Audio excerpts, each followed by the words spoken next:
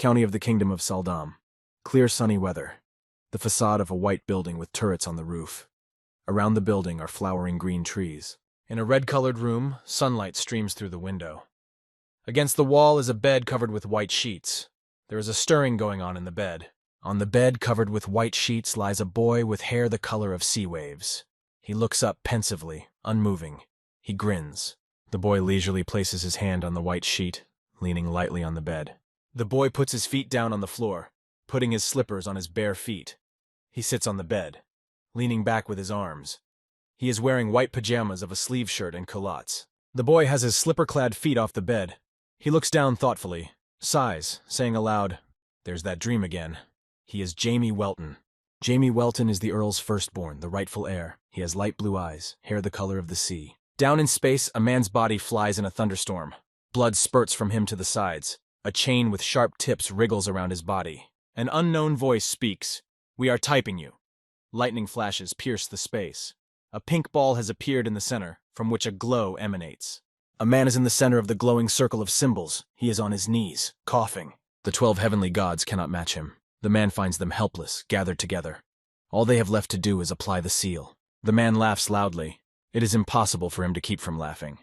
He suggests they try the seal, but when he awakens again, their dazzling light will be swallowed up by the darkness, despairing at his inability to leave for the other world. The gods will beg him to leave this world. The gods look forward to that day, turning to Diablo Wolfir. However, from then on he is doomed to spend eternity in the throes of imprisonment. Diablo Wolfir has been sealed by the 12 gods in the infinity of time. After managing to break the barrier, he was reborn as the firstborn of a family of aristocrats. The infant Jamie Welton lies in a crib making short sounds. His parents are standing over him and watching his expression and eyes with emotion. Baby Jamie Welton is trying to speak. Making short sounds, he looks questioningly in front of him and wonders why he can't speak. Diablo Wolfir became the aristocratic offspring of Jamie Welton, the recipient of excessive parental love. That's how he lived for 9 years. On the second floor of the mansion, a woman in black and white clothes hurriedly runs down a long hallway. A corridor with high ceilings, lots of windows. Jamie Welton stares thoughtfully and silently out the window. He is frozen in place, calm gaze fixed forward, lips tightly closed. Jamie Welton took a deep breath, making a short sound. He slightly lowers his head forward and closes his eyes. Jamie Welton stands at the tall windows, looking out thoughtfully. He sighs. Another tedious day is looming. He stands in his white pajamas and slippers. A woman ran into the room and exclaimed, "Young master!" She squinted her eyes joyfully. Her gray hair is tucked into a bundle. She held up the hem with her hands. Jamie Welton turned sharply toward the door where the woman had entered and said cheerfully back, "Nanny, good morning." Nanny walked up to Jamie Welton, surprised at the early rise, and inquired what he had been doing. He replied that he had been looking at the beautiful morning sky. Nanny exclaimed in joyful surprise that the gentleman's sense of beauty was perfectly developed, to which Jamie Welton wondered if he had one at all. The nanny brought a costume for Jamie and said that the master and mistress were waiting and suggested that he start dressing. Jamie Welton happily agreed. Jamie Welton changed into a burgundy and black suit. Nanny and Jamie walked purposefully down the hallway. Nanny walked in front, Jamie followed her. Nanny approached the room with the gentleman and alerted him that Jamie had arrived. Jamie stood behind her back and watched thoughtfully with his hands in his pockets. Jamie grudgingly put his head down and closed his eyes. He exhales and thinks to himself, 25 again. In the room at a large table sit Jamie's parents and his sister. They cheerfully at the same time begin to approach Jamie to join them for a meal. Jamie Welton happily and approvingly responded to his mom. His eyes opened wide. He was experiencing embarrassment. Jamie Welton walked over to the table where his sister, father, and mother are sitting. The table is set for breakfast. The mother looks lovingly at Jamie and his sister and admires what beautiful children they have. At this point, Jamie and his sister embarrassingly continue to munch their food. Jamie's mom is the only daughter of the Great Bell family, She's Bell Welton. She's Bell looks at the children with love and admiration, cute and adorable. Jamie Welton's birth father, head of the county of Welton, and one of the 5 swordmasters of the kingdom, Count Argino Welton. Hair and eyes the color of the sea wave. In Jamie's eyes, his father is a goon obsessed with his family. At the table, everyone is chatting among themselves, laughing, radiating love and tenderness for each other. The second child and daughter of the Welton family is Sarah Welton, blonde-haired girl with big, bright eyes. She holds out a piece of food on a fork to Jamie. Jamie Welton eagerly eats the piece of food on her fork, keeping her eyes on Sarah. Jamie affectionately strokes his sister's head, thanking her for sharing the goodies with his brother. Sarah continues to feed Jamie the food. She's and Argino are watching, admiring it. Argino pronounces that it's there Sarah likes them best. Jamie strokes Sarah's head, turning his head thoughtfully toward Argino. Jamie is so tired and wants to be alone. Jamie Welton happily ran up to his bed, anticipating peace and solitude.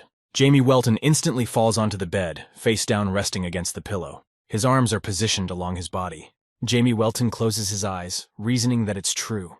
He never got used to these callow tendernesses.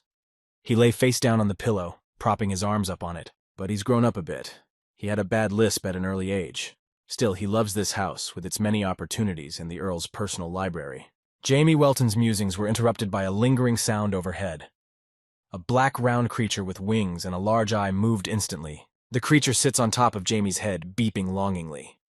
Jamie stares perplexedly in front of him. His level is pretty damn low right now, but it's not all bad. Jamie Welton instantly grabs the creature from his head with his hand. The creature squeaks perplexedly, as reincarnation itself has become a new chance for Diablo Wolfir. Jamie clenched his fist tightly, spittle splattering. The 12 gods still existed, supported by believers who are like blood-sucking parasites. Jamie grinned as the black mass dripped from his unclenched palm. Magic isn't even developed in this era. With the powers he has now, Diablo Wolfir is capable of little, but time is certainly on his side. 12 gods, continue to sit arrogantly on your thrones. This power! Jamie didn't finish, his teeth clenched and his head down in rage. The nanny turned to Jamie, peering cautiously out the door. Mister, it is time for the reading of tales from Mistress. Jamie froze in place. He remained silent, standing with his back to the nanny. Jamie didn't understand why he was addressed as Mister. Jamie Welton turned his head toward Nanny. Slightly embarrassed, he cheerfully approved that they could go sooner. Mentally, he scolded. Diablo Wolfir, who was in Jamie's body, hesitated. Every time he pretends to be nice, he wants to be sealed up again. The nanny hurried him along. In the blue-colored room, Sheesbell and Sarah Welton sat on the couch. They cheerfully, with warm feelings, began to call to Jamie to go to them, rather. Jamie Welton walked quickly across the room on the blue-patterned carpet to Sheesbell and Sarah Welton sitting on the couch. Jamie lowered himself to Sheesbell's feet, holding his hands on her lap and embarrassingly asked fondly, Mommy, what book are you going to read to us today? Sheesbell and Sarah Welton looked at Jamie perplexed. They froze in place, eyes wide open. Out of overwhelmed emotion, Sheathbell and Sarah Welton pounced on Jamie and began to hug him tightly, accompanied by warm and affectionate words. Sheathbell Welton voiced that they would be reading Archimage Hans today. She asked Jamie if he liked that sort of thing. Sheesbell sits in the middle of the couch, holding the book in her lap and starting to read. Sitting on the sides are Jamie and Sarah, who are starting to fall asleep from reading. So Hans lived happily ever after. Sheesbell Welton finishes reading the book, slamming it abruptly shut with her hands. Sheesbell wonders to Jamie and Sarah if they enjoyed the book. She watches the children's reactions with interest. Jamie looks at his mom with embarrassment and replies, Yes, he wants to be an archmage like Hans. Sheesbell grinned. He will definitely be a great wizard. Sarah falls sound asleep on the couch. Sheesbell replies to Jamie, He has already surpassed 3 wizard teachers after all. Jamie took that as sarcasm. Sheesbell Welton put her hand on Jamie's head, stroking it. She pronounced that for Jamie's sake. Sheesbell Welton cheerfully says to Jamie, this time Daddy called the most outstanding wizard. Jamie realizes this is not sarcasm, replying that Daddy is the best. Sheesbell Welton checks with Jamie to see if he will now go to the library. Jamie stands in the center of the room, looks at his mom, and answers yes. Bell asks Jamie not to stay out too long. Sometimes it's okay to frolic. She stretched her arms out to him in a wide embrace. Jamie grudgingly turned his head towards her and sighed. He wanted to just leave. Jamie instantly throws himself around Sheesbell's neck for a hug. Out of surprise, she opens her eyes wide and utters, God. Jamie hangs on Sheesbell's neck. She hugs him warmly. She asks him not to go to the library, to stay and play with Mommy, noting that he is charming. Jamie grudgingly asks Mommy to keep her temper in check. The Welton family's white mansion, with trees planted in front of it, and a large area enclosed by a fence. Jamie sits in a blue armchair and windows into the sunlit personal library of the Earl. In Jamie's hands is a closed, thick red book.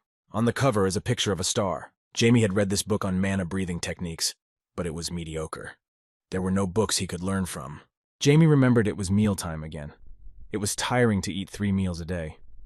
Jamie decided he had to go before they sent a babysitter to pick him up. On his way to the dining room, Jamie suddenly encountered a man in a long white robe in the hallway. Jamie stood in front of him and froze. The man with a long white beard and white robes is looking at the statue. Could it be that the Earl of Welton is using such an artifact to decorate the entrance to the dining room? Jamie scrutinizes the man across from him. He wonders who he is. The man kindly raised his hand in greeting. Jamie notices. He has so much mana. It just spills out like a huge blast wave. Jamie looks away thoughtfully. The man has at least 7th grade. But how did he get through here without a guide? Must be teleportation. The man sees Jamie clench his fist. Did the man invade uninvited? He looks relaxed for someone who broke into a swordmaster's house. The man hesitated, scrutinizing Jamie.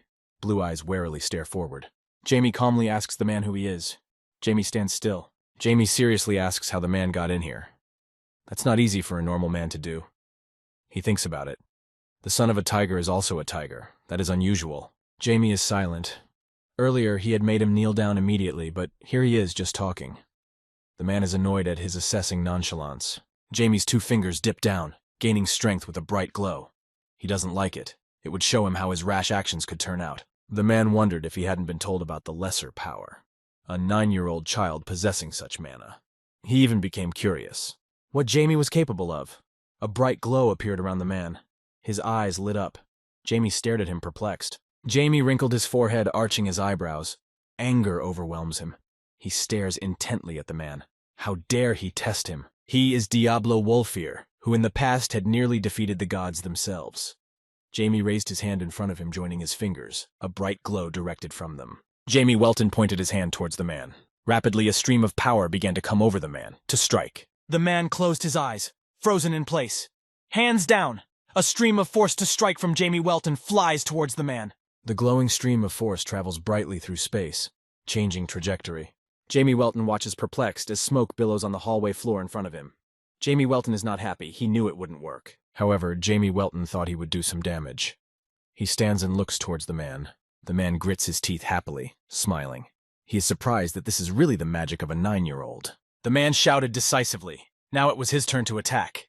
He stretched his arm forward, spreading his fingers and directing a stream of power in the form of burning circles. Jamie Welton watched with interest and scrutiny as the man directed a stream of force in his direction.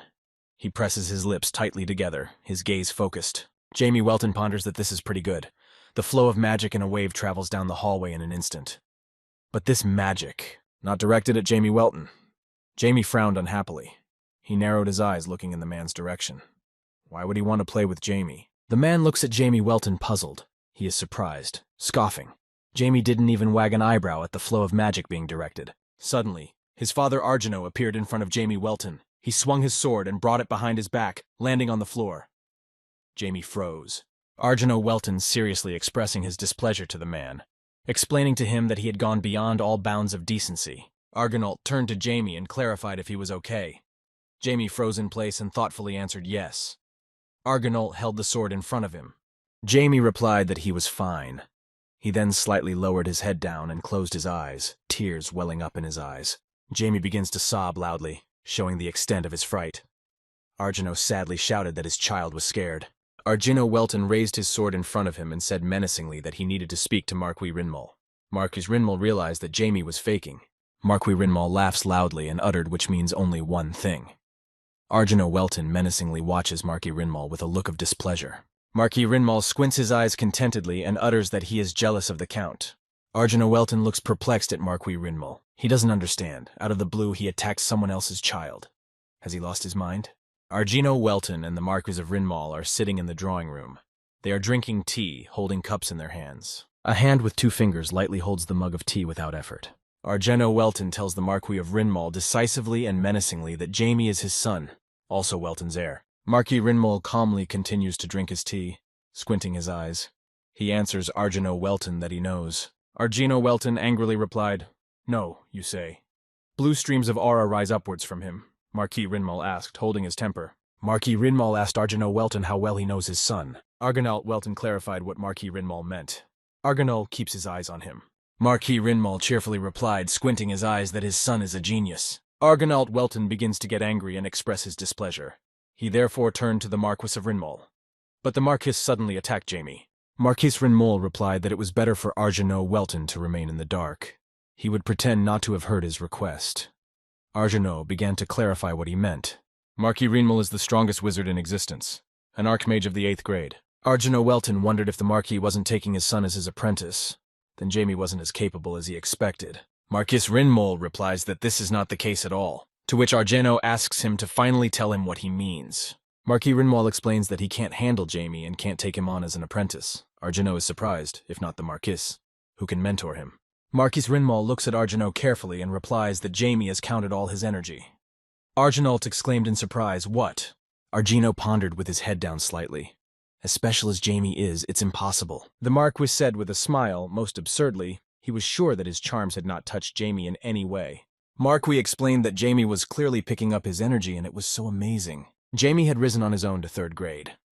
If you don't count the level of physical development, it's already above 4th. Argeno is excited about this. Marquis looks at Argeno intently and pronounced that he thinks Jamie is a genius who was born a monster. Jamie doesn't need a mentor. He only needs material and spiritual help. Then he will improve. Or maybe he will become a 9th grade wizard. Argeno sits silently in his chair. He is thinking about everything Marquis said. Argeno clenches his hand tightly in a fist, which rests on the armrest of the chair. Argeno stares thoughtfully ahead, his gaze unfocused. He thinks anxiously that his son might become a legendary 9th grade wizard. The Marquis rises from the couch, leaning on his cane. He apologizes to Argeno for attacking his son. A great wind of change blows in the magical society throughout the world. The Marquis looks up excitedly. The Marquis leaves saying that it will be fun. He passes by Argeno, who is frozen in his chair and looking down thoughtfully. Argeno is silent, staring down. He is pondering the Marquis's words. Argenault sits motionless in the chair. He has his head up into the ceiling and stares silently. The night sky was filled with a huge moon over the Welton mansion. The lights in the mansion turned on in the windows. Jamie walked into the room with his head down, leaning on the door. He said tiredly, "What a way to go." Jamie rolled his eyes unhappily, raising his hand.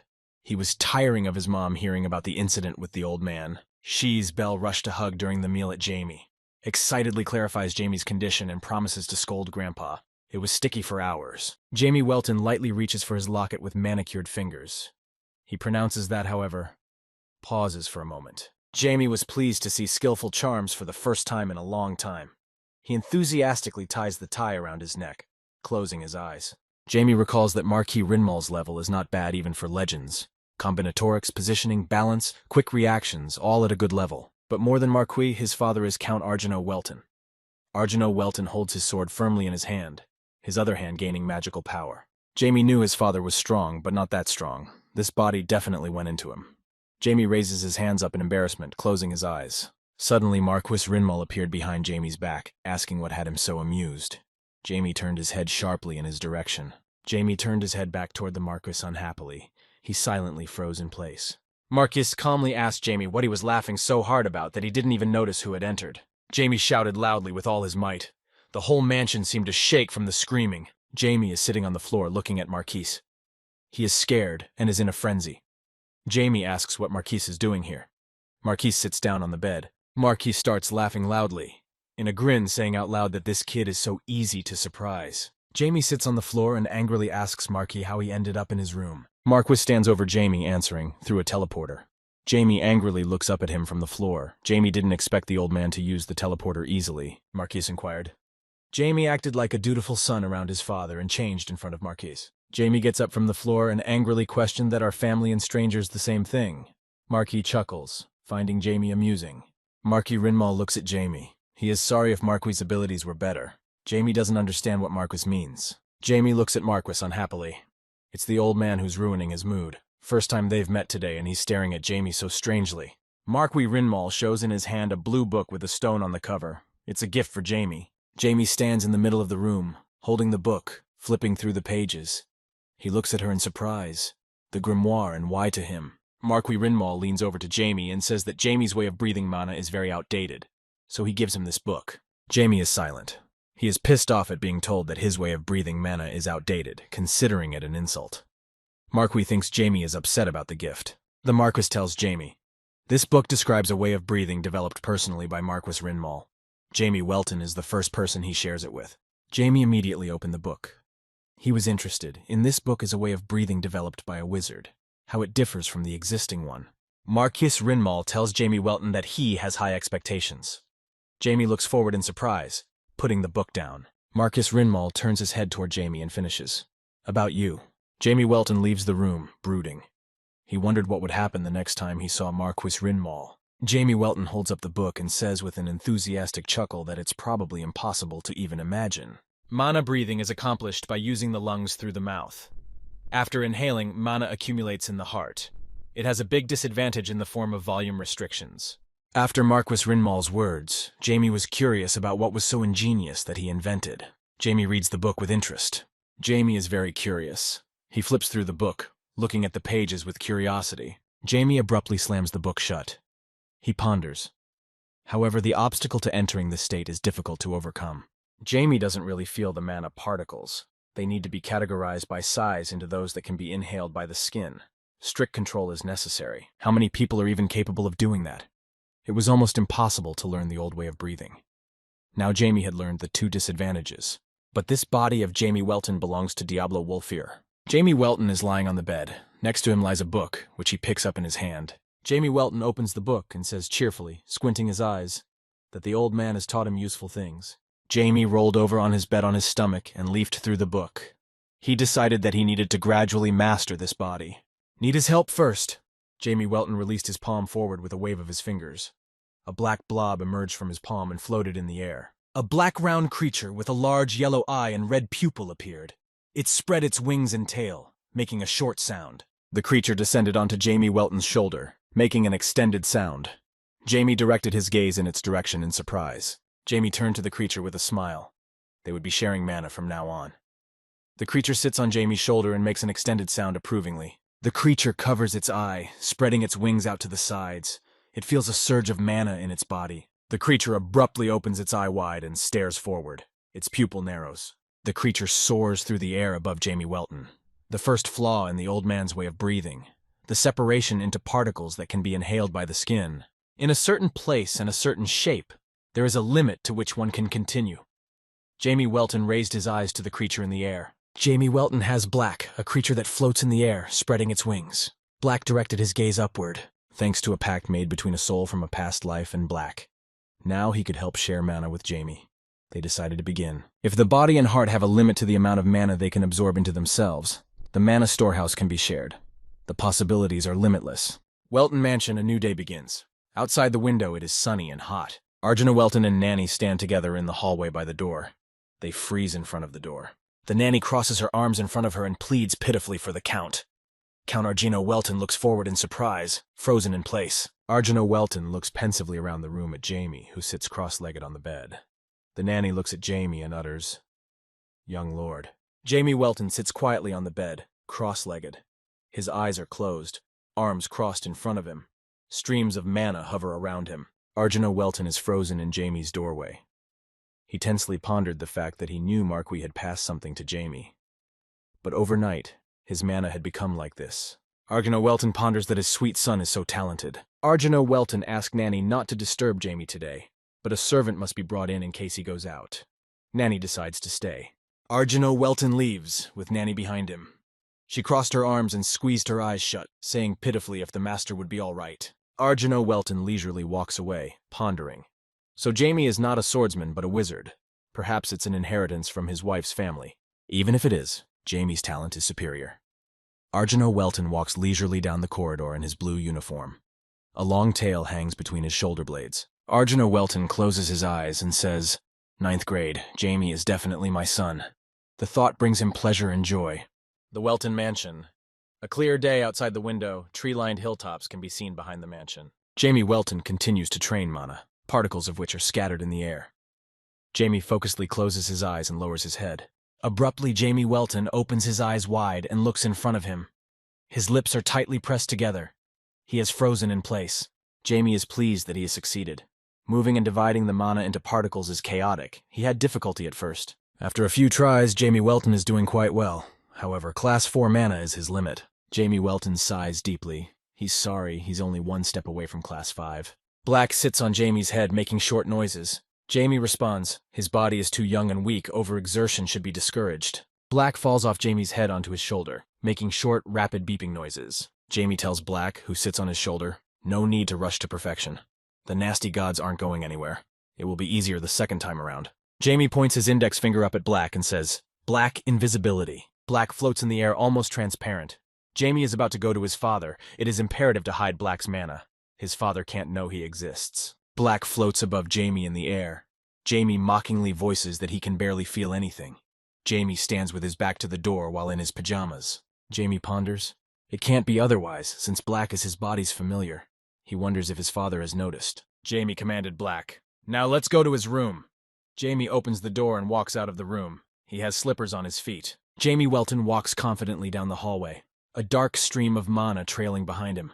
An invisible Black flies above him. He is watching Jamie closely. Arjino Welton asks a man in a robe with a cross on it why he came here. The man puts his hands together and replies that he wanted to greet him. The man replies he knows that creeds are not common in Hayes territory, so he expresses his gratitude for approving of Janice's religion. Arjino Welton replied he thought it would favor the residents. The man felt an awkward tension and apologizing, he asked again what Arjino meant. Since Arjino seeks the best and since Janice is now in his lands, he hopes he made the right decision. It meant the designation of hierarchy. The man took it as a warning not to socialize the inhabitants as subjects of a god. Rumors had reached him, but Arjino was not an easy opponent. Arjino Welton pronounced that the man could go, due to his busyness. The man grinned and thanked him for his trouble. Arjino Welton wished the man a happy journey. The man joined his hands together in front of him and said, "May the god of Janice patronize him." The man left Count Arjino Welton's room. Arjino closed his eyes, a slight smile visible. Instantly, Arjino Welton's face changes. He becomes serious and focused. His lips are tightly closed, his eyes stare ahead without looking away. Jamie Welton silently hides behind the wall from the man who was recently at Arjino Welton's house. The man leaves, walking quietly down the hallway. He knew he would. Jamie, from around the corner, tensely stares after the man. Jamie grits his teeth. On the man's clothes is the symbol of a new moon girdling a yellow orb. A sickening, divine aura Jamie sensed from the old man. Jamie Welton became angry. Thoughts flashed through his mind. How so? Why? On the land where Jamie lives? How dare Janice? Jamie Welton wondered why his father had suddenly decided to allow religion to be preached on their land, and why Janice in particular. He can't let this happen and watch religion take root in his territory.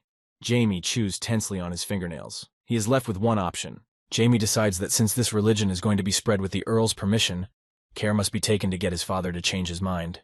Jamie will meet with his father first, and then begin his investigation in the evening.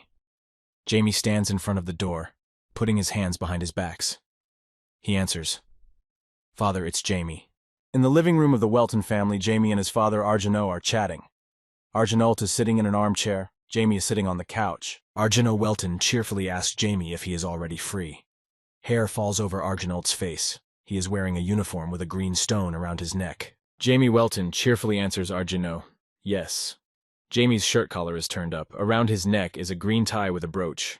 Arjino Welton has his arms crossed in front of him and picks up on a rumor that Jamie's camping trip likes magic. Jamie looks at Arjino and replies that yes, very much so. Arjino Welton has his head down thoughtfully. He remains silent.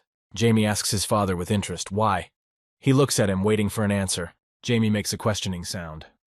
Arjino answers thoughtfully, pausing to say that he just thought Jamie would grow up to be an ordinary boy. Arjino Welton opened his eyes wide, looking forward. Jamie's abilities are truly outstanding. Arjino Welton closed his eyes in thought. The life of a genius is not an easy one. When a child grows up to discover his talents, those around him admire him. But when he grows up, all those who used to admire him want to tear him to shreds. And really, is that good for Jamie? Arjino Welton's hand rests calmly, unmoving on the arm of the chair. Arjino Welton's hand tenses sharply, clutching the surface of the chair. Arjino Welton tells Jamie if he wishes to quit wizardry, he can do so whenever he wants. As long as he's interested, Papa will be fully supportive. Jamie Welton cheerfully asks with a smile not to worry. There is no way he will quit wizardry. Jamie squinted his eyes. Arjino Welton squints his eyes and replies contentedly to Jamie, "Okay, that's his son." Arjino Welton feels Jamie's mana and wonders if it is really the mana of a 9-year-old. The mana comes from his heart and runs through his entire body. Arjino feels the energy of Jamie's mana from his whole body, and he continues to absorb it. Arjino looks at Jamie thoughtfully, slowing himself down dramatically. Arjino tensely looks at Jamie and doesn't understand why mana is emanating from his entire body. Is it possible for mana to accumulate somewhere other than the heart? Argonaut looks at Jamie warily and asks about the book Marquis Rinmal gave him yesterday, whether he was able to get through it. Jamie replies with interest. Yes, and not only that, he was even able to fix his deficiencies. Argonaut tensely froze, feeling anxious. He wondered what the Marquis had done. Argonaut's eyes widened, looking anxiously forward. Arjino wondered how much improvement this child had made in just a day. Argino wrapped his arms around the chair. Jamie sits quietly on the couch. Argino looks at Jamie and speculated Jamie really could be a legendary ninth-grade wizard. Argino laughed with a smile as he closed his eyes. He realizes, compared to Jamie, he is completely talentless thinking about ninth grade. Jamie looks at Argino perplexed and questioning. He asks what a father is. Jamie's eyes rounded. Argino squints his eyes and smilingly replies that he's proud of Jamie and happy about it, especially because of what happened today.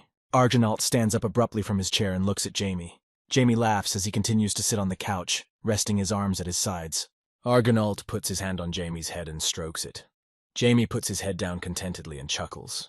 Jamie tensed up from the prolonged stroking of his head. He gritted his teeth unhappily and thinks, "Stop stroking him already." Argino points his index finger at Jamie's head and clarifies, "This is his familiar."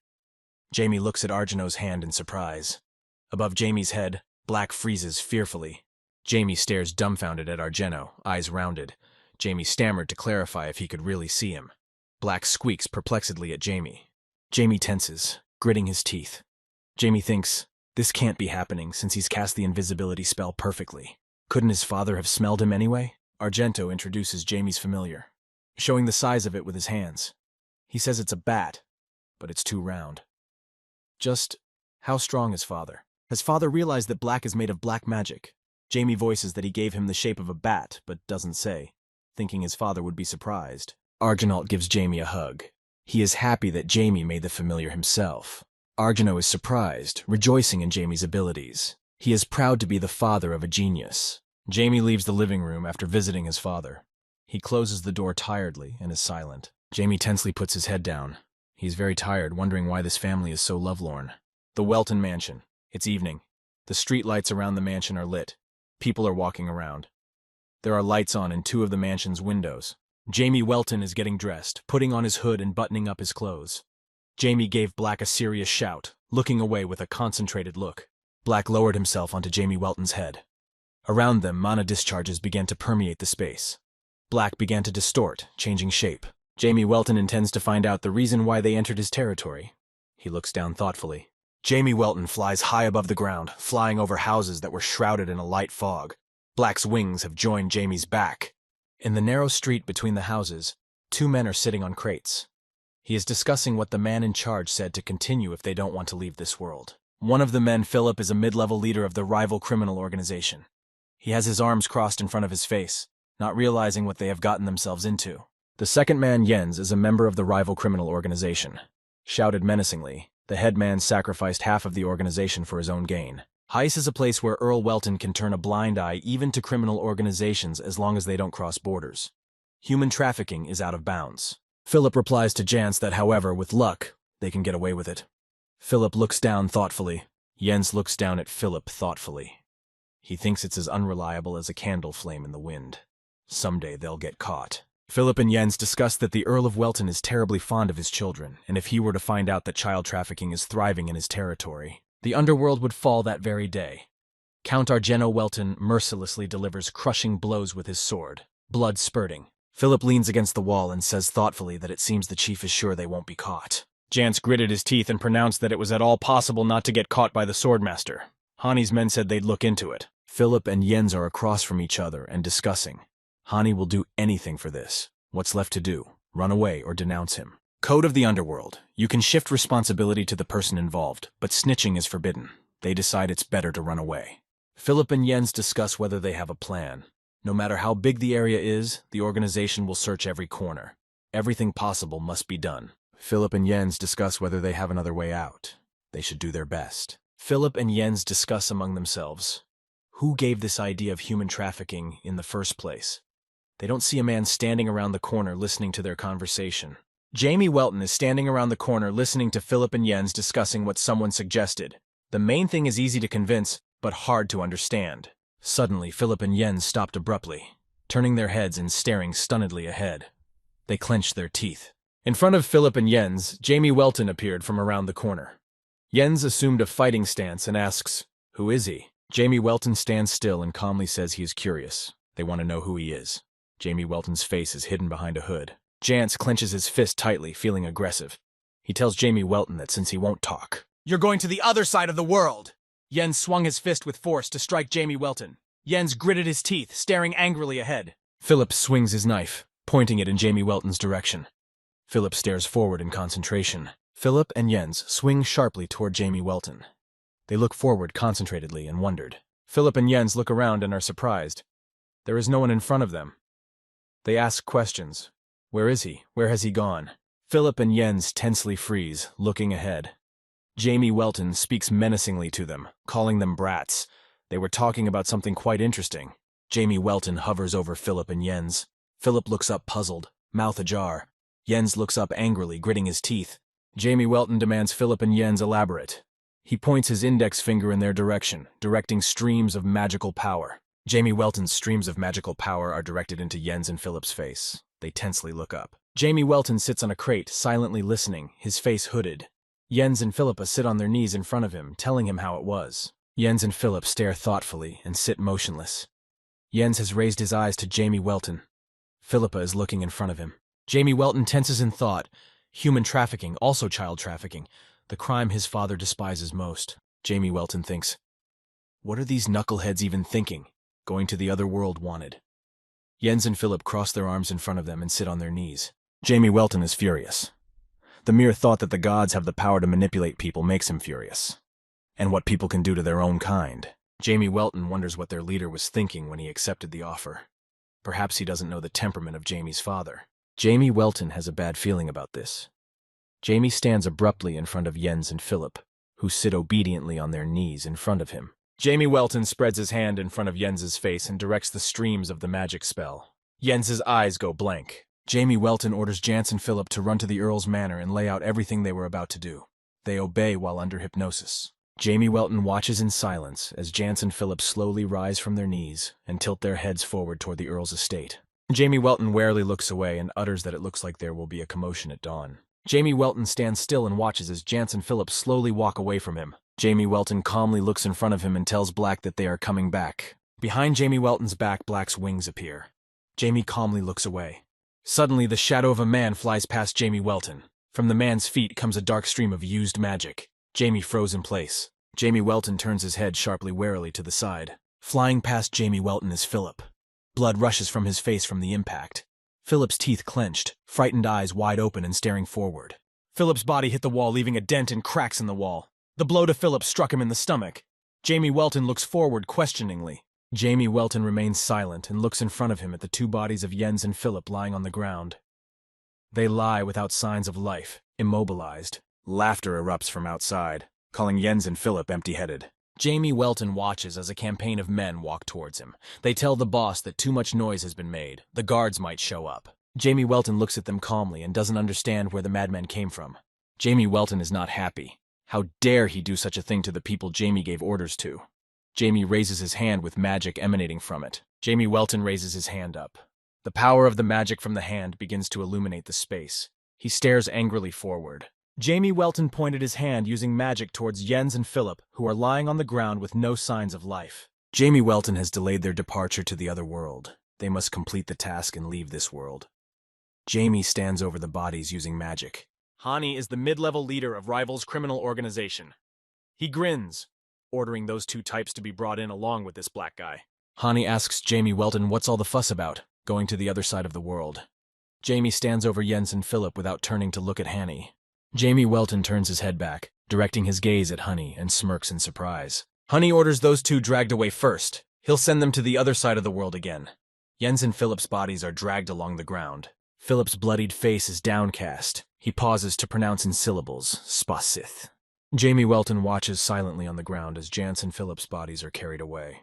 Jamie Welton stares angrily at Honey, keeping his gaze fixed on him. He utters, those worms. Honey laughed loudly, turning to Jamie Welton, which he mutters. He aimed a magical punch at Jamie's head. Jamie stares dumbfoundedly forward. Honey strikes one after another at Jamie Welton and repeats the phrase, go to the other side of the world. Jamie is frozen, bleeding to death. Honey laughs evilly, delighting in the blows thrown. Honey's face is covered in stitched scars. His ear is torn with 2 earrings. Drool drips from his teeth. Honey angrily says to Jamie Welton, let me hear the screams of being sent to the other side of the world. He strikes, pulling out his tongue, feeling pleasure. Honey looks at Jamie Welton's black body, which lies on a scorched magic mark on the earth. A black haze emanates upward from him. Fake Honey looks forward anxiously. turning to ask his boss why he did this to Finn. Honey angrily yells back what he's carrying. He's the one who sent the little guy to the other side of the world. From the side, Jamie Welton comes close to Honey's ear and gloatingly says, "If he's calmed down." Honey doesn't notice, staring intently ahead. Honey turns sharply to the side. He looks around frightened, not realizing where the voice came from. Jamie Welton is standing in front of Hanny, talking angrily about whether he was having fun. Jamie's face is covered by a hood. Honey froze in place, exclaiming in surprise. Jamie Welton asks Honey if he's having fun sending one of his subordinates to the other side of the world. Jamie raises his hand and withdraws his index finger. Honey looks on apprehensively and wonders who it is. Why hasn't he gone to the other world? Is there really a mountain of ashes? He stops before finishing his thoughts. Jamie Welton stands still. Honey watches Jamie's body emit an ominous energy above him. Jamie doesn't think Honey should act like a lunatic if Honey's mana is only 3rd class. Honey is puzzled into silence at what he's heard. Honey got angry, gritted his teeth, and thought of Jamie Welton. That brat. Go to the other world, exclaimed Hanny. He raised his hand up, raising a 3rd-class fire explosive magic fuse. Honey stares forward in concentration. Although it couldn't compare to the impact power of the 5th grade magic, but it could burn this kid's puny body to the ground. Go to the other world, you damned kid, Honey exclaimed. A bright, powerful light shot forward, illuminating the space around him. A short pause. Honey froze in place, making a short sound of surprise. Jamie Welton ponders, regarding the human mind. When faced with powerful adversaries, humans become incredibly insignificant. That's why Jamie loves brainwashing brainless people. Honey abruptly drops down to her knees, arms dropping down along her body. Honey abruptly falls face down and hits the ground. His eyes and mouth are open. Honey lies face down on the ground. His associates stand nearby and stare perplexed. One of them voices that Jamie disarmed Honey's boss so easily. The accomplices look at Jamie Welton fearfully, believing him to be a monster. They stammeringly begin to say "Beej." Jamie Welton points his hand forward, flexing his fingers slightly. Dark energy slowly protrudes from his sleeve. Honey's associates were just unlucky. The dark energy spreads in front of the faces of the members of Rival's criminal organization. They stare at it fearfully, eyes widened. Jamie Welton's outstretched hand clenches into a fist. Dark energy slowly emerges from the sleeve. He voices a spell for the energy. Jamie Welton stands with his arm outstretched towards the members of the Rival criminal organization. Rapidly, the dark energy struck, destroying them. Jamie Welton walked over to Honey, who was lying face down on the ground unconscious. He spoke thoughtfully. Now. Jamie Welton grabbed Hanny by the hair on the top of his head and began to lift his head. Jamie Welton knelt lower to Honey, who was lying on the ground holding his hair. Now Hanny, Jamie's slave, would answer all the questions. Jamie Welton lifts Honey's head by the hair. Honey's mouth is drooling. His eyes are slightly ajar. He obediently says to Jamie, "Yes, master." Jamie Welton holds Hanny by the hair and listens to him intently. Honey rolled his eyes upward and pronounced, "Maine, little kids." Jamie Welton pronounced, "Nothing new, just wasted time. Human trafficking isn't just a rumor. Through these two you can make a denunciation to the father." Jamie Welton looks at Honey, wondering what to do with him. He has taught him a little lesson and his soul is completely destroyed. He's going to the other world anyway. If Honey is a 3rd-class wizard, he should have turned undead. Even so, because of his soul, he would start to decompose. Maybe on the battlefield it would be different. But the sight of rotting undead, what would happen if such a quiet place was disturbed? Jamie Welton closed his eyes and placatingly voiced that there was nothing to be done. Other options needed to be considered. Jamie Welton gloatingly said that a 3rd-class wizard simply had to have a mana burst. Jamie Welton wished him a pleasant appetite. He directed a stream of magical power into Honey's head with his hand. Jamie Welton uttered, "Not bad." He stands in front of Honey's body with steam coming out of it. Honey is lying face down on the ground. Jamie wipes his mouth with a handkerchief. There were impurities in the mana from outside the physical body. Jamie was lucky to absorb it in such volume. Jamie Welton turns around abruptly and looks at Jens and Philip. He wondered what to do with them now. Jamie Welton leaned over Jens and Philip. Even though Jamie Welton had injected them with mana and saved them against their will, they wouldn't last long like this. Streams of energy began to burst out of Jamie Welton's back and spread out to the sides. Streams of energy begin to blur into space, heading in all directions. Black appears, he floats in the air, beeping questioningly and looking up. Jamie Welton can't just send Jens and Philip to the other side of the world. They still have unfinished business. Jamie hasn't resorted to necromancy in a long time. Necromancy, the power that controls lifeless bodies, is like coming back to life. The lifeless bodies that rise up thanks to it no longer live. They reject the laws of nature and contradict the divine sense. The undead are the living lifeless. Jens and Philip are now Jamie Welton's loyal servants. Jamie Welton pronounced, using necromancy, live against being sent to the other world. There are magical charges hovering around Jamie. Jamie Welton asks Black to help. Black spreads his wings and looks ahead. Beside him, magical charges pass through space. From top to bottom, Black directs the magical charges at Jens and Philip. Black floats in the air and looks down. Jamie Welton stares forward menacingly and focused. He utters, "Let us begin. Lay down your lives and rise." Philip stares forward, mesmerized, and reaches for the magical charges. His eyes are wide open. Veins have begun to protrude across his face. Jamie Welton stares at Philip intently and thinks, Philip is still clinging to life. Jamie Welton looks with burning eyes at Jens and Philip, who are sitting in front of him.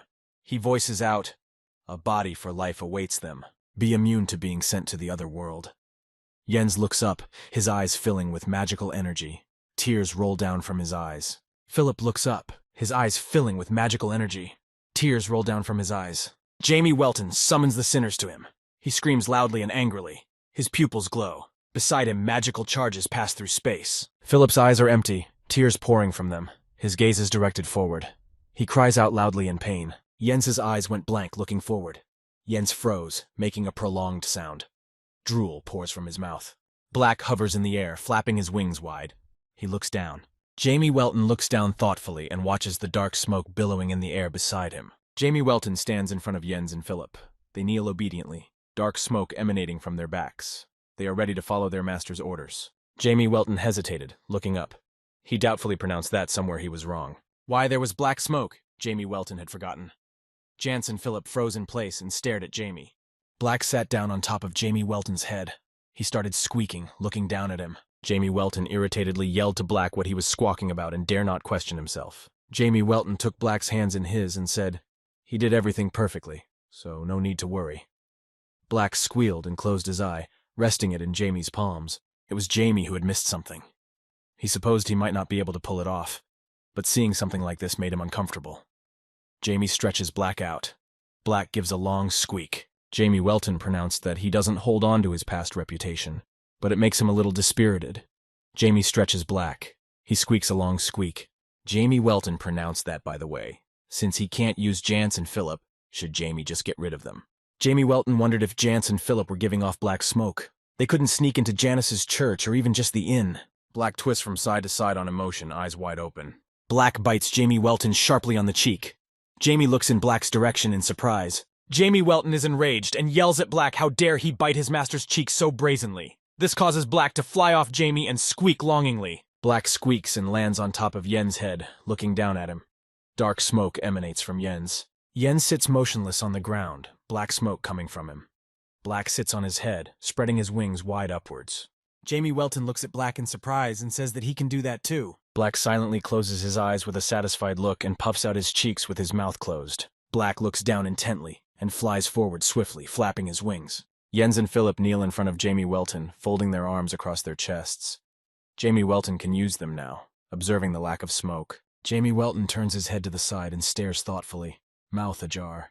On the ground lies an exhausted Black. His wings hang down over his body, his tail lies unmoving, his eye closed. Black squeaks longingly.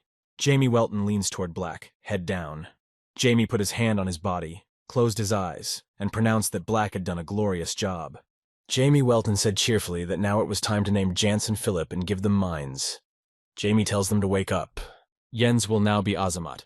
Azamat is serious. He looks carefully in front of him. Philip will now be Rise. Rise stares fixedly in front of him. Jamie Welton looks at them contentedly and with a smile asks them several times to wake up. Azamat and Rise stare ahead puzzled and motionless.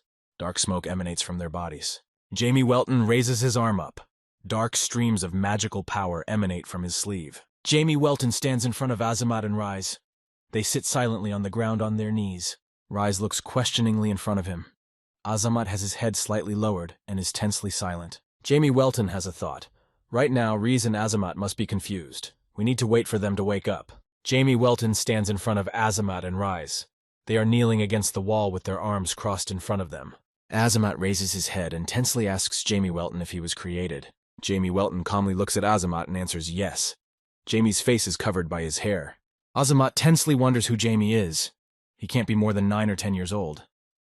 And why does Azamat feel such a powerful and scary energy? To Azamat, Jamie Welton looked like he had stepped out of the pages of a book he had read as a child. Evil in the flesh that should not exist in our world. Azamat stares at Jamie Welton and thinks disgusting. Yes, exactly. Jamie Welton looks at Azamat with interest and asks what's in his eyes. He looks like a demon king.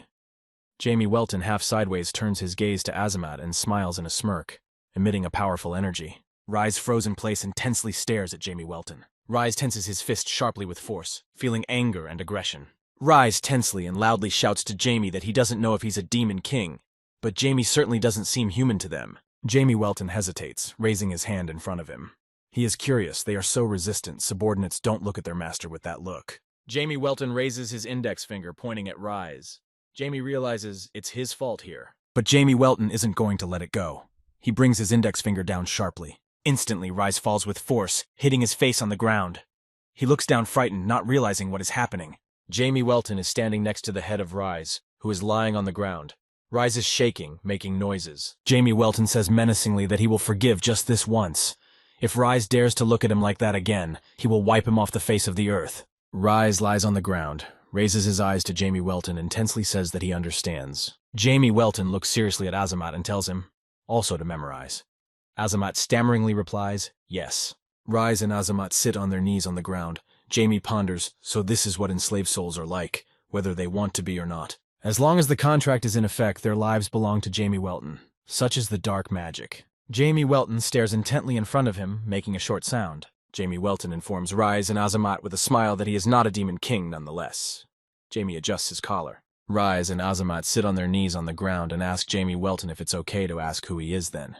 Jamie answers thoughtfully. Jamie Welton winkingly replies, taking off his hood, that he is a dark mage. One who tried to destroy the gods and has not backed down from his intentions to this day. Jamie Welton says with a smile, Azamat and Rise are only required to do one thing, watch over Janice's church and gather information. Azamat and Rise obediently bowed, and before Jamie Welton clasped his hand to his chest and replied, obey. Jamie has something else to say to them. Jamie Welton is given the task of tracking down a type associated with human trafficking and bringing him to Jamie. He has to testify. Rise and Azamat understand. Azamat and Rise bowed obediently to Jamie Welton, clasping his hand to his chest and drawing back his other hand. They stood like that for a while. Rise lifted his head and directed his gaze in front of him, red pupils staring intently. There was no one else in the place where Jamie Welton was standing. He abruptly disappeared. Azamat and Rise breathed a sigh of relief, lifting their heads up. They were glad he was gone. Azamat and Rise froze in place, silently looking at each other. Azamat and Rise took a quick step to leave. Azamat cautioned Rise to go. Rise approvingly replied that one should definitely follow Jamie Welton's orders. Black flies in the air, squeaks in frustration, and looks down. Black flies next to Jamie. He replies to Black, it's going to be okay. He has tightened the knot of obedience on them. They will not be able to disobey Jamie's orders. Jamie Welton looks at Black, who has laid down on his shoulder and closed his eyes. Jamie pronounced that in that case, his father would solve the human trafficking problem himself. Black bites the inside of Jamie's cheek, beeping longingly. Jamie replies irritably, he can't close his eyes to what is happening. These lands will later become his. Someone is running swiftly across the ground. On their feet are white socks and short boots. Jamie Welton, without noticing the movement from outside, calmly walks forward and says aloud that today they will return home, and tomorrow. He doesn't have time to finish. Suddenly, a man slams into Jamie Welton's back with force. Jamie fearfully turns his gaze to the side. Jamie Welton is standing at an intersection, with a man sitting on the ground in front of him. The man is perplexed, thinking something has bumped into him. Jamie Welton is annoyed and infuriated by what happened. He furrowed his brow and looks angrily at the man, pointing at him. Jamie Welton angrily asks the boy who is sitting on the ground in front of him why he has eyes, the child. The boy frightenedly freezes. The boy shouted angrily and unhappily at Jamie Welton, pointing his finger that he was, after all, a child himself. Jamie Welton turned to the side and said thoughtfully, that's right, he's 9 years old. Next to Jamie, a boy stared at him disgruntled and angry. Jamie Welton puts his head down. He tells the boy he forgives him this time, but asks him to watch his step from now on. Jamie Welton turns around and walks away from the boy, who sits silently on the ground. The boy angrily tells Jamie Welton how he can pretend to be an adult when he himself does not have a single gray hair. Jamie Welton heard what the boy said. He stopped abruptly, his eyes rounded. Jamie Welton stopped and wondered what he had said. The boy behind Jamie's back stands perplexed and stares at him. Jamie Welton turns to the boy. The boy stands still angrily, looking at him with aggression. Jamie Welton tensely looks up, wondering if Black did this because he was mocking his color. Jamie Welton tensely yells out how dare he even stop the master even then.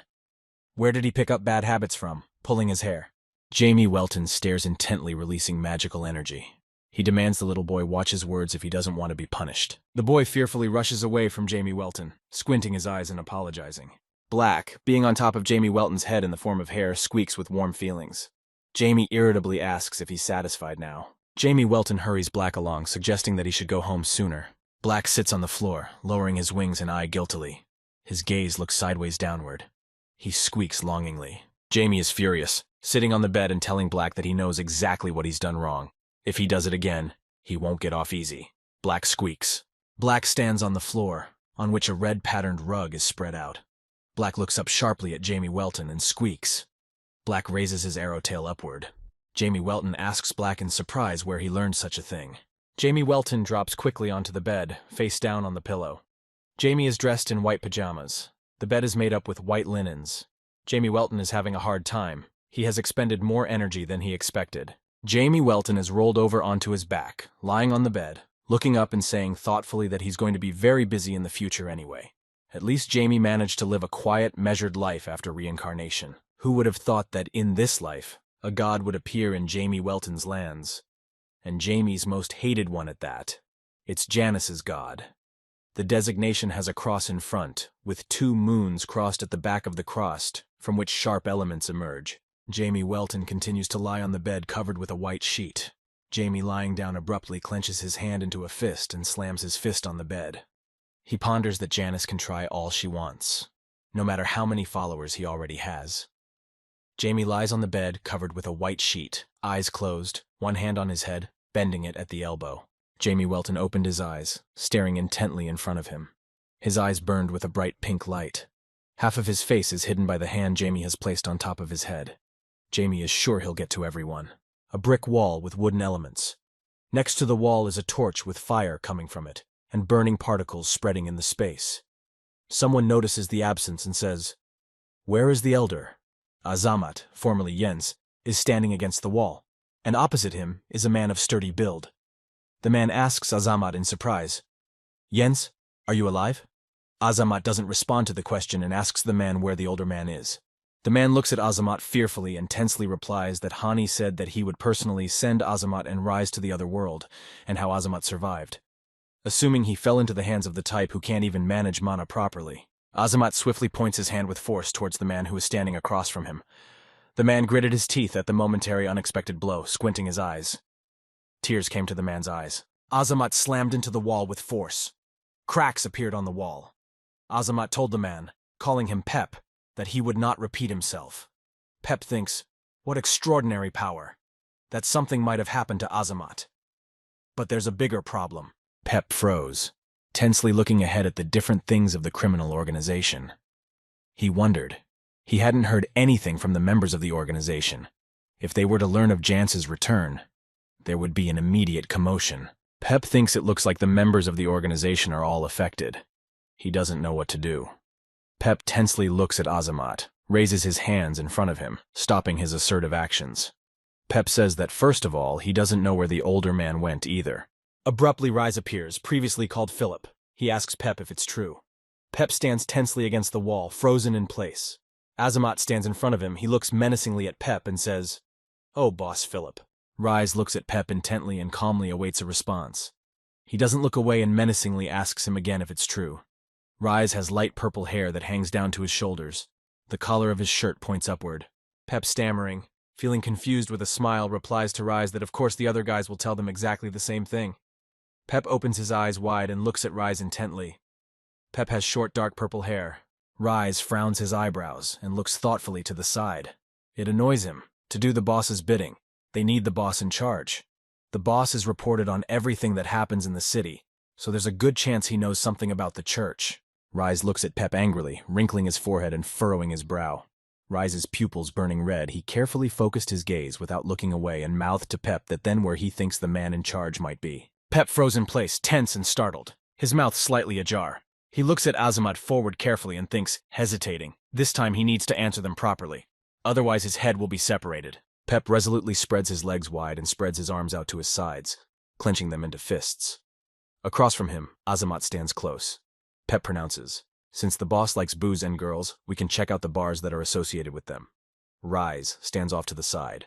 Azamat listens to Pep, turns his head to Rise and looks thoughtfully. Azamat pronounces that it makes sense.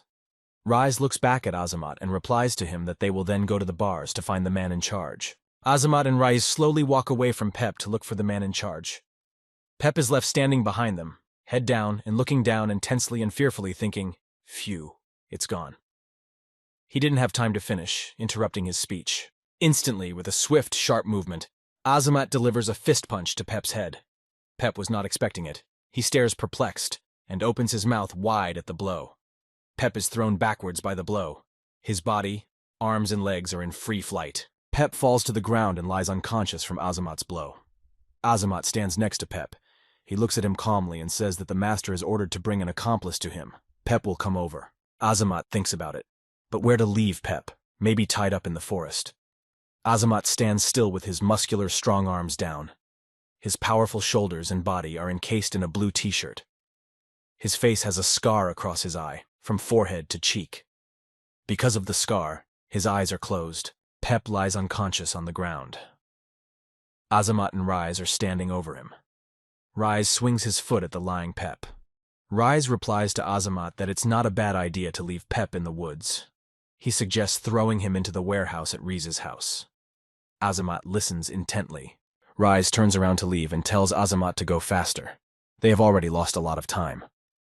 Azamat throws Pep on his shoulder and follows Rise. Azamat holds Pep with his hand. He answers him. Okay. Someone's hand slowly opens the wooden door, holding it open with neat, thin fingers. He sees something happen in the room and watches fearfully. On the floor, on the carpet, lie the lifeless bodies of people, assuming different poses. Pools of blood can be seen everywhere near them. From around the corner, he sees a lifeless hand lying in a pool of blood. He slowly, cautiously walks down the stairs between the arms of the lifeless bodies. Blood drips everywhere on the floor. He is wearing brown pants, white socks, and dark boots. He pronounced, wondering what happened here. There are pools of blood everywhere in the house and lifeless bodies lying around. In the room, on the floor, on the stairs, assuming different poses. The boy walks further down the hallway from the entrance and looks around. He asks what happened. The boy freezes in place, feeling tense and frightened. He stares forward in concentration. The boy wrinkles his forehead and locks his lips tightly together. He wonders if everyone is dead. A red scarf is tied around the boy's neck. His burgundy hair is gathered in a ponytail at the back. The boy looks down thoughtfully. He wrinkles his forehead, his closed lips drooping. The boy tensed and worried. He thought he was going to get it again for not closing yesterday's cut, but now there seemed to be no one to beat him. A Band-Aid is stuck on the boy's cheek. The boy realizes that he needs to run away before the other members of the organization question him. He turns around abruptly and runs swiftly away towards the open door to the exit. There are lifeless human bodies lying on the floor, blood stained all around. Jamie Welton rises from the bed and yawns, not yet opening his eyes. It looked like he was really tired, waking up so late. Sunlight from the window burst into the room and fell on the snow-white bed where Jamie was. Jamie Welton lifted his head, directing his gaze upward. He said quietly, "And tonight." Jamie's disheveled, sea-wave-colored hair fell over his face, covering his eyes, his temples. The collar of his white pajama shirt pointed upward. Jamie Welton pulled his head down. He closed his eyes and sighed. Jamie said heavily he wouldn't be able to avoid it. Jamie Welton changed his clothes and walks quietly down the long hallway. On the second floor, on his shoulder sits Black. The hallway has a white floor, a gold-patterned fence. The white wall has stucco used on it. Lights hung out. Red curtains are hung on the windows. Jamie Welton stopped in the hallway and spoke thoughtfully, turning to Black. As his father senses Black's presence, Jamie briefly cancels his summoning. Black squeaks and flies off Jamie's shoulder to the side. Jamie Welton stands in front of the doors at the entrance to the dining room. He wishes his father and mother good morning. Jamie observes the table set with cutlery and candles. Father Arjano and Sister Sarah are seated at the table. Large chandeliers hang above the table. At the table sits Arjano Welton. He has his arms crossed in front of him, resting them on the table. Arjano is wearing a dark uniform with different elements on his chest and shoulders. In front is an element with a green stone. Arjano squints his eyes and asks with a smile if Jamie got a good night's sleep. Sister Sarah shouts happily to Jamie, calling her brother that Sarah had a very good night's sleep. Jamie stands at the door. looks ahead at his father and sister, and utters surprise that Mom isn't here. Before he can finish the sentence, there is a flutter of hair behind the wall. Suddenly, Jamie Sheehy's mom, Belle Welton, appears abruptly from the side. She spreads her arms wide to Jamie and shouts that Mommy is here. Jamie startled and tensed up at the sudden appearance of Mommy. His eyes rounded and he cried out fearfully. Jamie Welton turned to see his mother, She's Belle Welton, looking at her with a piercing gaze and confused, wondering where she hid. He hadn't noticed. She's Belle Welton asks in surprise if that's true. Jamie Welton tensely averts his eyes to the side and thinks that he actually noticed She's Belle Welton's mom. He opens his mouth slightly and freezes in place. Jamie's mom, She's Belle Welton, continues to stare at him. She's. Belle puts her hand on Jamie's head, stroking it. She happily asks, squeezing her eyes shut, that their Jamie was very surprised. She's Belle Welton is wearing a blue dress with ruddy patterns. Jamie replies that he was more excited than scared. She's Belle Welton, from her overflowing surge of feelings, embarrassed and joyful, said, "Gosh, why is Jamie so good?"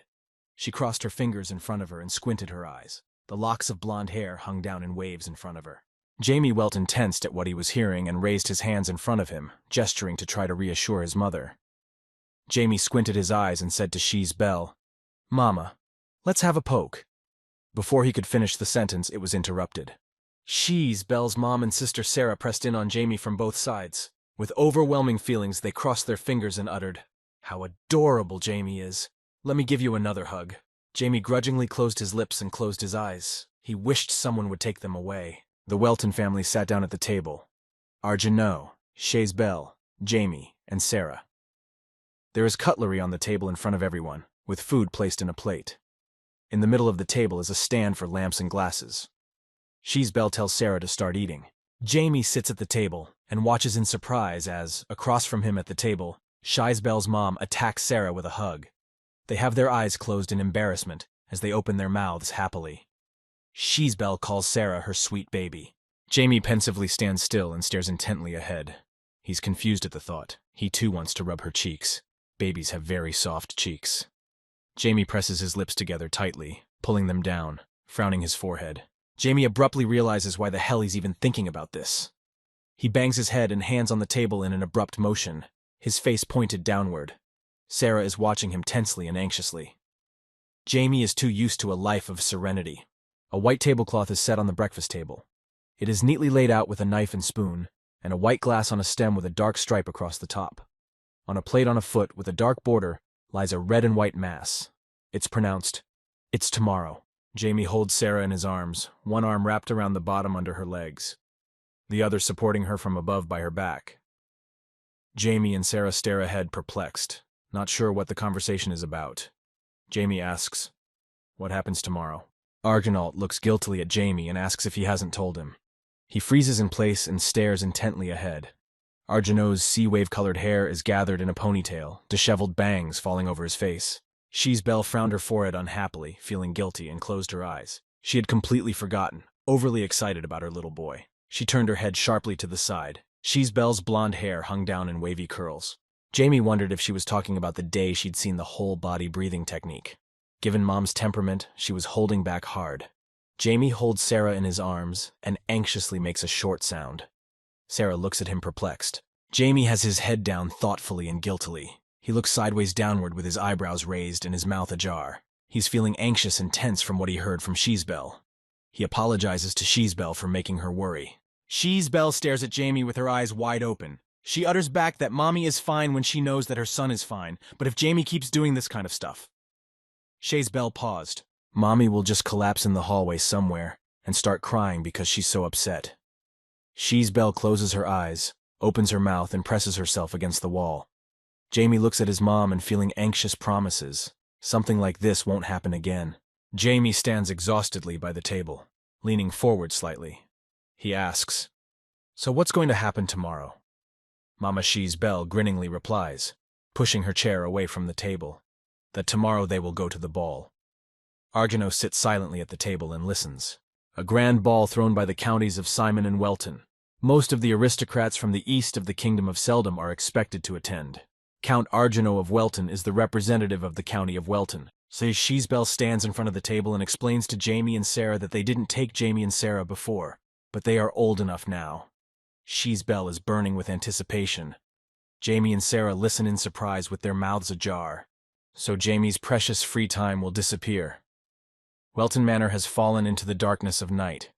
There are still some lights in the windows. The street lamps were lit in the street outside the manor. A huge moon from the sky illuminates the ground. Jamie Welton stands in the middle of his room on a red-patterned rug. He is dressed in a dark, long cloak. Jamie Welton calls out to Black thoughtfully and quietly. He is in anticipation of departing the manor once again. Jamie Welton climbs out of the window, resting his arms at his sides. He places his booted foot on the windowsill. Shorts are visible from beneath his raincoat. Jamie's gaze is focused and forward. From Jamie's back, Black's wings spread out. Black makes a long squeak. On the night street, a looming shadow can be seen between the houses. The street is quiet, no one is out. No streetlights are lit, doors are closed. Jamie Welton walks slowly and quietly along the tiles of the street. He takes small steps. On his feet are brown lace-up boots. The wooden door to the room slowly opens. No one can be seen behind it. Just the dark night street. The wooden door has an iron lock on it with a round handle. It is paneled across with an iron plate. Azamat stands at the table, resting his hands on the table. His arms are wrapped in bandages from wrist to elbow. He raises his head perplexed when he sees Jamie Welton and says, "Master, you have come." Rise, hearing this, rises abruptly from his chair, resting his hands on the table. Jamie Welton walks into the room, pulling the hood off his head with both hands. He asks what's up with the errand. Jamie looks intently at Azamat and Rise, waiting for an answer from them. Jamie's hair covers part of his face. Rise is tense and anxious, looking at Jamie Elton with pitying eyes. He wrinkles his forehead, frozen in place. Rise apologetically tells him that they haven't been able to find out anything about Janice's church yet, but the church is about to rebuild. He paused. Jamie Welton listens intently to Rise, looking ahead. He thought about it. Even Rival's leadership would have a hard time getting the information out in a day. Jamie Welton understands and wonders what about the second assignment. Rise reports to Jamie Welton that he is here. Sitting on the floor on his knees is Pep. His mouth is tightly bandaged, his hands tied behind his back. Pep wrinkles his forehead, looking tensely at Jamie. He tries to speak, but short sounds are heard. Pep scrutinizes Jamie Welton without looking away, feeling anxious and tense. His forehead wrinkles, his eyes widen. He thinks, what the hell? His hair. Has the Welton family guessed everything? Rise tells Jamie Welton that this is one of Rival's executives. He knew that Hani was trying to send them to the other side of the world. Jamie Welton, Rise and Azamat look down at Pep menacingly. Pep would make the perfect informant then. Azamat turns toward Jamie Welton, looks at him perplexed and says that Pep doesn't know anything. Jamie stands between Azamat and Rise, looks at Pep and calmly says that he will check it out for himself. Jamie Welton stands still and stares intently at Pep, frowning his forehead. Jamie's hair covers part of his face. He orders Azamat and Rise to remove the gag. Jamie intends to question Pep to get information. Rise and Azamat remove the blindfold from Pep's mouth. The bandage leaves small marks on Pep's face. Pep opens his mouth and pulls his tongue out, freeing himself from the tight bandage. Drool runs down his chin from his mouth. Pep kneels on the floor with his hands tied behind his back. He yells loudly to Jamie Elton to save him. He really had nothing to do with it. But if they let him live, he'll get it all out. Pep is tense and frightened, rounding his eyes. Jamie Welton sharply asks Pep what he's trembling about. Pep looks at Jamie fearfully and anxiously. His eyes are rounded and look up intently. He listens to what Jamie is telling him and freezes in place. Jamie Welton calmly tells Pep that he never thought of sending him to the other side of the world. Pep only has one errand to run. Jamie stands in front of Pep, directing streams of energy in his direction. Pep feels a tremendous amount of sinister energy. Pep shouts loudly, opening his mouth wide, that he will do whatever Jamie Welton tells him to do. If he needs to find the boss, he will do it, so he needs to be spared. Pep lowers his head in a scream, wrinkling his forehead and squeezing his eyes tightly shut, tears spurting from them. Jamie Welton thinks unhappily that Pep is too noisy. He pronounced that only one thing was required of Pep. Pep is bent over the floor, sitting on his knees. His hands are tied behind his back. He doesn't understand why he can't utter a word. Jamie Welton reaches out his hand lightly to Pep's head. Pep's head, whose hair is a dark maroon color, is tilted downward. Jamie Welton's head is tilted slightly downward. He is watching Pep carefully and calmly. Around Jamie Welton, ominous streams of dark red-colored energy emanate and wriggle in the air, directed at Pep's body. Jamie Welton leans over Pep. A bright light emanates from his hand above Pep's head. Streams of energy move through the air. Jamie orders Pep to go to the Count and report on the affairs of his organization. Rise and Azamat watch what is happening. Pep slowly gets up from the floor, his arms hanging loosely down. Under the influence of Jamie Welton, Pep's gaze is downward, his mouth is ajar and drool is running down his chin. He is ready to follow Jamie Welton's orders. Rise and Azamat freeze in place and silently watch Pep leave the room, heading outside through the open door.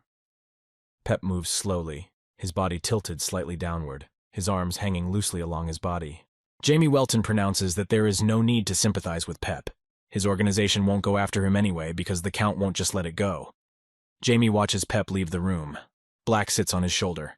Jamie Welton stands in front of Rise and Azamat and notifies them that they need to leave town and hide somewhere. Rise and Azamat look at Jamie intently, standing straight, and reply that they are obeying. Black is on Jamie Welton's shoulder. He instantly turns toward Jamie Welton, close to his ear, and looks at him with a big yellow eye. Black touches Jamie Welton's face with his paw, waiting for his reaction. Jamie Welton shifts his gaze to the side, stands still, and thoughtfully tells Rise and Azamat that they didn't ask for a reason today. Black sits on Jamie's shoulder, looking at him, touching his face with his paw. Rise and Azamat pronounce that their master's orders are unconditional. They just have to follow them. Instantly, the two of them obediently bowed their heads to Jamie Welton, opening their mouths and closing their eyes tightly. Rise froze with his head lowered in front of Jamie Welton. He shifted his gaze upward, looking down at Jamie. He pronounced that he seemed to understand why Jamie Welton had told them that. He assesses the situation well. Jamie Welton stands in front of Rise and Azamat after hearing what they said. He replies that Rise has the right idea. Jamie knows that his father will destroy Rival from the root. In the process, no one will ever remember the two missing people. Jamie Welton turns away from Rise and Azamat. He calmly tells them that he will be gone for a few days and needs to lay low until then. Jamie closes his eyes. Rise and Azamat convincingly agree. Jamie Welton puts his hood over his head and walks outside from the house he was in and strides confidently away. It is deep night outside. The lights in the houses and on the street lamps are off. On the ground, the shadows of the houses glow from the light of the moon. Abruptly, Rise runs out of the house Jamie Welton came out of and stops abruptly in the street by the door. He calls out loudly to Jamie Welton, shouting hesitantly, "Master!" Rise clenches his fists and spreads his legs wide. Jamie heard Rise yell. Jamie Welton stops and freezes in place, not turning toward Rise. He asks him what's wrong. Sitting on Jamie's shoulder is Black, who also heard the scream and turns his gaze towards Rise. Rise yells loudly to Jamie Welton, feeling the tension and anxiety of who they have turned into. They know they are already lifeless bodies and have accepted the irreversibility of that fact. They don't really want to go back either. Rise is satisfied with his power. However, Rise asks Jamie Welton what kind of creature he is. He needs to know. Rise grabs himself firmly by the white shirt on his chest and pulls himself down. From the force with which he grabs himself, the shirt crumples, leaving creases from his fingers. Jamie Welton stands in the middle of the street, turns toward Rise and asks what exactly he's interested in. Rise freezes in place, holds his chest, and replies that their powers are twice as powerful as they were when they were alive. Rise asks Jamie Welton if it's possible that they've turned into high-class undead. Jamie froze in surprise, eyes wide at the question asked. Sitting on his shoulder is Black, who looks at Jamie fearfully, peering out from behind his hood. Jamie Welton laughed loud and long. Rise sees Jamie Welton's reaction, biting his lip, apologizes, and stammering asks. Jamie didn't like the question. Rise lets go of the hand he used to grab the shirt on his chest. Jamie Welton answers Rise with a smile, denying it. He explains that it's just that the question is so funny, that's why he laughed. When asked if Rise has become a true undead, Jamie replies that he has yet to encounter such adaptability. Rise freezes in place with his head down low. He stares perplexedly in front of him and answers Jamie Welton with a thank you. Rise spread his legs wide and grabbed his shirt over his chest with both hands, clenching it tightly into a fist. Jamie Welton squints his eyes, smiles, and replies that this is the first time he's encountered such a thing in his long life. The hair under the hood covers part of Jamie's face. Black sits on his shoulder and peers out from behind the hood at Jamie, watching perplexed. Usually the undead are in vehement denial of their new identity and look like monsters who've lost their minds. But these guys, Rise and Azamat, are the exact opposite.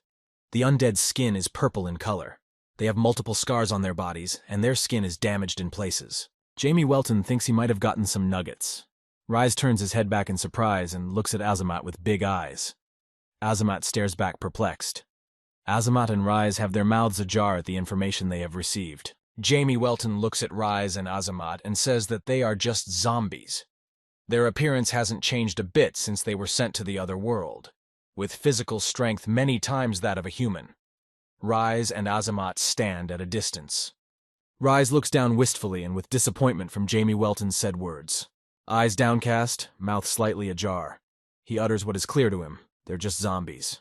Rise has a hard time realizing this. He is saddened.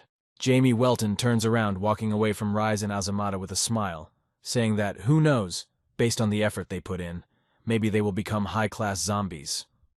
Flying next to Jamie is Black, who is watching him in surprise. Rise and Azamat have heard from Jamie Welton what kind of zombies they can become. They are overwhelmed with feelings of joy and admiration.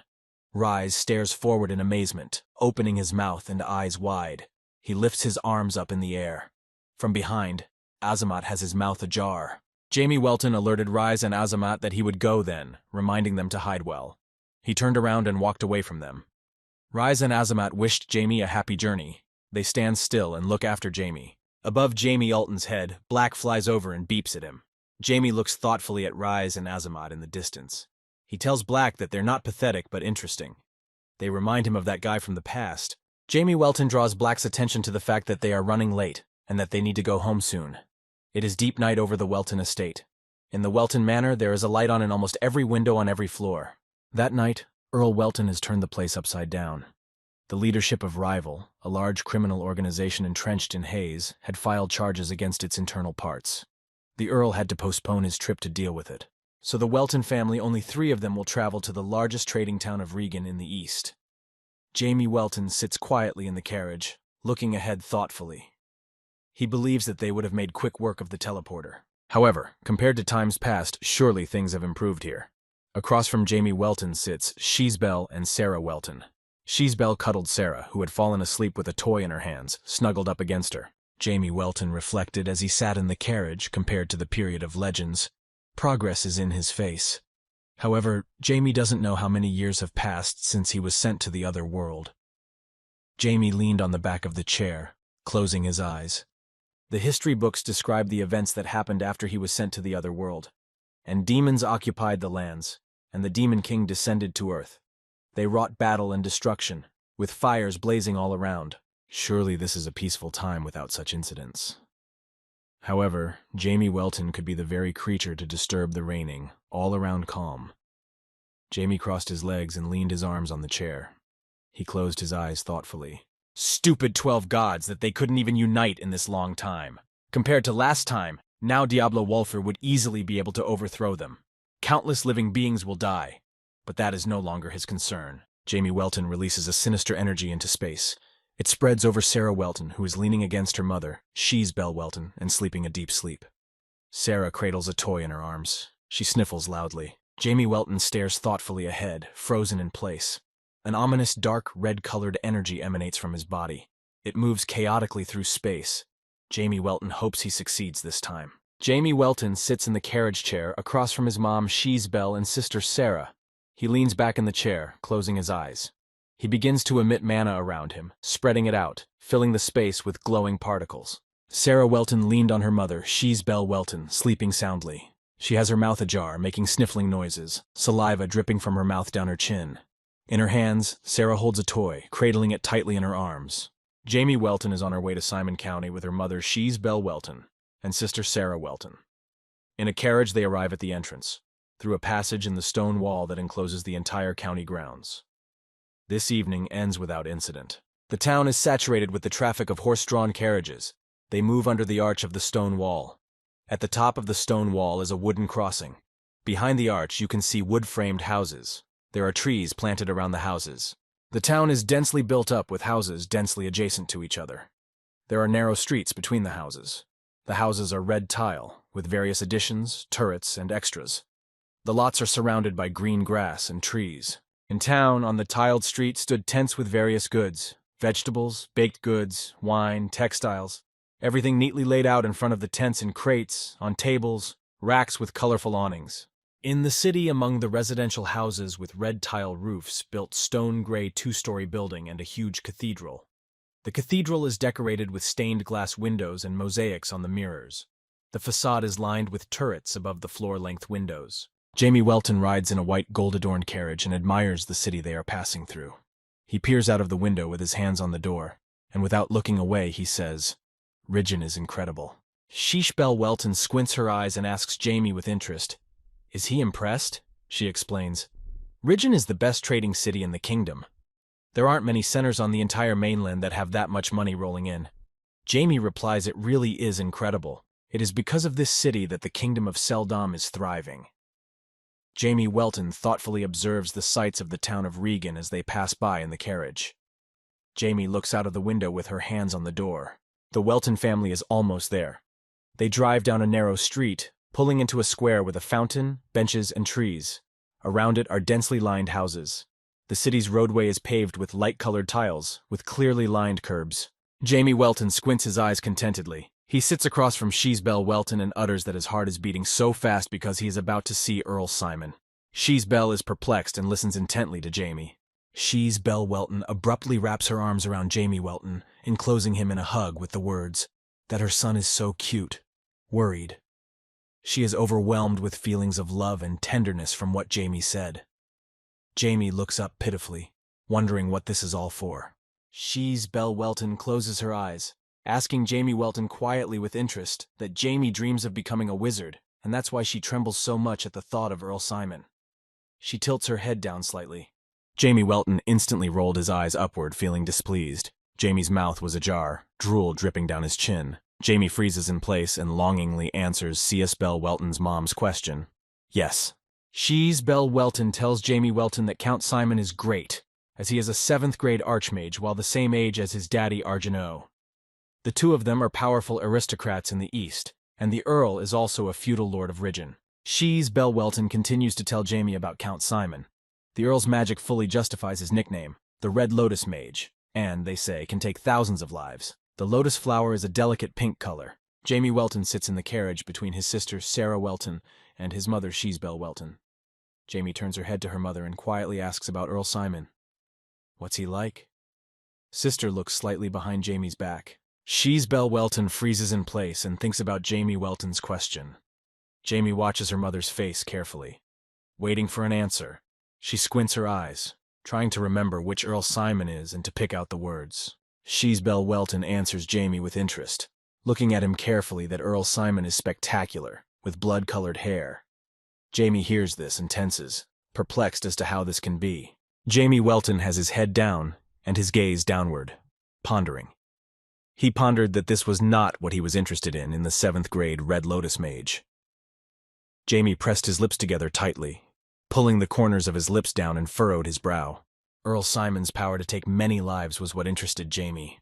Jamie was curious as to what made such a difficult case possible. Jamie would like to have a conversation with Earl Simon. The Welton family pulls up to the location. Jamie Welton pensively reflects. He wishes he could have had a longer talk with Marquis Rinmol. Jamie worries about how to start a dialogue with Earl Simon. Sheesh Belle Welton slowly steps onto the footplate of the carriage, stepping out of it.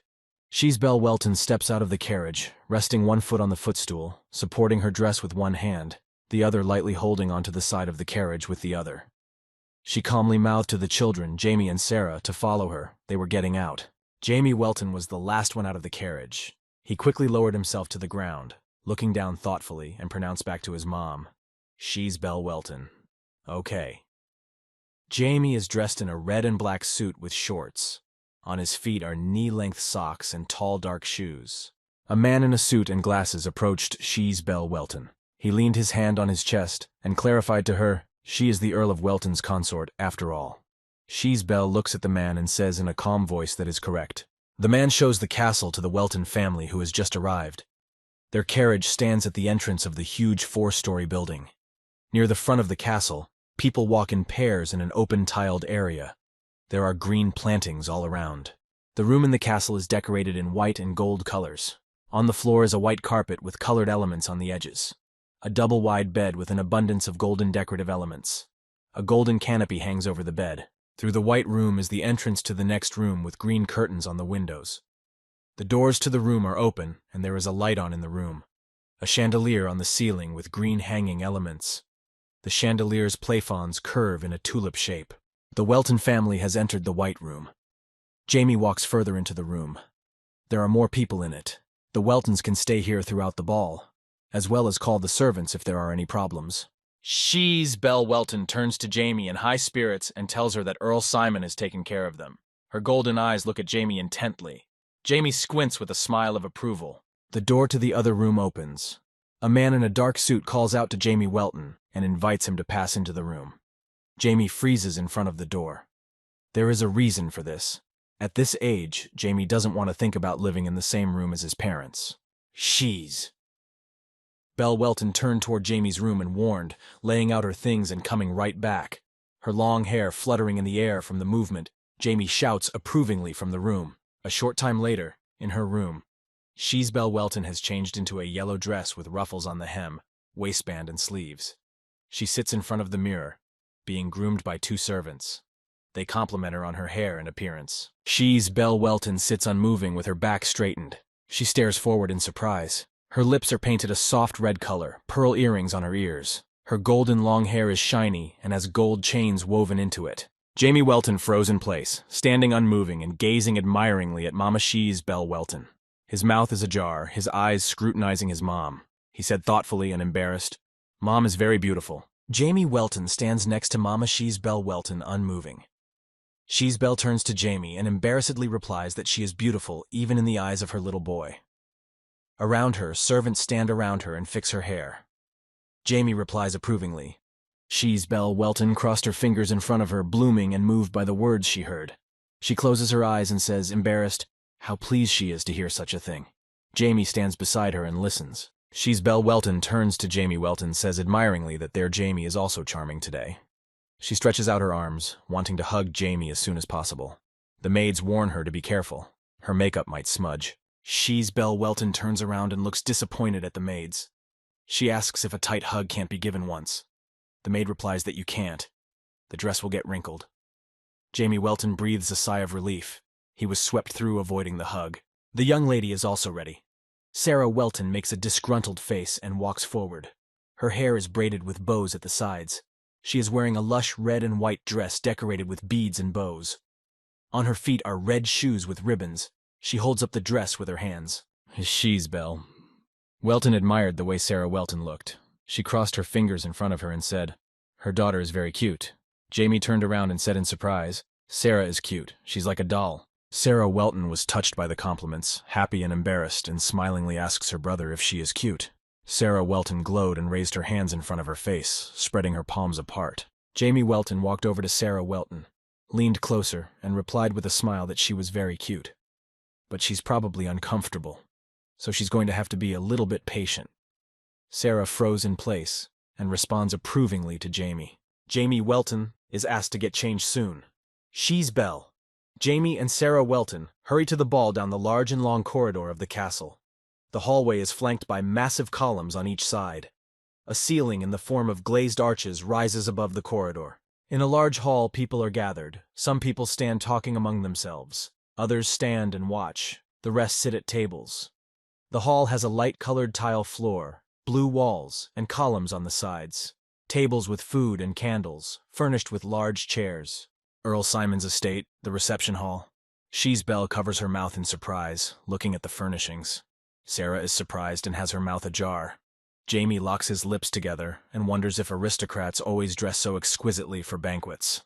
Jamie Welton marveled, pondering that Earl Simon had a taste for such pretentiousness. Belle Welton observes Jamie and pronounces that Jamie still has time to be surprised. The Welton family sat down at the table. Sarah's mouth is ajar as she considers the setting. The women present at the ball rapturously observe Belle Welton and pronounce that they haven't seen the mistress in a long time, and she is still just as beautiful. They look at the quality of her dress, believing her to be the true mistress of Welton County. The woman shows a coat woven from their cotton. She prepared it for Belle for the winter. Belle thanks them for their care. Jamie grudgingly reflects that the woman is trying to curry favor with the Welton family. Jamie has met similar ones before. Long ago, in a time of legends not even recorded, there were men who sucked up to the gods without a word. A multitude of men whose hands reached closer to the gods, seeking the light that came from them. Jamie Welton feels the strain of hearing such a thing at the ball. He closes his eyes, turns away and lowers his head and broodingly reasons that it is disgusting.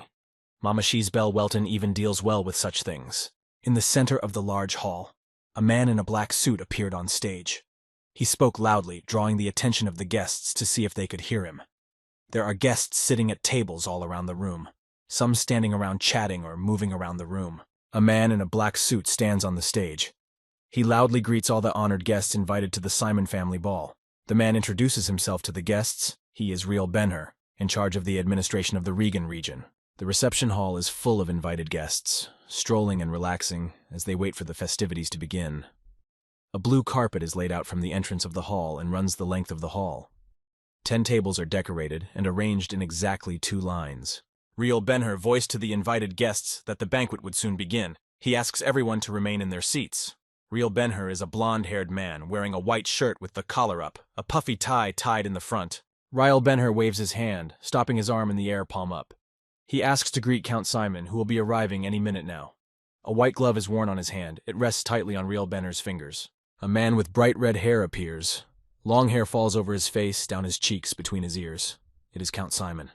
He looks around carefully, focusing his gaze forward. His eyes are bright. Count Simon walks slowly, unhurriedly, up the stairs to the stage. On Count Simon's feet are black boots, with white soles. Count Simon walks toward the stage to greet the guests invited to the ball. Jamie Welton stands frozen in place and directs his gaze at Count Simon, and does not look away.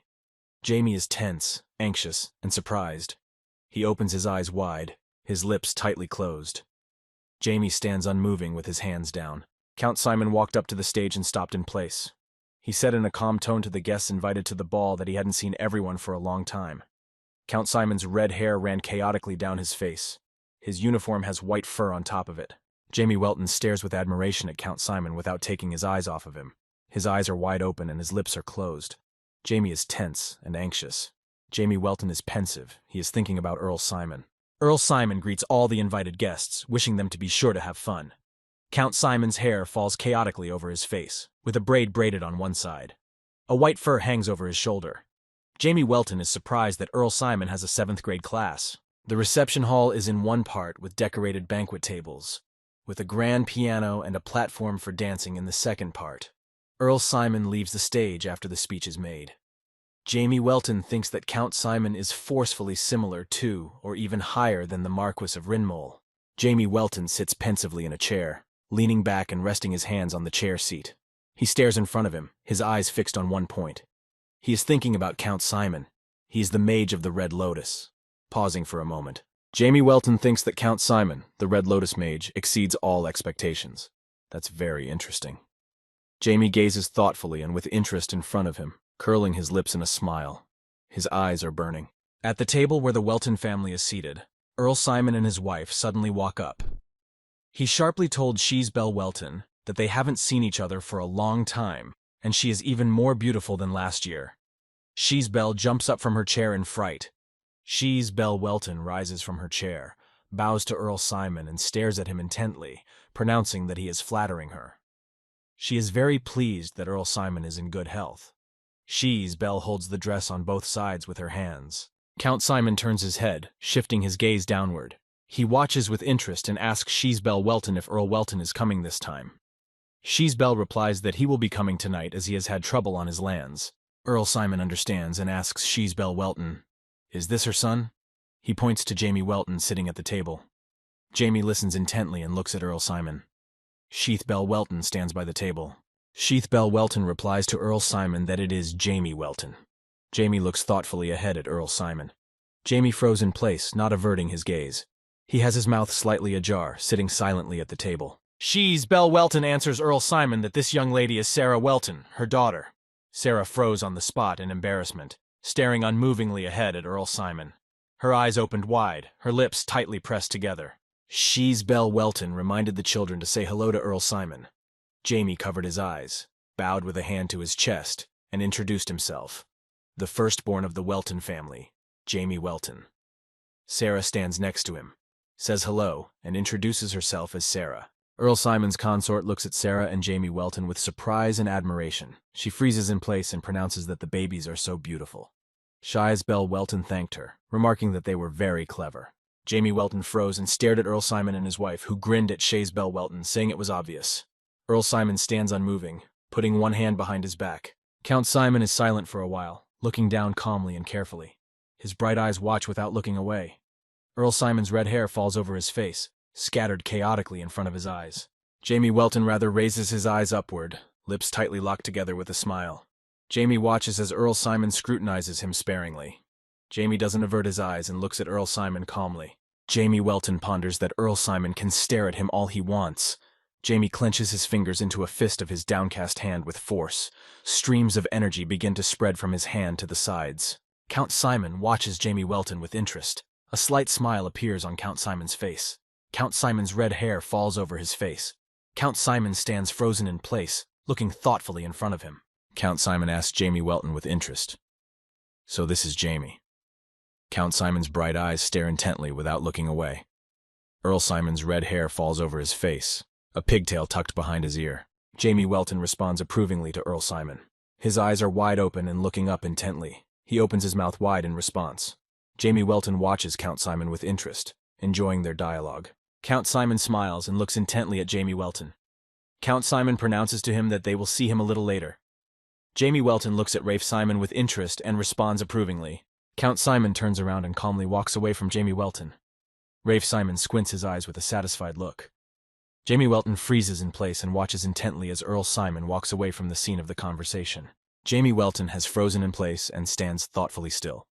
His eyes light up, watching Earl Simon with interest. He presses his lips together tightly. Jamie reflects that Earl Simon is definitely exceeding his expectations. He looks forward to their conversation. In the reception hall, where all the guests invited to the ball have gathered, Earl Simon, with his wife and 2 children, steps away from the table of 7 Welton. Shays Bell Welton wished Earl Simon's wife a pleasant evening, to which she replies to make herself at home. Earl Simon walks away from the Welton family table. Behind them comes a boy with red hair, wearing a plaid jacket with a white shirt.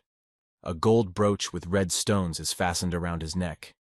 He gave a displeased look, frowned his eyebrows, and silently turned away. The boy repeated mentally, remembering Jamie Welton. Jamie Welton stares thoughtfully ahead and froze in place. Jamie asks when his father is coming. Shays Bell Welton replies that it will probably be late at night. Earl Simon's family is seated at a separate table. Earl Simon sits across from them, with his wife in front of him and his sons at his sides. They are talking about something among themselves. Candles are burning on the table. Plates are arranged. One of the sons asks his father, Count Simon, how the son of the Welton family is doing. Count Simon asks a counter-question as to why he is interested in a 10-year-old boy. Count Simon's second son pays no attention to the conversation and brings a handkerchief to his mouth. Earl Simon's son looks at his father with interest and answers him. Even though the son of the Welton family is still young, he will lead the Welton family in the future. Since they are from the same generation, there is no harm in getting to know him better. Count Simon silently pondered while looking away. Red hair falls loosely on Count Simon's face. His son is trying to show leadership skills by harassing the offspring of aristocrats. Count Simon looks thoughtfully in his son's direction, narrowing his eyes. He raises his hand slightly above the table. Count Simon's son tries to gain his acceptance, but all to no avail. However, Count Simon is able to nudge him in the right direction. Count Simon tells his son that he is a smart kid. The son looks at his father in confusion, not averting his gaze, accepting his praise, frozen in place. The son asks his father if he has anything else to say to him besides that. At a separate table sits Count Simon's family. Count Simon is silent for a while, pausing. Then he asks the servants to bring a drink for an aperitif. Count Simon is looked at attentively and silently by his son. On the hand of Count Simon's son, which is lying quietly on the table, suddenly puts his mother Countess's hand. She lightly squeezes his fingers. The Countess turned her head to her son, keeping her hand on his arm, and said with awe that she hopes they will get along. They have a long friendship with the Welton family. The son turned his head thoughtfully toward his mother and listens in silence. The son smiles at the Countess, replies approvingly that of course, mother, and asks her not to worry. He stares intently at his mother, squinting his eyes slightly. The Countess smiles happily and warmly at her son, squinting her eyes. She smilingly responds approvingly to him, laughing, "That's good." On her head, her golden hair is gathered in a bundle. Around her neck is a small piece of bead jewelry. The Countess waves her hand with a smile and beckons the servants to bring drinks here. She turned her back toward the servants. Her son watches her attentively, silently, without averting his gaze. For a while he froze, looking away. Count Simon's son reflects on the conversation he had with the Countess. He mentally apologizes to his mother, but he has other plans in mind. He stares thoughtfully in front of him, staring at one point, tense and displeased. Earl Simon's son is staring intently, looking in the direction of Jamie Welton, who is sitting at the Welton family table across the table. He has not the slightest intention of getting close to Jamie Welton. Earl Simon's son is feeling aggressive towards him. Count Simon's son imagines himself standing over Jamie Welton, who is kneeling on the floor and resting his hands on the floor, bleeding.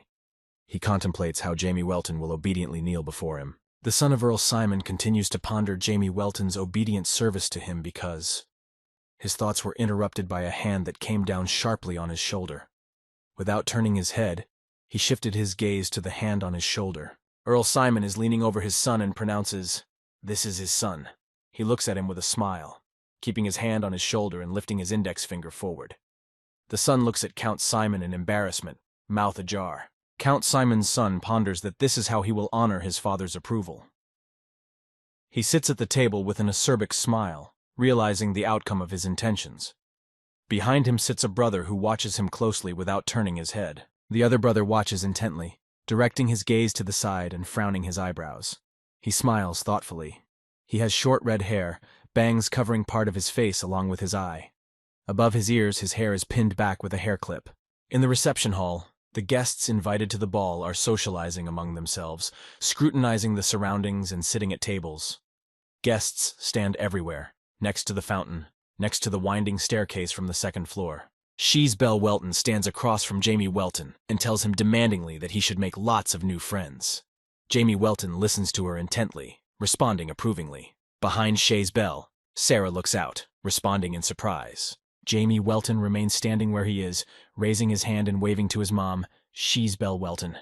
He stands half sideways and looks after the departing Sheesbelle Welton, who is rapidly heading in the other direction.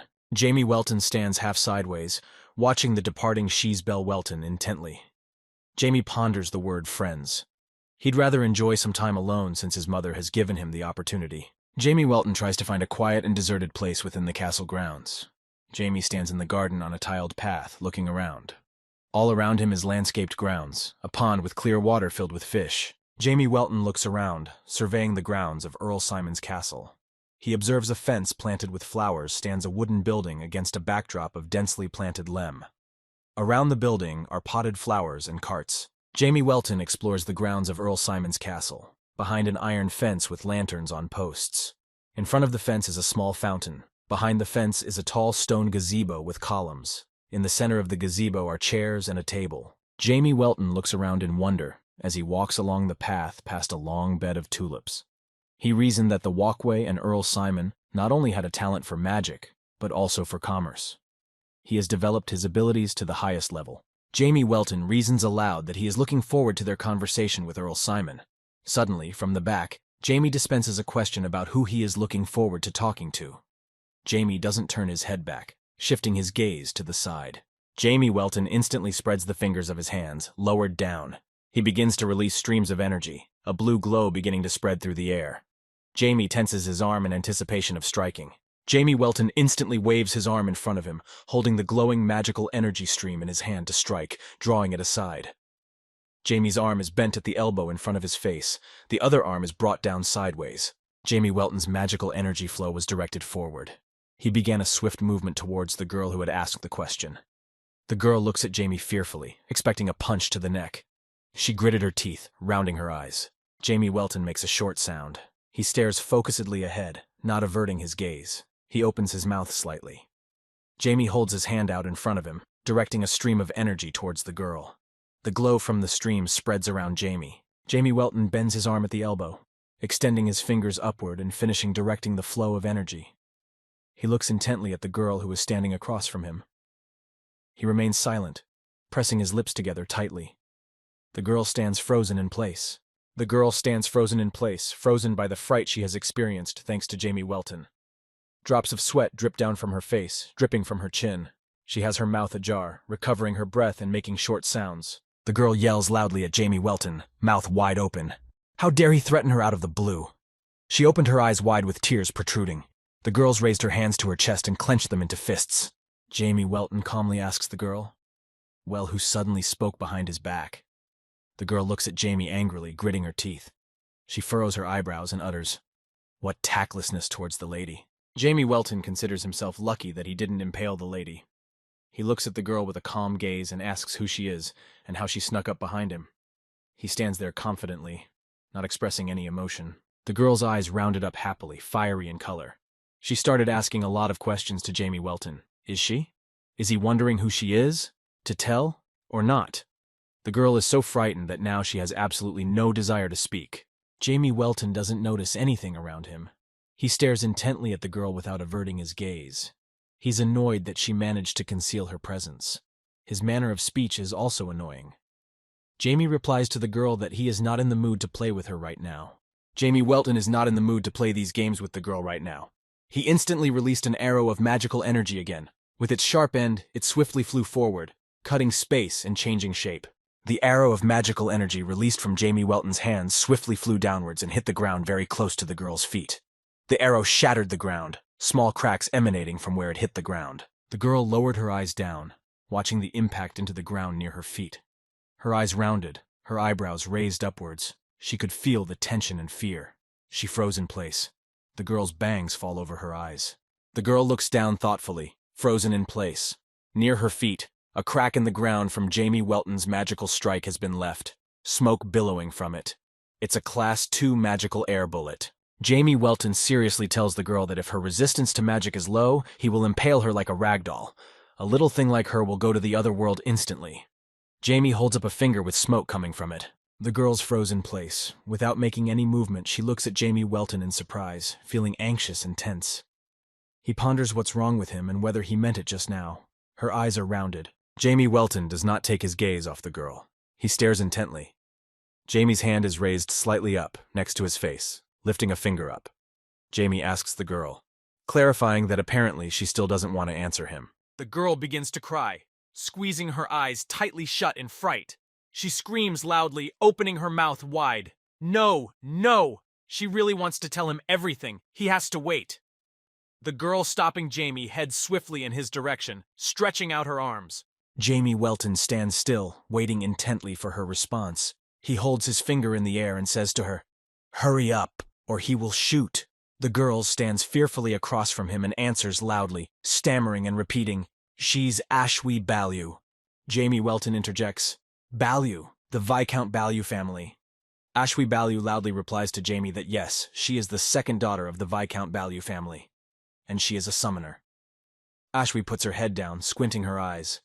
Jamie clarified, "A summoner." Spirit summoner was a term applied to mages who made a mystical contract with the spirits of nature. There aren't many summoners, even on the continent. They are treated as outstanding talents who can receive a baronial title for existence. And this little girl is a spirit summoner, thought Jamie Welton. The wind spirit, she used it to approach him stealthily. In the days of the dawn of the country, not even a spirit would have been able to hide its presence from Jamie. It was surprising, though. Jamie and Ashwi were about the same age, but she had already made contact with the spirit. Training to get in touch with nature is done after the age of 10. But this girl is a genius born with a predisposition to nature. If you train hard, you can even make contact with the king himself. Ashwi Balyu asks Jamie Welton, calling out to him. He's found out who she is, and now he has to tell him about himself. Who he is to use such dangerous magic. Jamie Welton looks at Ashwi Balyu with interest and straining, says with a sneer that she is the one for him. Upon hearing the answer, she regrets her question. She seems to be the kind of person who can't live without trouble. Ashwi Balyu stands still and looks at Jamie Welton intently. When she hears his response, she says, "Yes, is there anyone else here but him?" Despite Jamie's threats, she wants to hear a full answer from him. Jamie Welton introduced himself, giving his name.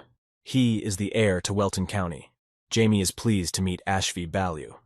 Jamie stares intently at Ashwi and calmly tells him about himself. Jamie's hair falls over his face, strands laying down without covering his eyes. More information about the Ball family. Viscount Ball is a loyal vassal of the Earl of Welton. Ashwi Balyu looks questioningly and dazedly at Jamie Welton. Her eyes rounded, she opened her mouth and froze in place. Count Argeno of Welton freezes over the bloodied man who is kneeling with his hands tied. Argeno pronounced that he was tiring of him. He turned a blind eye to his shenanigans because he believed he had a positive influence on his lands. The man coughs loudly, expectorating the blood that has accumulated in his mouth. Blood streams down his lips, falling to the floor. The man's head is down, eyes wide open, tears dripping from his eyes. The man is tense and fearful. Count Arjano Welton feels anger and aggressively asks the man, how dare he engage in human trafficking in his domain? Argonaut brings his foot to the man's chin. Streams of blood drip from his chin. His mouth is ajar. Count Arjano Welton lifts with his foot the head of the man, who sits kneeling on the floor. The man makes short, muffled noises. Arjano tells the man that this is the act of a man out of his mind, or headed for the other world. Count Arjano Welton freezes in place and stares the man down intently. He is feeling aggression and anger. Arjano addresses the man. So he has decided to go to the other world? Then he will grant his wish. Arjano's eyes are intense. Count Arjano Welton holds the man's head with his foot, lifting it by the chin. The man kneels on the floor, his hands tied behind his back. He is in incredible fear, tears rolling down his cheek from his eyes, blood dripping from his mouth, his body shaking. Count Arjano Welton abruptly turns around in the other direction to leave the room. Arjano's long hair is twisted into a ponytail. He instructs his subordinates, in a calm tone, to hang this man from the gallows. Count Arjano Welton leaves the room where the man remains. At the exit of the room, next to the tall ajar door, are two men who stand frozen in place and loudly reply to Arjano that they are being obeyed. Count Arjano Welton walks down the hallway from the room from the open door he came out of. A tired look stares ahead. He has given instructions to prepare a carriage. He leaves immediately. Behind Arjano stands his subordinate in uniform and loudly replies, "Aye." Count Arjano Welton leaves his estate. A black carriage pulled by black horses pulls out of a tall iron gate onto a dirt road. Cone-shaped shrubs are planted along the road on the estate up to the gate. It is dark outside. Under a tree sit men chained together. Tomorrow they face punishment from the decree of Earl Arjano Welton. The man in front looks down wistfully, tears protruding in his eyes. At the back, the man behind sobs loudly, mentioning his boss. Above, a man in a black cloak with a hood pulled over his head sits on a tree branch. He turns sharply, surveying the grizzled men below, and curses unhappily. Amidst the foliage of the lush bushes of the trees, he is nowhere to be seen. A man in a tree wearing a black cloak reasons that rival has been defeated, instructing him to prepare for Plan B. Among the branches of the tree, he extends his hand, holding a small cracked blue ball in the air between his fingers. The grounds of Earl Simon's estate. A narrow body of water runs throughout the grounds, which is filled with a fountain. Across the pond are bridges to which there are various paths, stone, wooden. The territory is greened. Jamie Welton is walking along the paving stone path towards the bridge to the beginning of the reservoir. He is followed slowly by Ashvi Balyu. They walk past a small pond filled with fish. The landscaped area is lined with stone paths. Jamie Welton walks ahead. He is disgruntled, his eyebrows drawn together, his forehead furrowed, his lips tightly pressed together. His mind is jumbled by the fact that Ashvi Balyu is following him. Ashvi trails behind, silently looking at Jamie, perplexed. Jamie Welton abruptly turns back and loudly shouts in irritation to Ashvi Balyu why she is following him. Jamie is furious, furrowing his brow and lowering his eyebrows. Ashvi stops and stares intently at Jamie. Jamie Welton stares intently at Ashvi Balyu, standing half-turned. He tells her warningly that the fact that her father is his father's vassal has nothing to do with them. Jamie drew his eyebrows together sadly, furrowing his brow. Ashvi Balyu has her head down, looking down in front of her in embarrassment. She quietly utters that she is still a lord after all. Growlingly, she continued to speak so Jamie would stop talking to her formally. Tears came to Ashwi's eyes. Jamie Welton says menacingly and warningly that he's gone. And before he can say anything to stop her from chasing after him, Ashwi Balyu abruptly and firmly grabs his hand by the wrist. Jamie Welton starts to move and didn't see it coming. Jamie Welton quickly starts to move forward, but Ashwi Balyu's hand holds his arm by the wrist. She stands still, tears coming to her eyes. Jamie rolls his eyes unhappily and says irritably, "There." Jamie Welton turns his face sharply toward Ashwi Balyu and stares at her intently. His eyes and pupils are dilated. His eyebrows are drawn together and his forehead is furrowed. Jamie asks Ashvi irritably what the hell she's picking on him for. Ashvi Balyu on emotion starts yelling to Jamie Welton because it's the first time she's met her age and she just wants to be friends. Ashvi bent her arms at the elbows, tensed her fists, and pressed them against her chest. She squeezed her eyes tightly shut where tears had come out. Jamie Welton froze in place. She stares intently at Ashwi Balu and is at a loss to befriend her. Those words shot through him like lightning. He opened his eyes wide, raised his eyebrows upward. Jamie Welton and Ashvi Balu stood across from each other. Jamie silently put his head down, frozen in place. He tensely ponders the fact that he hadn't thought of that. Ashwi covers her face with her hands from the emotion she's experiencing. Jamie Welton looks questioningly at Ashwi Balu with his mouth ajar. He is tense and anxious, wondering why friends are needed. Aren't they a burden? Jamie is frozen in place. Ashwi Balu stands across the room and looks at Jamie. Jamie Welton ponders that for such a little girl, it must be important. He closed his eyes, lowering his eyebrows, feeling the tension. He opened his mouth, gritted his teeth. Jamie froze in place, trying to understand Ashwi Balu's intentions.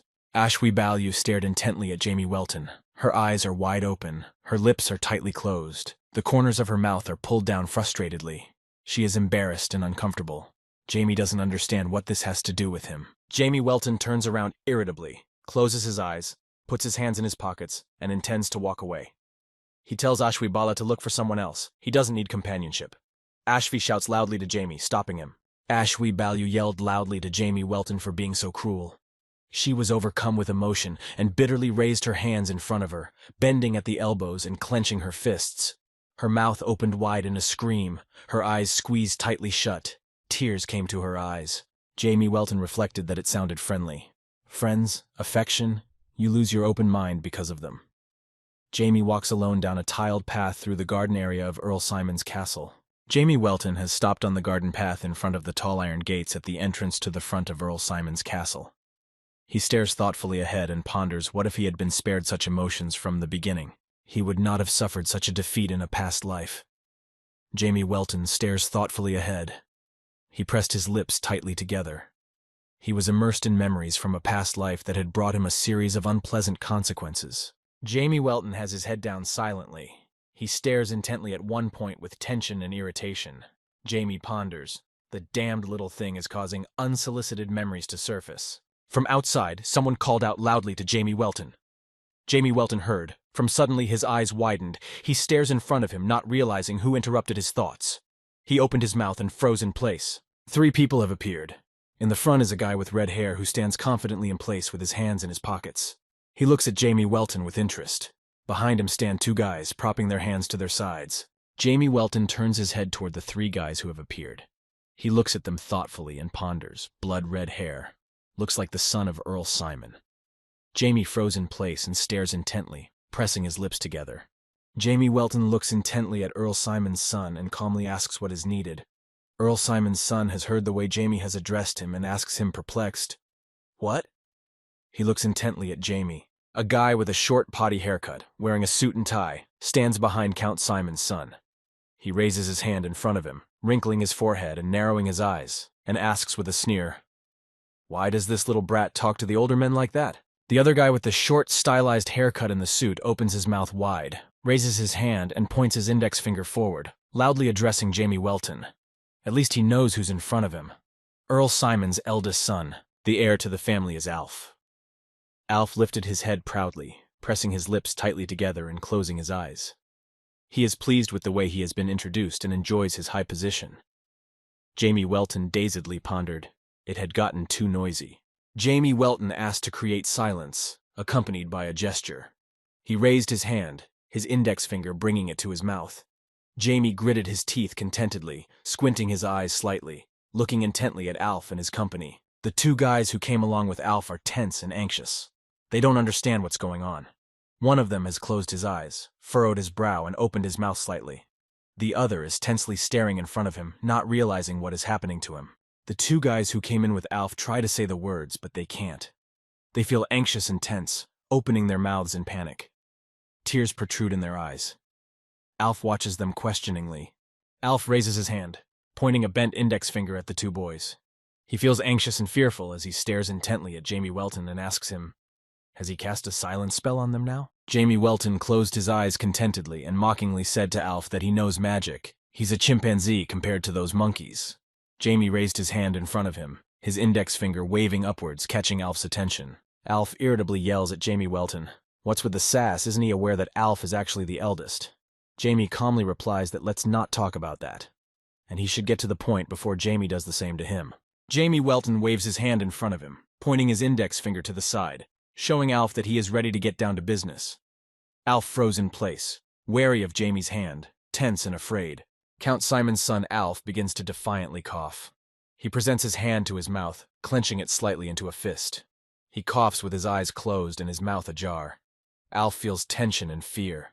Alf spreads his arms apart with his palms facing upwards. He tenses, and with a mocking squint of his eyes tells Jamie Welton that he didn't come for an argument, just to talk. Calling Jamie Jr. points out that he's cool, using the magic of silence. Jamie Welton grudgingly says back to Alf that he's talking nonsense and he's not interested in listening to him. Jamie sends Alf off to go where he was going. Jamie ponders who Alf is calling Jr. here. Jamie holds his hand up in the air. Alf is displeased with Jamie Welton's response. He yells loudly and angrily, stammering if he knows who he is. Alf raises his hand in front of him. Jamie Welton looks at him and calmly says he is the son of Earl Simon. Who else? Alf stares at Jamie Welton intently, feeling the tension. He utters perplexed, so he's aware. He's Earl Welton's son. That's why Alf wanted to talk. Jamie Welton ponders silently. He almost sighs. Alf stands in front of Jamie Welton, spreading his hands apart and saying that he was embarrassed that Jamie suddenly spoke informally, hence the misunderstanding. Jamie ponders. If he hadn't shown his powers, he would have used the Force. Alf says with a smirk that he will be the top of the Eastern aristocracy in the future, asking Jamie Welton if it wouldn't be better to be friends now. Alf stares intently at Jamie, waiting for an answer. Jamie Welton looks at Alf intently, having listened to everything he has to say. He wonders if Alf is going around hinting that Jamie will be his subordinate. All he knows how to do is talk. Jamie Welton ponders, chuckling, and why he has to listen to this pathetic babble. He firmly pronounces that he refuses. He's not interested in playing Alpha, not wanting to know anything about it. Sending her away since the case is over. Alf hears Jamie Welton's reply and gets angry. He yells menacingly, which means Jamie refuses his offer. Alf warns Jamie Welton that he will regret it yet. Alf furrows his brow, lowering his eyebrows down angrily. Alf brings it to Jamie Welton's attention that he should now look at this and compare it to his own pathetic charms. Alf momentarily releases the magical glowing orb from his hands, which is inside 2 arcs on a short base. Alf warns Jamie Welton that from now on he will tiptoe in front of it and treat it with the respect it deserves. Alf looks at Jamie confidently, smiling broadly. He holds up an orb in his hand, magical streams of energy emanating from it. Alf stretches his arm forward, pointing the wand with the orb at Jamie Welton. Streams of energy emanate from the wand and hover around. Alf stands confidently in place and watches Jamie. Jamie stares silently at the wand, frozen in surprise. Jamie Welton grinned as he watched Alf threaten him with the magic wand. He gritted his teeth in a grin, head down slightly. The corners of his mouth lifted upward. Jamie froze in place, watching Alf. Jamie Welton smiles caustically through clenched teeth. He looks carefully at Alf, who points the rod at him and utters what he means from the beginning. Alf intended a show of brute force for Jamie. Alf furrows his brow, lowering his eyebrows. He looks at Jamie Welton intently with anger and a sense of his own superiority of power. He utters that he wanted to use magic but changed his mind. He is more comfortable following his own methods. Jamie Welton hears Alf's words and watches him thoughtfully. His eyes stare calmly ahead, scrutinizing him. Jamie locks his lips tightly together and reasons that it's disgusting, so petty and already so much hypocrisy. Alf asks Jamie Welton thoughtfully if it bothers him that the adults won't stay away, introducing at the same time the kin on both sides. She's Belle Welton, Earl Simon, and his consort the Countess. Alf points his staff in the direction of Jamie Welton. Jamie calmly raises his hand and explains to Alf that if a commotion rises, he's the one in trouble. Around Alf, the guys kneel around him, making short noises. Alf smiles evasively, feeling his power and integrity. He stares intently at Jamie Welton, furrowing his brow slightly and ulceratingly says, in answer to Jamie's question, that he could care less. Alf explains to Jamie Welton that because of this, no one will know what's really going on here. Alf holds in his palm a glowing magic ball that emits streams of magical energy. Alf slammed his foot into the ground sharply and forcefully. Dust sprays rose up from under his feet and traveled in different directions. Alf kicked his foot against the ground, and the splashes of magical energy began to spread from him further in different directions in a circle. At the epicenter of the magical energy flows stands Alf. Next to him on his knees with his hands on the ground are 2 of his buddies. Jamie Welton watches the magic that Alf has applied. The magic dome covered the radius they were in from above. Jamie Welton asks Alf what this artifact of illusion magic is. He seems to have a knack for magic. Alf taunts Jamie Welton, pointing out to him that he will soon be weak and crawling at his feet. He opens his mouth wide, baring his teeth. His gaze stared intently at Jamie Welton, eyebrows lowered, forehead furrowed.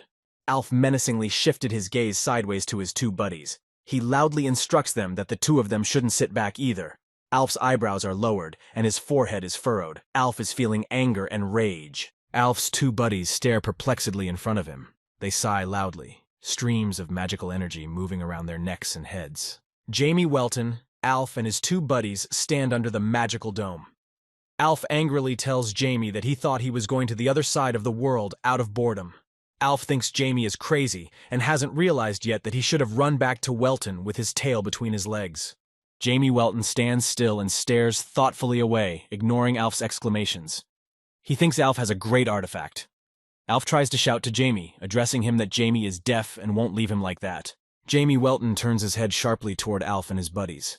He stares focusedly ahead, a slight smirk present on his face. Jamie Welton says calmly, turning to Alf, which is interesting. Being under the magical dome, Alf is aggressively concentrating on Jamie Welton, trying to figure out what he is interested in. Alf began to say, without finishing, that since Jamie had not yet realized the situation, from today onwards their family is the Welton family. Jamie Welton instantly used magic, voicing pain. Magical streams of energy directed towards Alf and his buddies. They froze in place and stare puzzledly forward at Jamie Welton with their mouths ajar. Jamie Welton ominously asks Alf and his buddies not to turn off the artifact. Blood begins to pour from Alf and his buddies' eyes, nose, and mouth. Drips down their faces, staining their clothes. They open their mouths fearfully and stare intently at Jamie Welton. Jamie Welton has warned them that otherwise their ugly faces, shaking in pain, will become public knowledge. Jamie smiles and lightly lifts his hand, index finger pointing upwards. Jamie Welton smiles and stands still, watching as Alf and his buddies fall to the ground, kneeling and cradling their arms. Blood drips from their faces onto the ground. Alf and the two guys are lying on the ground trying to regain consciousness. One of the guys pleads longingly for his brother to save him.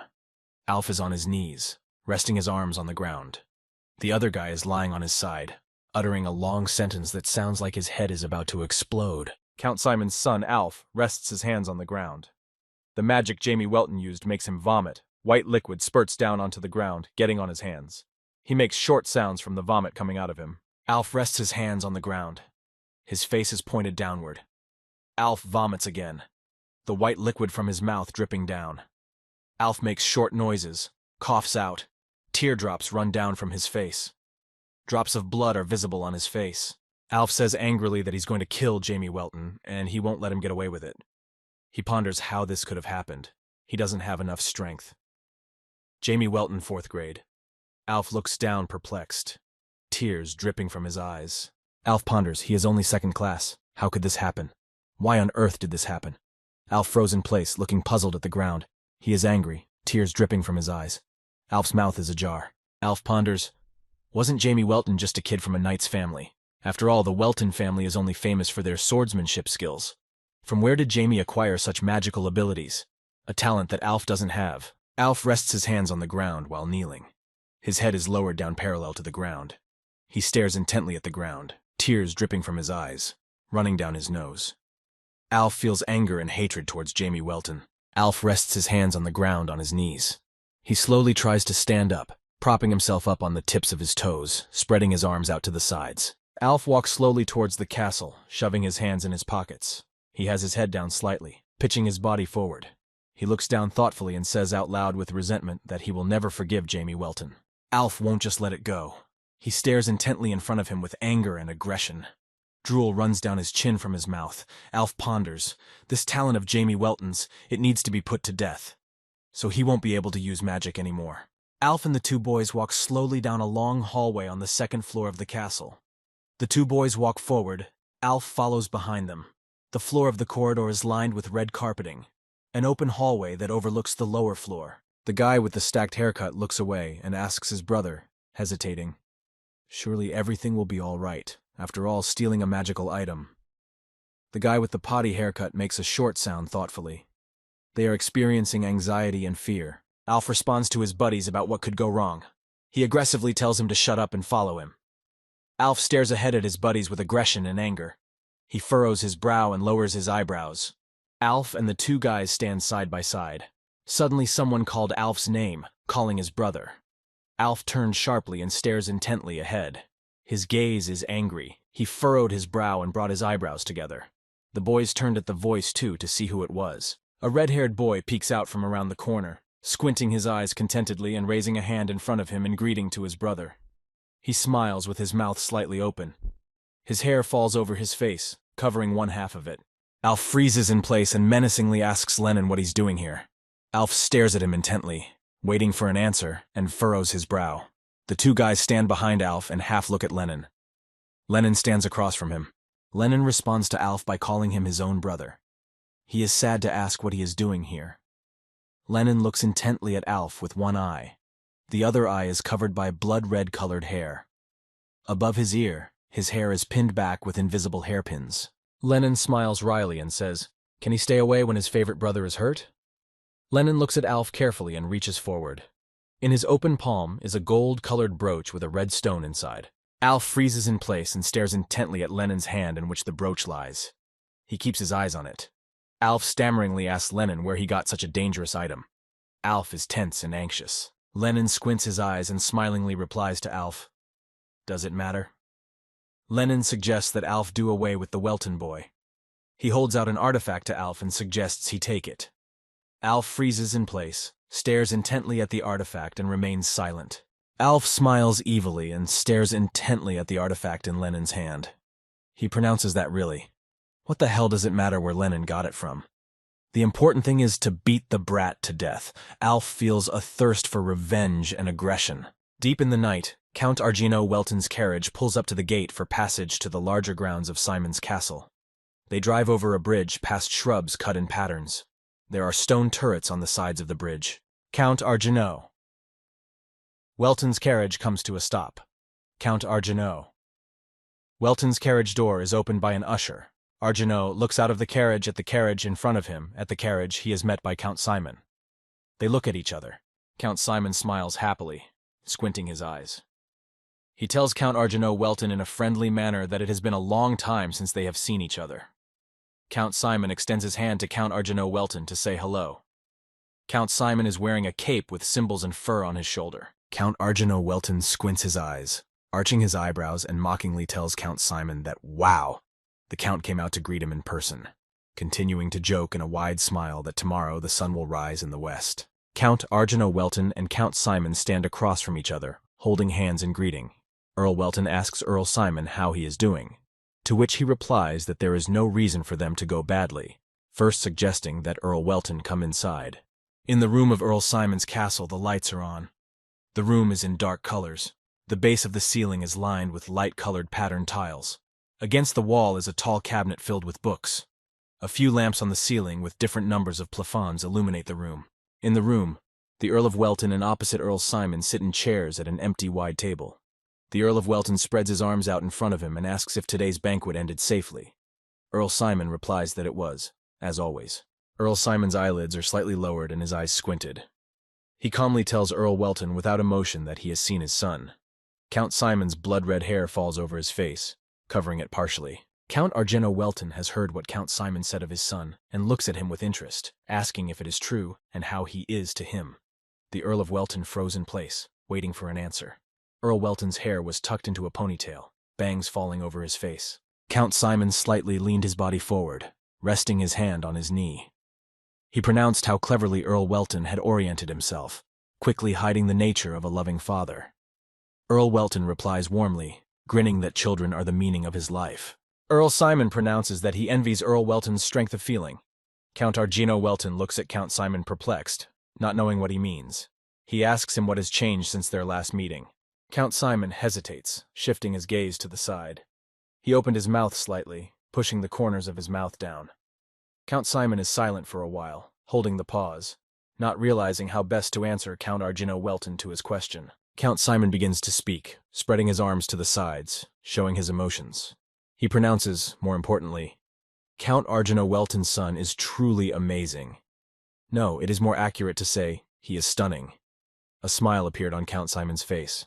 Count Arjano Welton listens to Count Simon attentively, focusing his gaze and frowning his eyebrows. Count Welton sits silently, not understanding what Count Simon is talking about. Count Arjano Welton clamped his eyes tightly shut, lowering his face down. He furrowed his brow, lowering his eyebrows. Count Welton is feeling tense and displeased. He doesn't like that Count Simon is going around and around. Count Arjano Welton, with a smile on his face, locking eyes, asks Count Simon if the Count thinks his son is capable.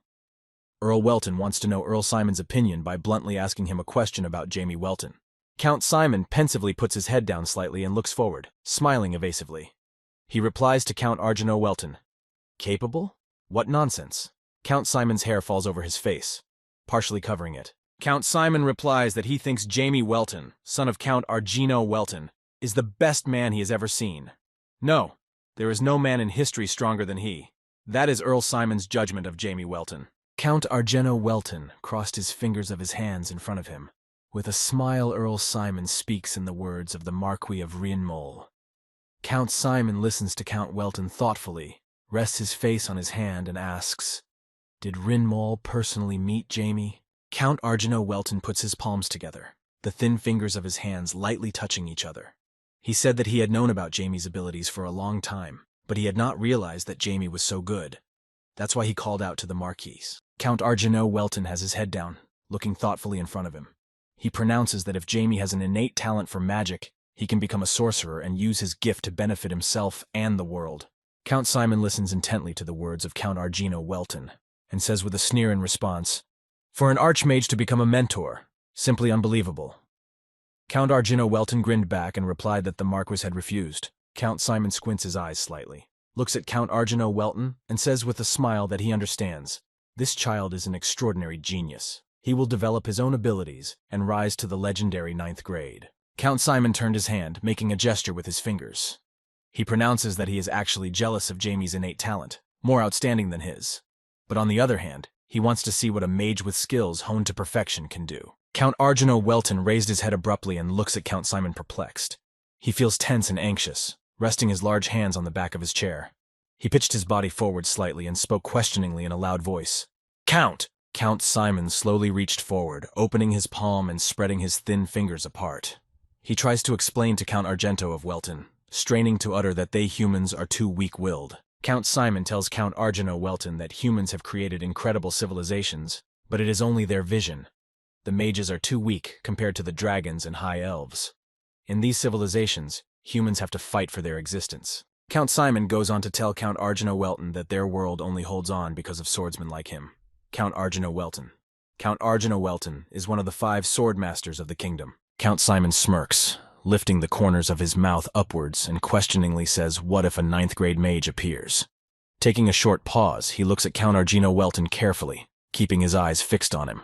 Count Arjano Welton listens to Count Simon intently. He has lowered his eyes thoughtfully and is looking down, lips tightly closed. He is analyzing the information Count Simon is feeding. Count Welton is experiencing tension. Count Simon slightly pitches his body forward. He says with a smile that even the dragons at the top of the magic world wouldn't dare to let a 9th grade mage out of their sight. Count Welton said thoughtfully, "Count." Count Simon looks ahead thoughtfully. He calmly tells Count Arjano Welton that he very much wants the race of humans to begin to dominate this world. Blood-red hair falls over his face, covering it partially. Count Arjano Welton stares intently at Count Simon. He feels tense as he listens to the Earl's speech. Count Welton calmly utters, voicing his observation that Count Simon is too vain. Count Simon seriously pronounces that being vain is not a bad thing, pointing out to Count Arjano Welton that he is more aware than anyone of this erased and forgotten history of their lands. Count Simon stares intently at Count Welton. Count Arjano Welton cast his eyes downward thoughtfully. A history consigned to oblivion. A secret known only to a small number of people on the continent. It is an event that happened about 10,000 years ago that caused the entire history of Do to disappear. However, the gods have not shared this secret with humans. Count Simon believes that humanity needs a force that can resist them. Count Arjano Welton mentally ponders with his eyes closed tightly and his lips pressed together, to prevent human civilization and history from disappearing again. Count Arjano Welton has raised his head and is looking intently at Count Simon. They sit silently across from each other. Count Simon pronounces to Count Arjano Welton that he can go to rest. It is very late. It is deep night outside the window. The moon brightly illuminates the space, being behind the clouds. There is still a light burning in the room, with bright red flowers on the window. Count Argento Welton answers Earl Simon, reminding him to remember to get some rest. They will see each other tomorrow. In the study that Earl Simon and Welton were in, the light remains on, the door shut tightly after leaving. Deep into the night, in the dedicated chambers of Earl Simon's castle, Jamie Welton sleeps. On a large bed covered with a white sheet and colored pillows, Jamie lies covered with a blanket. Next to the bed is a bedside table with a lamp emitting a dim light. Jamie Welton is asleep on the bed, lying on his back with his mouth slightly open. Standing over his bed is his father, Earl Argento Welton, looking at Jamie thoughtfully. He reflects that his child is a genius with great expectations. Count Argento Welton is frozen in place, looking at Jamie Welton thoughtfully, without averting his gaze, with his head down. He reflects that as a parent he is worried about his incredible innate abilities. Count Argento Welton looks at Jamie Welton and reflects that to him he is nothing but a sweet and adorable son. He watches Jamie sleeping soundly in the bed. Jamie lies face up, lips slightly ajar. Count Argento Welton stands beside the bed of the sleeping Jamie Welton with his hands down. He reflects, addressing Jamie, that his father will do his best, so he should just grow up to be a good boy. A new day has dawned. Count Simon's castle is lit up by the bright sun. The castle stands surrounded by a body of clear blue water. On the other side of the castle you can see high hills. In front of the castle facade is a huge green garden, cut in the shape of a labyrinth. In the castle, a ball continues in the reception hall, where those present socialize among themselves, observe the surroundings, and sit at the tables. Beside a small circular stage are round tables decorated and set with drinks and food. Jamie Welton sits in a chair, leaning on the back of the chair and throwing his head back. He ponders why his father was so wary last night. He's curious, but with his current abilities, he's unable to apply the mind control skill. Suddenly, Ashwi Balu appears next to Jamie Welton, shouting loudly to him. She opened her eyes wide, watching Jamie intently. Ashwi pitched her body forward slightly, trying to shout to Jamie. Jamie Welton turns his head grudgingly and coldly towards Ashwi Balu, who is standing next to him. He shifted his gaze to her, opened his mouth slightly, and said, "What didn't he tell her yesterday, that he didn't care about her?" Ashwi Balu replies loudly and cheerfully to Jamie Welton that she does care about him. She laughs, opening her mouth wide. Her eyes wide open, she stares intently at Jamie. She has bows tied in her hair. She is wearing a white dress. Ashwi Balu turns her head to the side, raises her hands to her mouth, tensing her fingers, and shouts loudly, beckoning to her sister. Shwi has closed her eyes in embarrassment. Jamie Welton watches Ashwi Balu and reacts to her, yelling to someone. Jamie Welton is tense and displeased when he hears Ashwi Balu shouting. He looks up and wonders if Ashwi Balu is calling out for someone else. Jamie Welton lowered his eyebrows, furrowed his brow, and opened his mouth slightly. Jamie Welton stands up abruptly and grudgingly says he's leaving. He doesn't want to get any closer to them. Ashvi asks Jamie where he's going, since their families are close. He could just say hello. Jamie replies that it's inconsiderate. Viscount Balu's eldest daughter, Rebecca Balu, walks up, and with her hands clasped in front of her on her chest, says to Ashwi Balu that she should not forget to be polite. He is the Earl's son, and she allows herself to be rude. Jamie Welton turns his head sharply upon hearing Rebecca Balu's head. His gaze scrutinizes Rebecca. Ashwi Balu pronounces that Jamie asked to speak to him like that. Rebecca misfires, calling her name sharply. Jamie Welton thoughtfully pronounces why him. He froze in place and stares intently at Rebecca Balu. His eyes rounded. Ashvi Balu pronounces what it is, has fallen in love with her sister at first sight. Of course, because she's too beautiful. Jamie Welton froze in place and stares intently at Rebecca Balu, keeping his eyes wide open. He is puzzled as to how she came to be here. Jamie says quietly and thoughtfully, "Jane." His mouth is slightly ajar. Jane is the woman he has loved all his life, who sacrificed herself to the gods for him. The reason Diablo Wolfir had become an emotionless monster, and she reappeared before him. Jane has long blue hair. Jamie Welton froze in place, staring intently at Rebecca Balu. He clenches his hands into fists. Behind him stands Ashley Balu. A man appears abruptly from the side, looking at Jamie Welton with a steady gaze. It is Alf, abruptly appearing in front of Jamie Welton. He said angrily, "There he is." He furrowed his brow, lowering his eyebrows with anger and a sense of vengeance. He gritted his teeth, opened his mouth slightly, and stares intently behind Jamie, holding the magic ball in his hand. Alf uttered, "Jamie Welton." He holds the magic ball in his hand, clutching it tightly with his fingers. The magic ball shimmers with different colors of the rainbow. Alf is determined to get revenge on Jamie Welton and is willing to do anything. Alf utters, "You are a lifeless body." He stares intently at Jamie Welton, who froze in place when he saw Rebecca Ballou in front of him. Jamie has clenched fists balled down. Standing behind Jamie's back is Ashwi Ballou. Jamie Welton froze in place and stares intently at Rebecca Ballou, keeping his eyes on her. Jamie's eyes are wide open. He opens his mouth slightly and speaks softly. "Jane." Jamie is shocked at what is happening. Rebecca Ballou froze in place, opened her eyes wide and quietly questioned, "Yes?" She is feeling tense and anxious. Rebecca Ballou stares intently at Jamie Welton, keeping her eyes on him. Jamie Welton and Rebecca Ballou are frozen in place, staring intently at each other. They keep their eyes on each other, a sense of excitement and tension filling them. Ashwi Ballou looks at them from the side and says perplexedly, "What? He really has a crush on her sister." Alf stands back and watches Jamie Welton. He stares intently, feeling a sense of vengeance. He says angrily, with a smile on his face, "Found." Tension hangs in the air from Alf's attitude is aggressive. Alf wrinkles his forehead, frowning his eyebrows.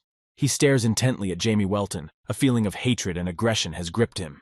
His face tenses up. He intends to deliver a crushing blow to Jamie Welton and take revenge. Alf angrily utters, "Henceforth, Jamie Welton should call him Senior." Alf stretches his arm forward, holding the artifact that Lennon handed him. Alf smiles evilly. A fiery stream of energy fills the space for a powerful strike. Jamie Welton doesn't notice Alf and stares intently ahead at Rebecca Ballou. Ashwi Ballou notices Alf, who directs a fiery stream of energy at Jamie. She grits her teeth, eyes wide open and looking away. Rebecca Ballou shouts loudly, "Ashvi!"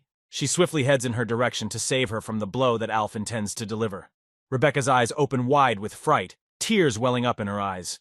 Alf says angrily, "Stay out of the way!" Alf freezes in place and stares fearfully forward, seeing the powerful force the artifact emits. He holds it in his raised hand. Alf ponders fearfully. It can't be. All around, fire particles hover in the air. Alf ponders. The Phantom Phoenix is a 6th grade fire magic created by Alf's father. He doesn't understand how it could be stopped by a brat like Jamie Welton. Rebecca Ballou pulls her sister Ashwi Ballou aside, hugging her tightly. Alf is frozen in place and doesn't understand how Jamie Welton was able to stop 6th grade fire magic. He stares at him intently. Alf feels tense and angry. He has his mouth ajar in bewilderment. Jamie Welton has frozen in place and is staring intently at Alf. He keeps his eyes on him, silently watching him.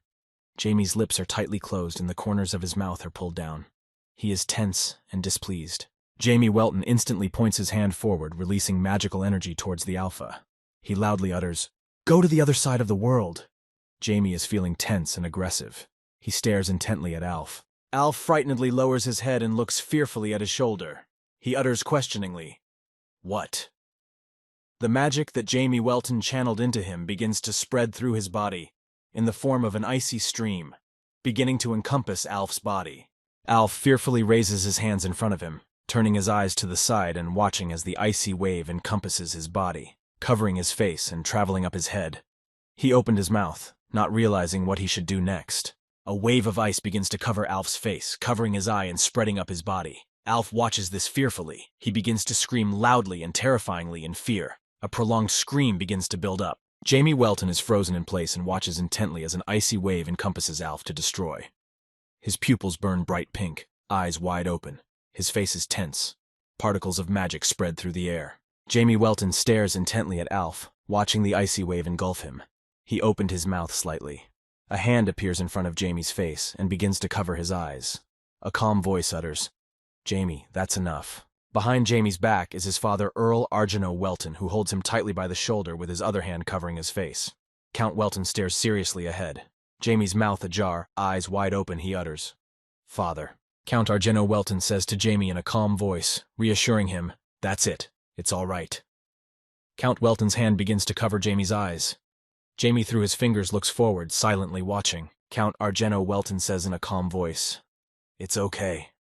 Rebecca Ballou hugs her sister Ashwi Ballou tightly, pulling her close to her. They watch fearfully, eyes wide and mouths ajar.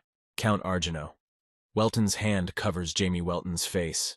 Through his long fingers, Jamie stopped looking forward and channeling his magic. He slowly closed his eyes, feeling the power and words of Count Welton working on him. In the middle of the reception hall stands Count Argino Welton, holding Jamie, who is unconscious, in his arms. He has dropped to one knee and is looking at Earl Simon in front of him.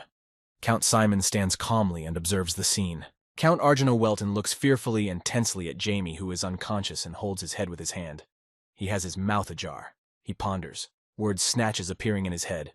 Jamie is indeed Alpha. Count Arjano Welton remembers standing next to Count Simon.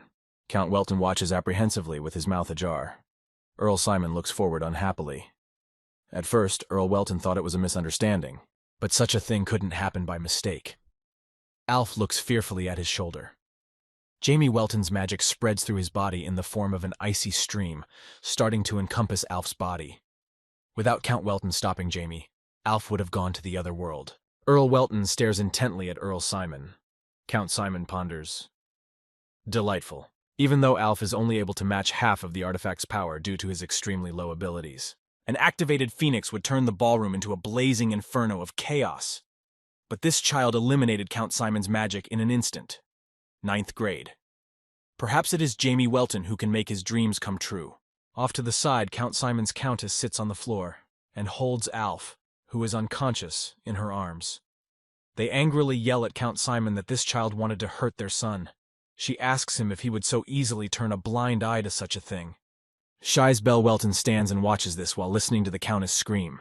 She's feeling angry and tense, staring intently ahead. She aggressively mouths it to her, telling it like it is. Alf tried to attack first.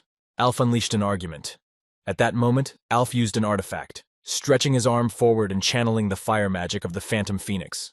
The fire stream gains strength and is ready to deliver a crushing blow to Jamie Welton.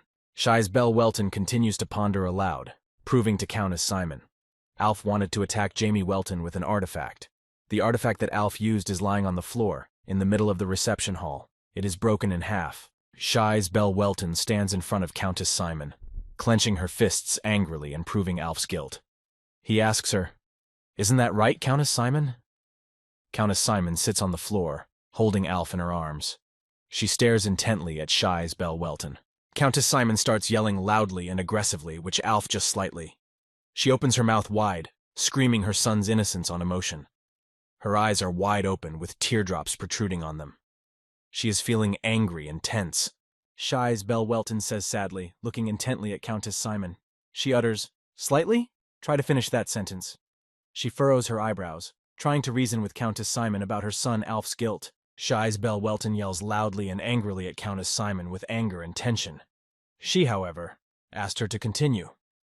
Count Arjano Welton carries Jamie Welton away in his arms and turns to Shies Belle, calling her sweetie. "Stop!" Shies Belle Welton continues to angrily yell at Countess Simon, suggesting that she still needs to figure out what her precious son did. Countess Simon sits on the floor holding an unconscious Alf in her arms and bewilderedly asks, "Who?" "Anyone." Countess Simon sits on the floor holding Alf's unconscious body in her arms. She stares intently at Count Simon, quietly saying, "Darling." Count Simon turns aside, looking seriously ahead and not answering anything to Countess Simon. Countess Simon sits on the floor and cradles Alf's unconscious body in her arms.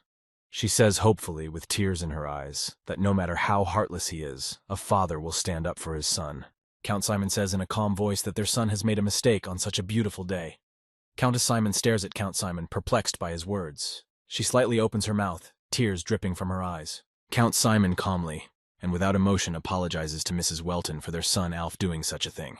He stands still with his hands down. His slightly narrowed eyes look intently at Countess Welton. Shies Belle Welton is enraged. She furrows her brow and lowers her eyebrows. Her eyes are wide open and stare intently at Count Simon. She clenches her teeth, gritting her mouth. Anger overwhelmed her. She froze in place. In the center of the reception hall, flanked by invited guests, the Welton family and the Simon family stand and stare. Earl Welton is holding Jamie in his arms. Next to him is Shies Belle Welton. Opposite them is Earl Simon, and behind him on the floor is the Countess and her son. Shies Belle Welton hesitated. Earl Simon had pulled himself together surprisingly quickly. After his apology, she cannot continue to express her displeasure. Shies Belle Welton closed her eyes and uttered that they accept their apology and leave the ball immediately. Earl Simon shifts his gaze to Earl Welton and says in a calm tone to him to go rest as well. Earl Welton holds Jamie in his arms, looks at Earl Simon, and says in response, "Yes, they will." Earl Simon stands still and speaks loudly for the invited guests, drawing their attention.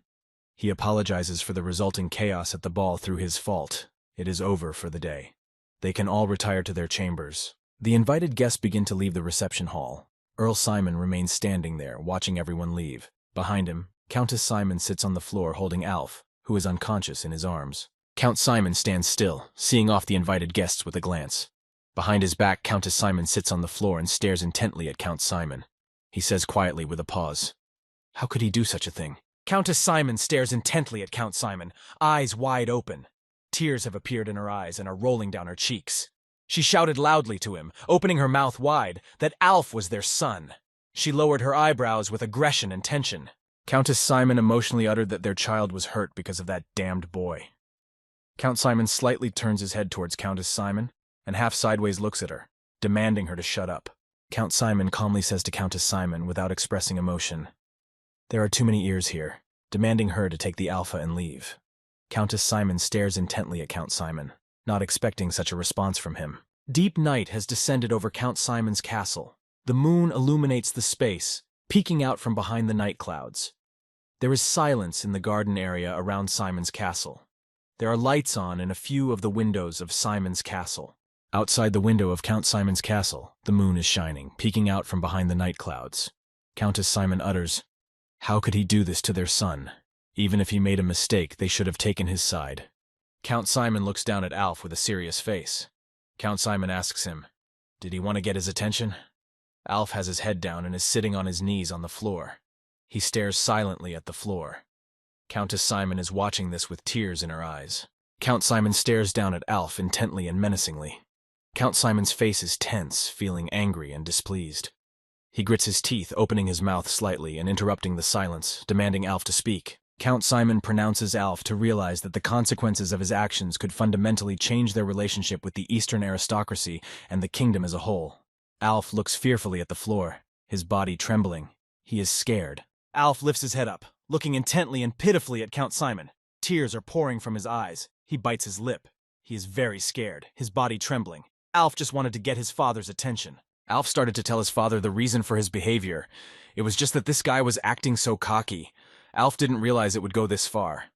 Alf's body trembled. Count Simon listens to Alf carefully and warily, staring at him intently. Count Simon asks Alf in a menacing voice, "Who the hell handed him the Phantom Phoenix?" Count Simon stares intently at Simon, waiting for an answer. He furrows his brow, pulling his eyebrows down, his eyes widened. Alf has heard his father's question and stares thoughtfully in front of him. His pupils have narrowed. He is feeling anxious and tense. Tears flow from his wide-open eyes. He stammeringly tries to utter the answer. "This." He pauses. Count Simon stands over Alf, who is on the floor. He stares at him intently, giving him a serious look. He pronounces to Alf what he doesn't like to repeat, and expects him to answer. Alf looks up at his father from below, continuing to remain silent. Count Simon warningly, menacingly asks Alf one last time who gave him the artifact. Alf stares intently at his father with tension and anxiety. Tears are pouring from his eyes. Pausing for a while, he replies that Lenin gave it to him. The door of Count Simon's study opens, and the figure of Lenin emerges through the door. He stands in the doorway, checking with his father to see if he has called him. Lenin's hands are down and clenched into fists. From the brightly lit hallway, a shadow of light falls across the darkened study. Lenin walks slowly into Earl Simon's office and turns his gaze to his older brother Alf. He watches him sparingly with one eye, the other eye completely covered by bangs of blood-red hair. He opens his mouth slightly, making a short sound. Lenin ponders as he watches Alf, who has his head down with tears in his eyes. He considers how pathetic Alf is. He literally presented him victory on a platter, and he blew it. What an asshole. And this is his older brother. Lenin stopped, having reached Earl Simon. Lenin decided he needed to pretend to be innocent first. He squeezed his eyes shut, and with a smile on his face, asks if his father called him. Blood-red hair covers half of his face. Lenin stands calmly in front of Count Simon with his hands down and clenched fists. Count Simon looks at Lenin and asks him, "Did he give his brother the Phantom Phoenix?" Lenin answers briefly, looking at his father, "Yes." Count Simon is displeased, and with a serious look asks Lenin, why did he give his brother such a dangerous thing? Count Simon stares at Lenin intently, squinting his eyes slightly. His mouth is ajar. Lenin thoughtfully lowered his gaze to the side and pressed his hand to his chin, pondering. He figured Alf would only play with that little guy, and he didn't want to see him lose. As a little brother, he couldn't just watch. Count Simon replies sharply to Lennon that, no, he only wished to manipulate his older brother. Lennon's face changed dramatically upon hearing his father's words. His eyes widened, staring thoughtfully at one point. He opened his mouth, moving his hand away from his chin. Count Simon became angry, telling Lennon menacingly that he had no intention of helping Alf, but only wished to manipulate his older brother. Count Simon furrowed his brow, lowered his eyebrows, tensing his face and squinting his eyes. He stared intently at Lennon. Lennon has heard his father's reasoning and is tense and apprehensive. He stares thoughtfully ahead, staring at one point. He furrows his eyebrows, furrows his face, presses his lips together nervously, and mentally reasons, "Father." How could he have thought of that? Alf lifted his head, eyes wide open. He had heard his father's words about Lennon's intentions. Alf is tense and anxious. He stares thoughtfully ahead, saying his younger brother's name questioningly. "Lennon?" Count Simon stands in the middle of the room, calmly telling Lennon and Alf how he feels about them. Even though they have probably already guessed it, he has no interest in either of them. Lennon stands in front of Count Simon, Alf standing behind him. Count Simon stands calmly in place, not turning his head, looking away. Count Simon asks his sons, Alf and Lennon, if they want to know the reason. Count Simon intends to tell them his attitude towards them. Count Simon calmly tells them, though his blood runs in their veins, they do not possess the abilities he desires. Count Simon asks Alf and Lennon, even if they had them, do they think he is unaware of their thoughts? Count Simon stares intently in front of him, making a serious face. He is determined to convey to his sons how they can make a difference. Count Simon said menacingly if Alf and Lennon want to get his attention. Instead of these silly pranks, better prove that they are of the same blood as him, Count Simon said menacingly while looking at Alf and Lennon. Alf listens intently to his father, glaring at him and clenching his fists tightly. Lennon froze in place and stares in front of him. Count Simon is about to leave the room, pulling the doorknob down to open the door. He tells Alf and Lennon afterward that he is no longer going to interfere in their affairs, but they must deal with the consequences of their actions themselves. Count Simon stops near the open door and turns his gaze sideways, saying in a calm tone that tomorrow afternoon, Alf and Lennon will apologize to Jamie Welton until he forgives them. Earl Simon left the room, closing the door behind him. Alf and Lennon remained in the room. Alf stares silently ahead at Lennon. Lennon froze in place and looks away, oblivious to what had just happened in the room. Alf scratches his head nervously and ponders. Damn! He needs to face Jamie Welton again. The thought sends shivers through his body. He yells to Lennon, trying to get his attention, and asks if he's going to apologize to the jerk. Alf looks at Lennon, who pays no attention to him, and stares silently in front of him, frozen in place. He looks at Lennon perplexed, trying to figure out what's wrong with him. Was he so shocked by his father's words that he was speechless? Lennon stares intently at the one in front of him, eyes wide open, keeping his gaze to the side. He froze in place, remembering the words Earl Simon said a while ago. His father's phrase sits in his mind. Prove they are of the same blood as him. Lennon stands confidently in place, pondering Earl Simon's words from a while ago. Lennon clenches the fists of his hands downward tightly. He stares intently ahead and ponders what else his father will see. Lennon is sure to prove. Standing by the bedside of a sleeping Jamie Welton is Sheesbelle Welton. She looks up at him frustratedly with her hands down in front of her. She is silently frozen in place. She is wearing a nightgown to sleep in, with a cape hanging off her shoulders. Sheesbelle. Welton looks at Jamie Welton and says his name sadly. Jamie's head lies face up on the pillow. His mouth is slightly open, his hair falling over his face. He's wearing a white nightgown. He is covered with a blanket up to his shoulders. Belle Welton stares thoughtfully ahead, frozen in place and contemplating the events that have transpired with Jamie. Jamie really wanted to send Alf to the other side of the world. What had happened there since their child was like that? At first, Sheesbelle Welton thought it was childish mischief, but if the artifact had worked properly. In the events that transpired, a magical orb clutched tightly in her hand that shimmered with different colors. Alf's piercing, embittered gaze. He stares intently at Jamie Welton. A feeling of hatred and aggression has gripped him. His face tenses up. He intends to deliver a crushing blow to Jamie Welton and take revenge. A fiery stream of energy surges outwards, emanating from the Ghost Phoenix magic artifact. 6th grade fire magic spreads through space, filling everything with black smoke and tongues of flame. Belle Welton reflects that she definitely can't forgive Alf, despite Earl Simon's apology. She feels incredible anger and aggression overwhelming her body. She clenches the fist of her lowered hands tightly. Belle Welton ponders, even if she has to borrow strength from her family, words alone are not enough. She pitched her body forward, clenching her fists tightly, feeling angry. Jamie Welton abruptly rolls over onto her side in her sleep, mooing prolongedly. Belle Welton stands pensively with her head down, watching Jamie Welton sleep. She stares at him intently, her eyes wide open. She locks her lips tightly together and remains silent, pausing. Belle Welton stands at Jamie Welton's bedside and dramatically covers her face with her hands from the emotions overwhelming her. She ponders what she is thinking. Jamie is asleep in the bed, lying on his side, covering himself with a blanket over his head. Belle Welton stands still by Jamie Welton's bed, trying to deal with her overwhelmed emotions. From behind Belle Welton, someone came close and placed a hand on her shoulder. Long fingers encircled her fragile shoulder. Standing next to Belle Welton is Count Argino Welton. He has his arm around her, keeping his hand on her shoulder, and looks at her anxiously, asking if she is all right. Belle lowers her hands from her face and looks at Earl Welton, saying with surprise, "Darling." Belle Welton has her head down thoughtfully, her gaze lowered and looking at the bed Jamie Welton is sleeping in. She opens her mouth, pausing briefly. She is hugged tightly by Count Argino Welton by the shoulder. Count Argino Welton hugs Belle Welton from behind. They stand by Jamie Welton's bed and watch him sleep. Belle answers why she would be out of sorts. Jamie lies on his side, snuggled up with his head under the covers. Count Argino Welton pronounces to Belle Welton what actions she expects him to take. He will do whatever his consort desires. Count Welton looks at Belle thoughtfully. Belle has closed her eyes with her head down. Belle Welton closed her eyes, feeling the anxiety release her.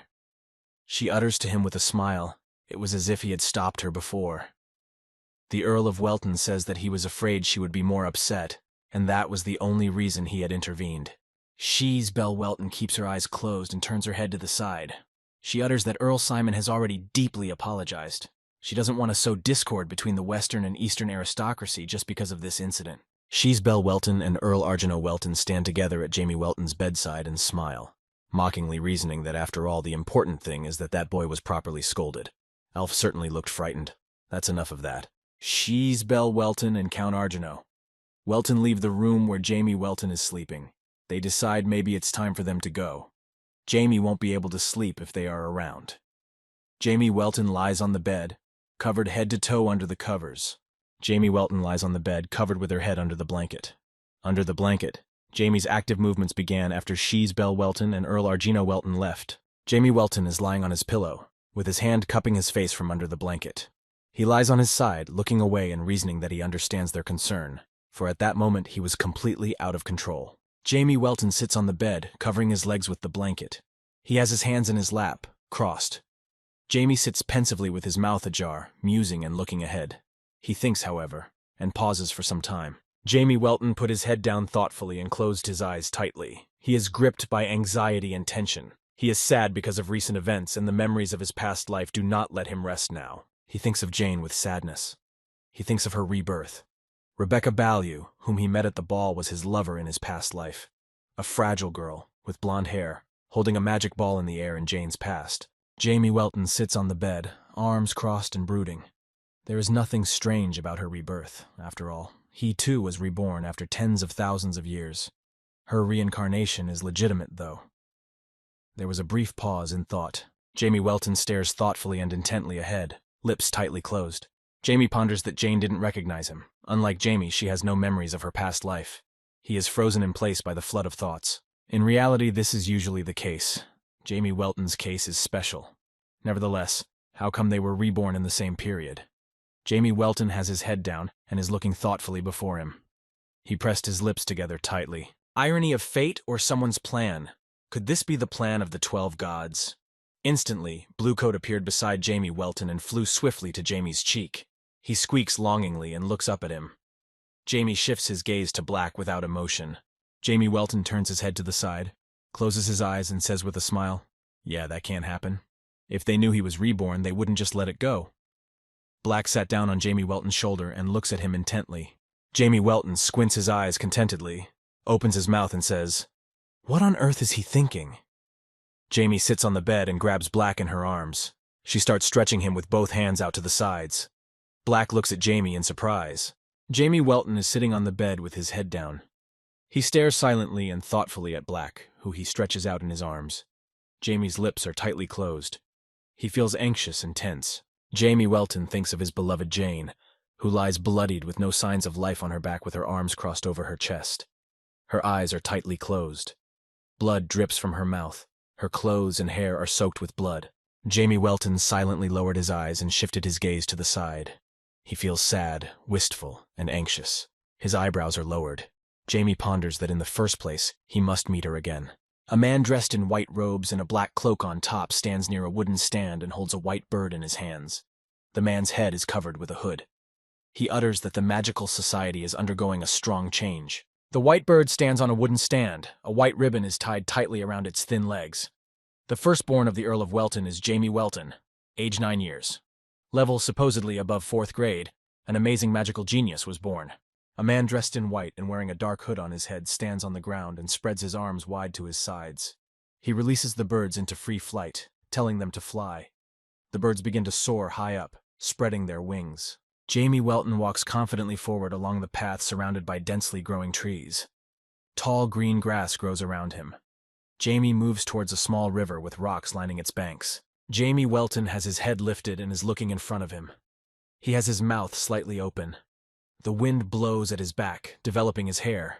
Leaves are in the air, flying in the breeze past Jamie. Black sits on Jamie's shoulder and looks at him worriedly. Black sits on Jamie Welton's shoulder and shifts his gaze to the side, watching carefully what's around him. He begins to squeak nastily. Jamie turns his head in his direction and watches him. Jamie has his mouth ajar. Jamie Welton looks in surprise at Black, who is sitting on his shoulder. Jamie asks him thoughtfully and how he knows what freshness is. Black nuzzles against his shoulder, narrowing his eyes and letting out a short squeak. Black sits on Jamie Welton's shoulder and begins to swear and squeak in a disgruntled and irritated long swear and squeak. Jamie Welton continues forward into the thicket of the forest and responds to Black, reassuring him, Okay. He gets it. Jamie Welton walks forward amongst the lush green trees and closes his eyes with pleasure. A smile appears on his face and he utters how quiet and nice it is. Probably because it's the last day and many have already left. Black squeaks longingly in response. Jamie Welton walks slowly through the thicket of the forest, under tall trees that cast shadows on the ground, down the path, and talks to Black that he needs to see her before he returns. Black flies next to Jamie, staring intently ahead. Jamie Welton froze in surprise. He fearfully opened his eyes wide and opened his mouth. Around him, the sounds of falling water droplets began to echo. Beside Jamie, particles of magical energy hovered in the air. Jamie Welton abruptly turns the other way, looking around carefully. He tensely looks to the side and utters what the sound is. The sudden movement to the side makes his clothes flutter in the air. Jamie Welton turns around sharply again, looking around intently for the source of the sound. He tries to figure out where it is coming from. Jamie's face is focused, his lips tightly closed. His gaze is fixed forward. Jamie Welton can't see. He must extend his mana range to search. Jamie instantly froze in place, fingers crossed, palms together and natural to his mouth. He closed his eyes tightly, concentrating on releasing streams of mana. Directing the streams of mana, Jamie Welton found the source. He began moving towards it in the right direction, moving through the grass. The sounds of water continued to emanate. The mana flows guide him closer to the source. Jamie Welton hurries towards the source of the sound, in the direction he found, breathing deeply from the rapid movement. His mouth is wide open, trying to catch his breath. Drops of sweat drip from his face. His hair falls over Jamie's face in the motion. Jamie Welton moves with the streams of mana guiding him and confidently says it's there. Jamie sees Rebecca Ballou in front of him, sitting with her back to him on the ground. In front of her, a blue-colored creature floats in the air. Jamie Welton recognizes the creature and utters enthusiastically, Undine, a blue-colored creature composed of water. Magical streams of energy emanate from Undine's body. Undine's hair and clothes develop in the air. She has a fishtail and long pointed ears. Undine notices the appearance of Jamie Welton and says something to Rebecca Ballou without taking her eyes off him. Rebecca listens intently to Undine, stares at her without noticing Jamie, and points her hands toward her. Rebecca Ballou sits on the ground and turns her head back. She sees Jamie Welton, and not expecting to see him, she utters, "Oh, God." Behind her back in the distance is Jamie. He is standing still and calmly looking in her direction. Rebecca Ballew has risen from the ground, stands in front of Jamie Welton and says with surprise, "Young Mr. Welton." She inquires about his health. Jamie stands still and replies thoughtfully that he is fine.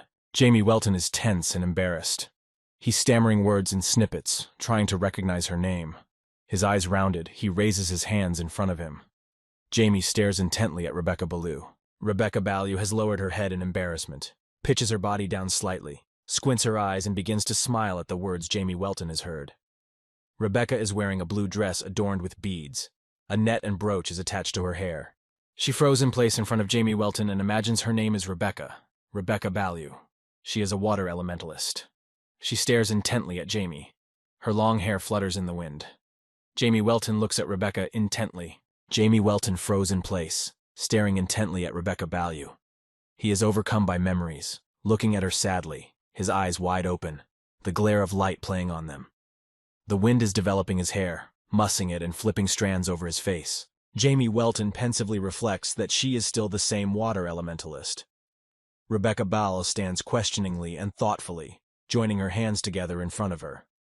An doesn't realize what is wrong. Eyes wide open, she looks at Jamie. "Diablo, don't ever forget me." The promise of a past life rolls around in Jamie Welton's head. The flood of memories makes Jamie freeze in place and stare intently at one point. Rebecca Ballew addresses Jamie, calling young Mr. Welton. Rebecca Ballew tries to ask Jamie Welton why he looks sad. She stands still, looking at Jamie intently. Jamie Welton is frozen in place, staring intently ahead and silent for a while, still reeling from the memory. Rebecca Ballew stands across from Jamie Welton. Rebecca asks Jamie why he looks sad. Jamie freezes in place, staring intently ahead. They are standing among densely growing green trees. The ground is strewn with grass and flowers. Jamie Welton stares intently at Rebecca Ballew, keeping his eyes on her. He is frozen in place, lips slightly ajar. Around him, leaves from the trees are whirling. It seems as if Diablo Wolfir himself is looking forward, swept by memories of the past. Rebecca Ballew looks thoughtfully at Jamie Welton. She locks her lips tightly together, her eyes wide open, and watches intently as Jamie Welton stands there unresponsive. She thinks it looks like he's really freaked out about last night. Rebecca Ballew started forward, moving her foot across the green grass. Her long white and green dress completely covers her leg up to the foot. A foot peeks out from the A's of the dress, wearing green shoes with a buckle. Now everything is in order. Rebecca Ballew walked over to Jamie Welton and hugged him tightly, pulling him close to her. She rested her head on his shoulder and closed her eyes with a smile. Jamie Welton froze in place, not expecting Rebecca to walk up to him. Rebecca Ballew continued to hug Jamie Welton tightly. Jamie is frozen in place and stares thoughtfully ahead, believing that these emotions he is feeling now are just relics of the past. However, it is still normal to feel something. Jamie Welton and Rebecca Ballew are sitting on the grass near a body of water. Rebecca squints her eyes and asks Jamie with interest if he feels better. Jamie crosses his legs in front of him, squints his eyes, and says in response, "Yes," thanking her for her interest. Rebecca Ballew squints her eyes and happily tells Jamie Welton with a smile that her father used to tell her, "Problems will disappear immediately if you share them with someone." Rebecca thinks that apparently that is indeed true. Jamie Welton turned his head slightly, looking intently at Rebecca Ballew. He wondered if her father was Viscount Ballew. Around Jamie Welton, small particles of glow float in the air. Rebecca Ballew smiles widely, opening her mouth, laughing and squinting her eyes in embarrassment. She says cheerfully, "Yes!" She sits on the grass, propping her feet up. In her lap, Rebecca has placed her hands. She turns her head toward Jamie Welton.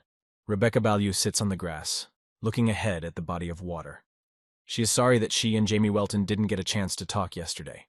However, she is happy that they were able to meet. Jamie sits next to her and replies to Rebecca that he too is happy about the chance.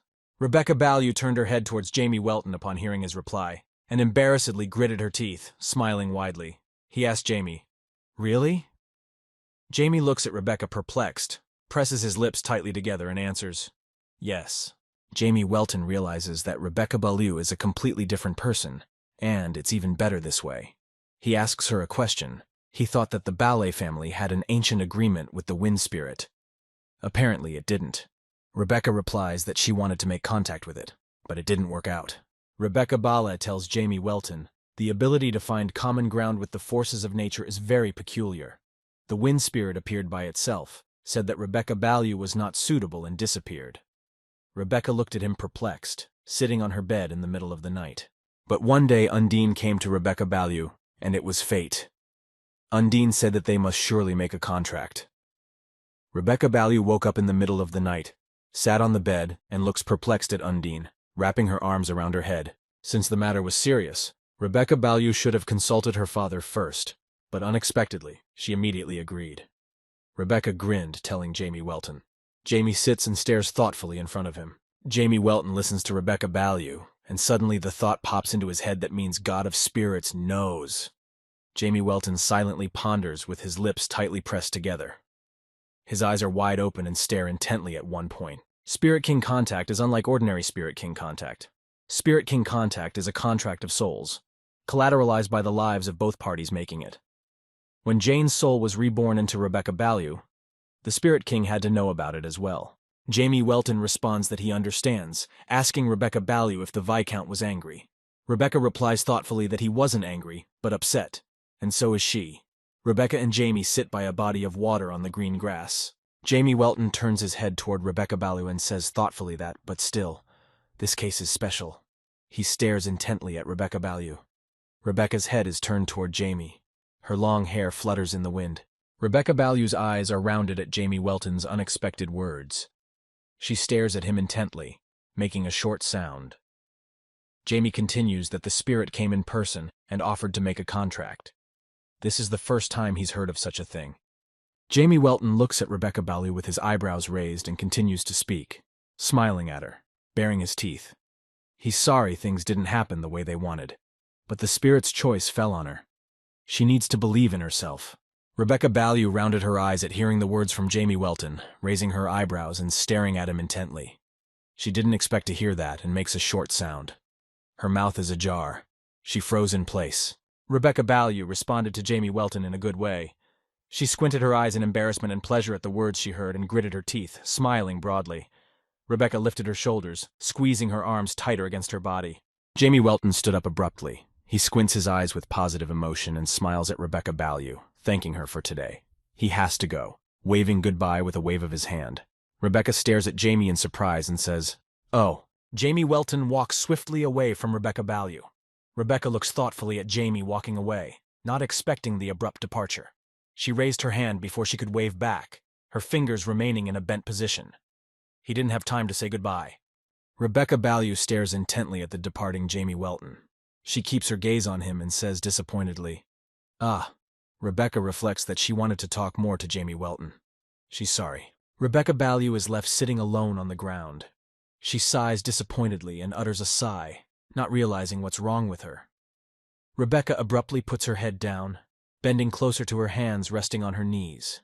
She sadly creases her face with overwhelming emotion. Jamie Welton walks over with Black flying beside him, who squeaks questioningly. Jamie converses with him that he was talking to her politely. Normally, kids don't communicate informally. Rebecca gives off an adult aura. It's hard for him to speak familiarly to her. Jamie Welton walks confidently into Simon's castle room. Next to him, Black flies next to him. She strides across the red-carpeted floor. Near the entrance by the black walls are armored knights holding spears in their hands. Suddenly, someone calls out loudly to Jamie Welton, trying to get his attention. Jamie Welton turns his head sharply, feeling tense. He shifts his gaze to the source of the sound and stares questioningly. Jamie has his mouth ajar. Standing in the room that Jamie Welton has entered are Alf and Lennon Simon. Alf tensely looks at Jamie, feeling the tension. His presence makes Alf hiccup. Lennon looks down thoughtfully, pressing his hand to his chin and mouth ajar. Jamie Welton stands still and stares intently at the Simon brothers. He asks them what's wrong. Alf hesitates, scratching his head and starts to say what in general. Next to him, Lennon stands confidently, spreading his arms out to the sides, resting them at his sides. Suddenly Alf, feeling tense and anxious, speaks sharply and loudly to Jamie Welton, asking for his forgiveness. He squints his eyes forcefully, raising his eyebrows and opening his mouth wide. He pitches his body forward. Jamie Welton, feeling the strain of Alpha Simon's sharp shout, gritted his teeth and rounded his eyes, staring intently ahead. Jamie stands still and says questioningly, "What is it?" They came so suddenly. Jamie Welton abruptly realized why the Simon brothers had shown up here. He smiles, assuming a calm demeanor, and looks at them intently. Jamie asks the Simon brothers that the Earl ordered them to apologize to him, which is why they are here. Alf Simon froze in place, watching Jamie Welton intently. He keeps his eyes on him, feeling embarrassed and tense. Alf makes a short sound thoughtfully from hearing Jamie Welton's words. Jamie Welton irritably shifts his gaze to Lennon Simon, asking Alf Simon. He can understand Alf's presence, but it's to such a one with him. Alf tensely utters, he is his little brother. Jamie stands confidently with his hand in his pocket. Jamie Welton stands still, adopting a confident stance. He asks Alf Simon why he brought him, dreading apologizing alone. Alf Simon stands silently. Lennon raises his hand and pronounces that he was the one who gave his brother the artifact. Jamie Welton stares forward with tension and anger. He furrowed his brow and lowered his eyebrows, mouth ajar. Jamie grinned. Next to Jamie Welton in the air, warily looking forward. Jamie Welton smirks with tension and anger, looking forward carefully, gritting his teeth. Jamie says angrily that the couple has decided to fool him. Black tensely looks at Jamie. Jamie turns to Lennon, what's his name? Lennon Simon stands calmly in place, squinting his eyes smugly, smiles and pronounces to Jamie Welton that his name is Lennon. Lennon Simon. Lennon's satisfied face is partially covered by his hair. His hands are slumped down. Jamie Welton stares intently at Lennon Simon. His pupils have dilated. They glow a bright purple light, casting a glare. Jamie Welton furrows his brow, lowering his eyebrows in tension and anger. Jamie Welton looks closely at Lennon Simon and reads his abilities. Lennon has some pretty decent abilities. Alf is no match for him. His brains seem to be in place as well. Lennon stands confidently in front of Jamie, legs spread wide. Earl Simon is indifferent to his son. He doesn't even seem to want to see him. Jamie Welton has moved closer to Lennon, staring at him with a menacing gaze. Alf, who is standing nearby feeling tense, looks at them perplexed. Lennon Simon squints his eyes smugly and with a smile on his face tells Jamie Welton that thankfully nothing serious has happened. He asks Jamie if he accepted the apology and if they can leave. Jamie Welton hears what Lennon Simon told him and grins through gritted teeth. Jamie looks at Lennon carefully, pondering silently, noticing that he's looking down at him. Jamie lowers his eyebrows, feeling the tension. Jamie Welton ponders, remembering the events that took place at the ball. While the Welton family and the Simon family were trying to settle the conflict, Lennon didn't even show up during last night's incident. Lennon Simon stood off to the side behind the invited guests, watching without interest in the center of the room. Lennon not only sees not only Jamie Welton, but Alpha Simon and everyone but his father as inferior beings. Lennon Simon was looking out from behind the invited guests at what was happening in the center of the room with a smirk. Jamie Welton realizes that if nothing is done, there is a high probability that he will cause trouble later on. Jamie Welton tells Alf Simon that he should try his best to be the heir. Jamie, with a smile on his face, raises his hands and points at Alf with his index fingers. Alf shouts exasperatedly, "Why should he all of a sudden?" Jamie Welton turns his attention to Lennon Simon and asks him if that's the case. Lennon Simon stands still, tense and annoyed. He locks his lips tightly together, tensing his face and stares thoughtfully in front of him. Jamie Welton begins to move forward from his seat, slowly taking steps around the room. Jamie Welton calmly says to Alpha and Lennon Simon, ending the discussion that one way or another, this sort of thing doesn't concern him. Jamie Welton walks over to Lennon Simon and places a hand on his shoulder. Jamie smirked menacingly, telling Lennon that if he initiated the incident, then he should suffer. Jamie Welton paused for a moment. Jamie Welton moved closer to Lennon Simon's face and said menacingly in his ear that he should be punished accordingly. Jamie Welton stares at Lennon with a serious look, releasing ominous streams of energy into the air. Lennon Simon turned his head towards Jamie Welton and said angrily, what was he talking about? Lennon's eyebrows are pulled down. His forehead is furrowed. He grits his teeth and stares at him perplexed, not understanding the meaning of Jamie's words. The ominous streams of energy that Jamie Welton had begun to release spread through the air at Lennon Simon. Lennon is frozen in place, looking away puzzled. He silently observes what is happening around him. Lennon Simon looks down puzzled, touching his hands. He sees darkness and doesn't realize where he is. His body stiffens as if it's chained with ice. A shiver spreads through his body. Ominous streams of energy surround his body. Instantly, Lennon Simon obediently falls to his knees on the floor. From the magic Jamie Welton is using, Lennon's body no longer obeys him. His arms hang down. Tension hangs in the air. Jamie Welton viciously utters that forgiveness is only granted once. Releasing sinister streams of energy, Jamie brings Lennon to his knees. A large, glowing magical eye has appeared in front of him, staring intently ahead. Lennon Simon kneels on the floor, bending his body downward. He stares down intently and fearfully. Tears are streaming from his eyes. Drool runs down his chin from his mouth. Lennon has his mouth ajar and makes a muffled, short sound. Ominous streams of energy hover around him. Lennon Simon stares fearfully at the floor and wonders, has he left the confines of consciousness? Or is this a hallucination? Lennon furrows his brow, his face tense. Tears are streaming from his eyes. Drool dripping from his mouth, dripping from his chin. Lennon Simon continues to ponder what he has seen. He doesn't know, not exactly sure, but there is a pause, after which Lennon abruptly begins to scream and covers his ears with his hands, leaning over the floor. Alf looks at Lennon fearfully. Lennon Simon stares fearfully and tensely at the floor. He freezes in place and begins to wheeze and cough, exhaling tensely for air. Tears are streaming from Lennon's wide, open eyes. His face is tense, his eyebrows drawn together. Jamie Welton stands over Lennon Simon and speaks, the only thing he knows. There is a brief pause. Lennon lifts his head, staring forward tensely and fearfully. Tears streaming from his eye, he silently opened his mouth. Jamie Welton continued the phrase after a short pause that there would be no second chances. Jamie opened his mouth with a smirk, the corners of his mouth lifted. His eyes scrutinized Lennon Simon, who was on the floor. Lennon Simon has his head up, looking intently at Jamie Welton and listening intently. His mouth is ajar, tears pouring from his wide, open eyes. Lennon's whole body is trembling. Jamie says menacingly that he must kneel down now. Lennon Simon stammeringly apologizes to Jamie Welton. Lennon has his head down, tensely and anxiously staring at the floor. Tears are streaming from his eyes. Lennon rests his hands on the floor, his whole body trembling. There are 2 horse-drawn carriages outside the main entrance to Count Simon's castle. They stand on a paved path that goes off to the side, skirting a shrub-lined green space. There are people walking around the carriages. Near the exit of Earl Simon's castle stands Jamie Welton, who is watching the 2 carriages. People are walking past the carriages. The carriages are getting ready to leave. Jamie Welton reflects with relief, home at last. Jamie Welton looks away pensively, rolling his eyes. He is tense and disgruntled, and reflects that as soon as they left the manor, and immediately the trouble started. It would have been better if he had just stayed home to receive his mother's kisses. Jamie Welton puts his head down and closes his eyes. He leans his hand against his head, feeling tense and discontent. He abruptly stops such thoughts of Mom's kisses, and ponders what he's even thinking about. Toward Jamie Welton walks Earl Simon, watching him, and utters that he thinks Jamie is not in the mood.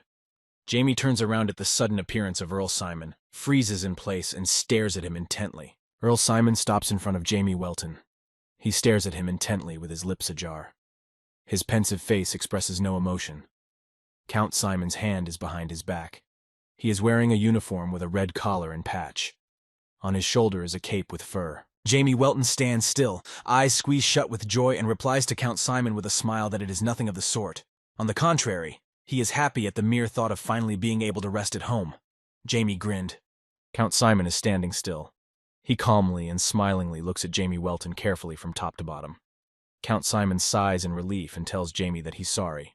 They didn't get a chance to talk longer. Jamie Welton lifted his head and stares intently at Earl Simon's face. His eyes are wide open and Jamie has a smile on his face.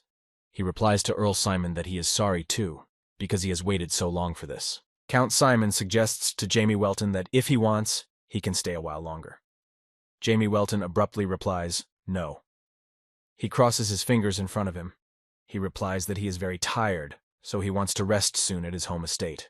Jamie Welton looks at Earl Simon and squints his eyes and asks him what he knows the reason is. When he hears Jamie's question, Earl Simon looks at him intently, indignant and frustrated. His lips are tightly closed. Count Simon turns his head, calmly covers his eyes, lowering his eyebrows downward, and grins. There is a slight smile on his face, his mouth ajar. Count Simon mouthing back to Jamie Welton that he understands. Count Simon and Jamie Welton turn towards the castle, looking at the front of the building. Count Simon calmly tells Jamie that Jamie has begun to be looked at in the magical community. Jamie replies to Count Simon thoughtfully that it seems to be the case. Count Simon turns his head to Jamie Welton, squints his eyes, and replies with a smile that Jamie, it turns out, knows his price perfectly well. Jamie Welton turns to look at Count Simon, listening intently. Jamie Welton looks at Earl Simon intently and replies with a smile, sure. Jamie raises his hand in front of him, gesturing that, Earl Simon and Jamie Welton walk down a wide path in the castle grounds. Jamie says that, by the way, his name was Lennon. Jamie punished him.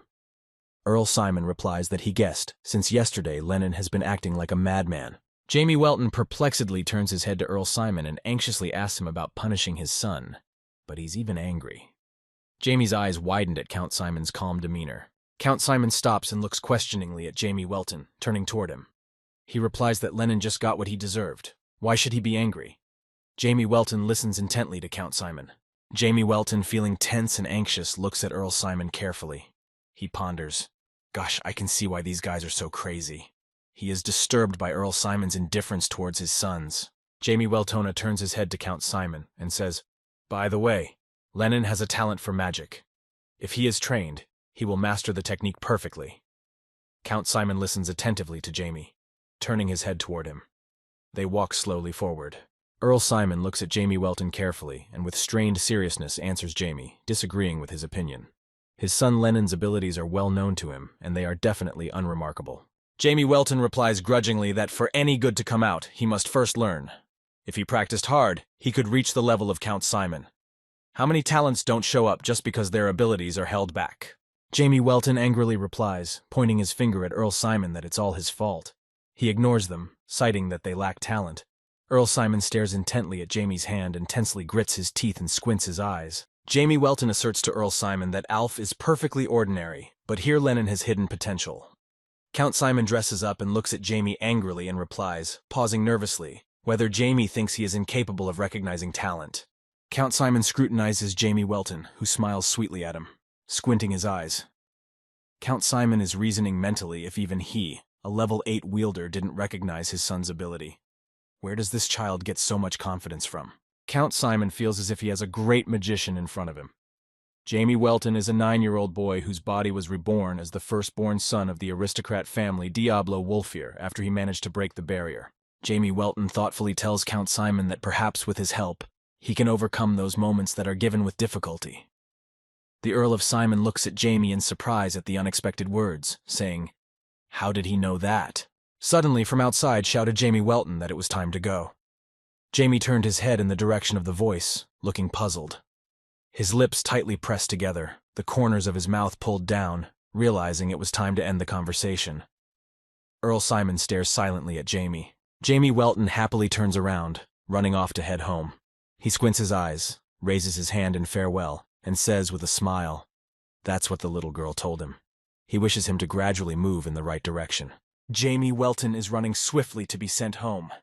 Jamie stares ahead, scooping his arms high in front of him. Count Simon watches Jamie Welton run away as a shadow falls backwards from his running body. Count Simon watches sadly as Jamie Welton removes himself to go home. His eyes are strained and stare intently ahead. Earl Simon's eyebrows are lowered. Blood-red hair falls over his face. Count Simon, after watching Jamie Welton, who had removed himself to go home for a long time, Count Simon slowly closed his eyes tightly, feeling sad and distressed. Count Simon silently stood still. Count Simon turned around on the spot and slowly started walking around the castle grounds on a wide stone-lined path under the trees, dropping shade on the ground. Count Simon calmly said that he was truly sorry. Jamie Welton moves through the woods in the middle of the deep night. The moon brightly illuminates the space. Above Jamie flies Black, who has turned around and is looking intently to the side. Jamie is wearing a long cloak, covering his head with a hood. Black turns to the side, hovering in the air. He stares intently at the spot with wide-open eyes that caught his attention. Black begins to make a loud and protracted sound, warning Jamie Welton. In front of Black, active stirring has begun in the tall bushes of the wooded area. The dense leaves of the bushes cover the source of the noise. Jamie Welton shouted sharply in the direction of the bushes where the stirrings were taking place, opening his mouth wide, indicating for them to come toward him briskly. Jamie Welton is feeling irritated and angry, his forehead wrinkled, his eyebrows pulled downward. Out of the bushes, towards Jamie Welton and Black, Rise and Azamat slowly emerge. They are anxious and tense as they stare forward with their hands down. Jamie Welton menacingly asks them why so late. Azamat and Rise stand in front of Jamie Welton, who is sitting on a rock with his hands tensely down and his legs spread wide. Rise replies to Jamie that it's because Azamat is terribly sloppy. Azamat, stammering, apologizes to Jamie. Jamie Welton sighs at the words Rise and Azamat said. He looks at them carefully and seriously. Jamie Welton pronounces, "Pass. They must tell what they have learned. They obediently and confidently reply, "Okay." Rise looks intently at Jamie Welton and begins to recount everything they have learned. Janice's church in Hayes has spread its influence already throughout the city. Azamat stands next to Rise and looks down thoughtfully. Rise continues to tell Jamie. They provide food and lodging for the needy and have earned the love of the people. And more recently, they've started running an orphanage. Jamie is not happy with what he hears. Jamie Welton and Rise continue their conversation deep in the woods at night. Jamie anxiously asks Rise when it all started. Rise puts her head down thoughtfully, shifting her gaze to the ground, and utters what seems to be after the collapse of Rival. 2 months ago, Count Welton completely wiped out the Rival criminal group. Since then, Janus Church has been actively preaching their religion. On that day, Count Arjano Welton was visited by Pep, who told the intentions of the Rival faction and was punished. Janus Church began to help the poor and spread God's will. At first, the villagers did not understand what was going on, accepting the food and looking at them perplexed. But in time, they were moved by their mercy and began to practice the Janus religion. Thus they became deeply religious, righteous people. In one way or another, the situation of the Janus religion in Hayes improved considerably. People began to come to church and worship their faith. People from all different backgrounds and professions. Rise stands still and gives Jamie Welton the information with a serious look, looking at him intently.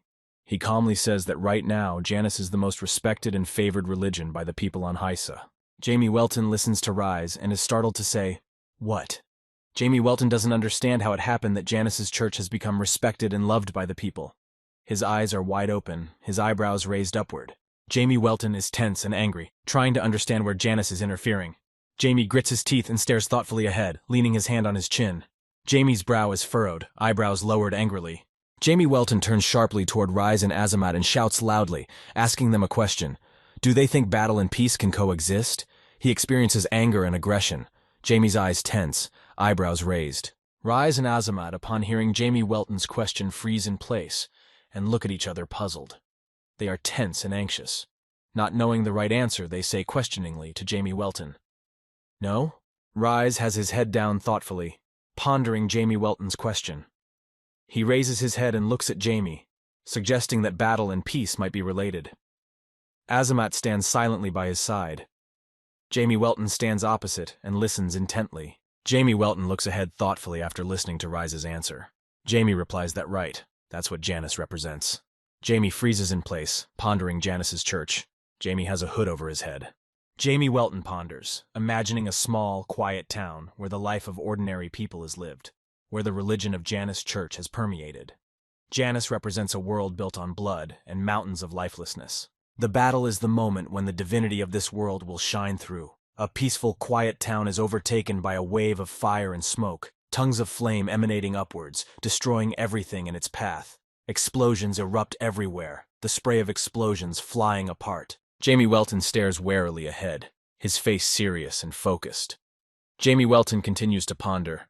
What Janus is doing now is making everyone begin to believe in Janus, bowing down before him. Jamie Welton reveals that Janus is definitely only covering up for his actions, but he's up to something himself.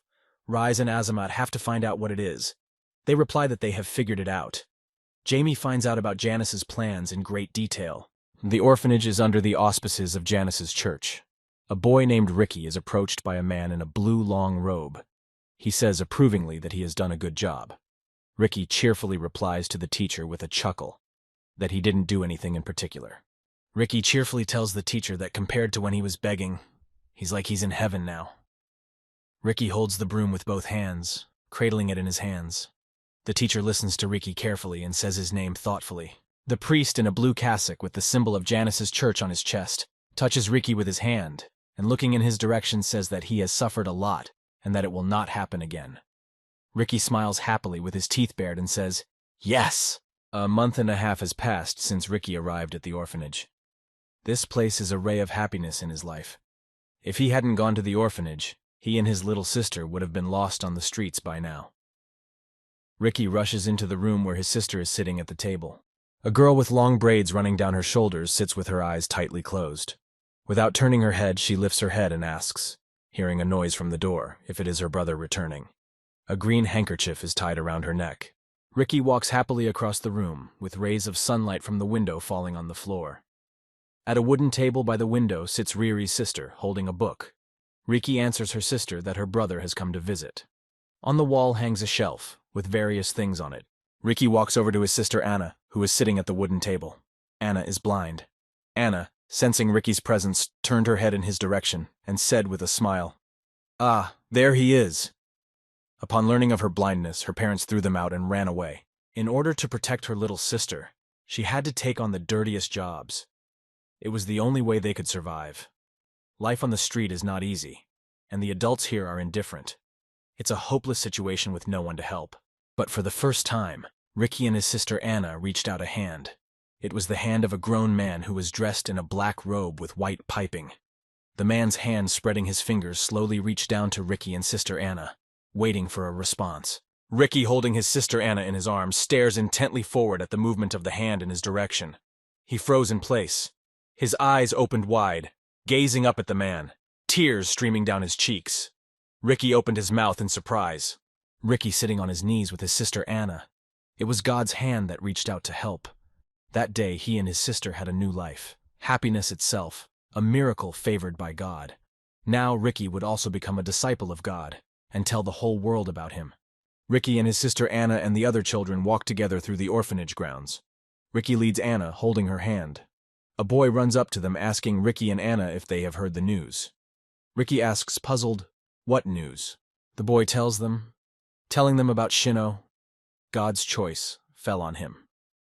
As early as next week, he is leaving for the main temple to become a priest.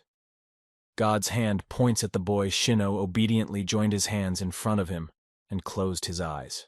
Riki listened to the information about Shino from the boy and exclaimed in surprise, "What? Shino is going to become a priest?" His eyes opened wide with surprise. Riki shifted his gaze to the side, feeling anxious and confused. Jamie Welton soars over the night city in place, flapping wide with wings that black spread behind his back. Jamie's cloak develops in the air from the air current. Jamie contemplates the area. Jamie Welton turned his head and his gaze sideways toward Black. He tensely pronounced to him that they are almost there. They need to get down. Black's eye settles on the wing and looks intently at Jamie. Black squeaks approvingly and longingly. Jamie Welton is in the air, wary and scrutinizing from above. Noticing something suspicious, he is pensive, lips tightly closed. Jamie Welton is in flight and observes an unconscious man lying on his side on the ground. He wondered what it was there. The man is wearing a red cloak with blonde hair. On his belt is a thin sword with various elements. Jamie Welton, being in the air, slowly descends, preparing to put his feet on the ground. The shadow of Jamie Welton falls to the ground. Jamie descends to get a closer look at the man lying unconscious. Jamie Welton lands on the ground in front of the man on the ground. He looks at him in surprise, feeling tense. His eyes wide open, Jamie mouthing what the other energy is. Black sits on Jamie's shoulder and looks out in surprise. Jamie Welton is pensive, looking at the man on the ground who is unconscious. He ponders, sensing an uncool divine power. Is it really the superior? The man's eyes are tightly closed and abrasions can be seen on his face. Examining the body of the man who lies unconscious, Jamie Welton notices a sword on his belt. Jamie looks on in surprise and wariness and ponders, no, this is a high-class cleric, a holy knight. Jamie Welton stands still, watching the unconscious man thoughtfully.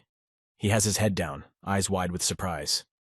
Jamie Welton pensively leans his hand against his neck, not understanding why the sacred knight is lying in the street. Jamie Welton continues to stand still in front of the holy knight who is unconscious on the ground. He stands in the shadows, on the narrow street, and ponders. He feels like the holy knight will bother him yet. Jamie Welton ponders menacingly. Maybe he should just send the holy knight to the other side of the world. Instantly, Jamie Welton places his foot on the holy knight's head. The sacred knight's face and hands are abrasion covered. He is unresponsive to Jamie's movements. Suddenly, with a sudden sharp movement, the sacred knight's hand wraps around Jamie Welton's leg and squeezes it with force. Jamie Welton, calmly standing next to the holy knight, did not expect this, not having time to remove his leg. Jamie Welton looks down fearfully at the sacred knight who suddenly grabs Jamie's leg tightly. Jamie Welton pitches his body forward and shouts loudly, "Which one?" Black, who was on Jamie's shoulder from the sudden movement, falls backwards. The holy knight holds Jamie Welton's leg firmly and stares at him intensely while tensely uttering the word, "Ed." Out of helplessness, the sacred knight lifts his head slightly. Abrasions are visible on his face. Jamie Welton freezes in place and stares down at the sacred knight intently. Jamie keeps his gaze down, trying to figure out what he is talking about by saying the word, Ed. Jamie Welton is feeling tense and anxious. The Holy Knight keeps his hand on Jamie Welton's leg and, lifting his head tensely, looks at Jamie and says with compassion, Eat! Jamie Welton doesn't understand and asks menacingly, What the eat? The sacred knight keeps his hand on Jamie Welton's leg and falls face down, saying loudly and longingly, Eats! The strength has left the sacred knight.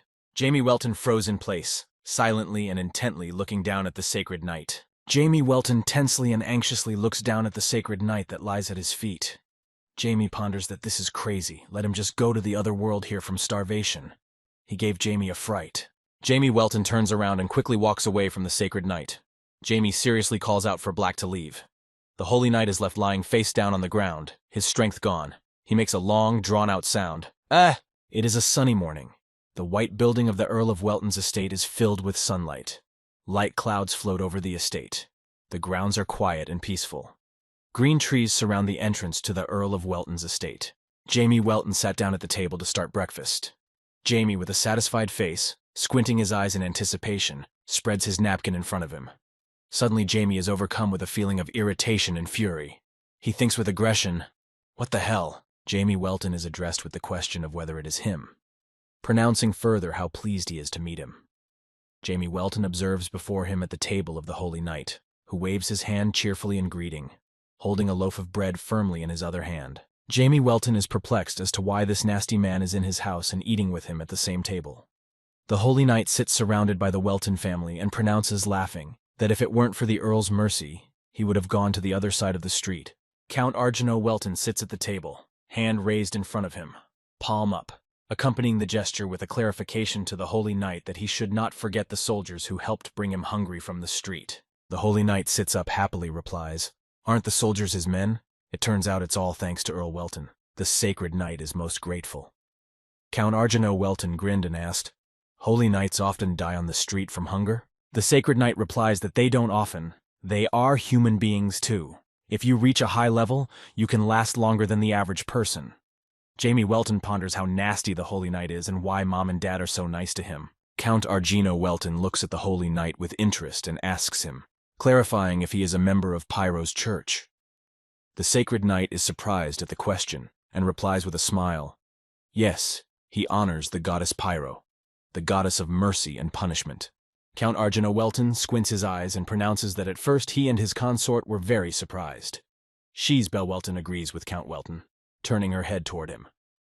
The sacred knight looks at Sheesbel Welton perplexedly and utters, Why then? Sheesbel Welton turns her head to the sacred knight and asks him with interest if he happens to know Bishop Sepphoris. Sheesbel Welton is dressed in a yellow dress with open shoulders. There are beads woven into her long hair, which is tied back in a ponytail. The sacred knight turns his head sharply toward Sheesbel Welton, looking at her in surprise and asks, Is she from Uton? Sheesbel Welton looks at the sacred knight and replies with a smile that she is from the Bell family. The sacred knight stares intently at Sheesbel Welton after hearing about her being from the Bell family.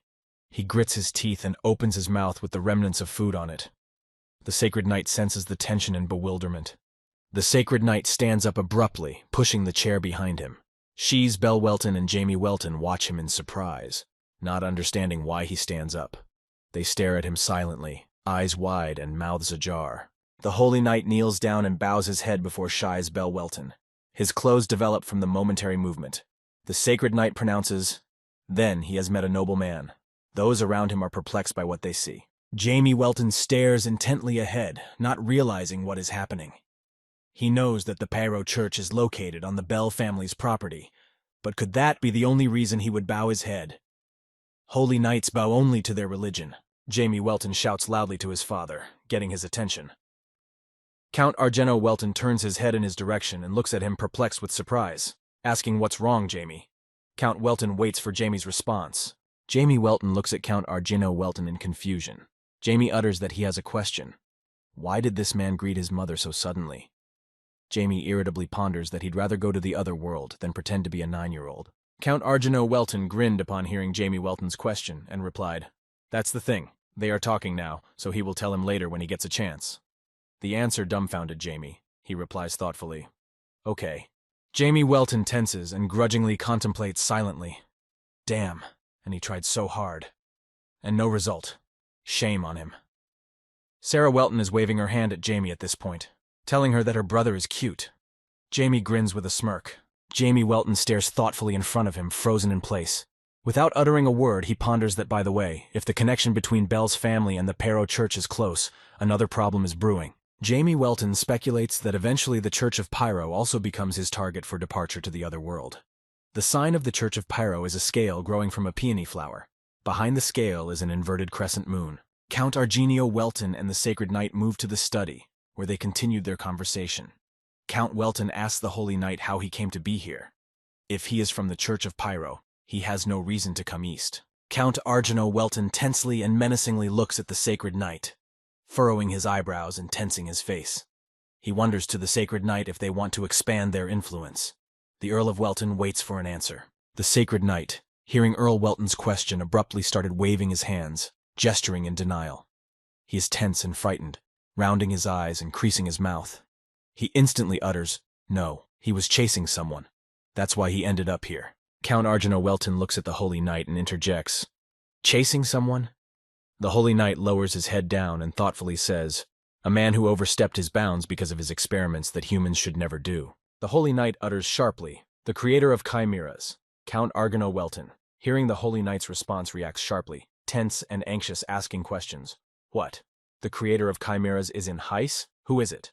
The Holy Knight listens intently to Count Argenio Welton's questions. He silently bites his lower lip. The Holy Knight stares pensively down in front of him, tensing his face and feeling tense and anxious. The Sacred Knight apologizes. This information is a secret of the Pero Church. He is not at liberty to pass it on to outsiders, but if Count Welton promises to honor his request, he will tell him. Count Welton asks, "Is he asking for cooperation?" The Holy Knight sits on the couch and raises his hand in front of him, palm up. He gestures and says to Count Argenio Welton, "Yes, a master of the sword can be of invaluable assistance." The Sacred Knight looks intently at Count Welton. Count Argenio Welton, upon hearing the Sacred Knight's suggestion, hesitates with his head down. He stares at the floor, pondering quietly aloud about the creator of the chimeras. The Earl of Welton stands still for a while in thought. A chimera is an artificially created living creature that combines the strengths of several beings. The creators of chimeras are generally considered sinners. The material for their core is humans. Perhaps there are those who do not use humans, but the Count has not met them. Count Argenio Welton pensively ponders, replying to the Holy Knight that for his part he is unable to help either materially or spiritually. But he cannot simply stand by, as his wife's family is closely connected to the Church of Pyro. The Holy Knight, upon hearing Count Argenio Welton's reply, froze in place and stares intently at Count Welton. The Holy Knight's eyes widened with surprise, feeling embarrassed. He opened his mouth and uttered, "You!" Count Argenio Welton abruptly raises his head towards the Sacred Knight. Count Welton looks at him carefully and says with a smile, "I'll have to help." There is confidence and a sense of duty in his voice. The Sacred Knight jumps up from the couch, raises his hands in the air, and thanks him joyfully. Count Welton warns that it is too early to thank, wondering why the Church of Pyro is pursuing the creator of the chimeras, and why they are not turning to the state for help. The Holy Knight lowered his head thoughtfully and shifted his gaze sideways to downward. He scratches his cheek with his index finger, feeling tense. He utters that the thing is, if the state finds out, it will certainly help. The Holy Knight pauses for a moment and continues to reply that in such a case the authority of the Church of Pyro would be noticeably shaken, the creator of the chimeras that the Church is after. The Holy Knight paused for a moment. More than 10 clerics have already suffered at his hands. The Holy Knight, telling Count Argenio Welton, stares at him intently, furrowing his brow and lowering his eyebrows. He is feeling tense and anxious. Count Argenio Welton looks at the Sacred Knight seriously, straining his faces. He asks the Sacred Knight. He wants to say the creator of the chimeras uses the clerics as the core for the chimeras, thus giving them divine powers. Jamie Welton walks down a wooden walkway in an alley with arches with multiple red roses in bloom. There are burning lanterns hanging from the arches. Jamie Welton looks ahead, putting his hands in the pockets of his shorts. Jamie Welton, feeling tense with a smirk, walks forward through the flower alley. Jamie Welton silently ponders that this is how you live, and begin to look forward to tea time. He is in anticipation of the time ahead. Jamie Welton walks up to the gazebo where Belle Welton and Sarah Welton are already seated. Sarah shouts happily to her brother, standing on a chair and waving her arms. Shees says questioningly that their Jamie has arrived, beckoning him to sit down sooner. On the table, hot tea is poured into a cup prepared for Jamie Welton, steam emanating from it. The tea set is white porcelain with gold patterns and a border around the base. On the table is a white tablecloth. Jamie Welton instantly grabs the mug of tea in his hand and brings it to his mouth for a sip. Jamie doesn't give any sign of how hot the tea is in the mug. Sheesbell. Welton looks at him in surprise and says, "God." Sheesbell Welton looks at Jamie Welton carefully and cares to see if her son has anything he wants to ask. He's just in such a hurry. Jamie Welton sits quietly by the table. Across from him, his sister Sarah stands on a chair. Jamie Welton abruptly puts his mug away and stares intently at Sheesbell Welton, wondering why that uncle is kneeling in front of his mom. Jamie irritably ponders what kind of greeting that is for a first meeting. Sheesbell Welton answers with a smile. Grinning, she knew Jamie would ask that. She asks, "He wants to know what ties Mom's family and the Holy Night together." Sheesbell Welton squints her eyes. Sheesbell Welton leans her elbows on the table, crosses her fingers in front of her, and looks at Jamie Welton with interest. She begins to tell him that his great-grandfather, whom he has never met, is Mama's grandfather, a benefactor of the Pero Church. Jamie Welton listened intently to Sheesbell Welton's answer and is stunned. He opened his eyes wide, gritted his teeth, not expecting to hear such a thing. He ponders, what? Mom's family are benefactors of the Pero Church? Sheesbell Welton tells Jamie Welton that his great-grandfather is a benefactor of the Pero Church. Jamie is taken aback by this news. He feels tense. Jamie ponders in surprise. What? Mom's family are benefactors of the Pero Church? Sheesbell Welton continues to tell Jamie Welton. A long time ago, when a valuable item was stolen from the Pero Church, her grandfather came to the Pero Church's aid. She's looked down wistfully and sadly. The incident happened in Forsmus Garden. Back then, the Demon King's followers tried to resurrect him using the religious relic of the Pero Church, but ultimately failed. Jamie Welton checks in with Sheesbell Welton to find out what this has to do with Bell's house. C.S. Bell Welton's grandfather went to the other side of the world when he tried to prevent the incident in question. Subsequently, the Church of Pero proclaimed the Marquis an honorary archbishop and promised to treat the Bell family as bishops for 100 years. Jamie Welton leans back in his chair thoughtfully and looks away. Jamie thinks that Sheesbell Welton looks sad. She must have had a good relationship with her grandfather. Jamie thinks back to the vows of the Church of Pyro. Amazing level of honor. Though when you consider the fact that the only relic was stolen, everything falls into place. Jamie Welton quietly reflected that it wasn't bad. He turns his head to the side and looks down thoughtfully. Jamie Welton angrily mentally ponders that Pyro's church will one day fall by his hand. Until then, he'll be more than happy to take advantage of the opportunities that have come his way. Jamie sits back in his chair, grinning and looking thoughtfully away. Suddenly, Jamie Welton's train of thought is interrupted by Sheesbell Welton, who turns toward him and says his name questioningly. Jamie Welton rounded his eyes and froze in place in surprise. Jamie Welton instantly turned toward Sheesbell Welton, who had called out his name. He squinted his eyes in embarrassment and said fondly, "Yes, Mother." A smile spread across Jamie's face. He crosses his fingers, resting his hands on the table. Sheesbell Welton asks Jamie Welton if he would like another cup of tea. Jamie Welton warmly replies, "Of course." Jamie, Sarah, and Sheesbell Welton sit in the gazebo outside at the table as they continue their tea party. At the shelter of Janus Church, lights are on in all the windows of the main two-story building. It is evening.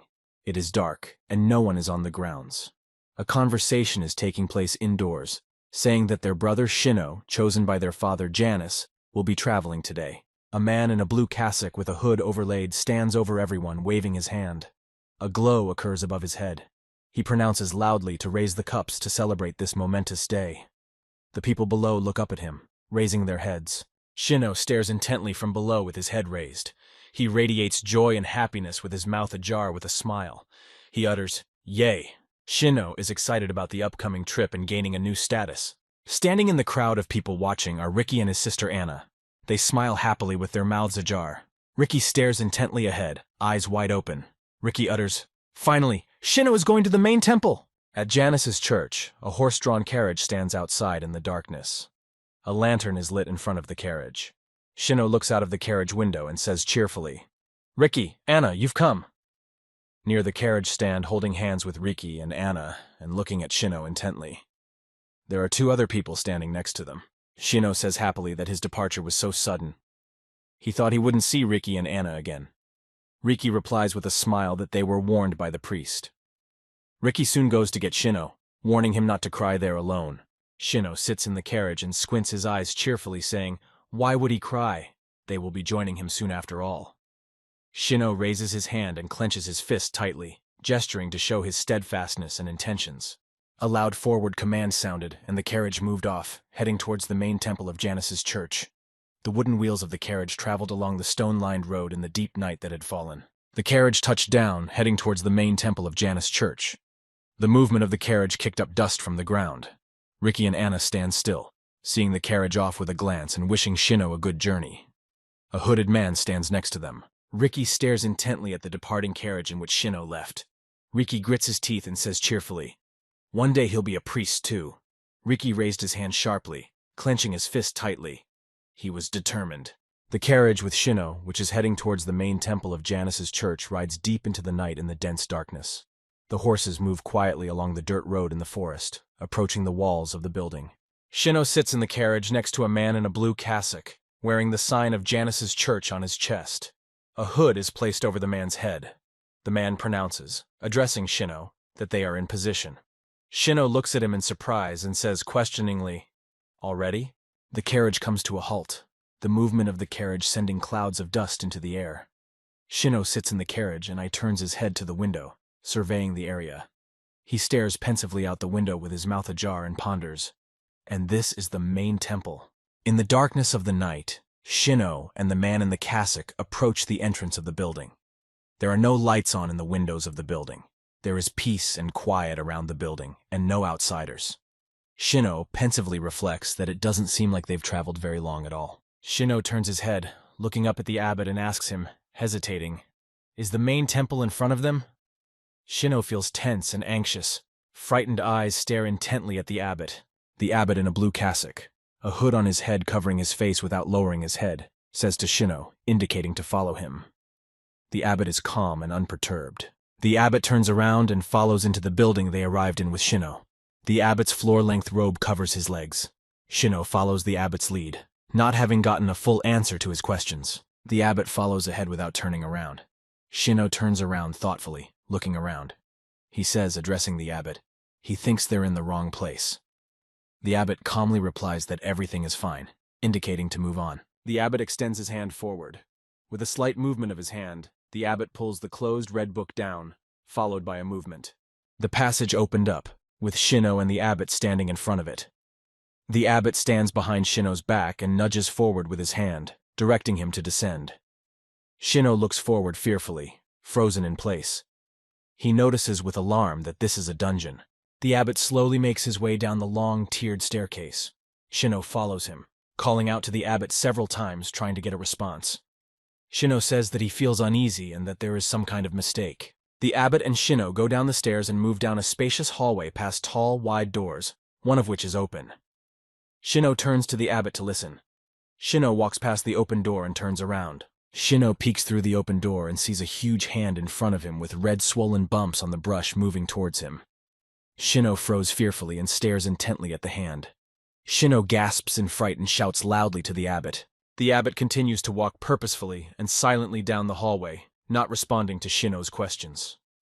Shino quickly catches up with him, walking away from the open door, following the abbot, and stammering to tell him that there was something there, and he was scared. The abbot and Shino came to the right room, where the shadow of a man in a cassock was coming to meet them. The sign of Janus's church is glowing on the man's chest. The abbot utters, addressing the bishop that he has brought him. Shino sees the bishop in front of him and stammering questioningly says, Illumination falls on the bishop's body, illuminating half of his face. The bishop stands still, making a peaceful face, a slight smile on his face.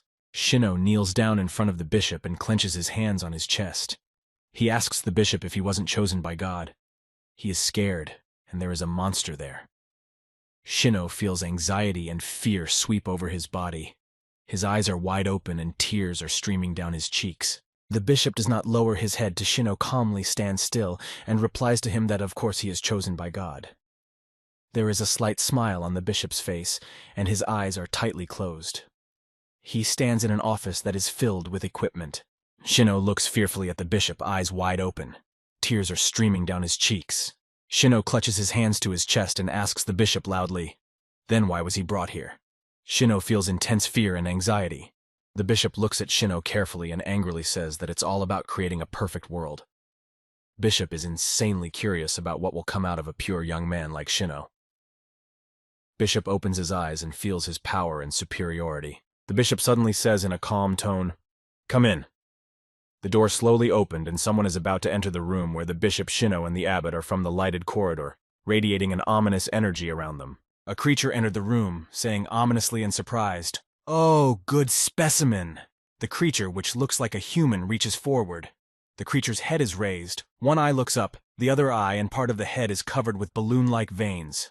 The creature reaches out its hand towards Shino's head and says ominously, "He'll make a great chimera." Ominous streams of energy spread around. Shino froze in place and stares at the creature. His body trembles, tears streaming down his cheeks. The town of Hais, the domain of the Earl of Welton, Belbath Street, begins a sunny, clear day. The town is densely packed with identical houses, in the middle of which stands a clock tower with a wall built around it. Jamie Welton and the Holy Knight are walking down the street, looking around the town of Hais. Jamie Welton tells them that they are on Belbat Street, the largest street in Hais. The Holy Knight says in surprise that this is a familiar place. The Holy Knight smilingly tells that he used to wander here in the middle of the night when he was starving. A loud laugh breaks out.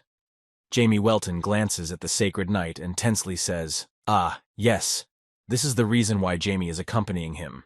At the morning tea party, when Jamie Welton calmly presented a cup of tea to his mouth while closing his eyes, Count Argino. Welton asked the Holy Knight if he would like to watch the Highs and take Jamie with him. His son is incredibly smart. During the morning tea party it happened. The Holy Knight agreed to go to the Highs with Jamie Welton, replying cheerfully, "Good." Jamie Welton questioningly froze in place upon hearing the answer. There is tea dripping from his mouth. Jamie is furious, feeling irritated. The Holy Knight follows Jamie Welton through the streets of Hais and looks down thoughtfully, presenting a hand to his chin. The 9-year-old has good stamina and memory. There's a reason the Earl told me to bring him along. Jamie looks ahead irritably. The Sacred Knight, after much deliberation, shouted sharply to Jamie, drawing his attention. Jamie instantly turns around, not expecting to be called out. He stares intently at the Sacred Knight with his mouth ajar. The Sacred Knight cheerfully utters, telling Jamie Welton thank you very much. He thanks Jamie for giving him a good look at Hais, and Jamie Welton smilingly replies that he had fun too. The Holy Knight tells Jamie Welton that since they've had their fun, they should get back. He holds out his hand to Jamie, feeling the tension. Jamie Welton looks at the hand in surprise and replies that it's unnecessary, asking permission to ask something. The Holy Knight froze in place, scratching his head tensely. He didn't expect Jamie Welton to want to ask him a question and thoughtfully says, "Of course." Jamie Welton stands in front of the Holy Knight in the middle of the street. Jamie Welton lifted his head up, directing his gaze towards the Holy Knight. Jamie froze in place, looking intently at the Holy Knight, and calmly asks what they were talking to his father about yesterday. The Holy Knight looks at Jamie Welton dumbfounded, feeling tense and anxious. He says thoughtfully, "Well." The Holy Knight wondered what the unexpected question was. He thought Jamie was going to ask what knights do. The Holy Knight replies with a smile that they talked about Jamie turning into a real handsome man when he grows up. Jamie Welton gets angry and irritably says, "Just don't lie to him." The Holy Knight anxiously thinks, "What? Don't children love to be told that?" He tenses, squints his eyes, and smiling broadly replies to Jamie Welton, raising his hands to his chest, "No, really." Jamie Welton turns around in a frenzy and walks away. He angrily says, "If you don't want to tell, then say so. Who's going to buy it anyway?" The Holy Knight trails off and replies that they were only talking about him. His daddy loves him very much. The Holy Knight squints his eyes and grits his teeth, raising his hand in front of him and flexing his fingers. He says with a chuckle, apologizing for lying, "But this is adult conversation." The Holy Knight, feeling tense, adds that he can't tell. Jamie Welton froze in place, listening to the Sacred Knight. Jamie hesitated, shifting his gaze to the side. He thinks there's something about Hais, which is why he's been asked to accompany the Holy Knight. But just now, the Holy Knight stands behind Jamie Welton and raising his hands in front of him tensely asks, hesitating, "Jamie, are you mad?" Jamie freezes in place, not paying attention, and hesitates, bringing his hand up to his chin. "What is it?" "Think." The Holy Knight tensely and fearfully looks at Jamie Welton, thinking about being angry and what to do. He says questioningly, "Jamie?" Jamie Welton abruptly turns and starts to move, replying that he will show him something. The Holy Knight hears Jamie Welton's reply and looks at him questioningly, freezing in place. He asks Jamie Welton in surprise, "Oh, what?" He is seized with curiosity as to what Jamie Welton has to show. Jamie Welton pitches his body forward slightly and raises his index finger up, gesturing to get the Sacred Knight's attention. Jamie looks at the Holy Knight carefully and says to him with a smile, "Janus Church." A carriage pulled by 2 horses is traveling down a street in the town of Hayes. The road of the street is paved with gray tiles. The horses are quickly pulling the carriage forward. Jamie Welton and the Holy Knight are walking down the same street in Haystown. They walk down the sidewalk. The Holy Knight walks behind Jamie and asks him if Jamie is still angry. Jamie irritably replies that he's not mad and they're already there. Ricky is standing in the street outside of Janus's church. He is holding a broom with both hands and sweeping the street from side to side. Ricky looks down at his hands thoughtfully and silently locks his lips together. A tall building looms behind him. Ricky raises his eyes wide open and stares intently ahead without averting his gaze. His attention was caught by the voices passing by.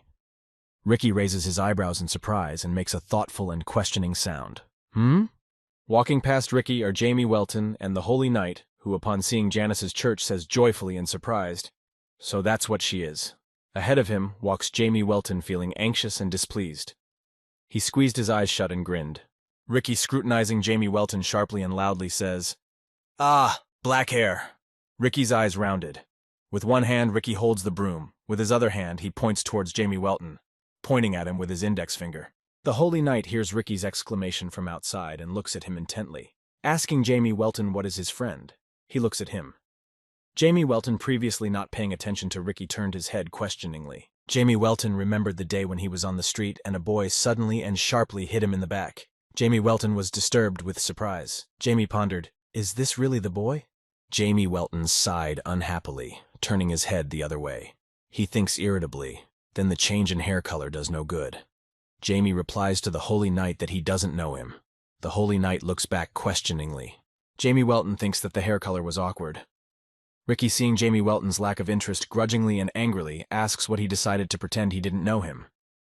At that moment, a horse-drawn carriage rushes swiftly down the street. Ricky snaps out of his seat and promptly runs towards Jamie Welton. A smile appears on Ricky's face, eyes squinting. He happily tells Jamie Welton that he has changed his hair color. He barely acknowledges him. A horse-drawn carriage rushes swiftly down the street. The carriage notices Ricky running in their direction, who doesn't see the carriage approaching, and frightenedly says, "What the?"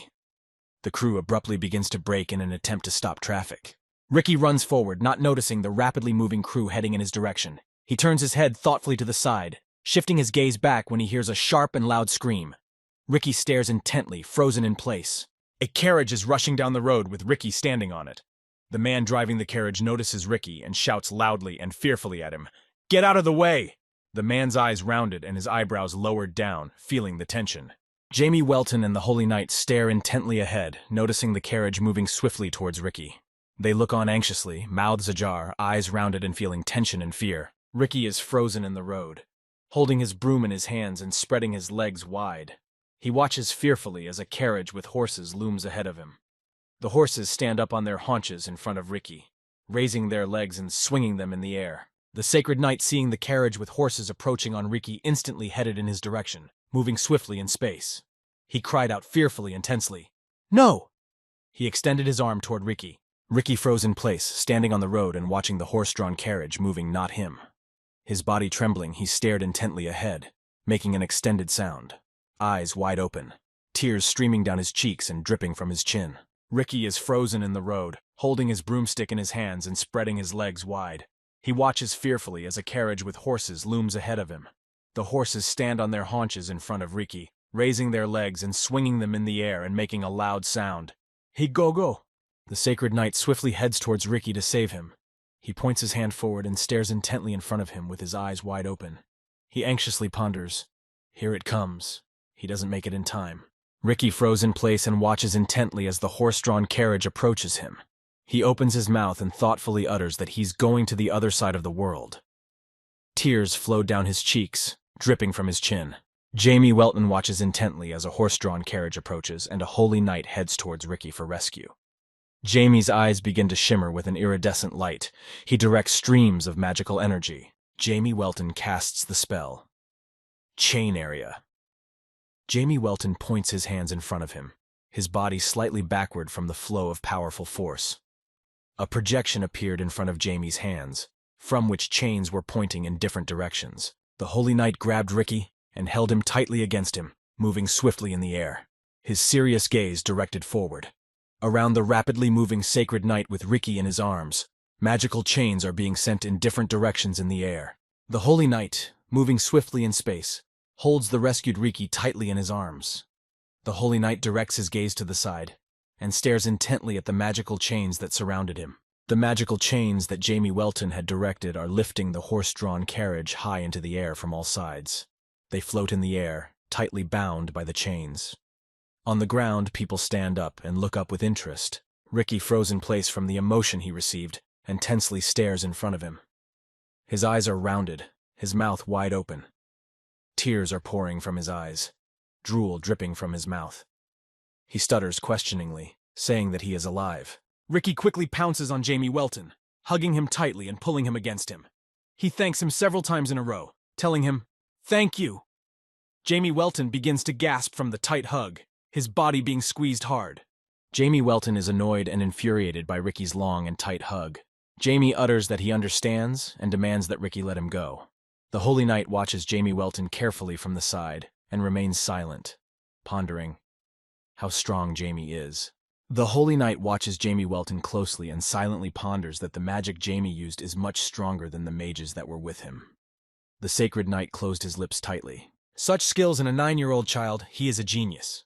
The Sacred Knight watches Jamie Welton, who continues to be hugged by Ricky. Ricky tearfully thanks Jamie. Jamie is infuriated. He irritably demands that Ricky get off. The Holy Knight continues to watch Jamie and reason that in a couple decades, or maybe a few years, Jamie will reach unprecedented heights. Jamie stares at Ricky in exasperation, gritting his teeth and demanding that he back off. Jamie Welton abruptly turns to the Holy Knight, who is engrossed in his own thoughts. Jamie says, "Why are you standing up? Come on!" The Sacred Knight shifts his attention to Jamie and, feeling tense, asks, "Where to?" Jamie Welton looks at the Holy Knight, sighing. He answers him, "Where to? To Janice's church." The Holy Knight replies with a smile, "Right." He's feeling the tension. He feels like he is boring Jamie Welton. Jamie Welton, the Holy Knight, and Ricky walk down the long street toward Janice's church. Ricky walks ahead and says cheerfully that he was just going there. What a coincidence. He offered to walk them. Ricky squints his eyes and turns his head back towards Jamie Welton and the Holy Knight. He cheerfully pronounces that here is an orphanage for kids like him who have nowhere to go. Suddenly, someone shouts out to Ricky, calling his name questioningly. Ricky sees a nun standing and looking at Ricky intently with a nonchalant look.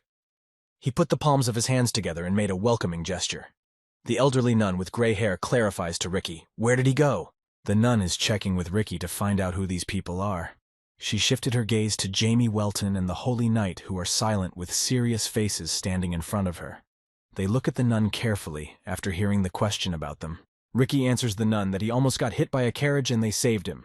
They are his guardian angels. The nun fearfully asks Ricky if he hurt himself. He must have been scared. Jamie Welton and the Holy Knight stand behind Ricky's back. The nun addresses Jamie Welton and the Holy Knight, joining her palms together in front of her chest and lowering her head in a bow.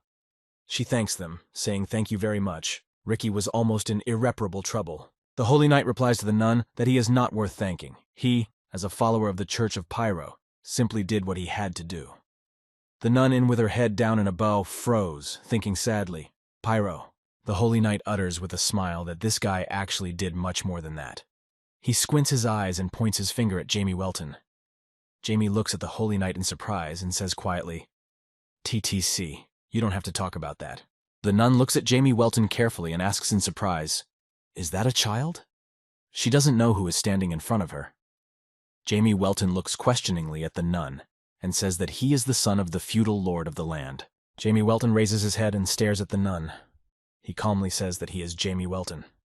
Jamie is surprised that the nun doesn't know who he is. He stands still, unmoving. The nun apologizes to Jamie Welton, pointing out that she should have recognized Jamie by her emerald eyes and hair. The news of the carriage incident is so shocked.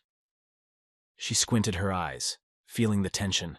Jamie Welton watches the nun carefully, locking her lips tightly together and tensely silent, wondering what the reaction is. If she was born in Haisa, she should have recognized him immediately. Okay, that.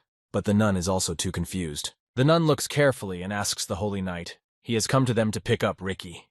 The Holy Knight waves his hand, gesturing a denial. He replies that he heard Janice had put down roots here, so he wanted to take a look. The nun says, since the Sacred Knight has a tour here, he should follow her. She asks Ricky if he will show the young master around. Ricky freezes in place and asks the nun in surprise. Jamie Welton stares at the nun incredulously and intently with his lips tightly closed. He silently ponders that she is trying to separate them from Ras. It is unlikely that the old woman can harm him, but it's better to be reassured. Standing behind Ricky's back, Jamie Welton turns to Ras, waves a hand in front of him goodbye, winks one eye and says with a smile of joy, well, equal sign well. Then they will meet at tonight's dinner with his parents. The Holy Knight Raz stares intently at Jamie Welton, who has invited him to tonight's dinner. His eyes are rounded with surprise, his mouth ajar. He freezes in place and makes a dumbfounded short sound. Ah. Raz waves his hand in farewell to Jamie Welton. He squints his eyes and says cheerfully with a smile, yes, see you later. Nun turns away from Raz and starts down the hallway without waiting for Raz to move. Ricky waves and begins to tell Jamie Welton. He waves and pronounces that this is his home here where he lives. He points in front of him with his index finger, telling him that he can see the dining room.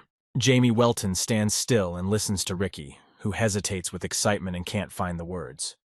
He squints at him and irritably asks Ricky to relax, demanding that he stop shaking. Ricky turns to Jamie Welton perplexed, mouth ajar and eyes rounded. Jamie Welton looks irritably at Ricky, standing still and mouthing that he doesn't put much emphasis on manners, so Ricky can act like he used to. Ricky listens intently to Jamie Welton, squints his eyes and crosses his fingers. He admires and cheerfully asks Jamie, really? Jamie begins to furrow his brow and arch his eyebrows angrily and irritably yells at him not to make him repeat himself. Ricky turns around and starts moving quickly down the hallway. He yells excitedly in motion to Jamie Welton to follow him. He's going to show him everything here. Jamie stands still, irritated, watching and wondering what Ricky is so excited about.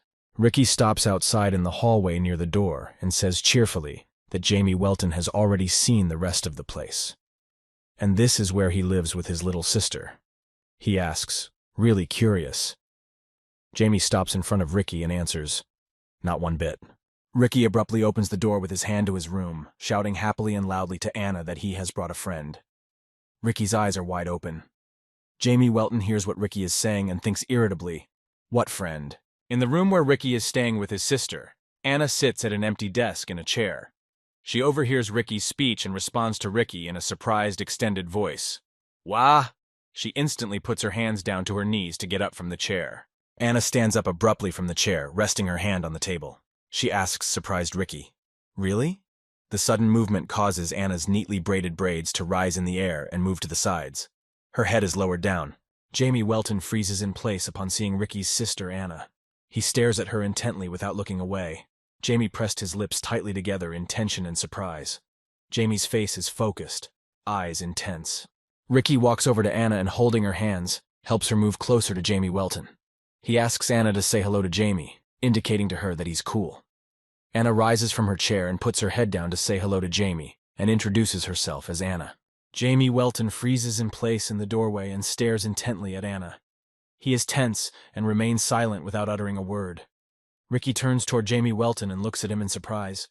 He asks Jamie what is it that he is doing. Jamie Welton freezes in place, staring intently at Anna. He wonders silently what kind of adult aura is emanating from her, and what sacred power from her eyes. Anna stands in front of Jamie, and a bright glow emanates above her head. Anna is God's messenger who has come down from heaven, the one who is freest to handle God's power. One part of the messenger's body emits a powerful sacred energy. Anna, it turns out, is so far blinded by the might of God's power. But when the adult power awakens in Anna, she will be able to see all the currents of the world through God's eyes. In the future, Anna has the potential to become a nasty adversary for Jamie Welton. Jamie Welton ponders while looking angrily at Anna. Jamie Welton ponders angrily, asking himself, steamroll her to the other side of the world? If he has noticed the power hidden in her, the top of the church will. It's dangerous to send her to the other world now. Jamie Welton looks away thoughtfully, feeling tense. Ricky stares intently at Jamie Welton, frozen in place. He says thoughtfully, Jamie, isn't he? Ricky pauses for a moment without speaking. Jamie Welton looks at Ricky and tensely asks him, "What?" Ricky, with a smirk on his face, squints his eyes and raises his hands in front of him, pointing his index fingers at Jamie Welton. Ricky says, "Jamie has a crush on his little sister." Jamie Welton gets angry and loudly yells to Ricky what he's carrying. Ricky says she's too young. But before he can finish his sentence, from behind Anna slaps him sharply on the head with a book. She says with a smile on her face, "That's right. She wanted to ask him something." Jamie Welton watches them in surprise. Anna stands still and asks Ricky with a smile if he will help her read a passage from this book. And oh, she can't do it. Ricky lies on the floor with his hand holding the spot on his head that Anna hit and replies, "Yes, but why hit it with a book?" Ricky and Anna sit down on the bed to read a book. Ricky opens the book and asks Anna, "Does she mean the part where Hines went on the road?" Jamie Welton watches them and ponders whose power prevails in it, Janice's or... Either way, they'd better keep an eye on them. Jamie Welton stands back and watches Ricky read a book to Anna. Anna eagerly listens to a passage from the book, as towards a tall tower that no one could find. Jamie Welton quietly walks to the door and puts his hand on the doorknob and opens the door ajar. Jamie ponders that he needs to sneak out unnoticed. Ricky turns his attention to Jamie Welton walking away and says questioningly, "Huh?" Ricky sits on the bed and looks intently at Jamie Welton standing at the exit.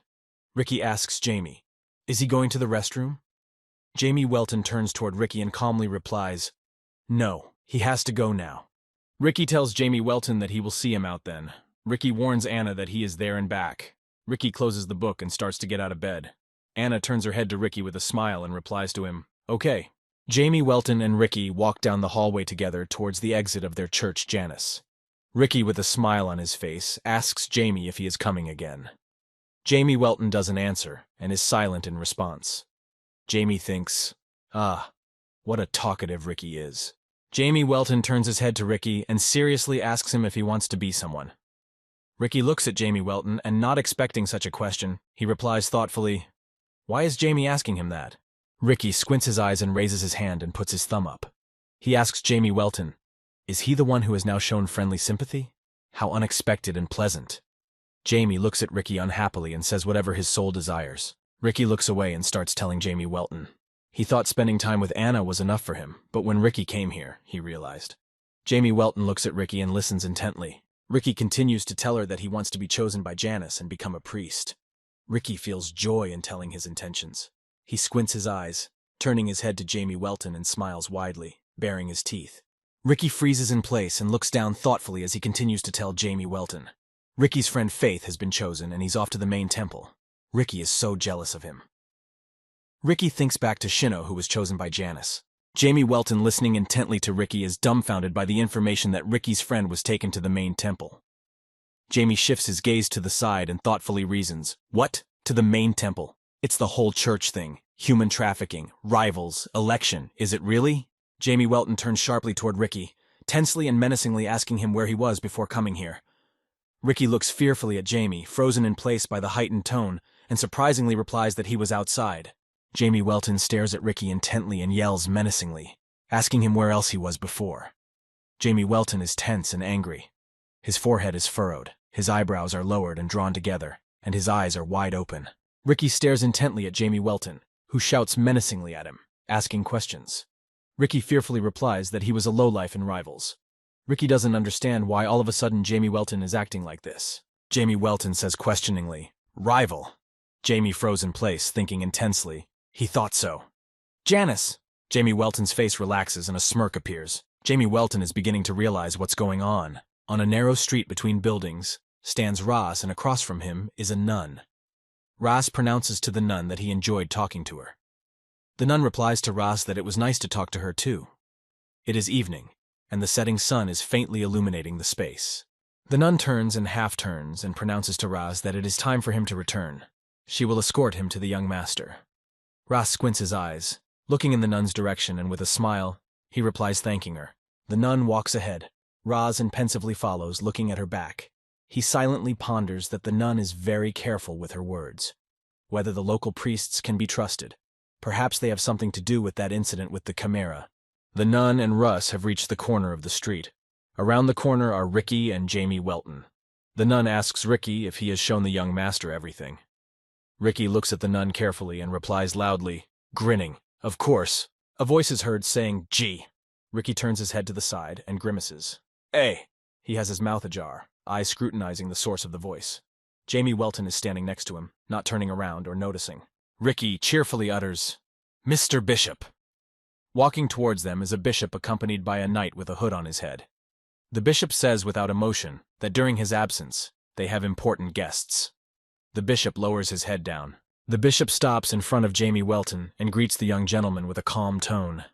Bishop sees Ricky and greets him as well. The bishop's face expresses no emotion, his eyes tightly closed. The sign of Janice's church is affixed to his cassock.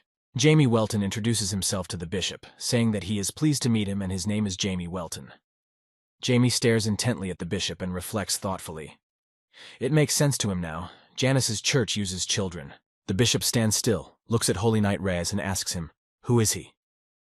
The Holy Knight Reyes replies that he is Ras Armetic, a follower of Pyro. The bishop is surprised. The others around him stand silently watching. Jamie Welton pensively ponders what Janice is using the children for. It seems to have something to do with the appearance of Ras Armethicus. The bishop says he's sorry he didn't get to meet him in person.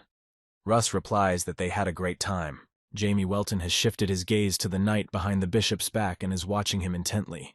Jamie hesitates, not understanding what the strange feeling is.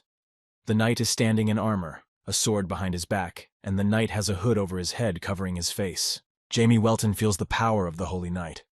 The knight stands, staring forward with a concentrated gaze. He has assumed a steady stance, spreading his arms out to his sides. Ominous streams of energy emanate from the Holy Knight. But Jamie Welton is alarmed by Ras Armethic's reaction. Jamie stares silently in Ras's direction, watching him. Ras is frozen in place and is tense and anxious. He stares at a single point in front of him, his face tense. Jamie Welton ponders menacingly that something is wrong with this knight. Jamie Welton turns his head warily, looking at the bishop. Jamie Welton's focused face furrowed his brow and drew his eyebrows downward. The bishop froze in place and silently lowered his gaze downward. The bishop thought for a while, feeling tense and anxious. The muscles of his face tense, his eyebrows furrowed. He paid no attention to anyone, immersed in his own thoughts. Jamie Welton and Ras Armetic walk pensively down the street. At sunset, the sun illuminates the sky with a red-yellow glow. Jamie silently shifts his gaze to Ras, watching him. Ras has his head down and silently follows Jamie. Jamie Welton turns his head towards Ras Armetic and says in a calm voice that Ricky told him his friend was chosen, then went to the main temple, and how he envied him and was going to become a priest. Ras Armetic froze in place, and after hearing Jamie Welton's information about Ricky and his friend, he raises his head and stares forward. His face is not tense. He is thoughtfully silent with his teeth clenched and his mouth ajar. Ras Armetic says cheerfully, "That's it. Ricky's a good kid. He's going to make it." Ras Armetic squints his eyes, raises his eyebrows with joyful emotion, and bends his arms at the elbows in front of him, raising his thumb up in a gesture of approval. Jamie Welton watches Ras Armethic's reaction carefully and mentally ponders that he didn't get Jamie's hint at all. Jamie locks his lips tightly together, looking thoughtfully in Ras's direction and thinking about next steps. Jamie Welton and Ras Armetic stand in the middle of the street. Jamie turns around to Ras and asks him, "By the way, didn't his father tell him?" Russ looks at Jamie Welton questioningly, not understanding what he means, and asks him, "What exactly?" Jamie Welton says that 2 months ago Count Welton suppressed the criminal organization Rival, which was stealing and selling children. Jamie says questioningly, "Can you believe it?" Russ froze in place, dumbfounded by the information he had received. Jamie Welton goes on to tell him that on top of that, Ricky was also in Rival. Ras Armetic stares intently at the ground, feeling tense and anxious. He is dumbfounded by the information he has received and interrogates Jamie Welton.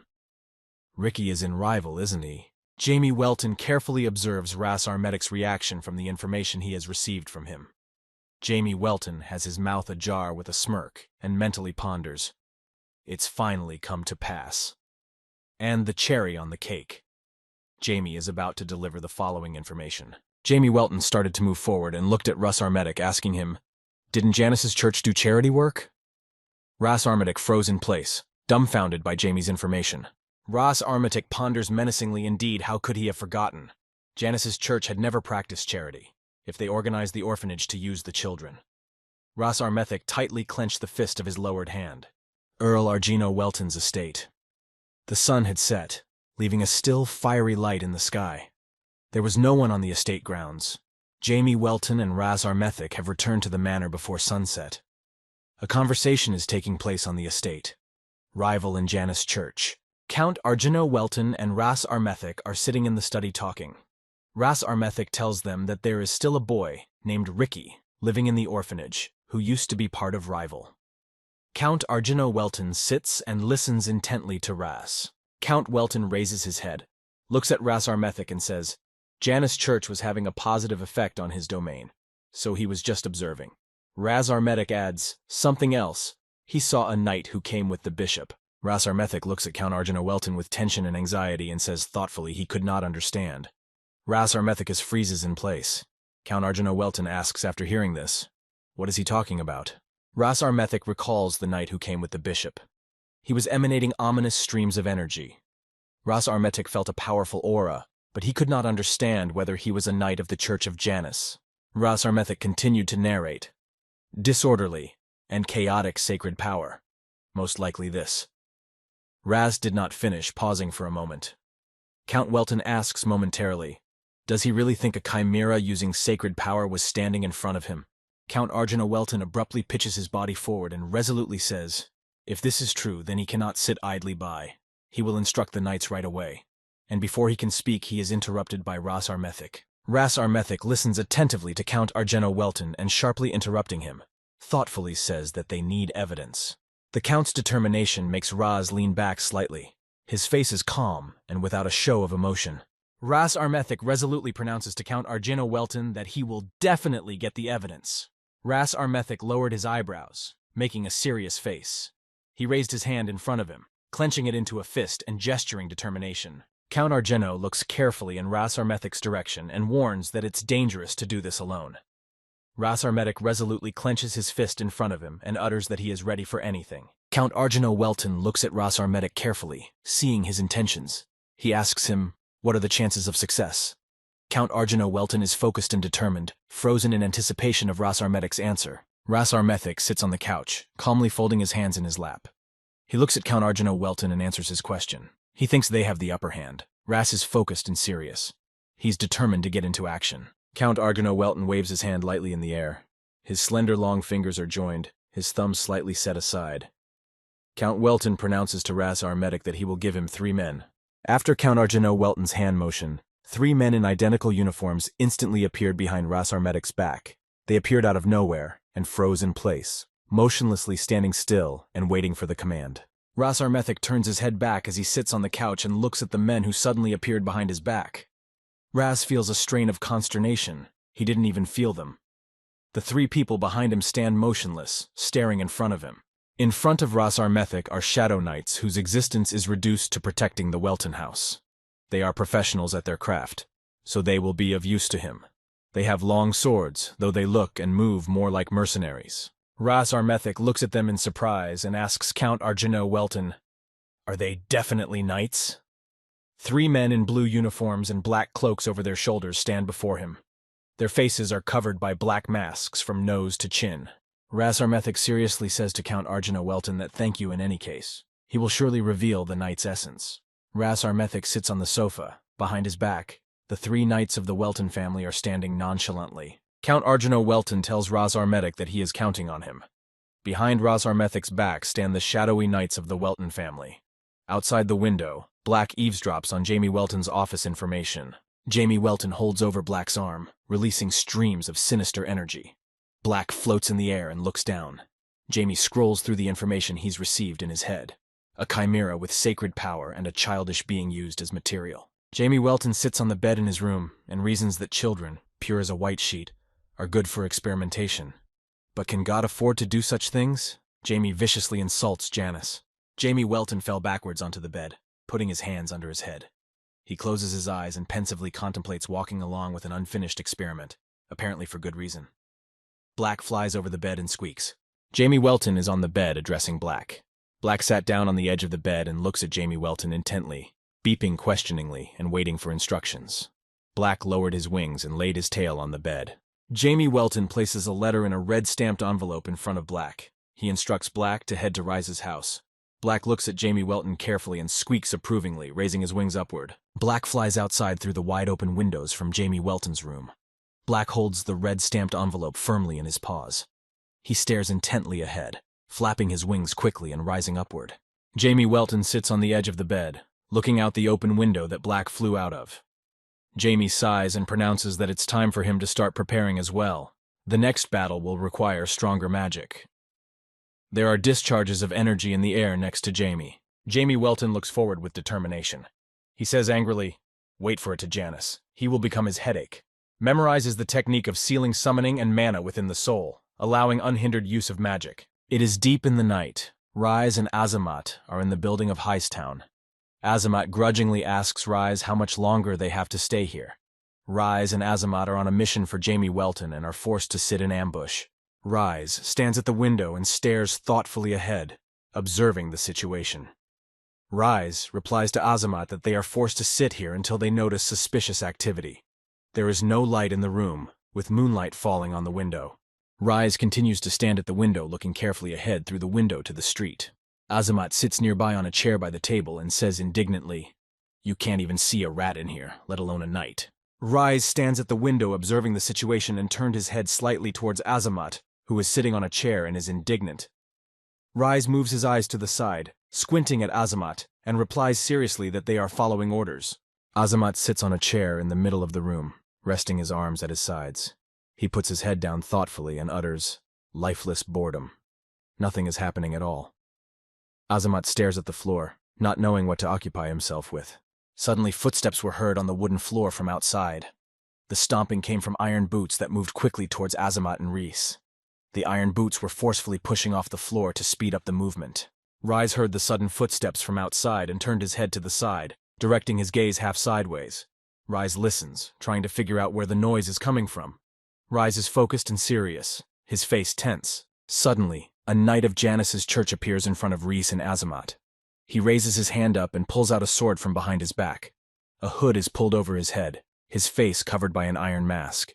Streams of ominous, powerful energy emanate from the knight. Azamat directed his gaze at the knight who appeared suddenly in the room. Azamat froze in place, opened his mouth and furrowed his brow. Azamat feels tense and anxious. Aloud, "Look out!" The knight of Janus Church swiftly swings his sword with a mighty force. The sword cuts through space, flying in front of Azamat. Powerful streams of sinister energy emanated from the knight. As he strikes, his body slightly thrusts forward. The sword of the knight of Janus Church flies in front of Azamat, emitting a bright light. Azamat abruptly dodges the sword, making a short sound from the movement and surprise. Azamat feels tension and fear as he watches the sword closely. Azamat and Rise freeze in place and stare intently at the knight with the sword. They feel tension and fear as they ponder what kind of sacred power it is, what kind of beast it is. Azamat gritted his teeth fearfully while catching his breath, waiting for more action from the knight. The knight of Janus's church stands still with the ball in his hands and looks at Reese and Azamat intently. The knight thoughtfully pronounces to them that they are going to the other world. Powerful streams of energy emanate from his body and sword. The knight stands still, head down and frozen for a while. A hood is thrown over the knight's head. A bright red light burns in the slit for the eyes in the mask. Powerful streams of energy move around the knight. The knight angrily and with an overflowing hatred loudly utters, "Go to the other world." The knight spreads his legs wide, bending his body backward, looking face up, spreading his arms out to the sides and spreading his fingers. Rise instantly turns around and earnestly shouts to Azamat to leave quickly and report everything to his master. Rise tensely looks away, tensing his face and arching his eyebrows. He opens his mouth wide, shouting to Azamat. Rise assumed a stable position and stood in the middle of the room, blocking the knight's path. Rise spread his legs and arms wide. Azamat promptly ran after his master and shouted fearfully to wait for him. The knight of Janus's church froze in place and stares intently ahead. His sinister red eyes glow in his mask. The knight's head is covered by a hood. The knight has his gaze fixed forward and is ready to proceed to destruction. The knight of the Church of Janus shouted ominously loud, "Go to the other world!" The knight leaped forward, swiftly traveling through space. He swiftly swung his sword with a stream of powerful energy emanating from it. Azamat, running towards the window, quickly turned his head back to see what was happening to Rise. He is tense and afraid, his eyes rounded, his mouth ajar. Azamat watches and is puzzled by what is happening. There is a rapid movement in space again. Several rapid jolts are heard. A loud voice shouts, "Look out!" Rise runs swiftly towards Azamat and pushes him in the chest. Rise's face is tense, his teeth clenched. Azamat froze in place at the window in surprise, cocking his head to the side, lowering his eyebrows tensely and opening his mouth. With a sharp and forceful push from Risa, Azamat falls out of the window. Azamat flies backwards, spreading his arms and legs in the air. He makes a prolonged sound, feeling the impact and discomfort. Azamat falls down from the top floor. Azamat falls backwards down from the top floor after a push from Rise. Azamat is frightened and screams loudly, "Brother!"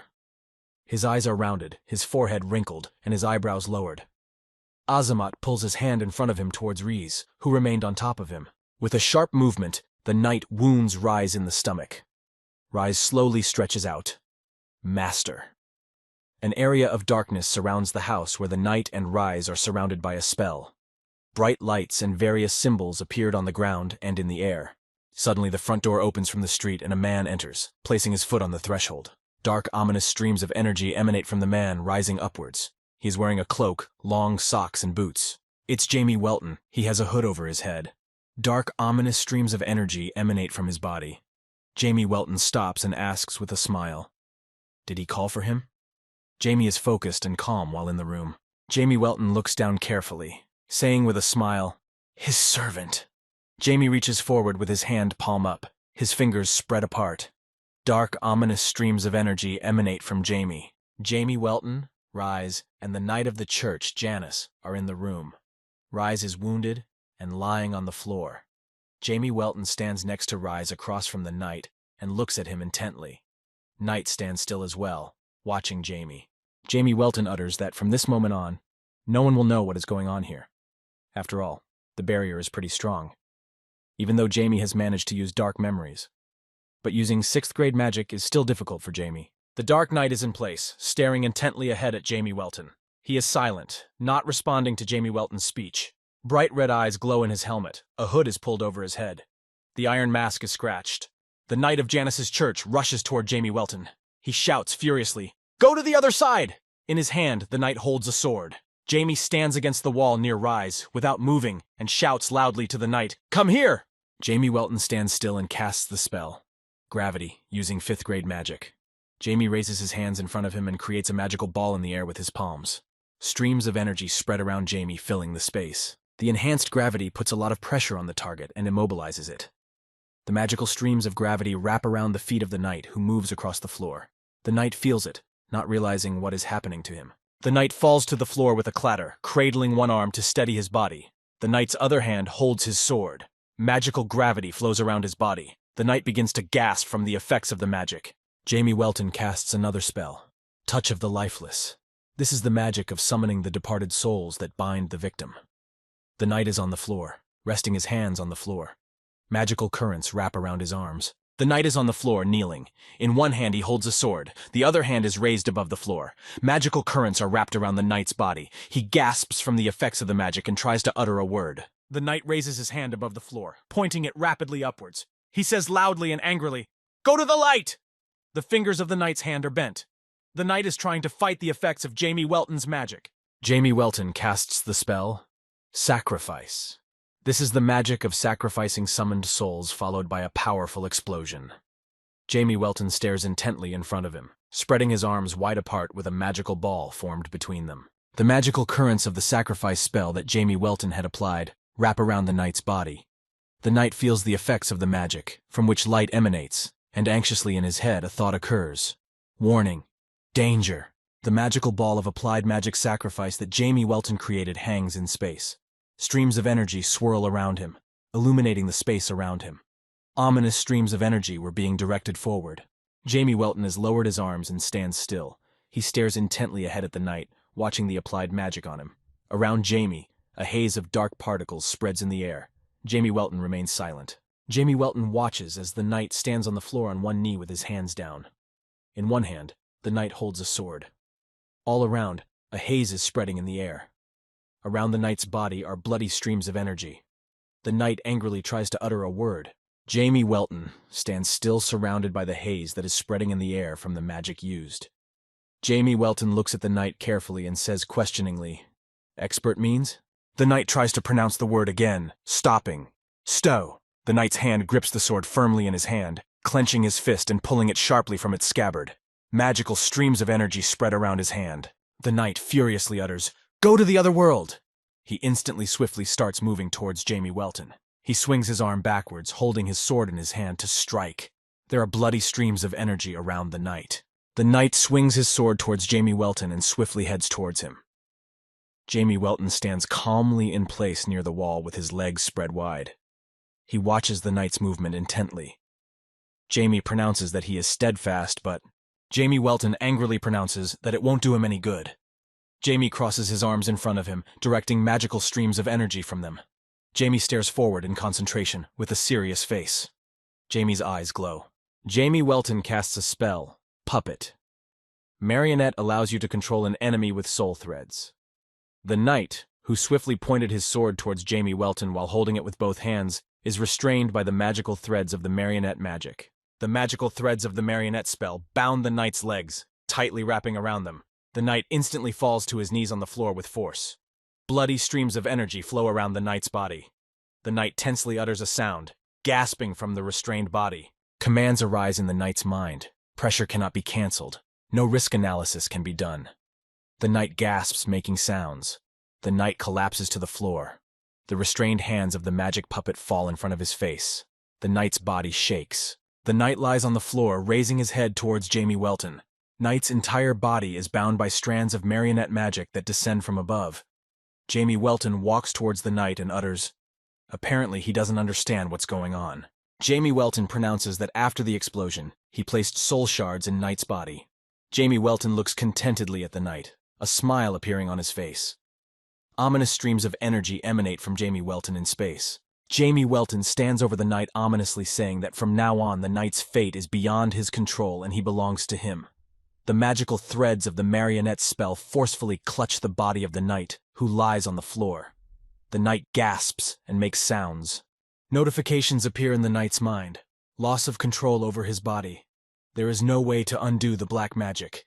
It is pointless to continue the battle. The knight lies on the floor, raising his head and looking forward. The knight's body is shaking. A notification appeared in the knight's head. Victory is impossible. The best outcome is escape.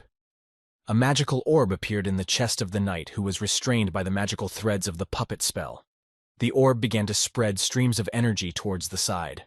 Jamie Welton froze in place, staring intently at the knight in whose chest the magic orb appeared.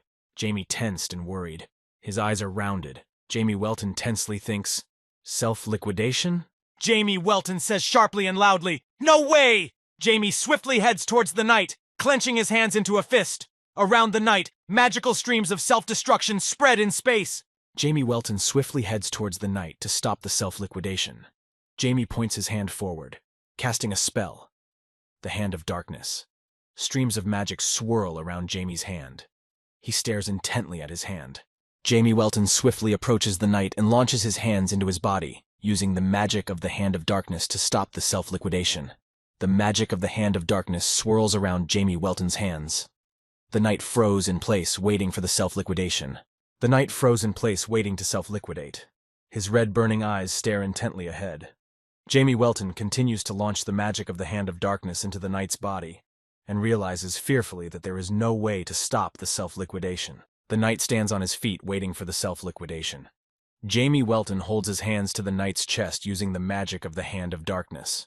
The magical light of self-elimination from the knight's body illuminates the space around it. Jamie tries to stop it by making sounds. Jamie Welton continues to use the magic of the Hand of Darkness and viciously utters, swearing he can't dodge. Jamie tensely stares forward at the body of the knight. One hand remains on the knight's three, the other hand frozen in front of his chest, pointing his palm forward. Jamie Welton's hand remains in the knight's chest, which he tries to pull out, pushing the knight away from himself. Jamie stares intently ahead at his hand. A bright light illuminates the space around the knight and Jamie Welton. Smoke comes out of the knight's chest. A sharp explosion erupts from the knight's chest, throwing the knight's body backwards. The explosion illuminates the space around him with a bright light. The explosion throws Jamie Welton backwards away from the knight. Jamie's arms are freed and stretched out in front of him. A powerful explosion erupts from the knight's body that activated the self-destruct. A powerful stream of explosive force illuminates the space around and travels swiftly across the room. Nothing can be seen behind the bright light of the explosion. The house that Knight and Jamie Welton are in is illuminated by the bright light of the self-destruct explosion.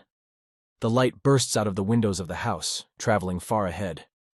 The house is surrounded by the magic Jamie Welton used before entering the house. Jamie Welton froze in place, looking down thoughtfully. If it wasn't for Black, he would have been in danger. Used divine power to the max and broke through the black dimension. This was something Jamie Welton certainly hadn't expected. But he still can't get away. Jamie Welton stands still, staring thoughtfully ahead. Around him, ominous streams of energy move in the air. Jamie Welton asks Black to absorb the light that illuminates the space from the night. The bright light illuminating the room disappears. Jamie Welton watches as the knight swiftly begins to move forward, trying to escape the scene of the battle. The knight utters tensely, "Flee," without finishing the word. Jamie Welton watches as the knight runs away. He raises his hands in front of him. A magical blob of energy has formed between his palms, from which a bright light emanates. The stream of energy swirls around Jamie's hands. Jamie screams, "You can't get away!" The magical flow of energy that Jamie Welton created rushed towards the knight, who is running towards the window, and hit him in the back. From the sharp blow, the knight was thrown forward and let out a short sound. The knight stopped on the spot.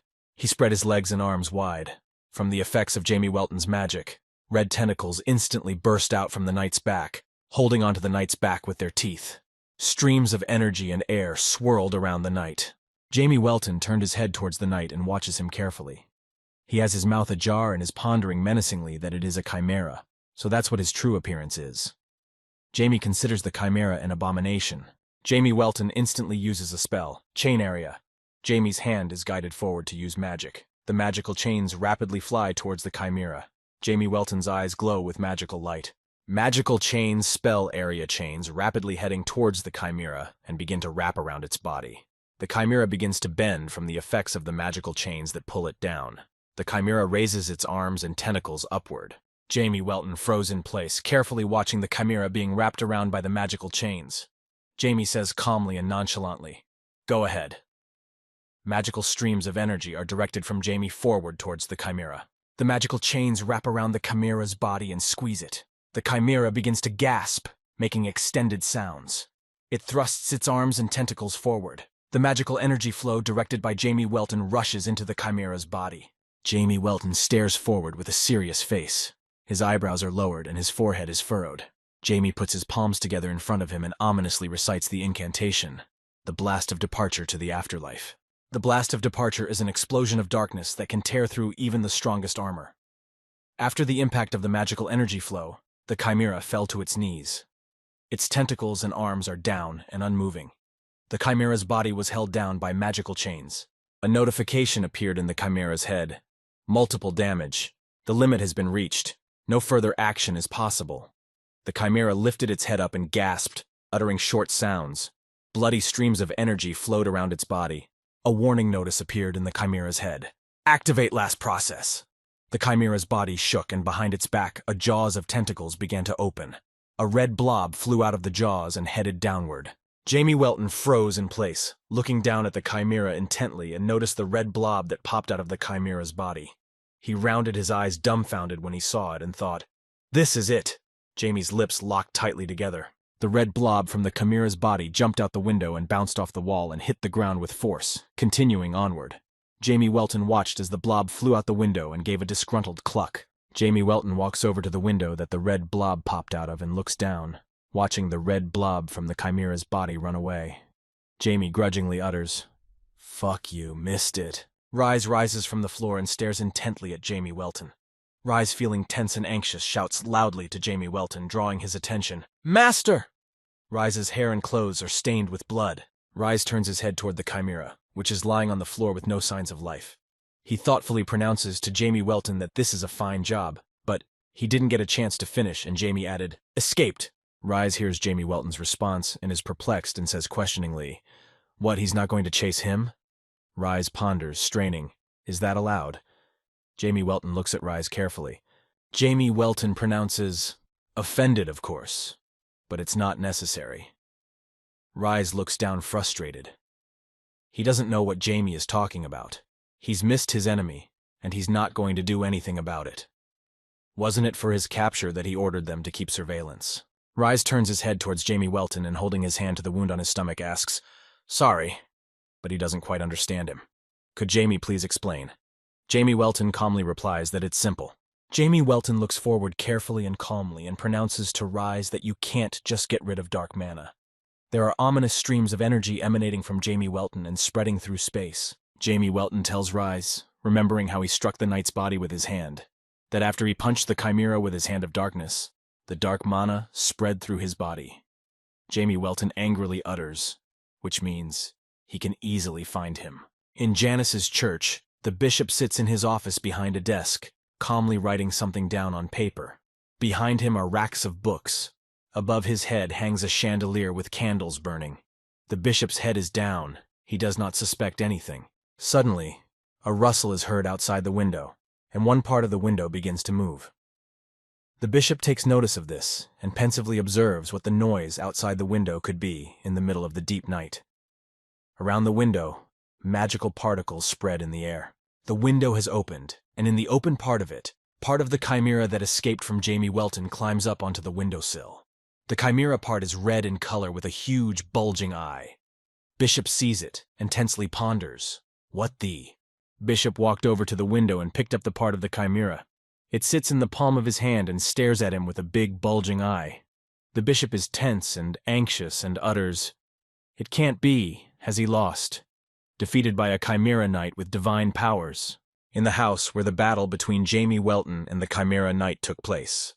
Outside the window, it is deep night and the moon is shining in the sky, illuminating the space. Rise continues to ask Jamie Welton, "Master, but in a case like this." Rise asks Jamie Welton that they will realize that a dark mage has intervened, and then Jamie Welton's identity and whereabouts may be revealed. Rise stares intently at Jamie and feels anxious and tense. Jamie Welton turns toward Rise and looks at him intently. Jamie utters that he understands his train of thought, but they won't learn anything. Rise hears Jamie's response and asks puzzled, "What?" Jamie Welton answers Rise with a smile that his power is now very different from dark magic. There are ominous streams of energy coming from Jamie Welton. Jamie doesn't understand why black magic is now so inferior to holy magic, when it was originally created to destroy divine power. Rise tensely and fearfully looks down, watching Jamie Welton's hand. Jamie's hand is tense, fingers slightly bent and emitting magical streams of energy. Destroying sacred power is a darkness that can destroy sacred power without a trace. It is this magic that Jamie Welton utilizes. Jamie Welton stretched out his arm in front of him, directing magical energy flows in space. Jamie Welton's reasoning is that it doesn't matter what tricks they pull, because there's no way they'll be able to deal with this magic. The bishop sits at his desk, tense and angry. He has his head down, clenches his fists tightly, and ponders angrily. Who could it be? Jamie Welton pronounces, "His dark magic is originally designed to destroy divine power, so he has nothing to worry about." Rise freezes in place and replies, "Understandable." Jamie Welton directs magic at the chimera knight's body and lifts it in the air. Jamie Welton notices Azamat's absence and asks Rise where he is. Rise replies thoughtfully that the point is this. At that moment, the front door from the street slowly opens, with no one visible behind it. Azamat instantly opens the door, abruptly and loudly starts shouting to his brother, asking if he is okay. Azamat tenses his face, wrinkling his forehead and lowering his eyebrows. His mouth is wide open, trying to shout to Rise. Azamat notices Jamie Welton in the room. He says to him cheerfully, "Master, it's good of him to come." Azamat stares at Jamie Welton intently, feeling embarrassment and joy. He smiles broadly. Azamat, feeling tense and afraid, says to Jamie Welton, he thought the knight had already slaughtered his brother. But luckily, Jamie Welton figured it out. Jamie looks menacingly at Azamat and asks him what he has figured out, but where Azamat has been hanging around. Azamat tells Jamie Welton, recalling the chain of events. Azamat fell out of a window and lost consciousness. As soon as he regained consciousness, he immediately got up. Azamat scratches the back of his head with his hand, feeling tense and anxious. Jamie Welton stares at Azamat with tension and disbelief. He says angrily, sneering, "A zombie passed out?" Rise stands behind Jamie Welton's back and anxiously replies, pointing a finger to indicate that he was the one who pushed it out. Jamie Welton tenses and looks at Azamat with disbelief. Jamie silently listens to Azamat's response. Azamat, feeling tense and anxious, frozen in place, says thoughtfully and longingly, "Well." Rise stands next to Jamie. Jamie Welton gives Azamat a command. "Lay down." Azamat stands on his hands and feet, lifting his torso up. Jamie sits on top of him and pronounces, "Surveillance cease." They'll figure it out quickly and can get on his tail. Observe only from afar. Rise turns his head toward Jamie Welton, listens carefully to his order, and replies in a calm tone, "I obey." Rise's hair and clothes are stained with blood from the wound he received from the Chimera Knight's sword. Jamie Welton looks intently at Rise. Jamie raises his hand upward, pointing his fingers in Rise's direction. Jamie Welton utters to Rise, "And more." Jamie Welton's hand is pointed toward Rise. The fingers are slightly bent. Jamie Welton releases streams of magical energy on Rise that move around his body. Rise freezes in place and stares intently at Jamie's hand. The magical energy streams that Jamie Welton directed move next to the wound from the Chimera Knight's sword. Rise looks down in surprise and utters, "Master, you." Jamie Welton replies that he has taken action, so he will feel better. Jamie Welton stands up from Azamat's back and pronounces to him to watch Rise. Azamat stands on the floor in a hand and foot stand, keeping his body in the air. Azamat's body tenses and shakes. He hears Jamie's order and responds sharply, "I obey." Jamie Welton walks to the window, stands abruptly on the sill, and looks back at Rise and Azamat. Jamie Welton pronounces to them that he's gone, and they need to be careful. Jamie commands Azamat to stand up. Azamat and Rise curtly respond. Jamie Welton jumps down from the window, held in flight by Black's wings with both hands. Jamie Welton flies rapidly downward, one leg tucked under him, the other straightening down for support. Jamie's cloak develops in the air. Outside the window, it's deep night. In Janice's church in the main building, there are lights in the windows everywhere. The bishop is in Janice's church, and due to the recent events that have occurred, he is perplexed. The bishop shouts loudly, "Impossible!" The bishop is sitting at his desk. He has his head down, looking intently at the table. In front of him on the table is a small glass jar with a lid. The bishop has his hands on the table, clenching into fists. His body shaking, he utters, "Who dares?" The bishop ponders while looking at the part of the chimera that lies in the glass jar. He managed to overpower a 4-creature Chimera Knight with divine power. The chimera part spread out in the jar, directing its eyes to the sides. Bishop was abruptly taken aback by the thought. "Ah, really?" He thoughtfully put his head down while thinking about it. Bishop stares intently at the floor. His face is tense, his mouth ajar. The bishop ponders who it could be. The bishop ponders and wonders if it is the Earl of Welton who dares to do this. The bishop imagines the Earl of Welton moving swiftly with a sword in his hand, his other hand down and emitting magical streams of energy. The bishop ponders. Is he really? He stands pensively over the table with his head down and stares silently at the jar containing part of the chimera. The bishop sank into thought, trying to figure out who dared to destroy the chimera. The bishop took the jar in his hands, which contains part of the chimera, and looks at it, pondering. No, if Earl Welton had intervened, there would be nothing left of the knight. The chimera part sits calmly in the jar, pointing its eyes to the sides. The bishop has his head down thoughtfully. He continues to ponder on who destroyed the Chimera Knight. Bishop recalls the moments of the knight's battle and how at one point the connection with him was cut off. Blocking magic. It could only be a barrier. Bishop ponders the fact that there is a mage of such a level in the local lands. He recalls meeting Jamie Welton and the holy knight Rasar Methic. The bishop suggests that it could have been the young lord. The bishop sits back and ponders, waving his head negatively to the side. No matter how much of a genius Jamie Welton is, he is only at a 4th grade level. To battle a chimera, one needs at least a 5th grade level. So who could it be? Bishop ponders the need to speed up the experiment before it's too late. He tensely ponders, will the second plan also fail? Suddenly a knife appears in front of the bishop's throat. Bishop notices it and freezes in place. Jamie Welton stands behind Bishop's back, holding the knife close to his throat. A hood is placed over Jamie's head, covering his face. Jamie pronounces to the bishop that he may not answer. The bishop looks away in frustration and exasperation. The bishop feels tension and fear. He looks away, trying to see the man behind him. The bishop's body trembles with fear. He stammeringly utters, "No." Jamie Welton holds the knife near Bishop's neck. Jamie Welton listens intently to the bishop and asks ominously, "Yes? Then what?" Half of Jamie Welton's face is covered by his hair, his mouth ajar in a wide grin. The bishop pronounces that he is not finished yet.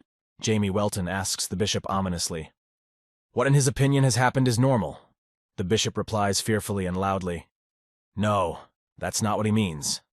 An obstacle has arisen. A couple more experiments and they will get what they want. Jamie Welton listens intently to the bishop and pronounces him throwing around such words, even though he doesn't even know who exactly interfered. Jamie asks the bishop if he wants to be a test subject himself. The bishop thoughtfully pronounces that he does. Jamie Welton pronounced to the bishop that he would keep an eye on him. If the earl himself interfered, it would be the end of everything. Jamie Welton instantly vanished. The bishop remained seated at the table, looking down perplexed. The bishop, feeling tense and afraid, abruptly opens his mouth wide and exhales from the anxiety overwhelming his body. The bishop's face is downcast. He is trying to recover from Jamie Welton's visit to him. The bishop speaks loudly. 7 Knight! He's been following him! Bishop is tense and anxious. He grits his teeth in exasperation and looks down thoughtfully. There are ominous streams of energy emanating around the bishop in space. 7 Knight is one of the 7 swords of Janus's church. He and the other 6 swords are the strongest warriors, almost at the level of the masters who protect the archbishop. The bishop bangs his fist on the table and says indignantly, "How dare he?" The bishop reflects on the archbishop angrily saying, "Nasty old man." If the bishop succeeds, he will take his place. The bishop sits at the table, looking down tensely. The bishop clenched his fists tightly, which are resting on the table. Deep night has fallen over the Earl of Welton's estate. The moon peeks out from behind the dark clouds, illuminating the ground. The lights in the Earl of Welton's estate are off, except for one window on the 3rd floor. There is silence and tranquility all around. Jamie Welton is in his room. On the floor lies the Chimera Knight he brought from the battlefield. Jamie leans over him, resting his hands on his side and saying thoughtfully that he seems to have overdone it. Jamie Welton stares intently in front of him, frozen in place, and ponders. They have created a sacred chimera. Interesting. Jamie Welton is surprised that the Chimera Knight in front of him is a chimera that was created for a purpose. Jamie Welton reaches out to the Chimera Knight, who is lying on the floor with no signs of life. Jamie Welton utters, "Well, let's see who they put in here." The body of the Chimera Knight is wearing armor stained with blood. There is a huge hole on his chest. Jamie Welton scrutinizes the Chimera Knight, looking at what is underneath the armor. His face is stained in the Chimera Knight's blood from the autopsy. Jamie Welton utters with surprise, "Ha! That's how it is." Jamie Welton examines the body parts of the Chimera Knight. There are traces of blood on the floor from the separation of the body parts. Jamie Welton sees insect limbs, organs with immunity against fire, insect eyes, all in a human body. This combination allowed this creature to develop great speed. The core is a sphere of divine power. It's what makes a chimera a knight, but that's what they're made for. Jamie Welton took the lens in his hands and scrutinizes the Chimera Knight. Jamie Welton ponders as he examines the body of the Chimera Knight. Janus. Do they want a battle? Jamie Welton is silent, not knowing what I'm creating chimeras for. The Chimera Knight's hand lies on the floor, his lifeless body unmoving. Blood splattered all around. Jamie Welton lowered his head down, examining the Chimera Knight. He is stained all over with his blood and says thoughtfully and menacingly, "Whatever the target, it's disgusting. They haven't changed a bit. People are still just insects to them." Jamie Welton is frozen in place, staring thoughtfully before him. An ominous energy float around him. In Jamie Welton's mind, snippets of expressions from a past life appear. Live Diablo, Lord Wolfear. Our revenge. Jamie Welton grits his teeth. Ominous streams of energy spread around. In Jamie Welton's mind, expressions from his past life appear in snippets. He is waiting for him in hell, Diablo Wolfear. Because of their atrocities, humanity has already lost everything once. Jamie Welton stands in the center of the room, frozen in place. His clothes and body are stained with the blood of the Chimera Knight. Jamie says menacingly and forcefully, he was reborn after so many thousands of years to stop them. Jamie Welton angrily utters, "Damn 12 gods! He won't let them do it a second time!" Jamie Welton stares forward, focused. He furrowed his eyebrows in hatred and anger. Jamie bites his lower lip. Janus's church. Outside the window, it is deep night. The moon illuminates the expanse of land. There is a conversation going on in the room of Janus's church, a voice disgruntled and menacing. "Ah, how so? And in just one day?" The bishop tensely utters. He didn't think it would be like this either, but they were able to get some of it back. He had no way out. A voice speaks out of the magic ball in front of the bishop. How else does he manage to justify himself when all their efforts are for naught? The bishop sits at his desk and looks at the magic ball in front of him. He tensely says, "I'm sorry, but who would have guessed they would be interrupted?" A voice booms out of the ball and he grins. "These are the excuses." On the other side in front of another magic ball is a man who is tapping his hand on the table unhappily. He says loudly and disgruntled, "Damn! And now what to do?" The man is dressed in a white shirt and tie. There are red growths protruding from his head. The bishop listens intently to the man from the magic ball and stares thoughtfully in front of him. With strength and determination, he utters that another one is needed. A caustic smile appears on the bishop's face and he grits his teeth. The bishop stands over the table near the magic ball and listens intently. Out of it, a man's voice speaks out loud in surprise. Is this really the child with the power of a maiden? If he provides it, he will work on it properly. The bishop, hearing the man's reply from the magic ball, hits the table sharply, clenching his hand into a fist. The bishop sharply and grudgingly replies, "Don't even think about it. They can't use a child with the power of a holy maiden to create some chimera."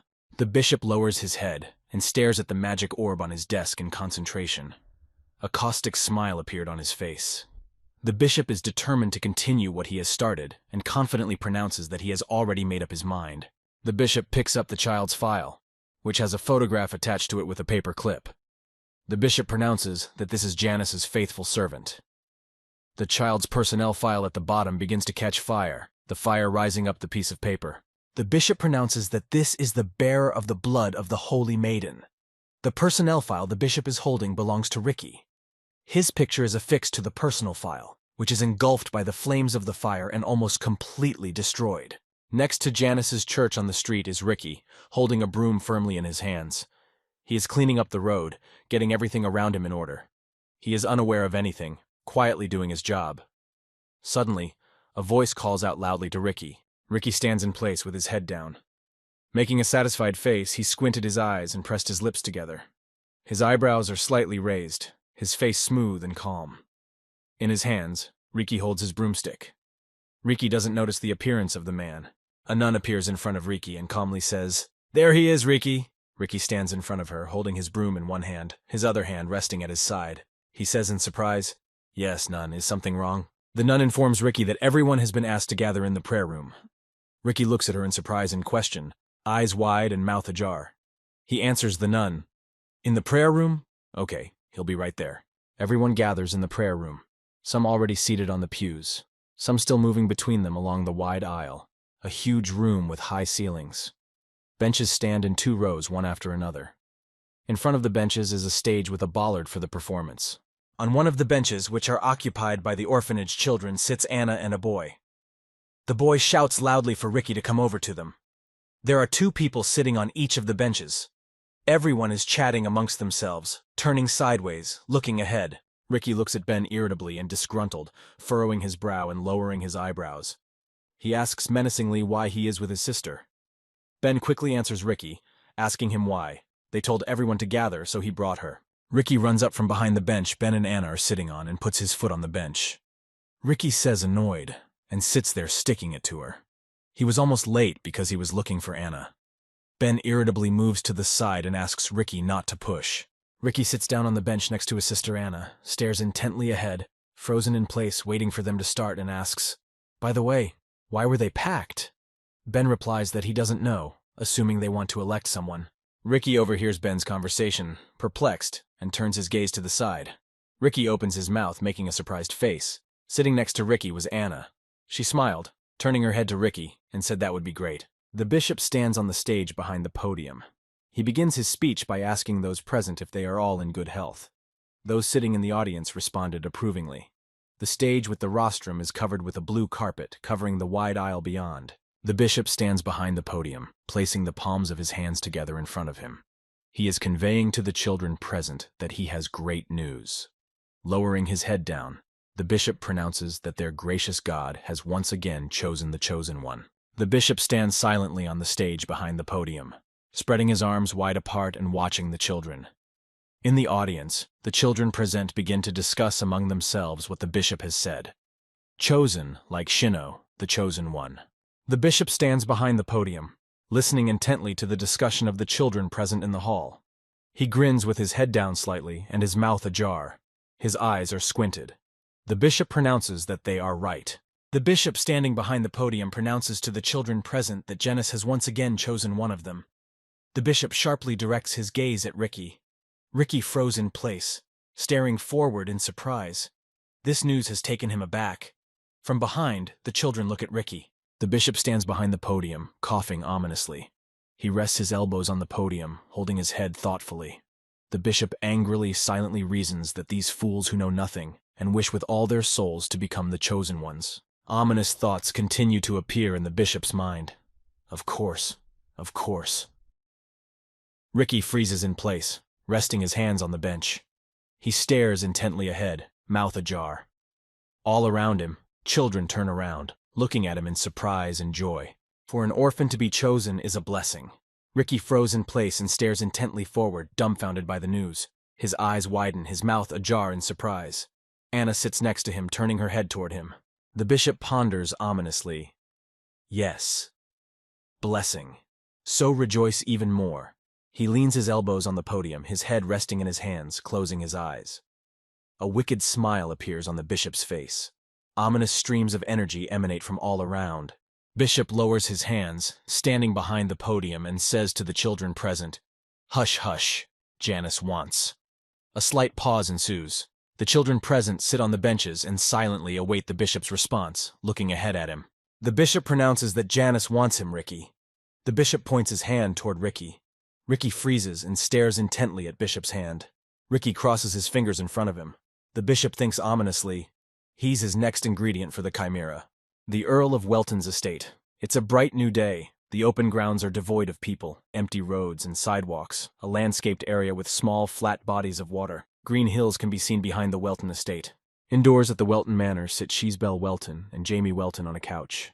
In Sheesbelle Welton's hands is a closed book covered with a hand on top. She pronounces that the rain is almost over. Jamie sits quietly beside her and looks out the window. He utters back, "Yes, the sun will soon appear. Sun will soon." Sheesbelle Welton says to Jamie Welton with a smile that she loves drinking tea in overcast weather and enjoying the cozy surroundings. She asks Jamie, "Does he?" Sheesbelle Welton looks at Jamie, waiting for an answer. Jamie Welton sits on the sofa next to Sheesbelle Welton, looking down thoughtfully and tense. He tensely answers with a smile and chuckles. Jamie likes the smell of rain, and he also likes spending time with his mother. Sheesbelle Welton instantly swoops down on Jamie Welton, wrapping her arms around him. She lovingly pronounces, "Gosh, her favorite son is so sweet." Jamie, feeling tense, rolls his eyes upward with his mouth ajar and thinks he's about to break down. Outside the door where C.S. Belle Welton and Jamie Welton are, there is a sharp knock before entering, giving notice. A strong hand in a white glove is clenched into a fist and strikes the white door with yellow elements. The door opens, and in the doorway stands a man who serves the Welton family. He utters, apologizing for disturbing the mistress. The man tensely casts his eyes downward, holding his fist near the door. He's wearing a white shirt and tie. A jacket is buttoned at the top. The man stands in the doorway and pronounces that the young gentleman has guests arriving. Sheesbelle Welton turns her head in surprise towards the man, mouth ajar in surprise. Jamie Welton turns his head back and asks in surprise, "To him?" The man answers Jamie Welton. Yes, the commoner boy said he was Jamie's friend. The man asks, "Should he chase him away?" Ricky stands in the hallway of the Welton estate. He's frozen in place, looking around. His gaze is directed upward, his mouth ajar. Jamie Welton looks at the man carefully and asks him, "Not someone from the nobility, but a commoner?" Jamie hesitates, then it's not Rebecca and Ashy Ballew. Jamie Welton thinks in surprise. Does he have friends? Jamie Welton is dumbfounded at the thought of a friend coming to see him. Jamie's eyes are rounded, his gaze directed downward. He's thoughtful and pondering. Really, Jamie Welton froze in place, not realizing who it could be. Sheesbelle Welton sits on the couch in surprise. Jamie Welton stands up from the couch and turns to the man in the doorway. He pronounces to him, "He seems to know who it is. Bring him in." The man listens intently to Jamie standing still and replies, "Obey." Ricky walks into the room where Sheesbelle Welton and Jamie Welton are. He is tense, staring intently ahead, eyes rounded. His lips are tightly pressed together. Ricky tensely utters, stammering, "Hello," and apologizes. Sheesbelle Welton says with a smile, "How nice to have her son's friend visit them. Nice to meet you." Offers Ricky a seat. Jamie Welton tensely looks at Ricky and ponders. I thought it was him, and what made him think they were friends. She's Belle Welton asks Ricky cheerfully, looking at him. What's his name? Does he live somewhere nearby? Ricky replies contentedly, squinting his eyes. His name is Ricky, and he lives in Janice's church. Jamie stands next to She's Belle Welton and watches tensely.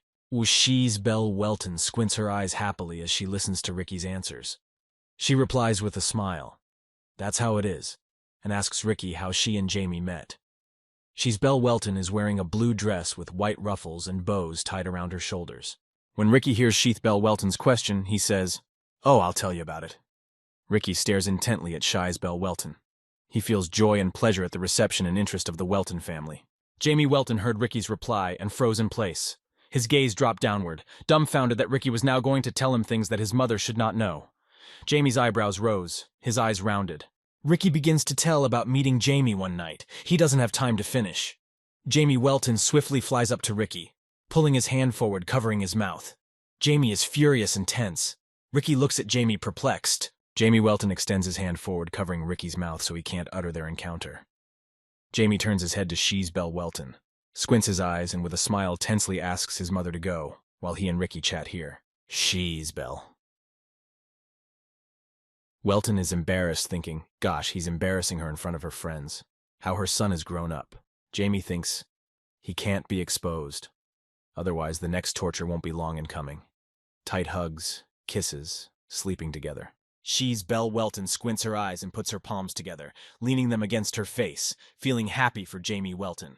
She says contentedly, Good, good, good. She's asks Jamie, and a goodbye kiss for Mom? Jamie Welton hears his mom's question, freezes, and without turning his head shifts his gaze to She's Belle Welton. He is tense and unhappy about what he has to do. For Jamie, this is the toughest challenge. Jamie Welton tensely thinks, damn, is there really only one way out?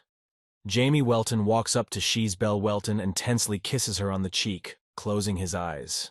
She's Belle Welton has her eyes closed in embarrassment and is feeling warm feelings. Ricky froze in place and stares intently as Jamie Welton kisses She's Belle Welton. Ricky's eyes rounded in surprise. Ricky's mouth is ajar. Ricky's face tenses, taking on a perplexed look. She's Belle Welton walks towards the exit, saying warmly to Jamie Welton and Ricky, Well, have fun! Jamie sits on the couch, feeling tense, and longingly replies, Yes. Ricky bowed low and pronounced She's Belle Welton, Goodbye! Ricky turns his head to Jamie Welton and says with an embarrassed smile, squinting his eyes, His mom loves him so much. Jamie Welton looks at Ricky unhappily and tenses. Jamie remains silent, not answering anything to Ricky. Jamie Welton looks at Ricky unhappily.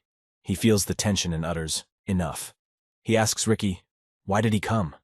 Ricky rounds his eyes, looking at Jamie Welton and opening his mouth wide happily says, That's right. Ricky stands still in front of Jamie Welton, squinting his eyes.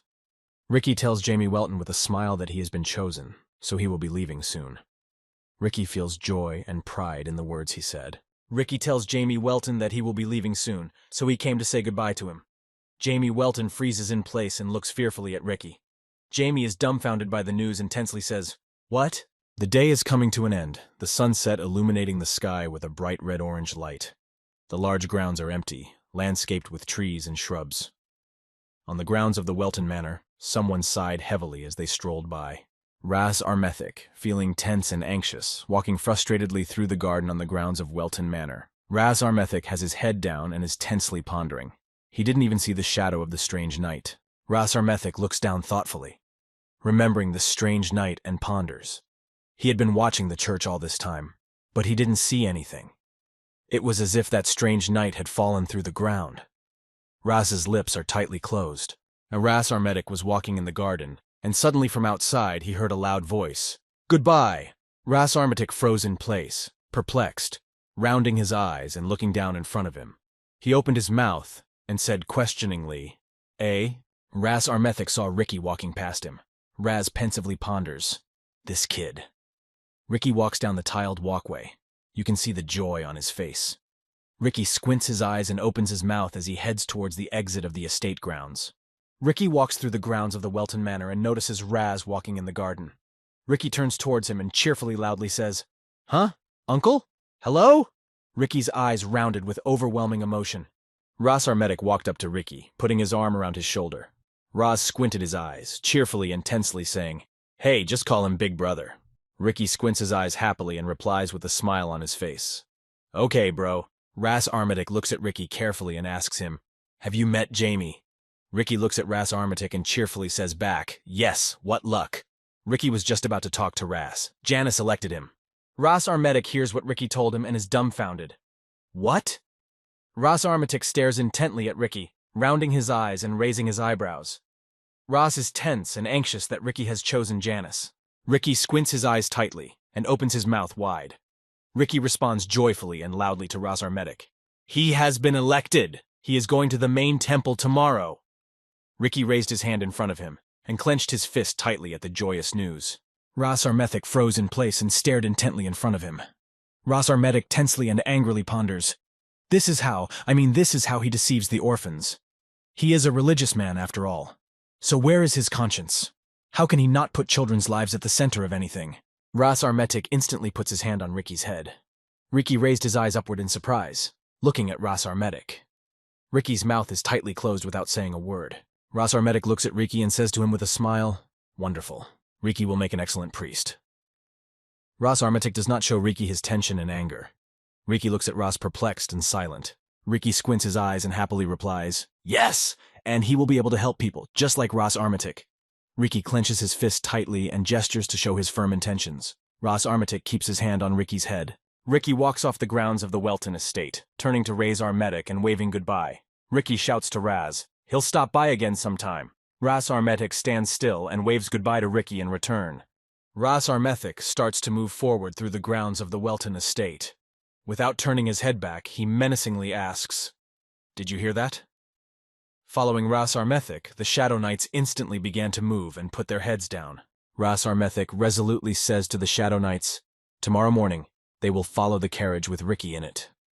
Ras Armitic turned his head slightly to the side, shifting his gaze back to the Shadow Knights.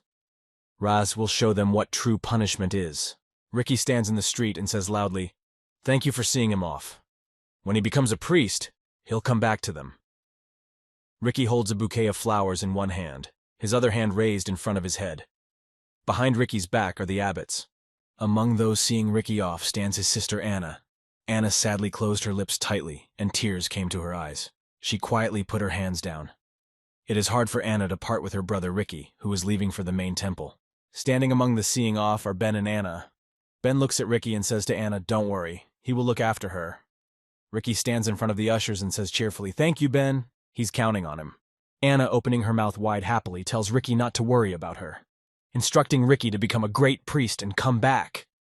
Tears came out on Anna's closed eyes from the overwhelming emotions. Ricky stares at Anna intently. He is overcome with sadness. Tears came to Ricky's eyes. He says with a smile, thoughtfully, "Anna." Ricky instantly pounces on Anna, pulling her tightly against him. He loudly tells her to obey the priests and nuns and remember to eat well. Tears came to Ricky's eyes from the emotions overwhelming him. Ricky holds Anna tightly to him and rests his head on her shoulder and says, "He will write letters. As soon as he becomes a priest, he will come back to her." Ricky promises. Tears drip from Ricky's eyes and fall on Anna's shoulder. Anna snuggles up to Ricky. Tears roll down her cheeks from her closed eyes. Anna grits her teeth tightly and utters to Ricky, "Yes, she will wait for him."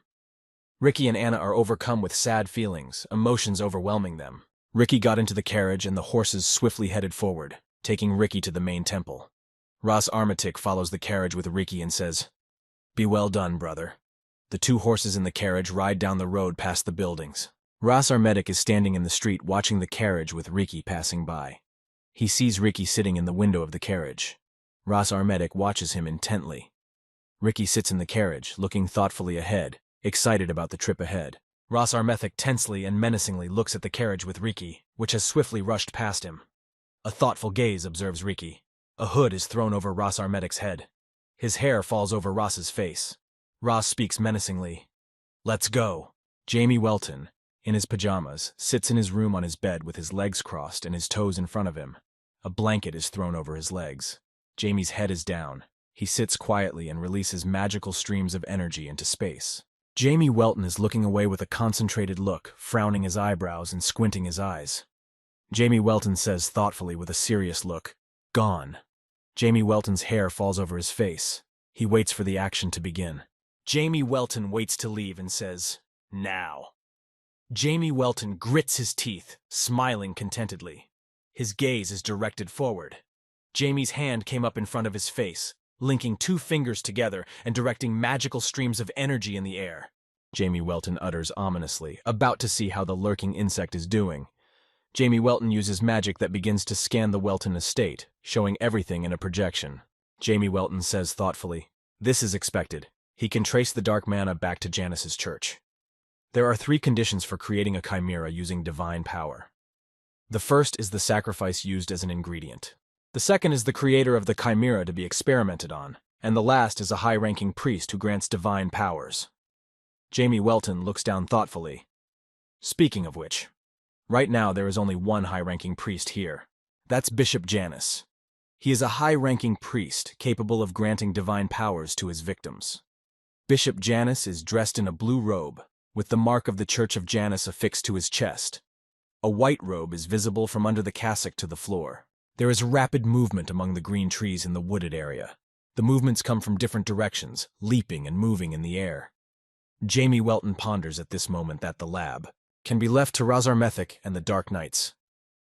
Razarmethik and the Dark Knights move swiftly over the carriage in which Ricky follows to the main temple. Ras and the Knights pursue the carriage, which quickly rushes down a dirt road among the trees. Jamie Welton is in his room with Black. Jamie is adjusting the tie around his neck and holding his dark cloak. He looks intently at Black, who is floating in the air and mouthing, while he meets with the bishop. Jamie Welton puts on the dark cloak. The base of the cloak is torn and shows multiple holes. His cloak flutters in the air. Jamie Welton turns his head to the side, looking back and says checkmate with a smile. Janus Church. Deep night has fallen outside the window. Dark clouds have enveloped the sky. All the windows of the main building have lights on. Magical particles hover in the air above the building. Nearby in the turreted building, the lights are out. In Janus's church, the bishop walks across the room toward a mirror that stands against the wall. Next to the mirror is a long cabinet of books. The bishop says decisively, "The time has come." A small light-colored rug lies on the stone-lined floor.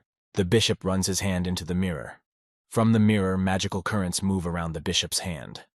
The bishop angrily ponders. The orphan boy will take the path of a holy knight. But God won't guarantee receiving the blessing if he doesn't prove himself. Ricky stands with his back on the other side of the mirror.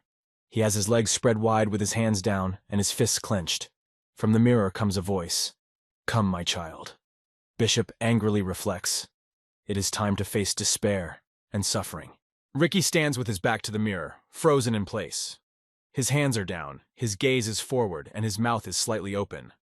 A hand reaches out of the mirror and heads toward Ricky's shoulder to touch him. A glow emanates from the mirror. The bishop's hand that extends out of the mirror towards Ricky is already almost touching his shoulder. The fingers of the hand are bent and ready to grasp Ricky's shoulder, who is frozen in place, waiting for the touch. Ricky's mouth is ajar, staring intently in front of him. An angry voice breaks out. Is he referring to his despair and misery? The bishop turns his head to see the source of the voice. Ominous streams of energy are directed towards the bishop and wriggle around his body. The bishop is perplexed. Ominous streams of energy rush towards the bishop and wrap around his body, lifting him into the air. The bishop waves his arms to the sides, trying to escape from the sinister streams of energy. He begins to suffocate. The ominous streams of energy that have enveloped the bishop's body rapidly drop him to the floor, back down with force. The bishop opens his mouth wide in surprise and fright. He stretches his arms and legs out to the sides. The bishop rises from the floor. He sits on the floor feeling angry and tense. The bishop speaks menacingly. Who dares to interrupt the sacred ritual? The bishop's gaze is downward, his face tense, his teeth clenched. Jamie Welton stands in front of the bishop with his hood over his head. Jamie Welton's face is obscured, and he utters that he would not call it sacred, "You bloody psychopath." Bishop sits on the floor and looks at Jamie intently, uttering, "Dark magic?" The bishop sits on the floor and menacingly pronounces to Jamie Welton, "Now he sees." So was it Jamie who slew the Chimera Knight? Jamie Welton looks at the bishop carefully, smiling. Jamie releases ominous streams of energy into space. The bishop rises from the floor and pronounces Jamie Welton. He will teach him a lesson about not interfering in the acts of God. The bishop stares intently in front of him, interlocking the fingers of his hands. Magical streams of energy emanate from the bishop's hands. The bishop angrily says to Jamie Welton, "May divine justice catch up with him." The magical energy flow gains strength, traveling through space. It begins to fill the entire room. Jamie watches it. Jamie Welton stands and watches intently as the bishop performs the spell, Battle Sanctuary. The bishop drops to one knee, putting his hand out to the side. In a temple under the protection of a god, the priest's power increased greatly. Jamie Welton looks up thoughtfully, pondering. The power that the battle shrine conjured by the bishop would give would be enough to shatter stone with his bare hands. Around Jamie Welton, magical streams of energy moved. The bishop knelt down on his knee, straightening his arm in front of him, which is illuminated with magical light. His other hand holds up his arm. The bishop looks before him in concentration and utters that he has completed the ritual, so he will quickly end it all. The bishop promptly starts moving towards Jamie Welton. He runs, picking up speed, one hand thrust forward, which is illuminated by a magical light. Jamie Welton stands calmly in place, watching the bishop. Bishop swiftly runs towards Jamie Welton to deliver a crushing blow. He ominously utters that he will tear him to pieces. Bishop tenses his hand into a fist containing magical energy. Bishop's face tenses, his teeth clenched. The bishop rapidly approaches Jamie Welton. Bishop directs his hand filled with magical energy to deliver a crushing blow to Jamie Welton's head. Jamie Welton stands still, staring forward. Jamie Welton dodges a punch from Bishop. Bishop's hand, filled with magical power, swiftly flies past Jamie Welton's head.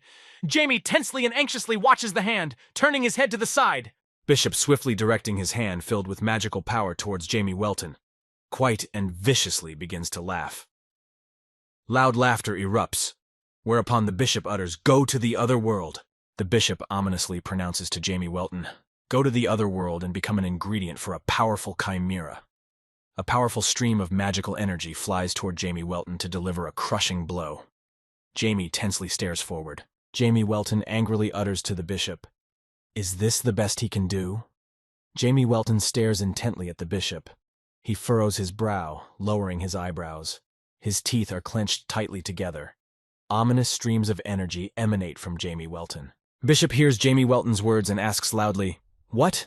The bishop looks at Jamie Welton intently, feeling tense and anxious. His face is tense and his teeth are clenched. The bishop freezes in place.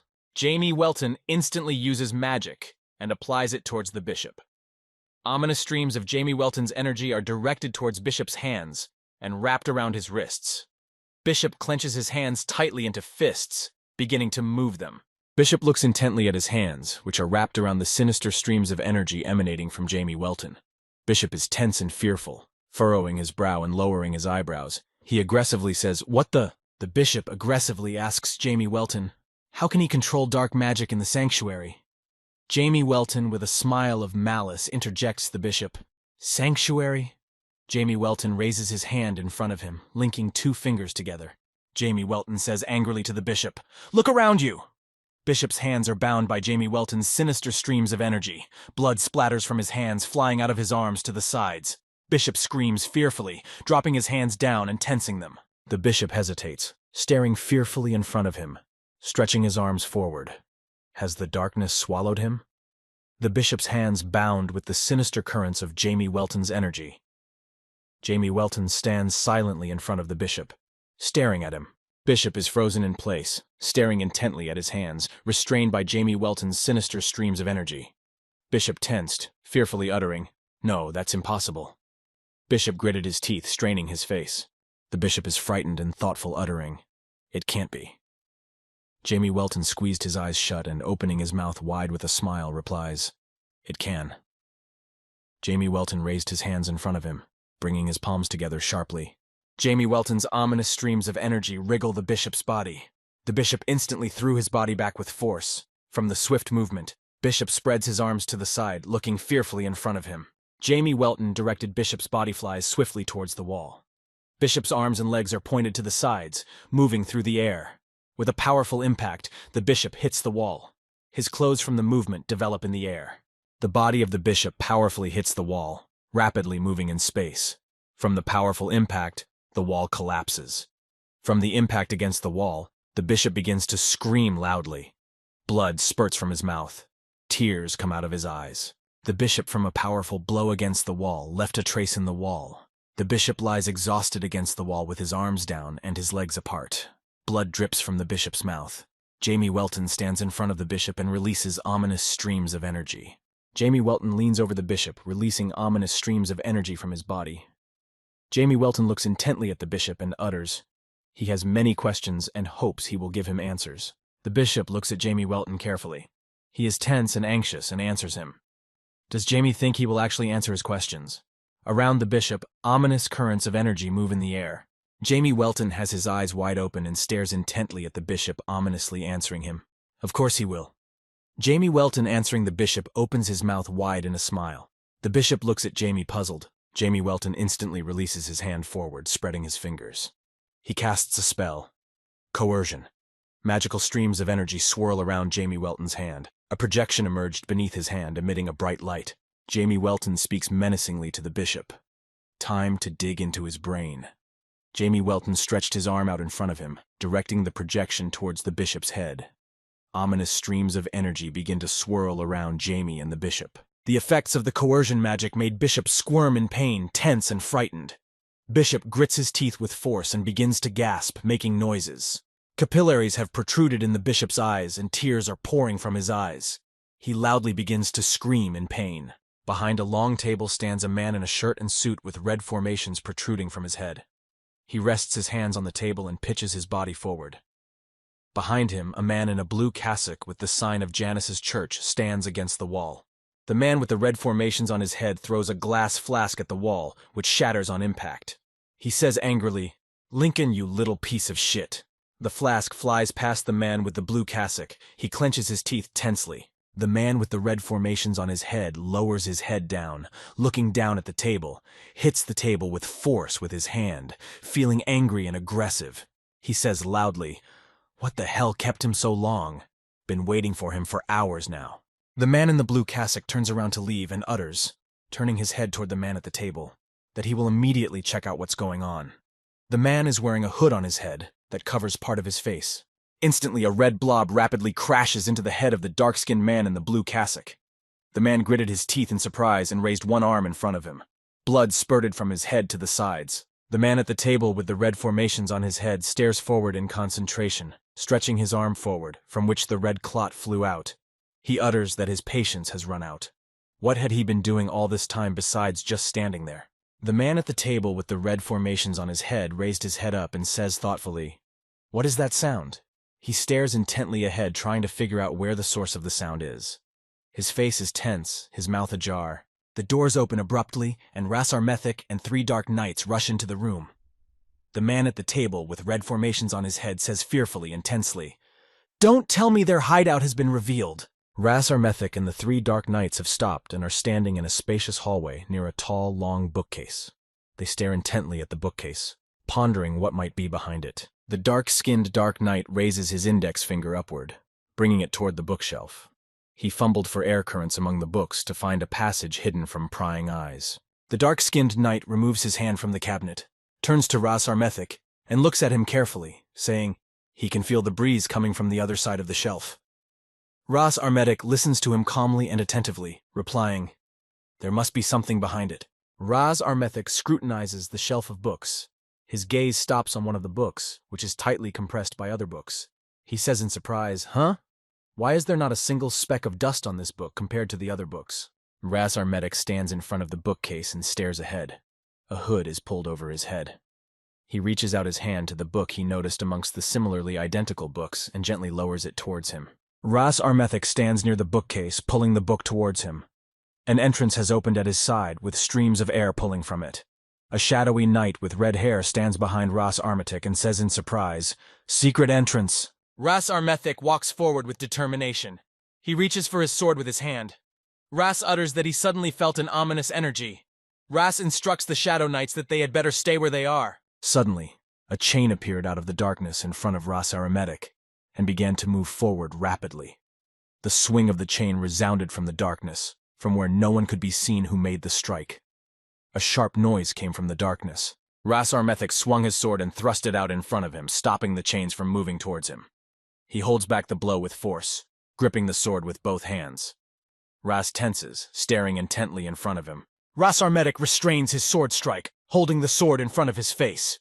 His sword hand begins to shake from the tremendous effort being exerted. Ras Armethek stares forward concentratedly and angrily, biting his lip beneath his black mask. Once again, there is a powerful and sharp blow towards Ras Armethek, which hits the sword. Ras Armethek, holding the sword in his hand, flies backwards from the strike. His body moves in the air, his feet bouncing off the ground. Ras Armethek is thrown backwards by the powerful blow. In the air, he spreads his arms and legs. Ras holds his sword in his hand in front of him. Ras Armethek pays attention but stares forward. More strikes appear next to Ras. A shadowy red-haired knight with a mask on his face screams fearfully, "Ras!" trying to realize what is happening to him. The Shadow Knight is tense and anxious, staring intently at Ras Armethek, eyes wide open, sword held in front of him. Ras Armethek looks down thoughtfully, tensing his face and lowering his eyebrows. He's tense and anxious, holding his sword in front of his face.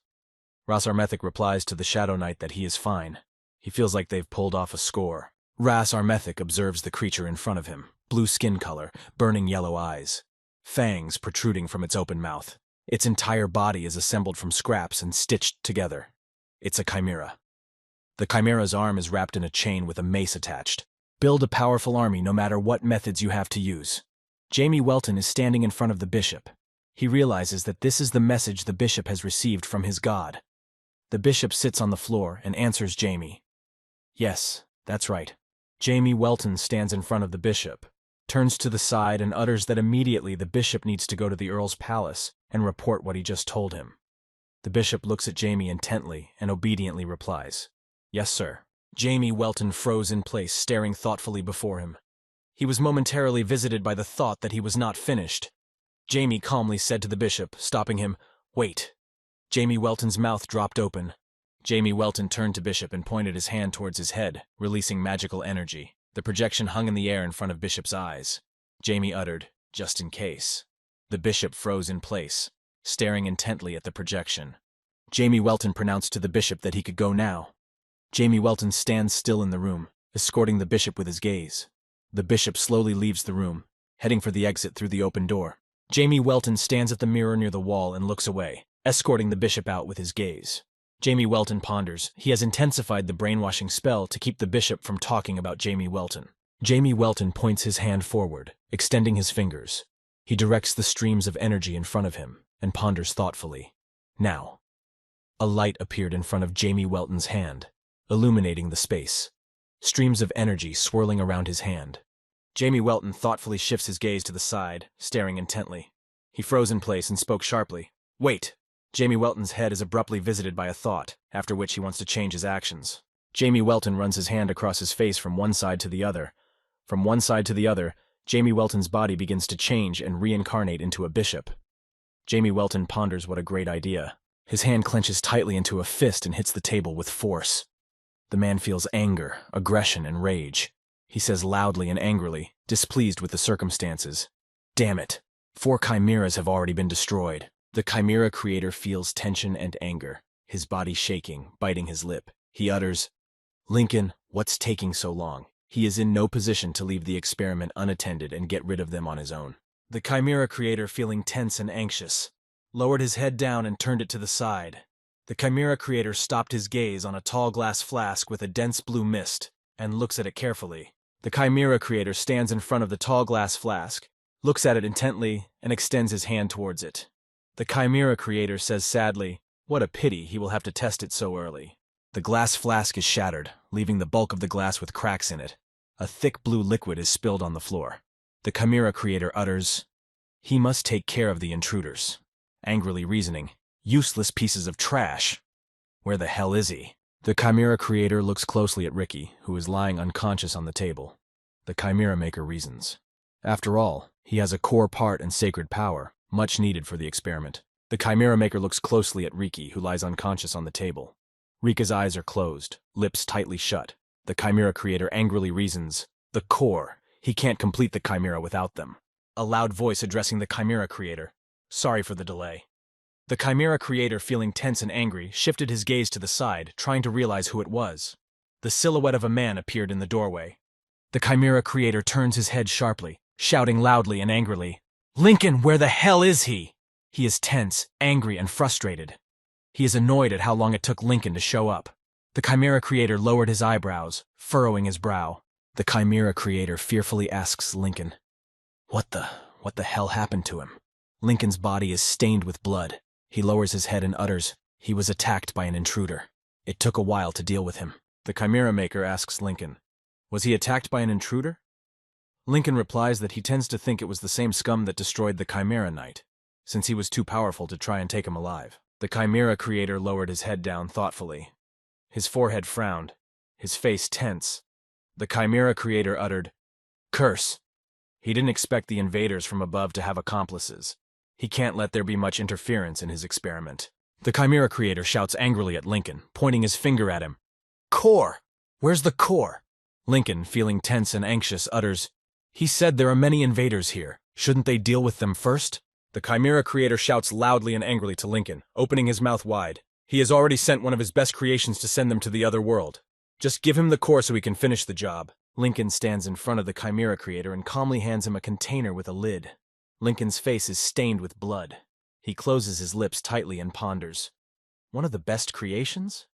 What kind of creature could this be? The Chimera Creator stares intently at the open jar in his hand, from which a jelly-like red creature with eyes is dripping out.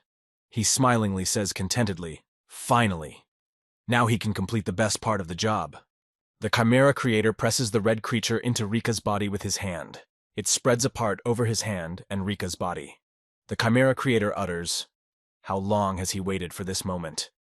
It is impossible to imagine how powerful this specimen will be.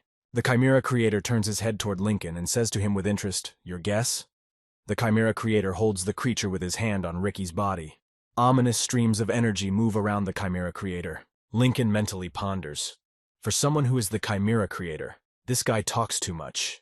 Lincoln stands quietly and thoughtfully says back, he expects him to be at least stronger than the Chimera Knight. The Chimera Creator with growths on his head turns his head towards Lincoln and looks at him carefully. The Chimera Creator did not expect such a response from Lincoln and says thoughtfully, how boring he is saying obvious things. The Chimera Maker holds up a syringe filled with a thick, dark blue liquid. Holding his fingers on the cylinder of the syringe and ready to push its piston to inject the substance. The Chimera Creator angrily utters, time for the final syringe. The Chimera Creator injects the needle of the syringe containing the blue substance into the body of the red creature. The creature lies on Ricky's body and points its eyes upwards. Multiple eyes are on the creature's body, arranged chaotically. The Chimera Creator presses his hand into the red-eyed creature that is on Rika's body. He squeezes it with force. The Chimera Creator says contentedly and angrily, oh yeah, that's it, the strongest chimera ever. The Chimera Creator has his head down, happily and excitedly looks at Ricky's body without taking his eyes off. Its body begins to shake in anticipation. The Chimera Maker laughs evilly and asks Lincoln, isn't he excited, Lincoln? Lincoln dryly replies, well, yes, he ponders. Crazy psychopath. Lincoln stands behind the Chimera Maker's back, looking in his direction, feeling anxious. The Chimera Creator becomes wary after hearing this, and tensely turns his gaze towards Lincoln. The Chimera Creator froze in place and stares at Lincoln incredulously. He could sense the tension and anger. The Chimera Maker frowns his forehead and keeps his gaze fixed on Lincoln. The Chimera Maker aggressively says to Lincoln, you are not Lincoln. Lincoln is tense and anxious. He is dumbfounded by the Chimera Maker's statements and replies to him, what is he saying? Of course he is. Lincoln mentally reasons, damn. Was he really supposed to show interest in his meager research? The Chimera Creator turns sharply towards Lincoln and stares at him intently.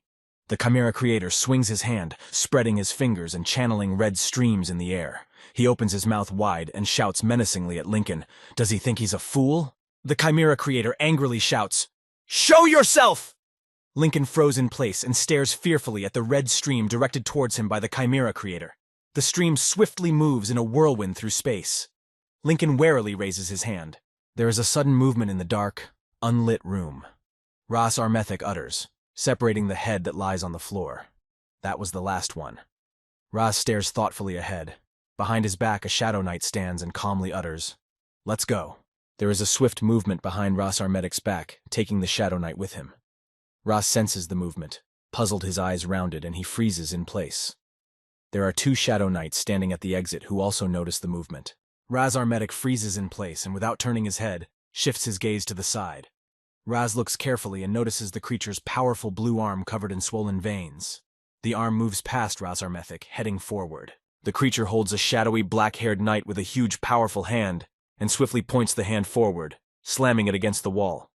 The wall cracks and splits, pieces of the wall flying off to the sides. From the powerful impact, the Shadow Knight let out a deafening wheeze. The Shadow Knight with red hair starts moving towards the creature that grabbed the Shadow Knight with black hair. The Shadow Knight yells loudly and aggressively, "Let him go!" His forehead is wrinkled, his eyebrows are pulled down, and his face is tense. Razarmethic, being next to the creature that grabbed the Shadow Knight, instantly swung his sword and struck at the creature's body. Razarmethic pulls his sword back after the strike, guiding his body swiftly forward. The huge chimera turned its head towards Razarmethic, long ears sticking out to the sides, fangs sticking out of its mouth upwards. Ras's strike left a cut on the chimera's arm, from which blood oozes. Ras ponders. This one is much stronger than the previous ones. Razarmethic tenses and casts his gaze downward thoughtfully. His eyebrows frowned and lowered to his eyes. Razarmethic snaps grudgingly and utters that the space here is too narrow to swing properly. Razarmethic begins a rapid downward movement around the chimera. The chimera watches Razarmethic and raises its powerful arms to the sides at the sudden movement. The chimera's massive body is wrapped in chains. Razarmethic needs more room to maneuver. Raz swiftly runs towards the wall away from the chimera in order to increase the maneuvering distance. In front of Razarmethic, a building can be seen on the wall. The chimera stands still and watches Razarmethic's movement. Razarmethic turns his head half-turned toward the chimera, who stands behind him. Raz looks at her carefully, focusing his gaze for further action. Razarmethic's head is hooded, his hair falling over his face and eyes. Razarmethic instantly uses the spell, Blade of Justice. Raz heads swiftly towards the chimera. He holds his sword with both hands and swings it. The sword emits a bright glow. Magical streams are directed towards the sides. Rapidly, Razarmethic flies past the chimera, delivering sword strikes to his body. From the blows to his leg, arm, and chest, bright sparks emanate from the wounds on the chimera's body. The chimera opens its mouth wide in pain, and its body tilts backwards. The chimera is frozen in place. Smoke emanates from the chimera's open mouth from the blows delivered by Razarmethic. The chimera emits a vicious growl. It stares intently in Razarmethic's direction, dark eyes open. The chimera has recovered from the blows Razarmethic has delivered. She focused her gaze on him, pupils blazing brightly. The chimera's mouth is ajar. The chimera tensed its face, furrowing its brow and ready to attack. Razarmethic turned his head toward the chimera. His focused and menacing gaze stares intently at her. Ras lowered his eyebrows and closed his lips tightly, making a serious face. He noticed how the chimera quickly recovered from the blows he had delivered. The chimera approached Razarmethicus, standing in front of his face. The chimera stares intently and angrily at Ras, its pupils burning brightly. The chimera's mouth is tightly closed, fangs sticking upward. Razarmethic froze in place, watching the chimera approach. Razarmethic stares at the chimera intently, focusing his gaze. His eyebrows are lowered, his mouth slightly open beneath his mask. Razarmethic is wary and nervously ponders. No, he has been caught off guard. It's too late to dodge. Razarmethic froze in place, pondering that this is the end. He looks fearfully at the chimera's hand that is heading in his direction. Suddenly, there was a movement from above that instantly delivered an overhead blow to the chimera's arm. Blood splattered to the sides. From the blow delivered to the chimera's arm, the chimera lifted its head up and arched. From the sharp, unbearable pain, the chimera squinted its eyes, its face tensed, and its mouth opened wide in a loud scream. She abruptly pulled her arm toward her. The two Shadow Knights stopped after moving swiftly. They ask Razarmethic if he's all right. They need to retreat and regroup. Razarmethic stands behind the backs of the Shadow Knights and looks ahead disappointed. Razarmethic stammeringly replies, "Good. We'll take him then." Raz points to a Shadow Knight who is lying against the wall after being hit by a chimera. The Shadow Knights reply that they will leave without him. Razarmethic utters indignantly, "What?" The two Shadow Knights stand still. The dark-skinned knight looked down thoughtfully. The red-haired knight stares intently at Razarmethic. The dark-skinned knight utters, "They have been ordered to escort Razarmethic and help accomplish the mission." The Shadow Knight resolutely pronounces to Razarmethic, "They will do nothing that gets in the way of accomplishing the mission." Razarmethic froze in place upon hearing these words, tears welling up in his eyes. He stares intently ahead. The Shadow Knight swiftly heads forward, gaining speed towards the chimera. The enormous-sized chimera turns its body to the side, holding its other arm with one hand. Ras Armethek and the second Shadow Knight stand still and look forward. The Shadow Knight jumps up high and brings his sword behind his back, holding it above his head with both hands. He moves swiftly towards the chimera to deliver a crushing blow. The chimera lifts its head up and freezes in place. The dark-skinned Shadow Knight blocks Ras Armethek's path with his outstretched arm. He clenches his fist and utters, "They will retreat while it is occupied." Fighting this beast alone is akin to being sent to the other world. Ras Armethek stares puzzledly in front of him. The Shadow Knight stands behind Ras Armethek's back and says to him calmly, "He knows they are knights in service to the Count. Sometimes they make unpleasant decisions to achieve the best result for the glory of the Weltons." Ras Armethek listens irritably. Unquestioning obedience to their master is their raison d'etre. They have given up everything that would thwart the master's will, including their own lives. Ras Armethek ponders. Under orders to sacrifice themselves to save others? That doesn't make sense, does it? Ras Armethek can't let this happen.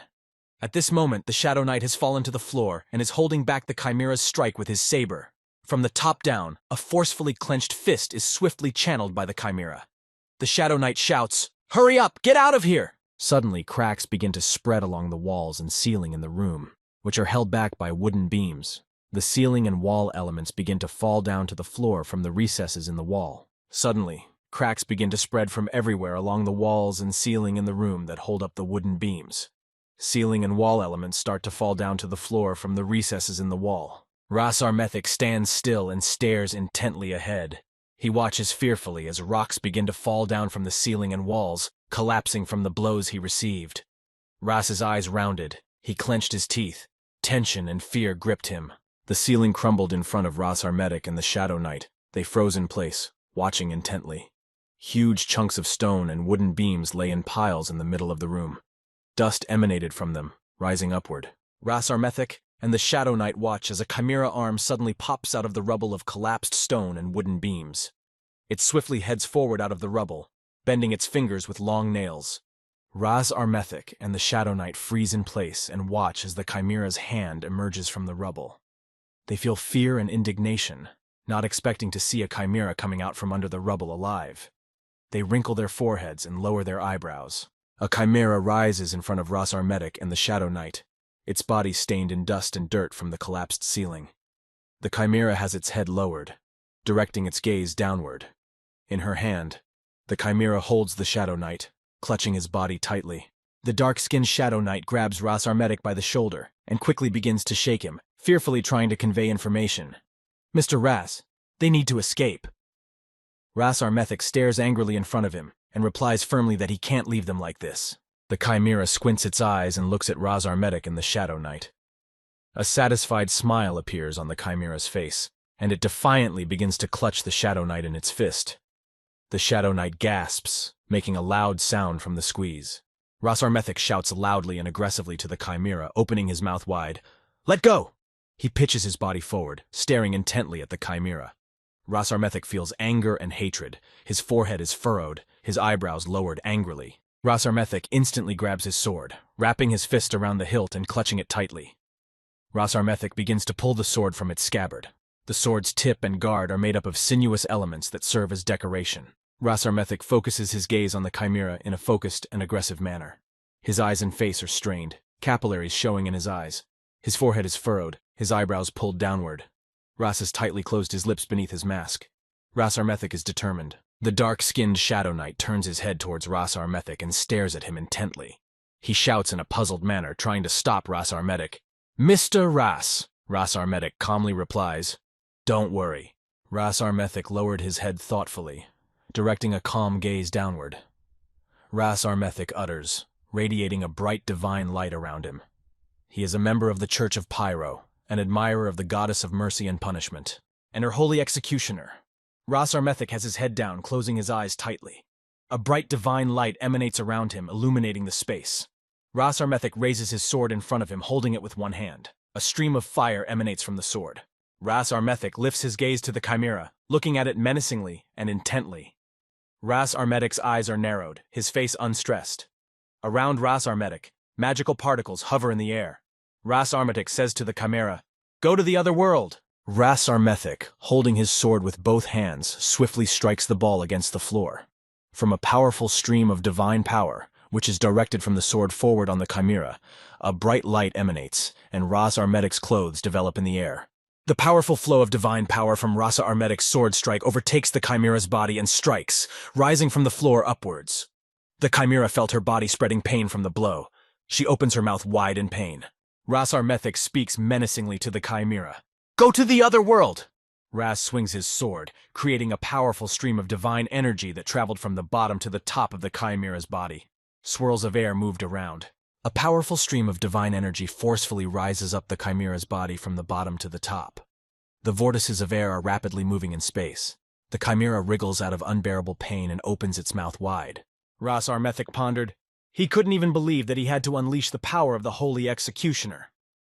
Pyro's Holy Executioner. 7 outstanding holy knights are endowed with the special powers of Goddess Pyro, the goddess of mercy and punishment, though there are serious consequences from using this skill afterward. But as long as its effects are in effect, the knight can control colossal divine power. The Shadow Knights held the knight on their shoulders, surprised that he was alive. He thought he was finished. May evil be retaliated against.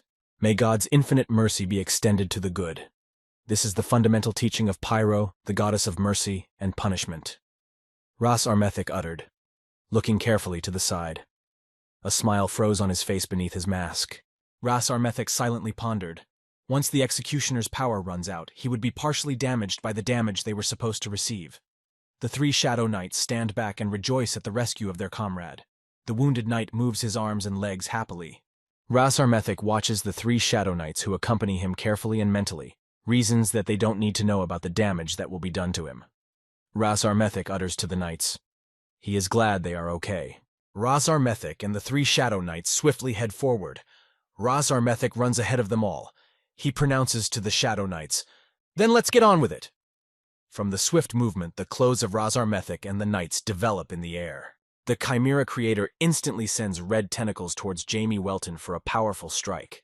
The Chimera Creator's tentacles rapidly move forward in the space in the room, wriggling.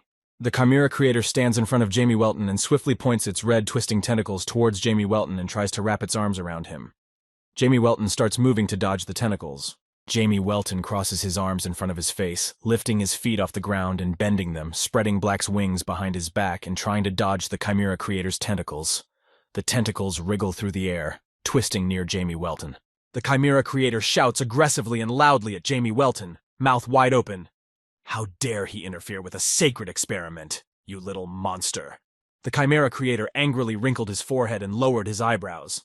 The Chimera Creator thrusts its tentacles forward. Jamie Welton floats in the air on Black's wings in front of the Chimera Creator and pronounces calmly, "So funny, because the Chimera Creator is the one who created the monster from his own body." Streams of energy move around Jamie. The Chimera Creator tenses and looks at Jamie Welton intently. The Chimera Creator points forward with its red tentacles. The Chimera Creator pronounces to Jamie that he can't understand this. This is art! The Chimera Creator speaks ominously, turning to Jamie Welton to behold his masterpiece.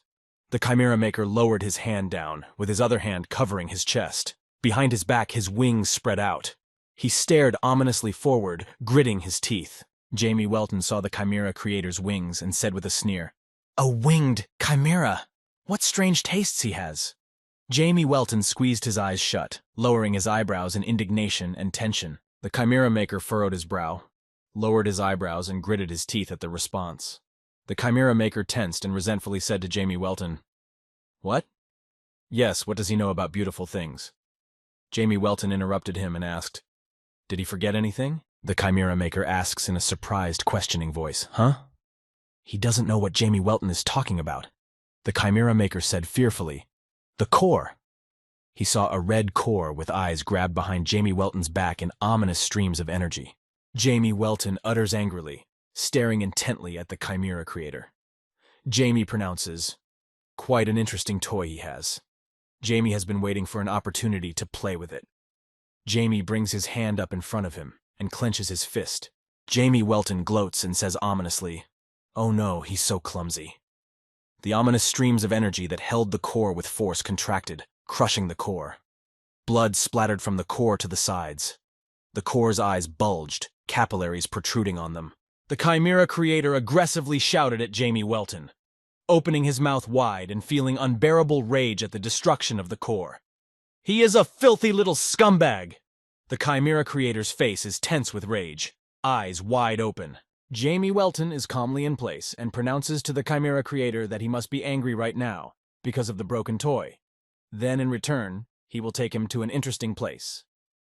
Jamie opens the projection in front of him and points a finger at it. Jamie Welton uses a spell, the projection of which is in the form of a huge circle with various elements glowing inside. The projection is under the Chimera creator's feet.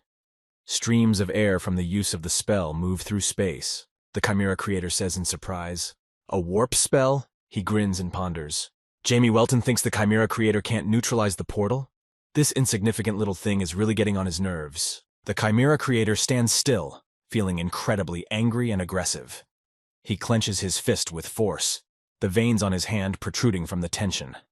The Chimera maker angrily says to Jamie Welton, "He's going to blow the portal to smithereens!" The Chimera creator reaches out in front of him and touches the magical flow of the portal. He stares at his hand in exasperation, gritting his teeth. The Chimera creator's hand rests against the walls of the portal. The Chimera maker is perplexed and says, "What the? Why isn't he?" The Chimera creator freezes in place and stares down intently. He is tense and anxious that he has failed. He has his mouth ajar. Next to the Chimera creator, ominous streams of energy move in the air. The Chimera creator is overwhelmed with anger and aggression. He shouts angrily to Jamie Welton, "He's scum!" A magical portal encompasses the Chimera creator's body, compressing his arms and body. The Chimera creator is focused and embittered, gritting his teeth. The magical portal moved the Chimera creator and Jamie Welton into the forest. Jamie Welton floats above the ground on Black's wings. The Chimera creator stands on the ground in front of him, releasing tentacles from its back and lowering its wings to the sides. The Chimera creator raises its head and stares intently at Jamie Welton. The Chimera creator is tense and anxious, biting his lower lip, clenching his teeth. He tensely asks Jamie Welton, "Impossible.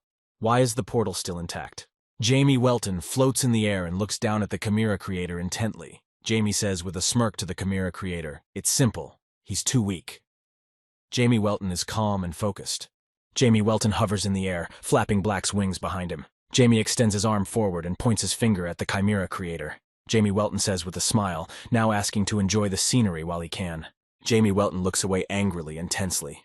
Around Jamie Welton, streams of energy move in the air. He utters, "For when this is over, the Chimera creator will disintegrate and afterward regenerate to become his loyal servant." The Chimera maker aggressively and nervously utters, "Insolent asshole!" The Chimera creator swiftly points its tentacles towards Jamie Welton. The tentacles wriggle and begin to move around Jamie Welton, who is floating in the air. Jamie Welton looks intently at the Chimera creator's tentacles moving past him. Jamie Welton's eyes are wide open, and he whistled in surprise, closing his lips into a tube. Jamie's arms came up along his body, dodging the tentacles. Jamie Welton landed lightly on a thick tree branch with a flick of his wings. He put one knee on the branch. Jamie puts his head down and says to the Chimera creator, he thinks the second battle should have come to a close just about now. The Chimera creator stands on the ground with his legs spread wide. He stretches his arms out in front of him and clenches his fists in a satisfied response to Jamie Welton. Perhaps, but it ended in his favor, considering he sent two more of his best creatures into it. Jamie Welton froze in place. He looks down thoughtfully, lowering his eyebrows and tensing his face. Jamie Welton's mouth is ajar upon hearing the Chimera creator's response. Jamie ponders, repeating the words, "Two of the best creatures?" The Chimera creator angrily utters, "However, that doesn't mean he will survive to see what he is talking about." The Chimera creator swiftly begins to move forward. He stares forward intently, squinting his eyes. There are tentacles wrapped around his arm. The Chimera creator instantly points his arm forward, wrapped in thin tentacles. His other hand is clenched into a fist and frozen in front of his chest. It stares forward concentratingly, aiming a punch towards Jamie Welton. The instant impact from the Chimera creator threw Jamie Welton upwards from the tree branch he was standing on. His hooded head slumped downward. Jamie Welton spreads Black's wings in the air. The Chimera creator stands on the ground near the broken tree with his hands down. He has his head up and is looking intently at Jamie Welton. The Chimera creator utters, "They might have been able to handle one, but against two, they don't stand a chance." Jamie Welton has his head down and looks down at the Chimera maker worriedly.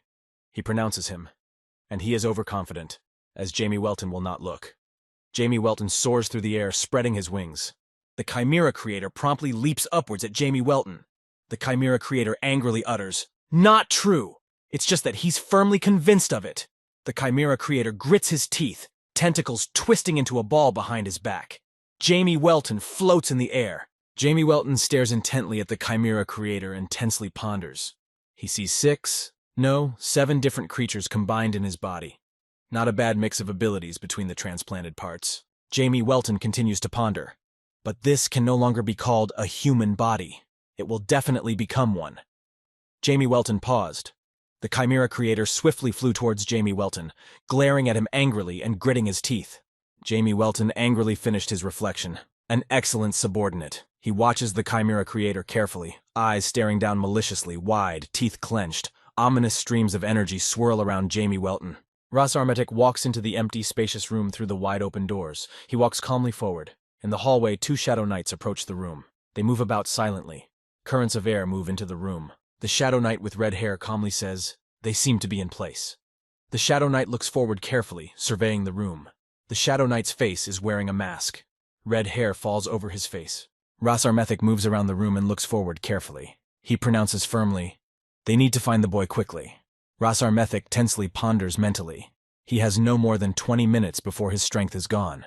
Ras Armetic tensely ponders mentally. They must find Ricky before the Executioner's holy power runs out. Ras Armetic and the Shadow Knights move around the room where the torches are burning. They turn to the sides, looking around the room. Ras Armetic stopped near a closed door, placing his hand on the doorknob and slowly opening the door. Ras Armetic froze in place, looking thoughtfully in front of him. He feels tense and anxious, sensing movement around him. Ras Armetic turns his head to the side and shifts his gaze back intently. He is focused and trying to figure out what is going on behind his back. There is a rapid movement behind Ras Armetic's back that makes him tense up. Ras Armetic notices a rushing stream of fire moving forward towards them. Streams of air move around him. A wave of fire cuts through the space in the room, with nothing visible behind it. Ras Armetic turns around and stares intently ahead. His gaze is aggressive, eyebrows pulled downward. He opens his mouth wide and shouts loudly, "What?" Ras Armetic is tense, anxious and perplexed, not expecting the movement. Ras Armetic shouts loudly and menacingly, "Watch out!" He leaps swiftly at the Shadow Knight, knocking him to the ground to keep him from the rapid movement of the fire stream towards them. Ras Armetic hits the Shadow Knight with force. Ras Armetic lifts his head up and freezes in place. He stares fearfully in front of him. Ras Armetic tensely considers what stands before him. His mouth is ajar without making a sound. Tension and fear engulf him. Ras Armetic ponders fearfully and perplexed. A chimera using sword-wielding techniques? Ras Armetic sees the chimera before him. A female night moth spreading her wings, her arms and legs shaped like pointed tentacles. Ras Armetic froze in place and stares intently at the chimera in front of him. Ras says fearfully, stammering, "Impossible." Next to Ras Armetic are Shadow Knights who fearfully and tensely shout, "Mr. Ras!" A Shadow Knight with red hair stands next to Ras Armetic and looks frightenedly to the side, pointing to Ras. "Look, over there!" Ras Armetic freezes in place and looks thoughtfully sideways at where the Shadow Knight is pointing. The red-haired Shadow Knight tensely utters, "There is another chimera here. A hybrid of a demonic horse and an ogre. A chimera with the body of a horse and the mighty upper body of an ogre stands in the room, its arms shackled with chains." Ras Armetic froze in place with anxiety and fear. Ras tensely pondered. These monster hybrids could handle a high-level knight alone. Ras Armetic's lips tightly closed. He stares intently ahead. Ras Armetic tensely ponders. He doesn't stand a chance. Ras Armetic remembers Riki. In his recollection, Riki smiles happily, mouth wide open and eyes squinting, communicating with Ras Armetic. Ras places his hand on Riki's head. Ras Armetic tensely and sadly ponders. "Goodbye, Riki." Ras Armetic momentarily translates his thoughts and says decisively, "Come on." He abruptly grasps his sword, gripping it by the hilt, holding the scabbard with his other hand. Ras Armetic decisively says, "Let's take the risk."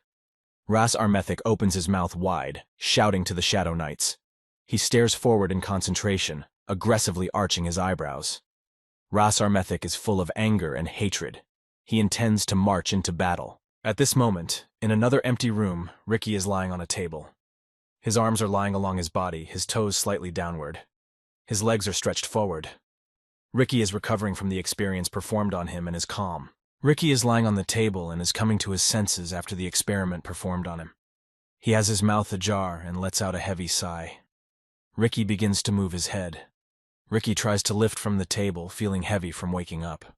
Ricky slowly tries to get up from the table, resting his hand on the table.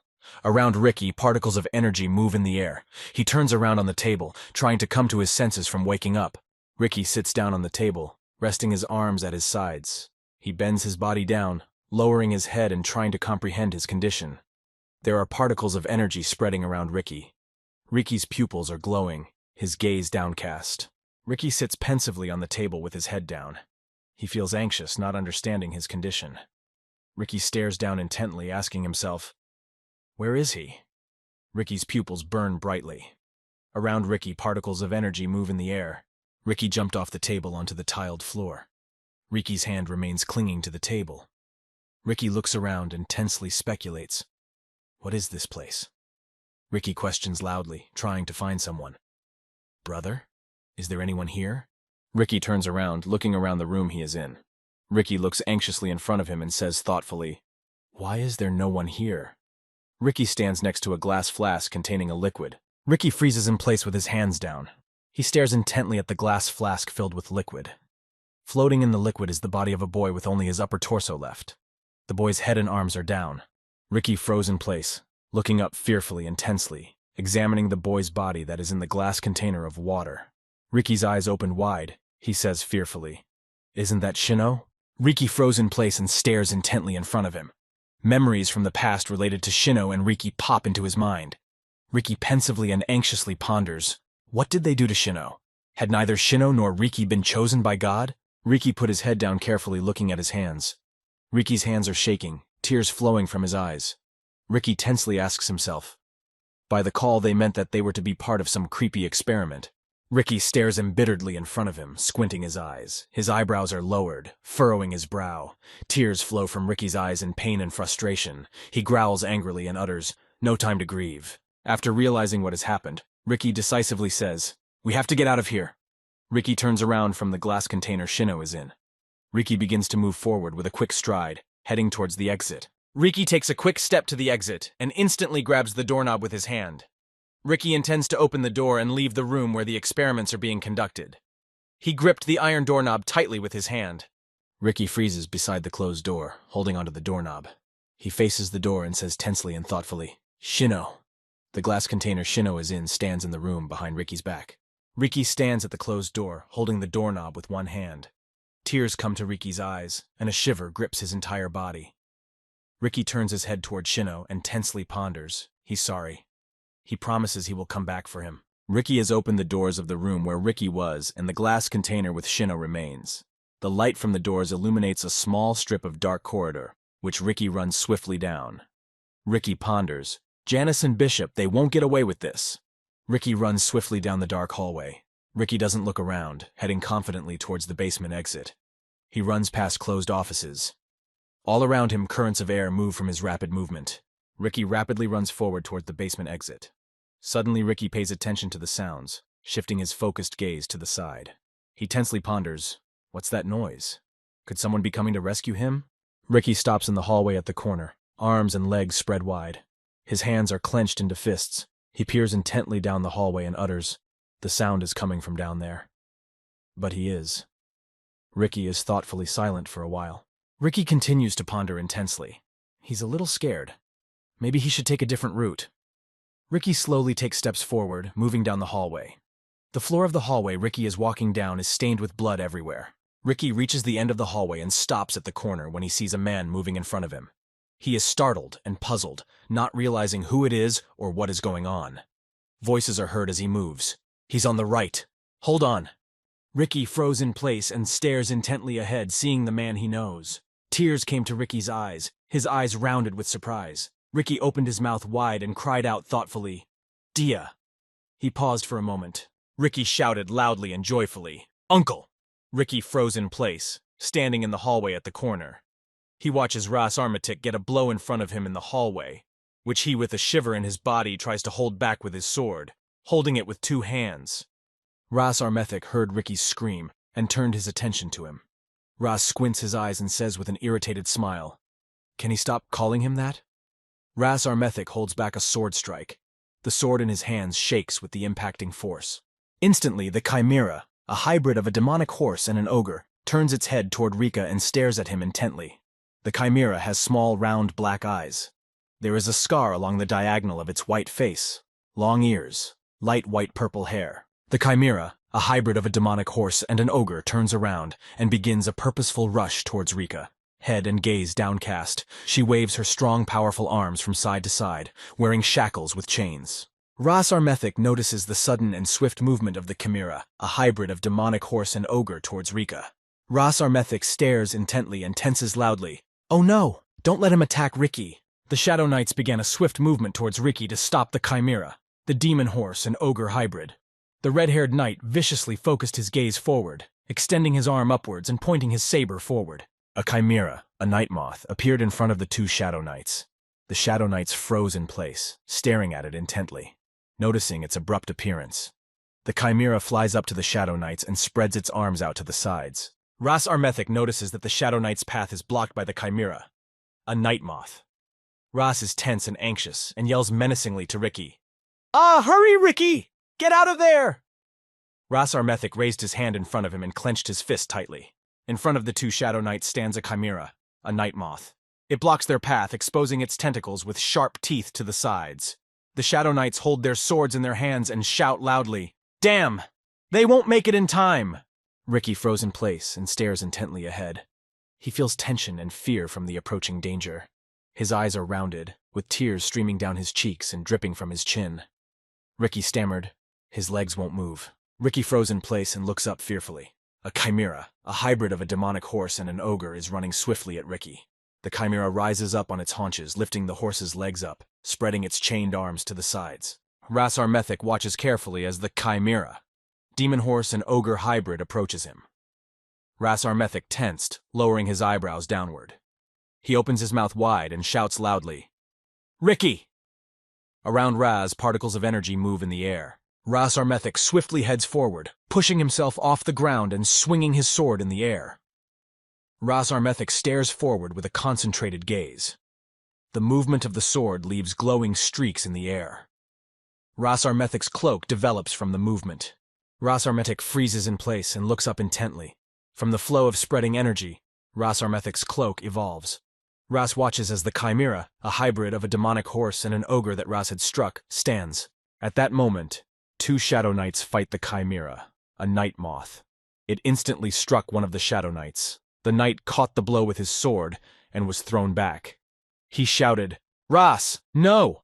The blow he received caused him to gasp for air. Ras Armethic froze in place and stared thoughtfully ahead. Tears came to his eyes. He opened his mouth and hesitated, saying Ricky's name. Streams of air and raised dust floated around Ras Armethic. Sadness and anxiety engulfed Ras. Ras Armethic froze in place and stared ahead. Dense clouds of dust and dirt have risen in front of him, behind which nothing can be seen.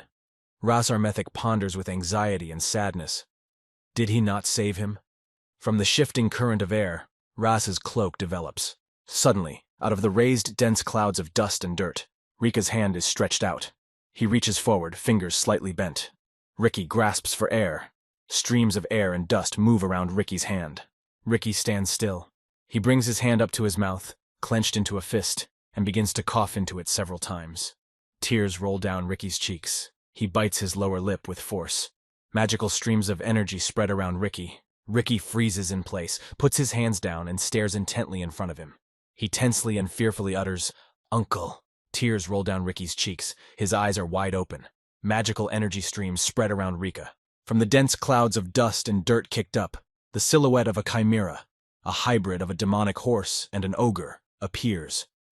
It quickly gallops forward, sensing its target. Streams of air move quickly from the chimera's movement. Ras Armethic froze in place and looked down thoughtfully. He feels unease and fear as he hears the chimera running again to attack. Ras Armethic strains his face, perplexed that the chimera is alive and racing towards them. Ras Armethic gets into a fighting stance, preparing to attack. Opening his mouth wide from shouts loudly, "This isn't over! This way!" Ras Armethic's gaze is serious and menacing, staring forward with concentration. He lowered his eyebrows downward, furrowing his brow. Ricky tensely shouts to Ras Armethic, "Coming!" Ricky runs up to Ras and stretches his arms forward, falling into Ras Armedic's arms. Ras Armedic bends towards Ricky, reaching his arms forward to grab Ricky and pin him. Ras Armedic pulls Ricky tightly against him and looks away with a focused gaze. His serious gaze scrutinizes the situation around him. Ras Armedic tensely ponders. They don't have much time, he fears. Ras Armedic watches as the Shadow Knight holds back the onslaught of the Chimera, the Night Moth. The Shadow Knight holds his sword in front of him, defending himself from the swift multiple blows from the Chimera's sharp limbs. Ras Armedic cradles Ricky, keeping a hand on his back. Raz turns and stares ahead with a focused look. He mentally reasons he has about 10 minutes before the power is gone. No, probably even less than that. Ras Armedic instantly grasps the hilt of his sword with his hand and pulls it out of its scabbard. Ras Armedic's hand grips the hilt of the sword with force. Ras Armedic ponders. He cannot fight and protect Ricky at the same time. Ras Armedic pulls Ricky back in front of him and, looking at him carefully, says calmly, he wants Ricky to go upstairs alone. Ricky listens intently to Ras Armedic, eyes wide open. Tears have come to his eyes. Ricky utters, but Ricky tensely reasons, wait, if I stay here, I'll only be a mess. Ricky raises his head higher, looks intently at Ras Armedic and says, okay. Tears disappear in Ricky's eyes, determined to leave the room. Ras Armedic is left standing still. In front of him is a dense cloud of dust and dirt, behind which nothing can be seen. Streams of air move with the dust. Ricky turns around and rapidly begins to run towards the exit to escape the chimeras. Ricky rapidly runs forward and turns his head back to Ras Armedic as he runs. Ricky shouts loudly to him with his mouth wide open, "Uncle, he'll be waiting for him upstairs." Tears came out in Ricky's eyes. Ras Armedic stands still, staring forward with concentration. Ras Armedic hears Rika's words and, without turning around, remaining standing with his back to him, he raises his hand up and clenches his fist tightly, gesturing back to Rika. Ras Armedic stands silently in place and has his head down thoughtfully. He's frozen in thought, staring at the floor with a calm gaze. Streams of dust and dirt move around Ras Armedic. Ras stands pensively for a while. Ras Armedic raises his head and stares intently ahead. Ras clutches his sword tightly in his downcast hand, pointing the sword forward. Ras slowly walks forward and ponders, believes he must now keep his promise. Ras Armedic points his sword in front of him and stares forward with a focused stare. A chimera, a hybrid of a demonic horse and an ogre, runs swiftly at Ras Armedic. It spreads its shackled arms out to the sides and draws back. Ras Armedic is tense and embittered. He furrows his brow, lowering his eyebrows down menacingly. His eyes are focused and scrutinizing. Ras Armedic utters decisively, "It is time to end him." Ras intends to deliver a crushing blow. At that moment, Ricky runs up the twisting stone stairs, escaping from the basement. Ricky keeps his head down and concentrates his efforts to make it to the top. Moonlight from the window falls on the stairs, casting shadows. Ricky runs up the stairs and ponders, what was that light? Ricky recalls the moment when a chimera hooves high above him below. A bright, fiery light. Tongues of flame began to spread from Ricky to the sides. Ricky ran forward swiftly. He still felt like throwing up at the thought of that thing that had suddenly appeared and protected him, not to mention the strange aura emanating from his chest that he felt. It was the same kind of aura he had felt when he was in Rival. Ricky quickly runs forward from the basement to get outside. He sees a closed wooden door with a window ahead. Ricky shouts with joy and relief, finally a way out. He sees the target and heads towards it without stopping. Ricky runs swiftly down the hallways, putting his feet far forward. Ricky opens his mouth, breathing deeply, and heading for the exit with his last strength. He runs down the dark hallway without turning his head to the side and stares intently ahead. Ricky ran outside, out of the building. He stops at the exit and slumps his body forward, resting his feet on his legs. Ricky tries to regain his breath, giving all of his strength to the rapid non-stop movement out of the basement. He's breathing deep and rapid. Ricky straightens up and stands still. He lifts his head up and stares intently at the starry sky. All around him, the forest is quiet and green, littered with trees. Ricky regains his breath, trying to catch his breath. Ricky lifts his head up. His eyes are wide open, streams of tears flowing from his eyes, dripping down from his chin. Ricky gritted his teeth, and with anxiety and frustration pondered. Was it all a lie? Salvation. Faith! Ricky continues to ponder, remembering his sister Anna. He hopes Anna is okay. If anything happens to her. Ricky feels tension and anxiety. In his memories, Anna smiles, turning her head to the side. Ricky has his head down. He feels tension, anxiety, and fear. Ricky furrows his brow, his face tense. Ricky stares intently at the ground with his eyes wide open. Ricky made a short sound, preparing to cry. Ricky put his head down and tilted his torso slightly. Ricky stares intently at the floor, tears streaming down his cheeks, rolling down to his chin. Ricky presses his hand to his chest and tensely contemplates. What is this? Where is such a terrifying energy coming from? Ricky freezes in place, and without turning his head, shifts his gaze to the sides. He tensely stares, feeling anxious and afraid.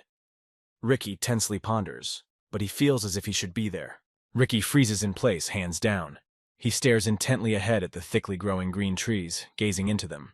Ricky intends to start moving forward. A feeling indicates to him that he should be there. Ricky begins to move forward, quickly starting to shift his feet. He runs across the ground, the moonlight falling on the ground, casting shadows from the trees. There are ominous streams of energy spreading around Ricky. On Ricky's feet are lace-up boots and high white socks. Ricky tensely walks forward with his hands down. He carefully looks ahead, leaving the clearing and moving into a thicket of densely growing trees.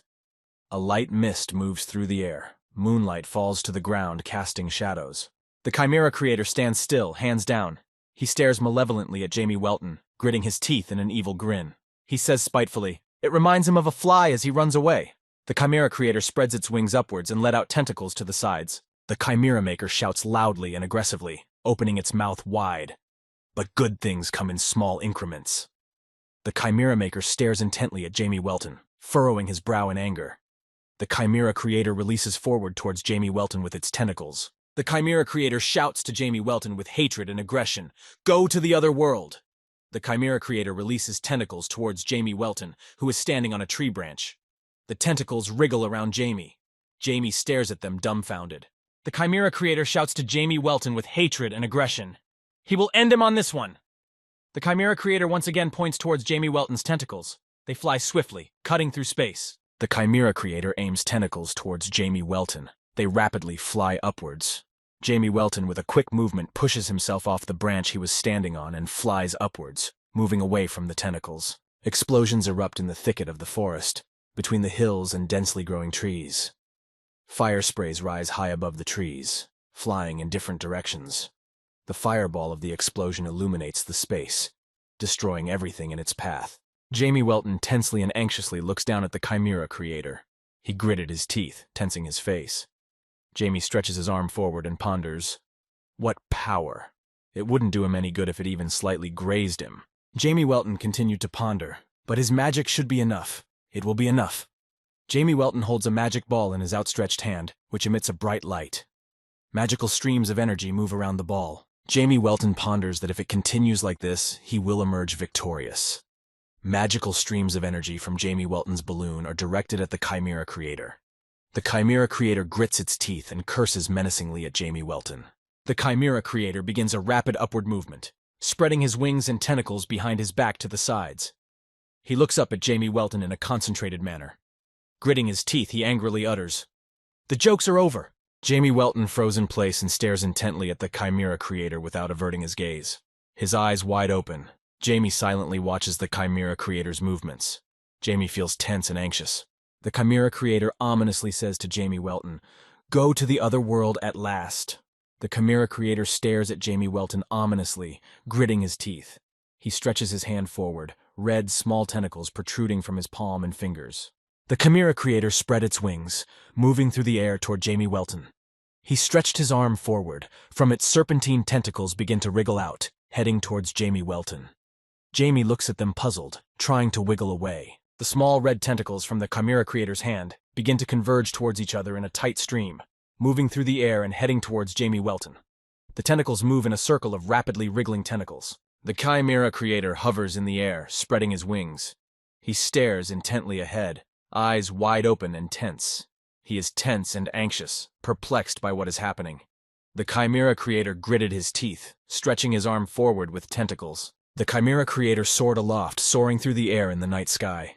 Red tentacles developed in the air. He utters puzzled and indignant. What? Where is he? Where the hell did he hide? Jamie Welton stands on a tree branch with his back leaning against it. Jamie Welton stands on a branch, leaning his back against it and stares thoughtfully ahead. Jamie exhales heavily, walking away from the Chimera creator. Jamie raises his hand in front of him, raising 2 fingers up. Streams of energy move around him. Jamie Welton uses dark dimension magic. The Chimera creator looks down puzzled, turning his head to the side. He tensely ponders, a trap. Is he really trying to contain it? The Chimera creator watches the energy flow. The Chimera creator shifts his gaze back, watching Jamie Welton. The Chimera creator has a snide smile on his face and says, "Fool, he really thinks this is it." Streams of energy in the form of hieroglyphics move around the Chimera creator in the air. The Chimera creator is in midair. He stares down angrily with clenched teeth, pointing his hand downward and extending his fingers. The tentacles behind his back instantly head down towards Jamie Welton. They wriggle through the air. Jamie Welton stands on a tree branch, leaning against it, trying to hide from the Chimera creator. Jamie stares at the Chimera creator who discovered him and says puzzled, "Damn." Jamie is feeling tense and anxious. The Chimera creator is in the air with his arm down. He uses magic, a hurricane of tentacles.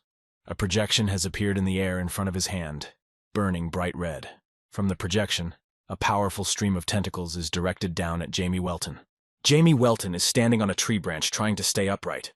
From the hurricane of tentacles, Jamie uses magic that dome protects him from the powerful tentacle strikes from above by the Chimera's creator. Jamie Welton stands on a tree branch with his arm up in the air. He uses magic that dome protects him from the blows. Jamie looks up at the Chimera creator and ponders. Simply amazing. He has managed to combine the abilities of the Chimera and magic. Jamie Welton stands on a tree branch and stares intently at the Chimera creator. Jamie's pupils have begun to burn with a bright magical light. His face is tense, his eyebrows lowered. Jamie says angrily, "However, that's all the Chimera Maker can do." The Chimera Maker casts a crazed look downward. He clenches his fist with one hand and slams his other hand down with force. The Chimera creator utters, he is surprised that Jamie has lasted this long. Then, how about? Jamie Welton interrupts, uttering, "What?" Jamie Welton suddenly appeared behind the Chimera creator's back and spreads his wings and soars through the air. The Chimera Maker turns his head puzzled, shifting his gaze back to Jamie Welton and says in surprise, "Huh?" The Chimera creator hovers in the air, spreading his wings wide. He points his tentacles from his back to the sides, which fly swiftly downward. The Chimera Maker puts his hands out in front of his face, bending at the elbows and covering it. The Chimera Maker turns its head to the side, shifting its gaze to Jamie Welton, looking at him intently.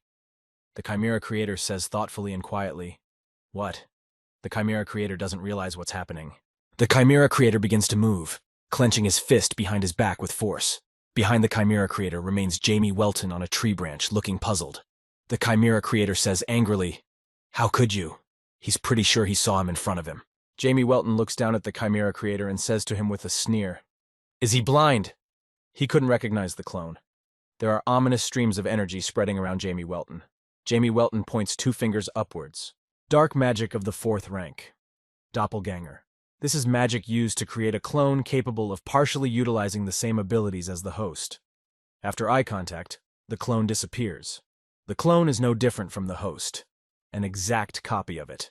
Jamie Welton angrily tells the Chimera creator that he is a fool, because he can't even estimate the strength of his opponent.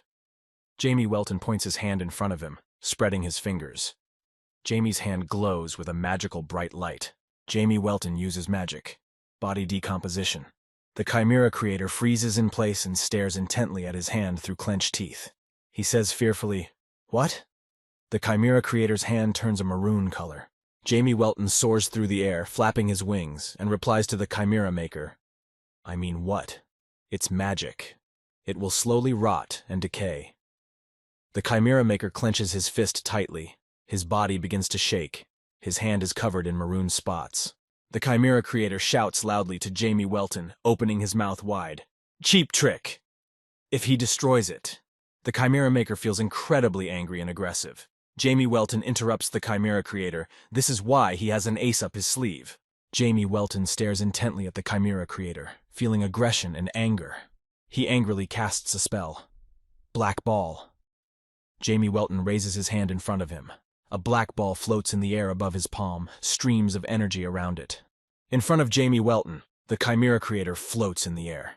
He freezes in place and looks intently at Jamie Welton, hearing his voice, and says, "What the fuck is he talking about?" Black orbs of varying diameters appear around the Chimera creator. A black ball has appeared from above near the Chimera creator's wing and is emitting magical energy in waves. The black ball begins to penetrate the Chimera Creator's wing, spreading out gradually. Magical particles hover in the air. The black ball's magic begins to appear on the Chimera Creator's body. The Chimera Creator lowered his head down, clenching his teeth tightly. He begins to feel pain from the black ball's penetration. Magical particles hovered in the air. A sharp, intense pain swept over the Chimera Creator's body. He opens his mouth wide, drool dripping from it, and lets out a loud scream. Black ball magic spread across his shoulder, spreading lower down his arm. He gripped his shoulder with his hand. Tears pour from his eyes.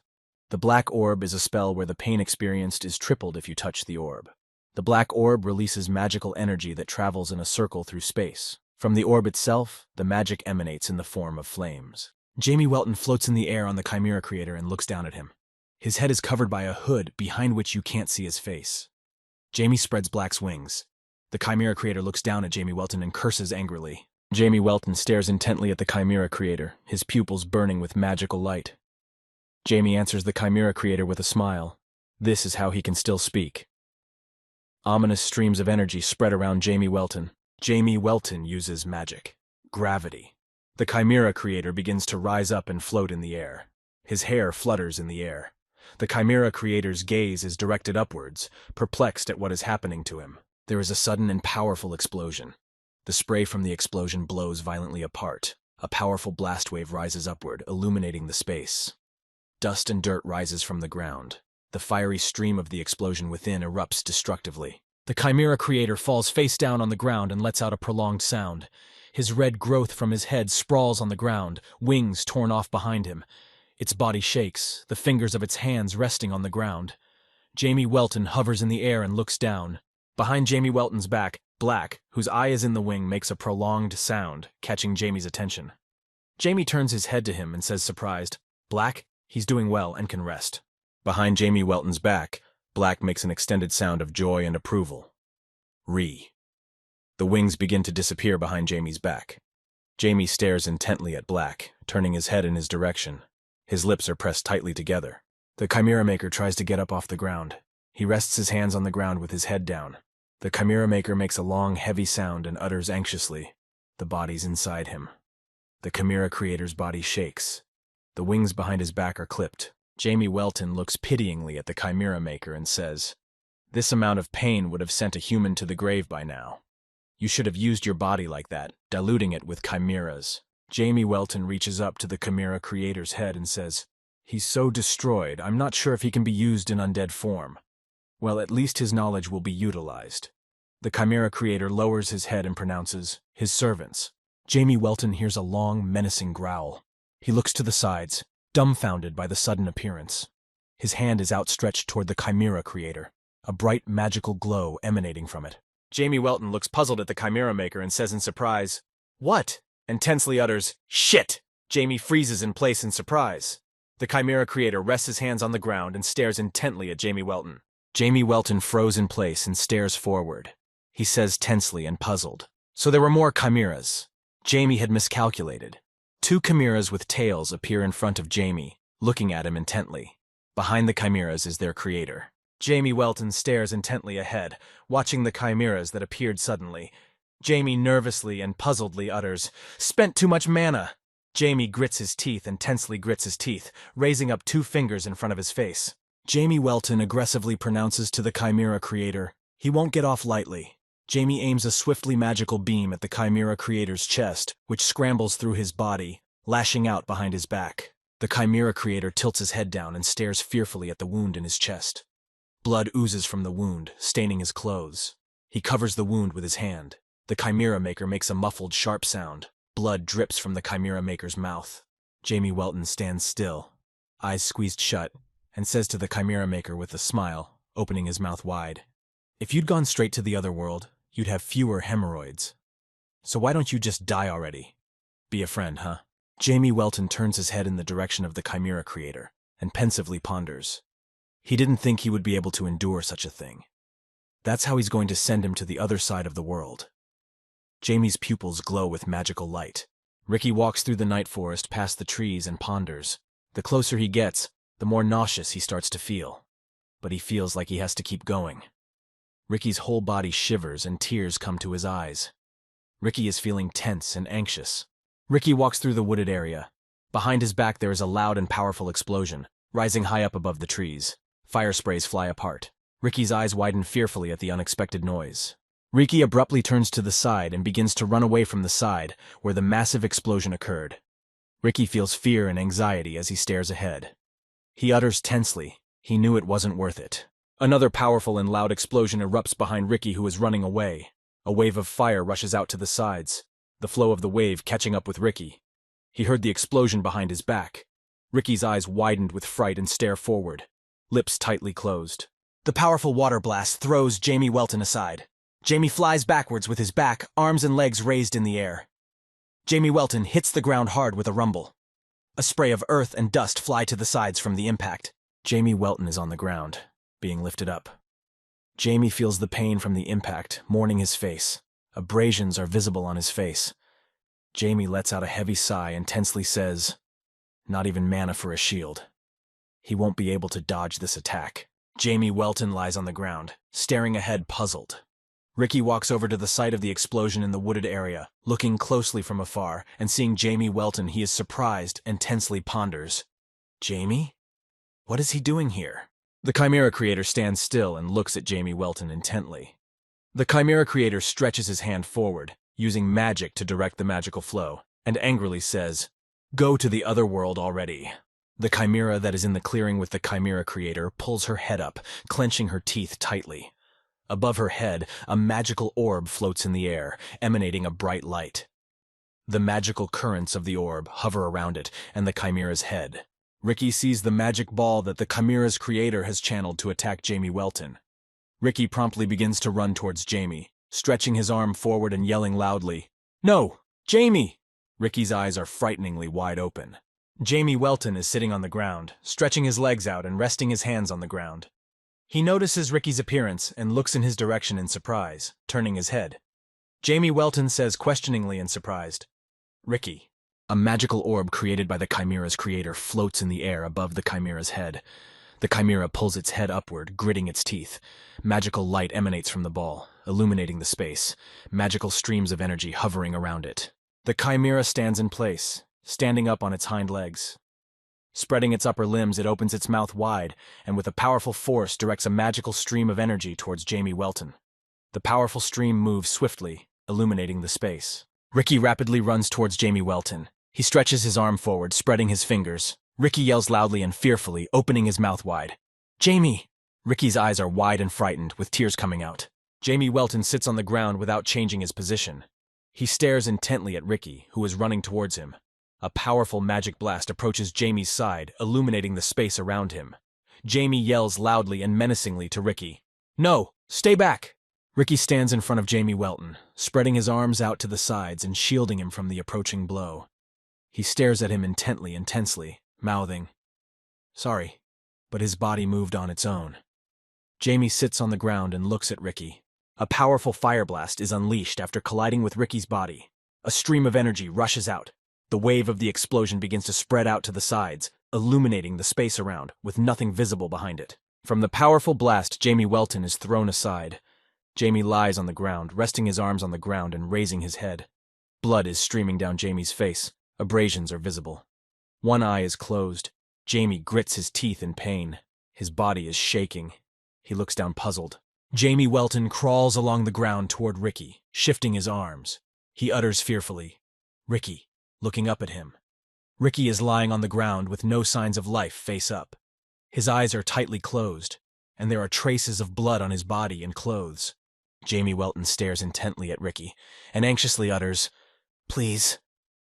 Jamie raises his hand in front of him, flexing his fingers. Tears come to Jamie's eyes. His body shakes in pain from the explosion. There is blood and abrasions on Jamie's face. Ricky lies on the ground, face up. There are no signs of life. Ricky's eyes are tightly closed. Blood is dripping down Ricky's face and out of his open mouth. Ricky's body has abrasions and bruises from the impact of the massive explosion.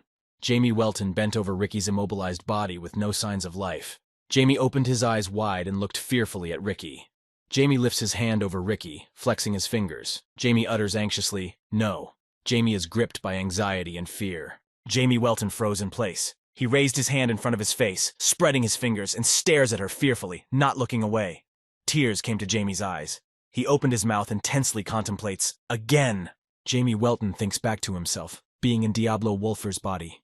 He tensely ponders. Again, someone is out to get him. Diablo Wolfer stares intently at his hand, spreading his fingers. Tears run down his cheeks. Ominous streams of energy move around. Jamie Welton recalls himself being in Diablo Wolfer's body. Diablo Wolfer sits and stares intently at his hand. Around him lie many bloody bodies with no signs of life.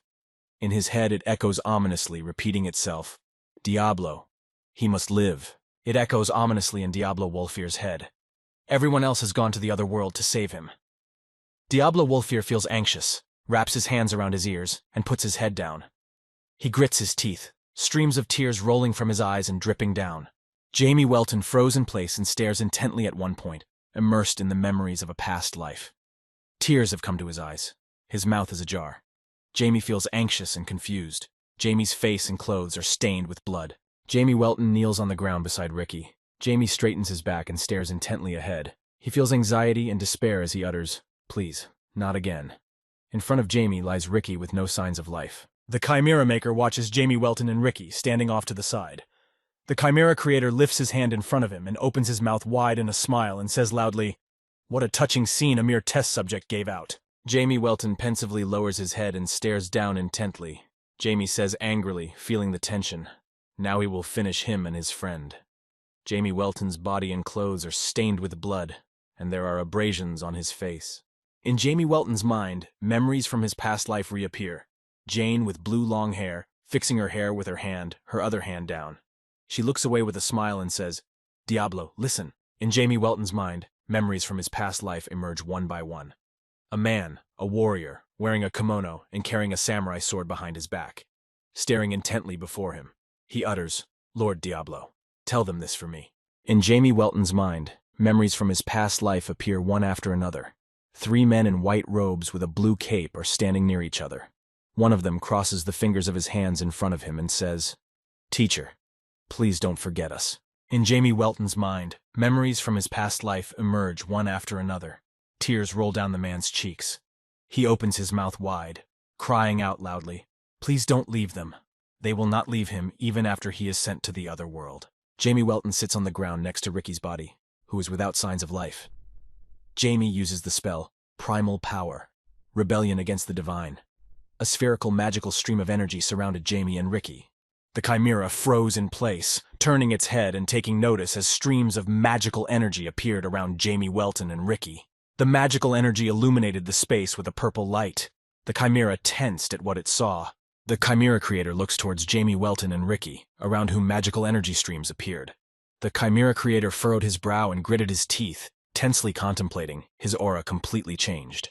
The Chimera Creator tensed with his hand lowered down. The Chimera Creator's hand shakes. He slowly begins to straighten his bent fingers. The Chimera Maker tenses and says anxiously, "This is bad. We need to end him." Jamie Welton is bent over Ricky's body, looking at him intently. Jamie's head is covered by a hood, behind which his face cannot be seen, who is unconscious. Around Jamie and Ricky, particles of magical energy move in the air. Jamie Welton leans over Ricky, who is lying without signs of life. Jamie turns his head to the side, looking at the Chimera Creator, and tensely utters, "Wait a bit, he'll be here soon." Ominous streams of energy emanate from Jamie Welton. Jamie Welton raises his head, mouth ajar. Jamie raises his hand in front of him, flexing his fingers. He tensely utters, how could it have slipped his mind? The very first power he created. Ominous streams of energy move around Jamie. A skeletal hand instantly begins to erupt from the ground. The bony fingers of the hand are bent, the arm extending above the ground in an attempt to lean on it. Ominous streams of energy move around the skeleton's bony arm. One by one, skeletons begin to emerge outward from the ground after using Jamie Welton's magic. The heads, arms of the skeletons burst out of the ground. Ominous streams of energy move around the skeletons. The skeletons are dressed in dark hooded cloaks. The creator of the chimeras stands in place next to the chimeras. He looks on fearfully and tensely as the skeletons emerge from the ground and angrily shouts to Jamie Welton, "Who the hell is he?" The Chimera Maker clenches his fists with force from the tension. Jamie Welton glares ominously at the Chimera Creator as he stands surrounded by skeletons. Ominous streams of energy emanate from Jamie and the skeletons. Jamie ponders. An army dedicated to rebelling against the deities and confronting the 12 gods. Necromancy. The Chimera Maker looks intently at Jamie Welton, surrounded by an army of skeletons. The Chimera Creator opens his mouth wide and pronounces to Jamie, laughing loudly. Going to send him to the other world with this feeble undead? Jamie angrily asks, "He didn't get it?" Jamie Welton angrily pronounces to the creator of the chimeras, "They all suffered at his hands." A snide smile appeared on Jamie Welton's face. There is blood dripping all over Jamie Welton's face. Jamie Welton is determined and confident in his strength. Jamie Welton decisively says to the skeleton army, "Go ahead, get even for all the pain he has caused." Jamie Welton remains where he is, looking forward, extending his arm forward and pointing his finger. An army of skeletons rushing forward. The army of skeletons directed by Jamie Welton is rapidly heading towards the Chimera Creator and the 2 chimeras. The Chimera Creator and the 2 chimeras in front of him stare forward concentratedly, waiting to attack. The chimera loudly and viciously lets out a prolonged growl. It opens its mouth wide, pulling its tongue forward in sharp pain. The drool from the chimera's open mouth flies forward. The chimera is attacked from different directions by skeletons surrounding it. One of the skeletons sharply sinks its teeth into the chimera's body. Blood splatters in different directions and runs down the chimera's body from the bite site. The skeleton sinks its teeth in tightly, holding the chimera's body with its arms at its sides. The chimera, from the sharp pain, opened its mouth wide and extended its tongue forward. It swings its paw, separating the skeleton's head and arm with an instantaneous blow. The chimera, in a sharp motion, paws the head of the skeleton, which lies on the ground. Jamie Welton speaks angrily. His subordinates have been surpassed by being sent to the other world. The skeleton stands still and lifts its head up. One half of the skeleton's skull is chipped off. The skeleton has its mouth ajar. Its pupils inside are burning with a blue light. The Chimera Creator abruptly presses himself against a tree and stares intently at the army of skeletons. He fearfully utters, stammering, "Freeze!" The skeleton army slowly advances, moving towards the Chimera Creator and glaring at him. The Chimera Creator fearfully utters to the army of skeletons that are approaching him, "Get away from him." He doesn't have time to speak before the skeleton's hands cover his face completely with his hand, grabbing his shoulders, his body. Jamie Welton looks at the creator of the chimeras with a focused and serious look and says angrily, "This is his domain. This is where sending to the other world reaps sending to the other world." Jamie Welton extends his arm out in front of him. There are ominous streams of energy around Jamie. Jamie Welton utters angrily, as well as his hell. The skeleton drops the Chimera Creator to the ground with a sharp motion. He slams his head into the ground with force, falling backwards. The skeleton is above the Chimera Creator and stares at him intently. The Chimera Creator makes a thud, gasping as the skeleton army attacks. The Chimera Creator lies on the ground and abruptly raises his hand upward, grasping for air. His fingers are spread apart, his hand stained with streams of blood. The Chimera Creator lies on the ground with no signs of life. His arms and legs are pointing out to the sides, trails of blood on the ground. Jamie Welton stands beside the Chimera Creator and watches him. All around, an army of skeletons freeze in place and stare in front of them. Jamie Welton stands still beside the Chimera Creator, who shows no signs of life.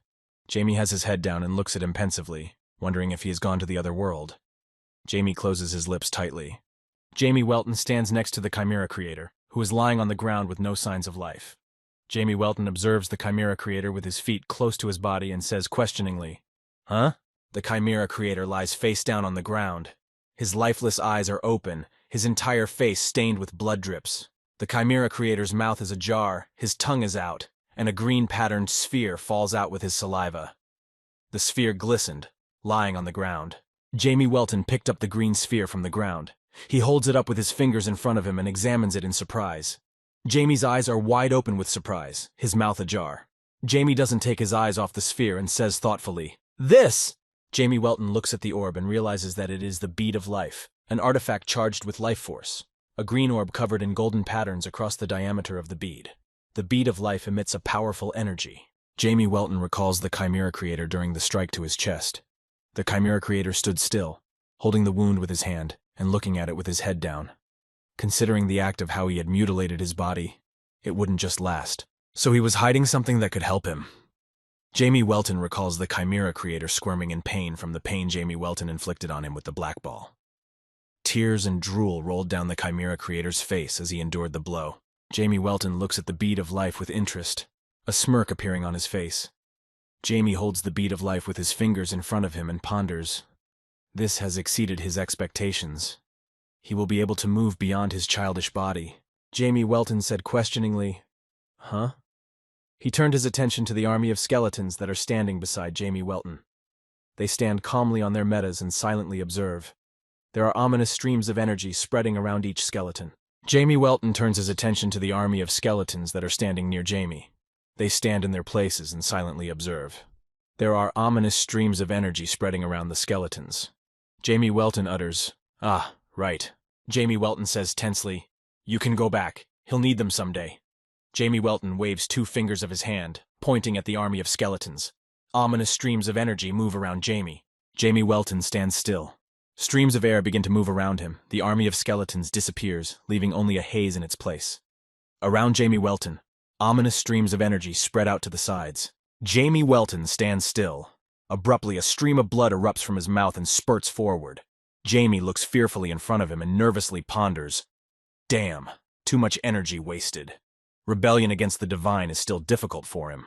Jamie Welton looks up in front of him in concentration, squinting his eyes slightly and lowering his eyebrows. Jamie wipes the blood from his mouth with his hand. He bites his lip and ponders anxiously. But there's no way to lose consciousness. Jamie Welton shifts his gaze to Ricky. Ricky is lying on the ground with no signs of life. His eyes are tightly closed. Ricky's face and clothes are stained with blood. Jamie Welton says thoughtfully that he can't just let him go to the other side of the world. Jamie Welton stands over Ricky and points his hand in his direction. Jamie utters, "Instead of giving up your life like that, be his faithful servant. It's much better that way. Wouldn't it, Ricky?" Streams of energy spread around Jamie. "Oh, sinner, rise!" Jamie Welton bent over Ricky, pointing his hands in his direction. Ominous energy flows from Jamie Welton. Ricky's clothes and hair begin to flutter from the energy streams. Jamie Welton brings his hands down to Ricky's chest, lightly touching him with his fingertips. Ominous streams of energy emanate from Jamie Welton. A bright divine light emanates from Ricky, gradually beginning to illuminate the space. Jamie Welton froze in place and stares intently ahead at the light from Ricky, which begins to spread and illuminate the space. Jamie's eyes widen, his eyebrows lowered. He says in a puzzled voice, "This!" Jamie Welton sits on the ground and lifts his head up to watch as Ricky's lifeless body begins to rise above the ground. Ricky's arms and legs dangle down. A bright divine light bursts out of his chest, illuminating the space around him. Jamie Welton stands still, arm raised above his head to shield himself from the bright illuminating divine light from Ricky's chest. Jamie Welton lowers his head, grits his teeth, and squints one eye, the other looking down. Jamie's face screwed up unpleasantly. A divine voice breaks out, unable to comprehend what's going on. Ricky's lifeless body floats in the air, his hair and clothes fluttering in the air. A bright divine light spreads around Ricky, illuminating the space. Jamie Welton froze in place and stares intently ahead.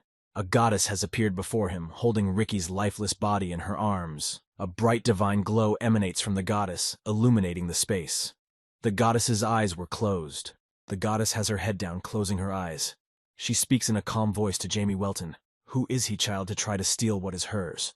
The plump lips are closed. In the goddess's ears are long, shimmering earrings. Jamie Welton utters puzzledly, "Pyro." Jamie Welton is tense and surprised, his lips tightly pressed together. His eyes are wide open and stares intently at Goddess Pyro. A divine bright light from Goddess Pyro illuminates the space. Goddess Pyro holds Ricky's lifeless body in her arms. She looks down at Jamie Welton with blue eyes and asks him, does he know her? A bright divine glow emanates from the Pyro goddess, illuminating the space. The plump lips are closed. It is a deep, dark night. There is a moon in the sky, willed by the night clouds. A barely audible voice is heard in which speech is not clear. There is no one near the houses at night. There is no movement. The lights are off in the windows of the house. A voice is heard. Inform the Count. Bishop Lincoln is slowly moving along the city street at night past the houses. His lost gaze is forward, blank and thoughtless. Drool drips from his ajar mouth. Bishop Lincoln utters, he must. Bishop Lincoln continues to move. His lost gaze is directed forward.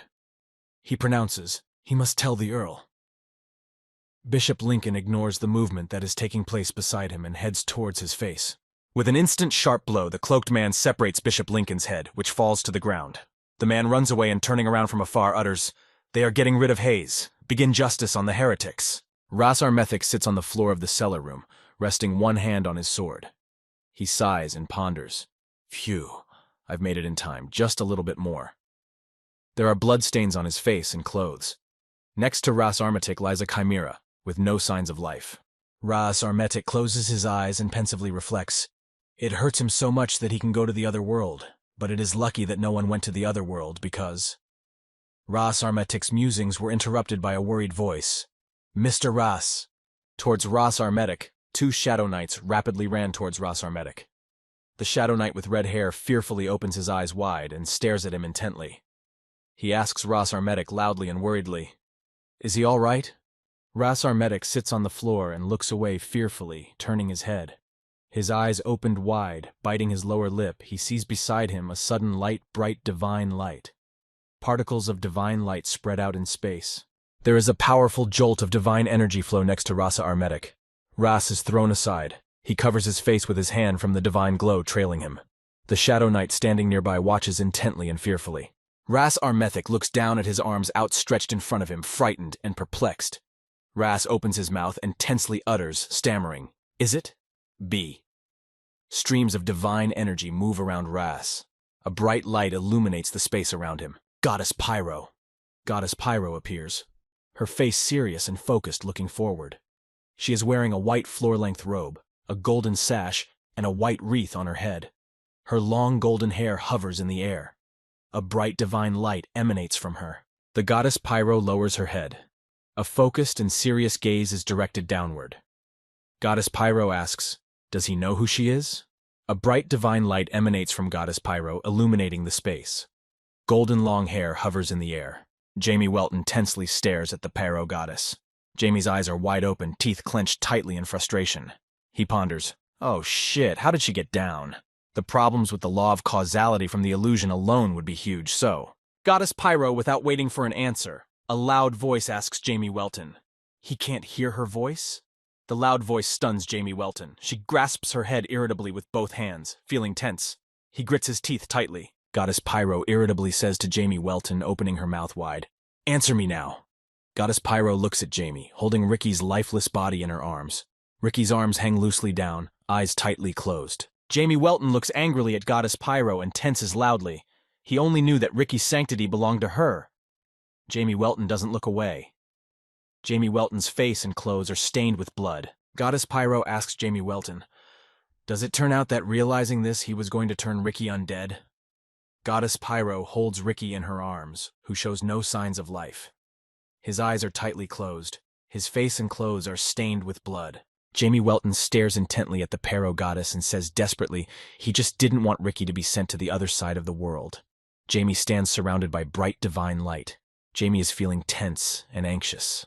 The goddess Pyro, upon hearing Jamie Welton's response, grins menacingly and says angrily to Jamie, "So according to him, being undead means being alive? That is an act of disrespect for the undead." Goddess Pyro glares angrily at Jamie, leaning over him. Goddess Pyro angrily says to Jamie Welton, "How can he not realize the value of life?" The loudly deafening voice of Goddess Pyro makes Jamie grit his teeth, gritting his face. There are particles of divine energy moving around Jamie Welton. Jamie Welton mentally angrily scolds Goddess Pyro upon hearing her words. He opens his mouth wide and angrily shouts to Bogna Pyro, "One of those who belittle life! It's all your fault!" Jamie's eyes stare intently at Goddess Pyro, lowering her eyebrows downward. Jamie Welton says angrily, "After sacrificing all of humanity, how dare she?" Goddess Pyro froze in place and looks at Jamie Welton in surprise upon hearing his words. She tensely utters, "What?" Goddess Pyro has lowered her head and looks at Ricky in frightened bewilderment. Ricky lies in her arms, showing no signs of life. The Pyro goddess guiltily utters, No, her!" Jamie Welton watches the Pyro goddess and wonders, what's the reaction? Goddess Pyro pronounces, "Either way, this child will become her apostle. If you turn Ricky into the undead, she won't forgive Jamie Welton." Jamie Welton looks at Goddess Pyro in surprise upon hearing her words and interjects, "Apostle?" "Apostle. Those who are closest to the gods." Goddess Pyro towers over Riki, lips tightly locked together. Her empty eyes are pointed downward. A bright divine light emanates from Goddess Pyro. Rika's eyes are tightly closed. Existence alone places the apostle in the status of a pop. and they possess power enough for the title of the strongest holy knight, the perfect priest. Palms tightly closed, fingers pointing upward and reaching for the divine bright light. Jamie Weltona stares thoughtfully ahead after hearing the words of Goddess Pyro and tensely ponders. He knew Ricky had divinity, but to elevate him to an apostle? Apparently that's the reason the Pyro Goddess was able to come down. Jamie Welton gritted his teeth and a snide smile appeared on his face. Jamie says with interest, things are shaping up to be a lot more fun than he expected. There are ominous streams of energy moving around Jamie Welton. Jamie Welton stands on the ground and looks up at the Pyro Goddess. Jamie Welton asks her, he is so sorry, how can he make it up to her? Goddess Pyro looks at Jamie Welton carefully and asks in surprise, sorry? Jamie Welton rather squeezed his eyes shut, a smile appearing on his face, baring his teeth. He pronounced to the Pyro Goddess, the darkness is already taking over Riki. Half of Riki has become undead. Around Jamie is a bright divine light coming from the Pyro Goddess. Goddess Pyro angrily yells at Jamie Welton upon hearing his words. Does he even realize what he's done? Goddess Pyro stares intently at Jamie, frowning her eyebrows. Her voice is loud and strained, showing her displeasure. Jamie Welton instantly covers his ears with his hands from the loud, deafening voice of Goddess Pyro. Jamie put his head down, feeling uncomfortable. Jamie Welton tensely ponders, damn, what the dumbass. The Pyro Goddess stares at Jamie Welton in a focused and menacing manner. Her eyebrows are drawn together. Her forehead is furrowed. Goddess Pyro is tense and aggressive, angrily asking Jamie Welton, does he crave a send-off to the other world? Jamie Welton looks menacingly at the Pyro Goddess, lowering his eyebrows and frowning his forehead. Jamie replies confidently, well, if that were the case, things would take a bad turn. After all, by sending Jamie Welton to the other side of the world, she will destroy Riki as well. The Pyro Goddess stares intently at Jamie Welton with her eyes rounded, her forehead furrowed and her eyebrows lowered. She is feeling tense and aggressive. Goddess Pyro grits her teeth and asks Jamie menacingly, does he think such pathetic threats will help? Jamie Welton answers the Pyro Goddess with a smile. There can only be one apostle. If she misses him, she'll have to spend a lot of time looking for a new one. Jamie looks at the Pyro Goddess carefully, lowering her eyebrows. Jamie Weltona continues to say to Goddess Pyro, forgetting about the time wasted, though, it is far more important that having an apostle guarantees the unrestricted appearance of the gods here, right? From what Bogina hears, Pyro tensely and angrily looks down. Jamie Welton calmly says to Goddess Pyro, like he said, he has no desire to send Riki to the other world. Riki is his friend. He shifts his gaze to Riki, who is lying in Goddess Pyro's arms, showing no signs of life. The Pyro Goddess looks at Jamie Welton carefully and says regretfully, what a vicious man he is, making up a good story to save his miserable life. Jamie Welton looks at the Pyro Goddess, listening intently. Jamie Welton asks the Pyro Goddess, looking at her intently, but why did she make him her apostle? Now there is no such reason for which an apostle is vital. After all, the world exists, as the 12 gods planned, peacefully. Jamie Welton goes on to say, the system they worked on together, right?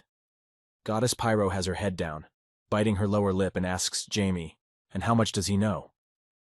Goddess Pyro holds Riki in her arms. Jamie Welton raises his hand up, extending his fingers. He directs his gaze to the Pyro Goddess and says, the holiest of the 12 gods, whose love reaches absolutely everyone. So overwhelmed by this feeling that she has been given the power to exterminate evil. Jamie Welton stares intently at the Pyro Goddess. His eyes are wide open, pupils glowing with a violet light, eyebrows raised.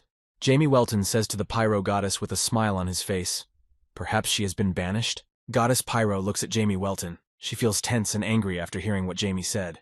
She furrows her eyebrows and says menacingly to Jamie Welton, ah, him. The Pyro Goddess's lips are tightly closed. Jamie Welton looks at the Pyro Goddess carefully, a smile appearing on his face. Jamie mentally reasons, this argument is over. She cannot lie, for lying goes against holiness, so she must remain silent. Jamie Welton pronounces to the Pyro Goddess, Diablo Wolfer. Diablo Wolfer is a black-haired man with bright violet burning eyes. Long drop earrings hang from his ears. His focused gaze is directed to the side, using magic. Goddess Pyro has her head down and asks Jamie Welton, how does he know this name? Goddess Pyro made a sad and pitiful face. She furrowed her brow and tightly closed her lips. A bright divine light emanates from her. Jamie Welton looks at Goddess Pyro and says with a smile on his face, he is the legacy of this man. Jamie Welton pulls his hand out from under his cloak and puts it to his chest. Jamie Welton in a past life was Diablo Wolfer. The goddess Pyro tensely and confusedly says, "Impossible, Wolfer," he was. Diablo Wolfer lies without signs of life. His clothes are soaked in blood. Around Diablo, Wolfer moves a silver chain with sharp elements.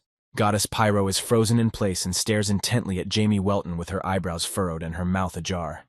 Goddess Pyro is feeling tense and anxious. She mentally ponders irritably, "Damn, why now?" Jamie Welton looks at Goddess Pyro carefully, lowering his eyebrows. Jamie is full of determination and seriousness. He stretches his hand out in front of him, spreading his fingers, and asks Goddess Pyro, "How about a handshake?"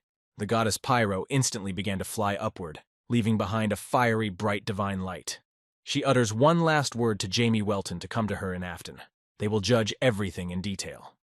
Jamie watches as Ricky floats in the air. Ricky is slowly lowered to the ground, unconscious. Streams of divine energy move around him. His arms are spread out to the sides, his feet one by one sinking to the ground. Ricky's eyes are tightly closed, his mouth ajar. Jamie Welton watches Ricky carefully from the sidelines. If this goes well, he will have a very useful tool. Ricky is completely down on the ground. Around him, a stream of bright divine light has been extinguished. Ricky lies on the ground and slowly opens his eyes. Ricky's green, dilated pupils look upward. Ricky's mouth is ajar. There is a trickle of blood on his face. Ricky is trying to regain consciousness after a long absence. There are particles of energy moving around Ricky. Ricky slowly opens his eyes. His vision is cloudy, not yet restored. Above him, Ricky sees Jamie Welton. Ricky says in surprise, "Huh? Jamie?" Jamie tensely stares at Ricky, lips tightly pressed together and eyes squinted. Ricky, frightened and tensely, pronounces Jamie Welton, opening his mouth wide. "Is he okay? Is he in pain? He's bleeding. What's wrong with his eyes? Why are they purple? Eh?" Ricky has some strange sensations in his body. Jamie straightens up, puzzled by the questions. Jamie Welton looks thoughtfully at Ricky, who is showering Jamie with questions about his condition. Jamie opens his mouth and says, "Even in this condition, he's worried about someone else first, not himself? When he's an apostle of the goddess, and undead at the same time, you know." Jamie Welton muses wistfully about Ricky, who has come to his senses. It's deep night. A full moon shines in the night sky, illuminating the space.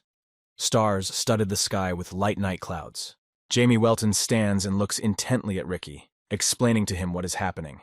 He made him this way with his dark magic. Jamie mentally ponders, "Sure, Ricky will hate him after this." Ricky sits on the ground and listens to Jamie. Ricky stares intently at Jamie Welton with his eyebrows raised. Ricky replies to Jamie Welton, "All clear." Ricky's face is stained with blood drips. Around Ricky, particles of divine energy move in the air. Jamie Welton is furious, indignantly saying, "That's it?" Jamie furrows his eyebrows, looking at Ricky, gritting his teeth. Ricky replies to Jamie, "Uh-huh. Just because he's a dark mage doesn't mean he has to be evil, right? I mean, he's a great friend." Jamie Welton looks down thoughtfully and says to Ricky, "Jamie knew, but he sent Ricky to a dangerous place anyway, and even tried to send his sister to the other side of the world." There are ominous streams of energy moving around Jamie. Jamie Welton gives Ricky a hand to get him up off the ground. Ricky slowly stands up, holding onto Jamie's hand with one hand and squinting his eyes, saying, "But he saved him. And he didn't hurt Anna, did he? So he's a good guy." Jamie Welton nervously and irritably yells at Ricky, opening his mouth wide. "Huh? Hey, simpleton!" Jamie Welton is furious. At that moment, a faint divine light begins to emanate from Ricky's hands, particles of it traveling to the sides. Jamie Welton freezes in place and stares intently at Ricky. Jamie stares at Ricky in surprise, mouth ajar and tensely musing, the incurable wounds on his body going away. Ricky holds Jamie's hand, streams of divine energy moving around him. Ricky says with genuine joy, he thought it would work, so he tried it. It does indeed work. Ricky holds Jamie Welton's fingers with his own and looks intently at Jamie's hand. Divine streams of energy are moving around. Ricky suddenly turns his head to the side and stares confused. Ricky utters, "Oh my God, Brother Russ is coming this way." Jamie Welton is stunned at the news of Russ's imminent appearance and says back, "Got it," then he has to go. Jamie Welton turns abruptly to Ricky and tensely utters, "By the way, what they were just talking about." Jamie is feeling anxious and worried. Ricky cheerfully replies to Jamie Welton, "Does he really seem that stupid?" Ricky remains seated on the ground, holding his hand in front of him, palm up, from which Jamie removes his hand, walking away. Ricky squints his eyes happily, and with a smile on his face says to Jamie Welton, "See you later, Jamie." Janice's branch of the church in Hayes. It's a bright sunny day, a clear sky with light clouds floating across it. There are several buildings on the grounds of Janus Church.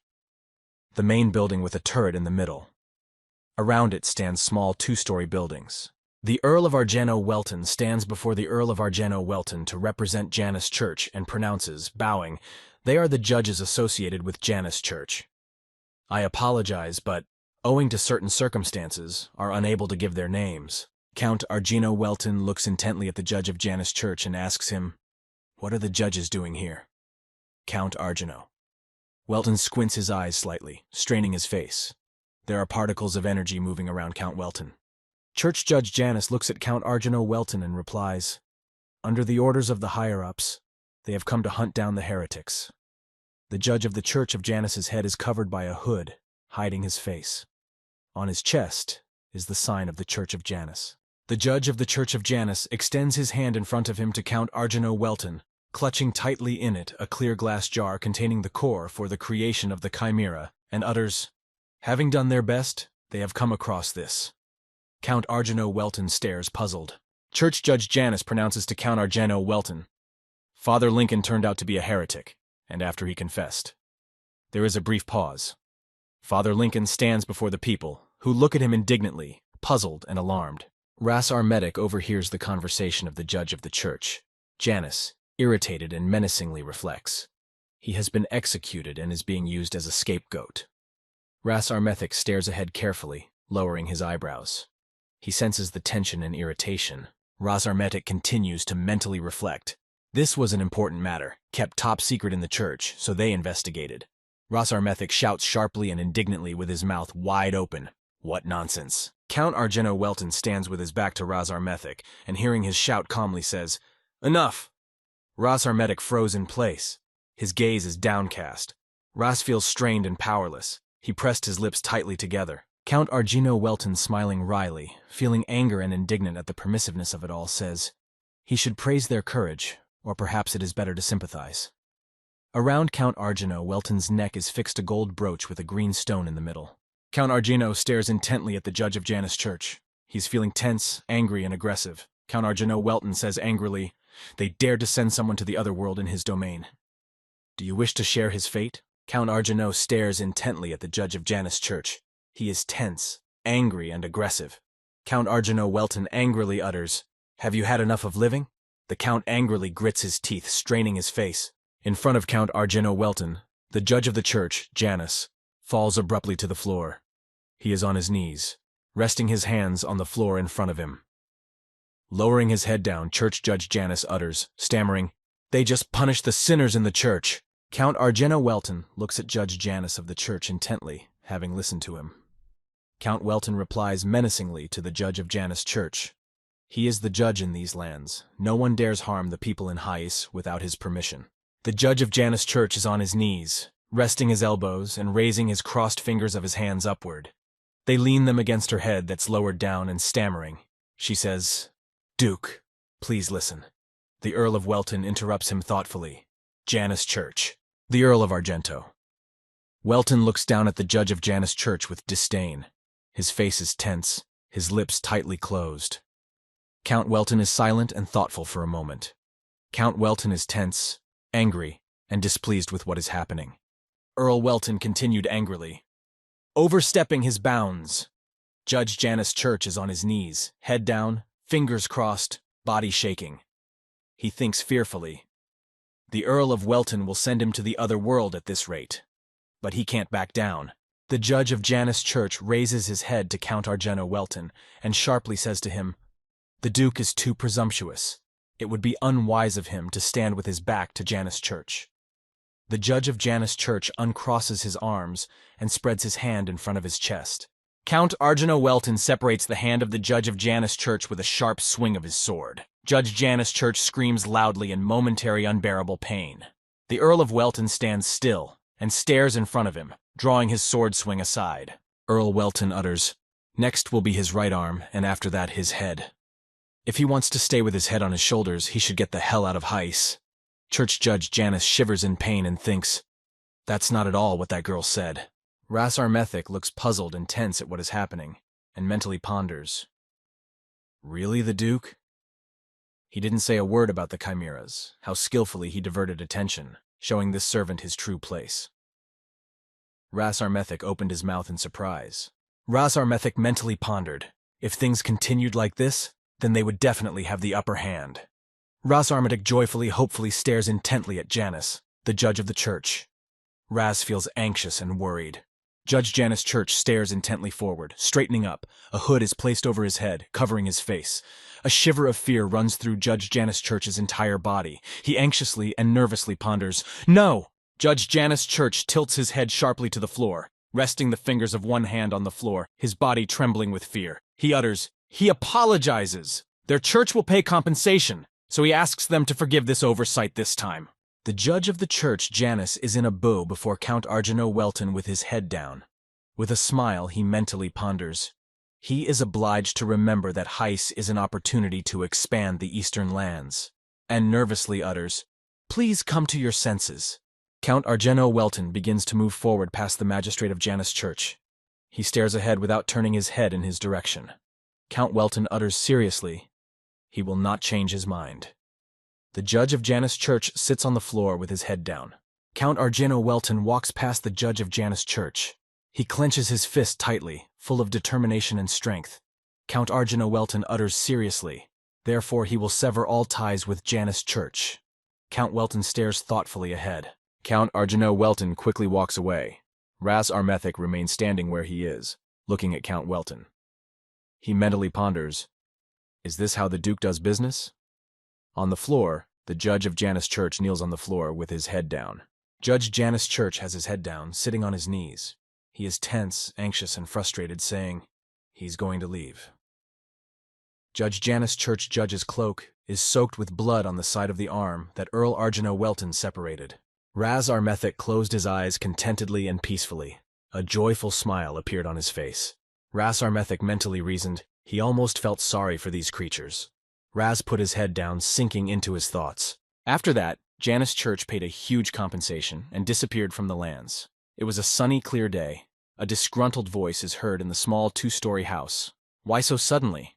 And a guest appeared for Ricky and Anna. Anna froze in place, staring intently ahead.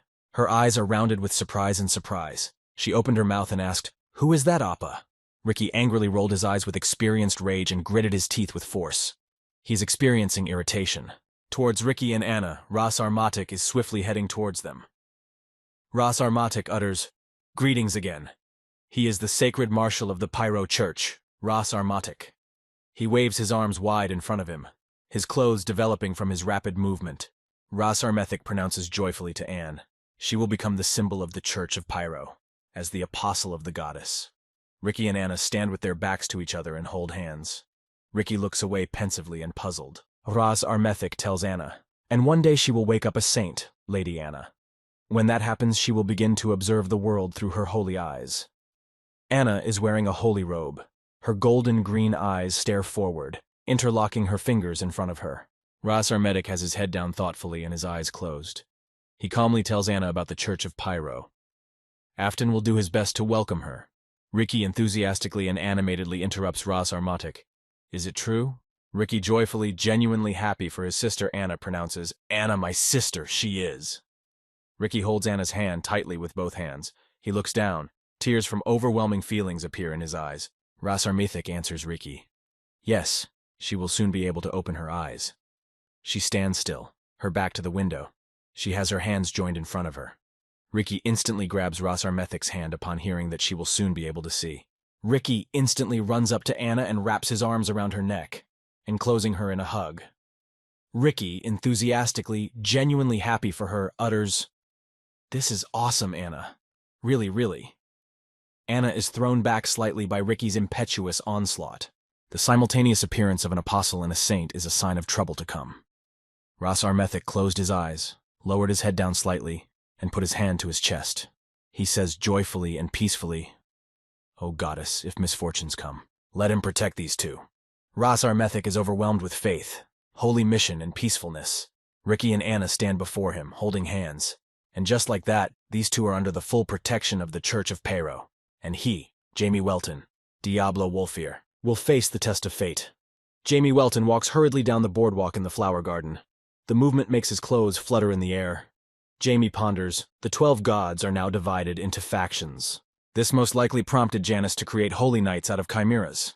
Jamie Welton suggests that the Pero-goddess was isolated to some extent. If Jamie wants to be convinced of this, a trip to Afton is in order. Jamie Welton reached the gates in front of the entrance of the Afton Manor gazebo. He froze in front of them, looking ahead. Jamie Welton pensively ponders, well, the iron gates are decorated with various patterns. On the sides, flowers curled upwards on the stone wall. Jamie Welton put his head down and closed his eyes tensely, feeling anxious before walking behind the gate to the gazebo. Jamie clenched his fist tightly in front of him, gesturing to show determination and mentally tuning in. Let's get started. He can do it, Diablo Wolfir. Jamie Welton instantly bursts into the gazebo and loudly says with tenderness and warmth, Mommy! Jamie squeezed his eyes shut, expressing embarrassment, immense love and happiness. He clenched his palms tightly and raised his hands in front of him. Sheesbelle Welton and Sarah Welton are at the table, and froze with surprise, looking at Jamie Welton. Sheesbelle opened her eyes wide with her mouth ajar and raised her hand. Sarah is startled out of her dazed eyes, mouth ajar, standing beside her mother. Jamie Welton snuggles up to Sheesbelle Welton, squeezes his eyes shut, and says with warmth and love, Ma'am! Sheesbelle, and Sarah's eyes open wide in surprise and mouths ajar, looking at Jamie's behavior. Sheesbelle asks, Gosh, what's wrong with him? Jamie Welton cheerfully replies, He is so enjoying having tea with her and Sarah. Sheesbelle Welton replies embarrassed, Him and Sarah too. Abruptly, Sheesbelle changes her face and asks suspiciously, But you usually find it boring, don't you? Jamie Welton straightens up upon hearing Sheesbelle Welton's question, raises his hand in front of him, and answers her, stammering, Not once. Jamie tries not to show tension and thinks anxiously, Has she guessed? Sheesbelle Welton squeezes her eyes shut, smiling happily. She says curiously to Jamie Welton, Does he need something from her? Jamie tensely sighs and tensely mentally reasons, We need to try harder next time. Jamie Welton, Sheesbelle Welton are sitting at the table. Sarah is standing next to Sheesbelle. Jamie looks at Sheesbelle and says thoughtfully, He's just in a good mood. Sheesbelle and Sarah smile happily, grinning at Jamie. Sheesbelle Welton looks at Jamie Welton and says with interest, Say what you wanted already. Ona will listen. Jamie looks on joyfully, palms joined together. Really? Sheesbelle replies cheerfully to Jamie, Of course. Jamie Welton squeezes his eyes shut, clenches his fists joyfully, and raises them in front of him. Jamie pronounces Sheesbelle Welton. Since that's the case, he'd like to visit her homeland, Afton. Sheesbelle asks in surprise, Why is he interested in Afton all of a sudden? Jamie Welton squeezes his eyes shut and says excitedly, opening his mouth wide, He's heard there's a mountain there with these huge water bubbles. Jamie clenches his fists, raising them up. Jamie tensely thinks, Want to go to the other side of the world. Sheesbelle Welton squeezes her eyes shut and says with a smile, How about that? Goodness, now she wants to see his sweet demeanor. Jamie Welton stares dumbfounded at Sheesbelle Welton, frozen in place, and utters tensely, Huh? Sheesbelle Welton squeezes her eyes shut and says to Jamie Welton embarrassedly, No? Then there's nothing you can do about it. You'll go some other time. Sheesbelle put her palms together and lifted her side. Jamie Welton hears the answer and tensely and anxiously utters, Wait! Jamie Welton mentally reasoned resolutely and confidently. He never backed down in the face of any difficulty. The great dark mage Diablo Wolfir. Jamie Welton squints his eyes and stares intently to the side. He says thoughtfully, Jamie Welton stares playfully at Sheesbelle Welton, squinting his eyes. Jamie pronounces to Sheesbelle Welton, He loves her, Mommy. Jamie gestures with his fingers together in a heart shape, showing his warmth, love, and tenderness. Sheesbelle Welton squints her eyes and joins her palms together with happiness. She says, Oh, she has no choice but to agree to her favorite son's request. Jamie puts his head under the table in shame and thinks, He is a great dark mage. Sheesbelle Welton utters, Now that I think about it. I mean, she wanted to go there next week. Jamie drops his hands and head down on the table in annoyance and tenses. Oh, wow. Got it, she already is. Wow, Afton can't wait, wow. Jamie Welton tenses and says with annoyance, Why is she making him do this? Pyro, he'll finish her off as soon as he's useless. Jamie put his hands down, hunched over. A wry smile appeared on his face. Suddenly Ras Armethic appeared and cheerfully said with a smile loudly, Huh? Jamie! What are the fates here? Ras Armatic winks with one eye and looks at Jamie Welton with the other. Behind Ras is the white building of the street. Ras Armatic and Jamie stand in the garden on the tile path. Jamie Welton looks at Ras Armatic standing in front of him. He was with his mom and Sarah. Ras Armatic listens intently and asks in surprise, "Why so sad then?" Jamie Welton tensely and unhappily rolls his eyes, turns his head and says to Ras Armatic, "Something has happened." Jamie tensely and angrily mentally muses to Ras Armatic, "Stupid dog, Pyro, get a load of this." Ras Armatic squeezes his eyes shut happily and says with a smile on his face, "He doesn't know what it is, but I'm sure things will get better soon." Ras raising his thumbs up in front of him. Jamie Welton tensely thinks, should he send him to the other side of the world? Jamie Welton stands in front of Ras Armatic, tense and disgruntled, and says, "Yeah, fine. But what's he doing, buddy?" Ras Armatic looks intently at Jamie and replies, he had something to discuss with the Duke." Jamie Welton froze in place, looking at Ras Armatic in surprise. He opens his eyes wide, eyebrows raised, mouth ajar, and asks, "With Daddy?" Ras Armatic answers Jamie, "Yes, he told him he was heading back." Ras Armatic looks at Jamie Welton carefully and says, "He had a feeling that Jamie should have heard it from him." Jamie replies in surprise, "Huh? What?" and mentally ponders, "Maybe it's about divine revelation from Pyro." Ras Armatic grabs Jamie Welton by the shoulders and utters, "Ricky and Anna are going with him." Jamie looks at Ras Armatic intently, feeling tense, replies thoughtfully, "There you go." Jamie thinks, "That's obvious, no? He's an apostle. She's a saint." Ras Armatic holds Jamie Welton by the shoulders and says cheerfully, "Well, goodbyes don't last forever, Jamie." Jamie Welton looks at Ras Armatic, lifting his head, tense and annoyed, utters a questioning, "Huh?" Ras Armatic closes his eyes and says, lowering his head, "Ricky and Anna will never forget Jamie.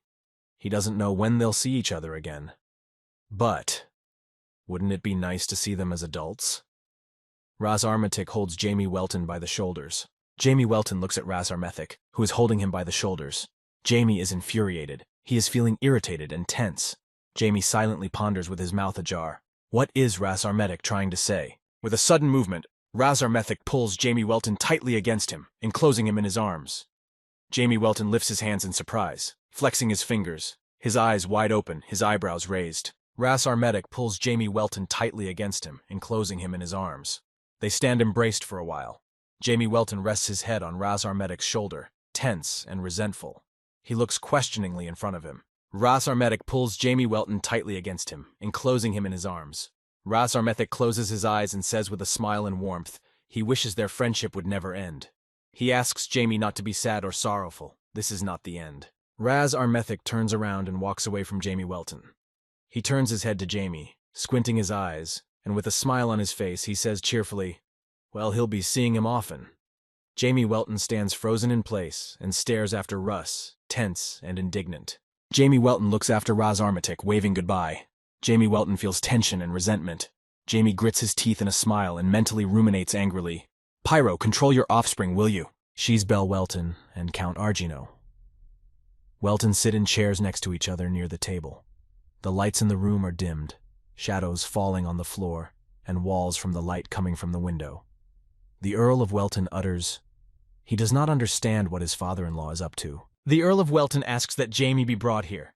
She's Belle Welton says anxiously, she doesn't think even her late mother would have succeeded. Count Argino Welton replies thoughtfully, does he really just want to see him? Count Argino Welton raises his gaze to Shies Belle Welton and anxiously says, they are leaving as early as tomorrow. But is everything in order? Shies Belle closes her eyes with trepidation and embarrassment and asks, what could possibly go wrong? Shies Belle Welton rests her head on Earl Welton's shoulder and utters, they will be accompanied by Earl Welton's finest order of knights. Earl Welton tensely utters, no doubt he has full confidence in the order, but really, he would like to. Shies Belle Welton's head is lowered, a pensive look directed downward. She says in embarrassment, who would dare threaten them? After all, her husband is the Earl of Welton himself. Earl Welton froze upon hearing Shies Belle's words and opened his mouth. Earl Welton embarrassedly closed his eyes and dignifiedly began to cough. Count Welton feels his importance and power. Shies Belle's head rests on Earl Welton's shoulder. She covered her eyes embarrassedly, feeling love and tenderness. Shies Belle Welton continued to say to Earl Argino Welton, Yes, and besides, Rasar Methik will be with them. Oh, she was very surprised by the fact that he was a holy marshal. Rasar Methik bowed his head, resting on one knee. Shees Bell Welton continues to speak. They don't leave Afton most of the time, after all. The Earl of Welton stares tensely before him, mentally pondering. This is how seriously the Church of Pyro has taken this incident. He pronounces, "He is worried about Jamie." Count Argino of Welton begins to recall the events that happened to Jamie Welton. Jamie is sitting on the bed with his eyes tightly closed and his legs crossed in front of him. Streams of energy emanate from his chest. The Earl of Welton pronounces, "Their son's powers are developed beyond his years. If, like last time, he can't suppress his emotions and they break out, then..." The Earl of Welton pauses for a moment. Earl Welton recalls the events that happened to Jamie Welton. Jamie points his hand forward, releasing streams of energy.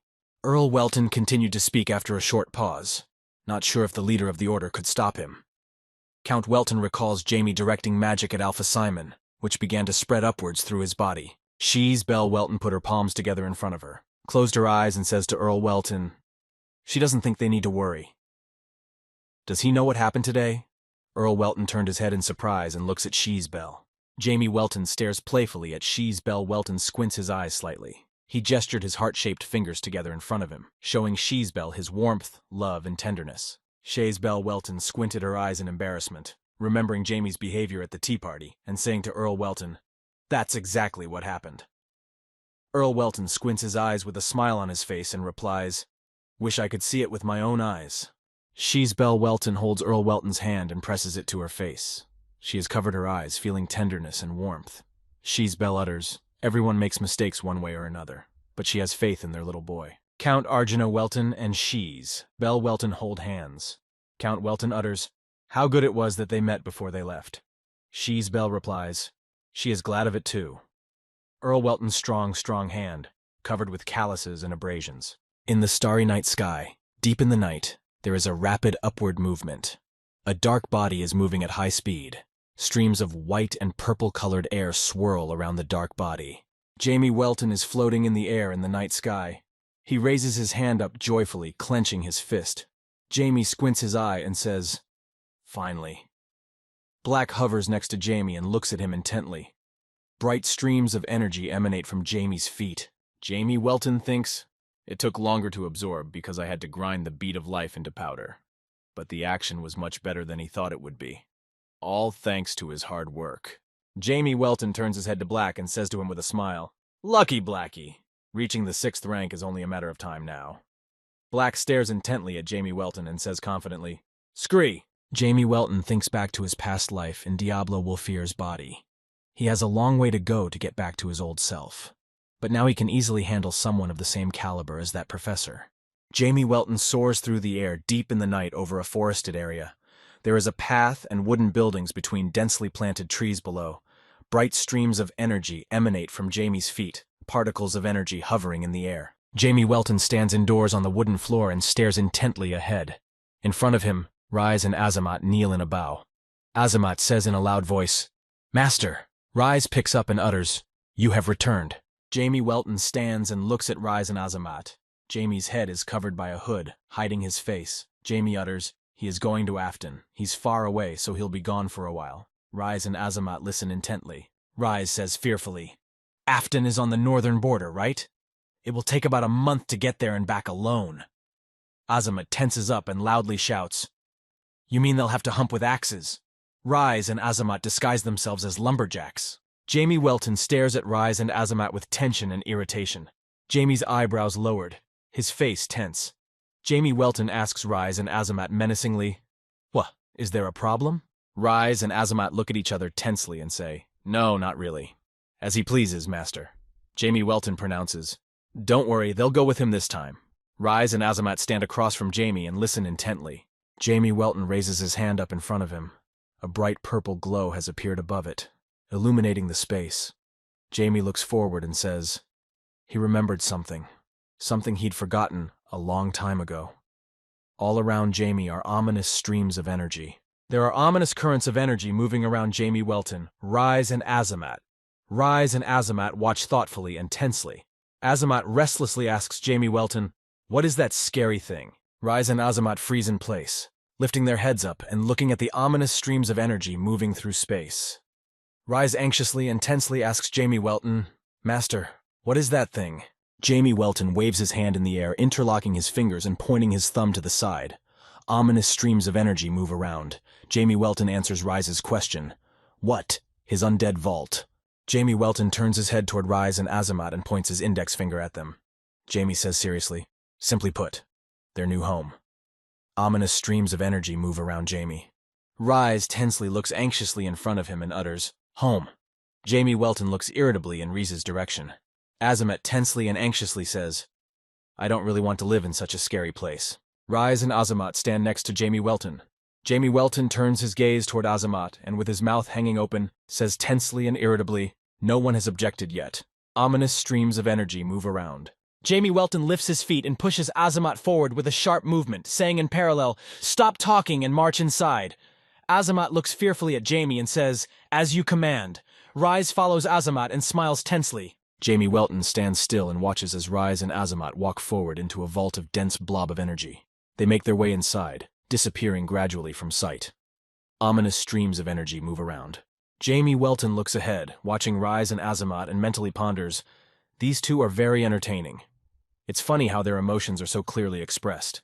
They will be very useful if you raise them well." Rise and Azamat are in the thick of the energy, floating in space. Azamat says contentedly, "Master called this a vault, so he didn't expect much, but it's not so bad here, is it? It's a lot more spacious than he expected." Rise and Azamat have returned from the vault and are standing in front of Jamie Welton. Rise pronounces Jamie. While they were in there, it felt like they were being filled with something from inside. Jamie Welton replies, "That's right. That's the primary power." Jamie Welton explains to Rise and Azamat, "Rebellion against the divine." Jamie visualized that moment when he is sitting on his knees next to Ricky's body, which was without signs of life to create undead from it. This place was created from his power alone. The undead involved in the rebellion against the gods absorb this power and are strengthened by it. Rise and Azamat stare ahead puzzled, lips tightly pressed together. Ominous streams of energy move around them. Rise asks Jamie Welton thoughtfully, looking up at him, "Doesn't this make him, the master, feel too heavy?" Jamie Welton looks at Rise irritably and asks, "Does it make him worry?" There are particles of energy moving around. Rise bows to Jamie Welton and utters, "He was wrong about the master," asking him to forgive him. Jamie replies, "It's okay. If it was a burden, he wouldn't have shown it." Azamat interrupts sharply, "Since it is, couldn't he have made them stronger at a time?" Azamat continues to say, "It's much better than it looked, but it's full of bones, and..." Azamat doesn't have time to finish speaking, and Rise sharply covers his mouth with his hand. Rise grits his teeth tightly, feeling tense and irritated. Jamie Welton stands still, squinting his eyes. He is silent for a while and then says with a smile, "Go to the other side of the world." Jamie Welton is furious. He is feeling irritated and displeased with what is happening. It is a clear day. Sunlight breaks through to the ground. On the grounds of the Earl of Welton's estate, a horse-drawn carriage stands before the entrance to the bridge. Beside the carriage are people standing and preparing for the upcoming trip. Jamie Welton is feeling annoyed and displeased without showing it on his face. He looks in front of him and stammeringly says, opening his mouth wide, "Daddy?" There are particles of energy moving around Jamie. Count Argeno Welton holds Jamie with two outstretched arms, lifting him above him. Count Welton squints his eyes contentedly, smiling. Jamie Welton spreads his arms out to the sides in the air. Jamie thinks irritably, "He's not his toy." Count Argeno Welton holds Jamie above him with both hands. Count Welton lifts his head to look at Jamie intently, and says with a smile thoughtfully, giving instructions, he must protect his mother, sister, and friend. Jamie Welton is in the air at the outstretched arms of Count Argeno Welton. Jamie is feeling annoyed and displeased with what is happening. Count Welton asks Jamie, "You can count on him, right?" Jamie replies, "Of course." Count Argeno Welton pulls Jamie tightly against him, enclosing him in a hug. Count Welton closes his eyes, feeling joy and tenderness towards Jamie. Count Welton pronounces, "Good, come back safe and sound." Count Argeno Welton pulls Jamie tightly against him, enclosing him in a hug. Jamie Welton rests his head on Earl Welton's shoulder, looks away wistfully and sadly, lowering his eyebrows and says, "Okay." Two flags develop in the wind while on a long flagpole.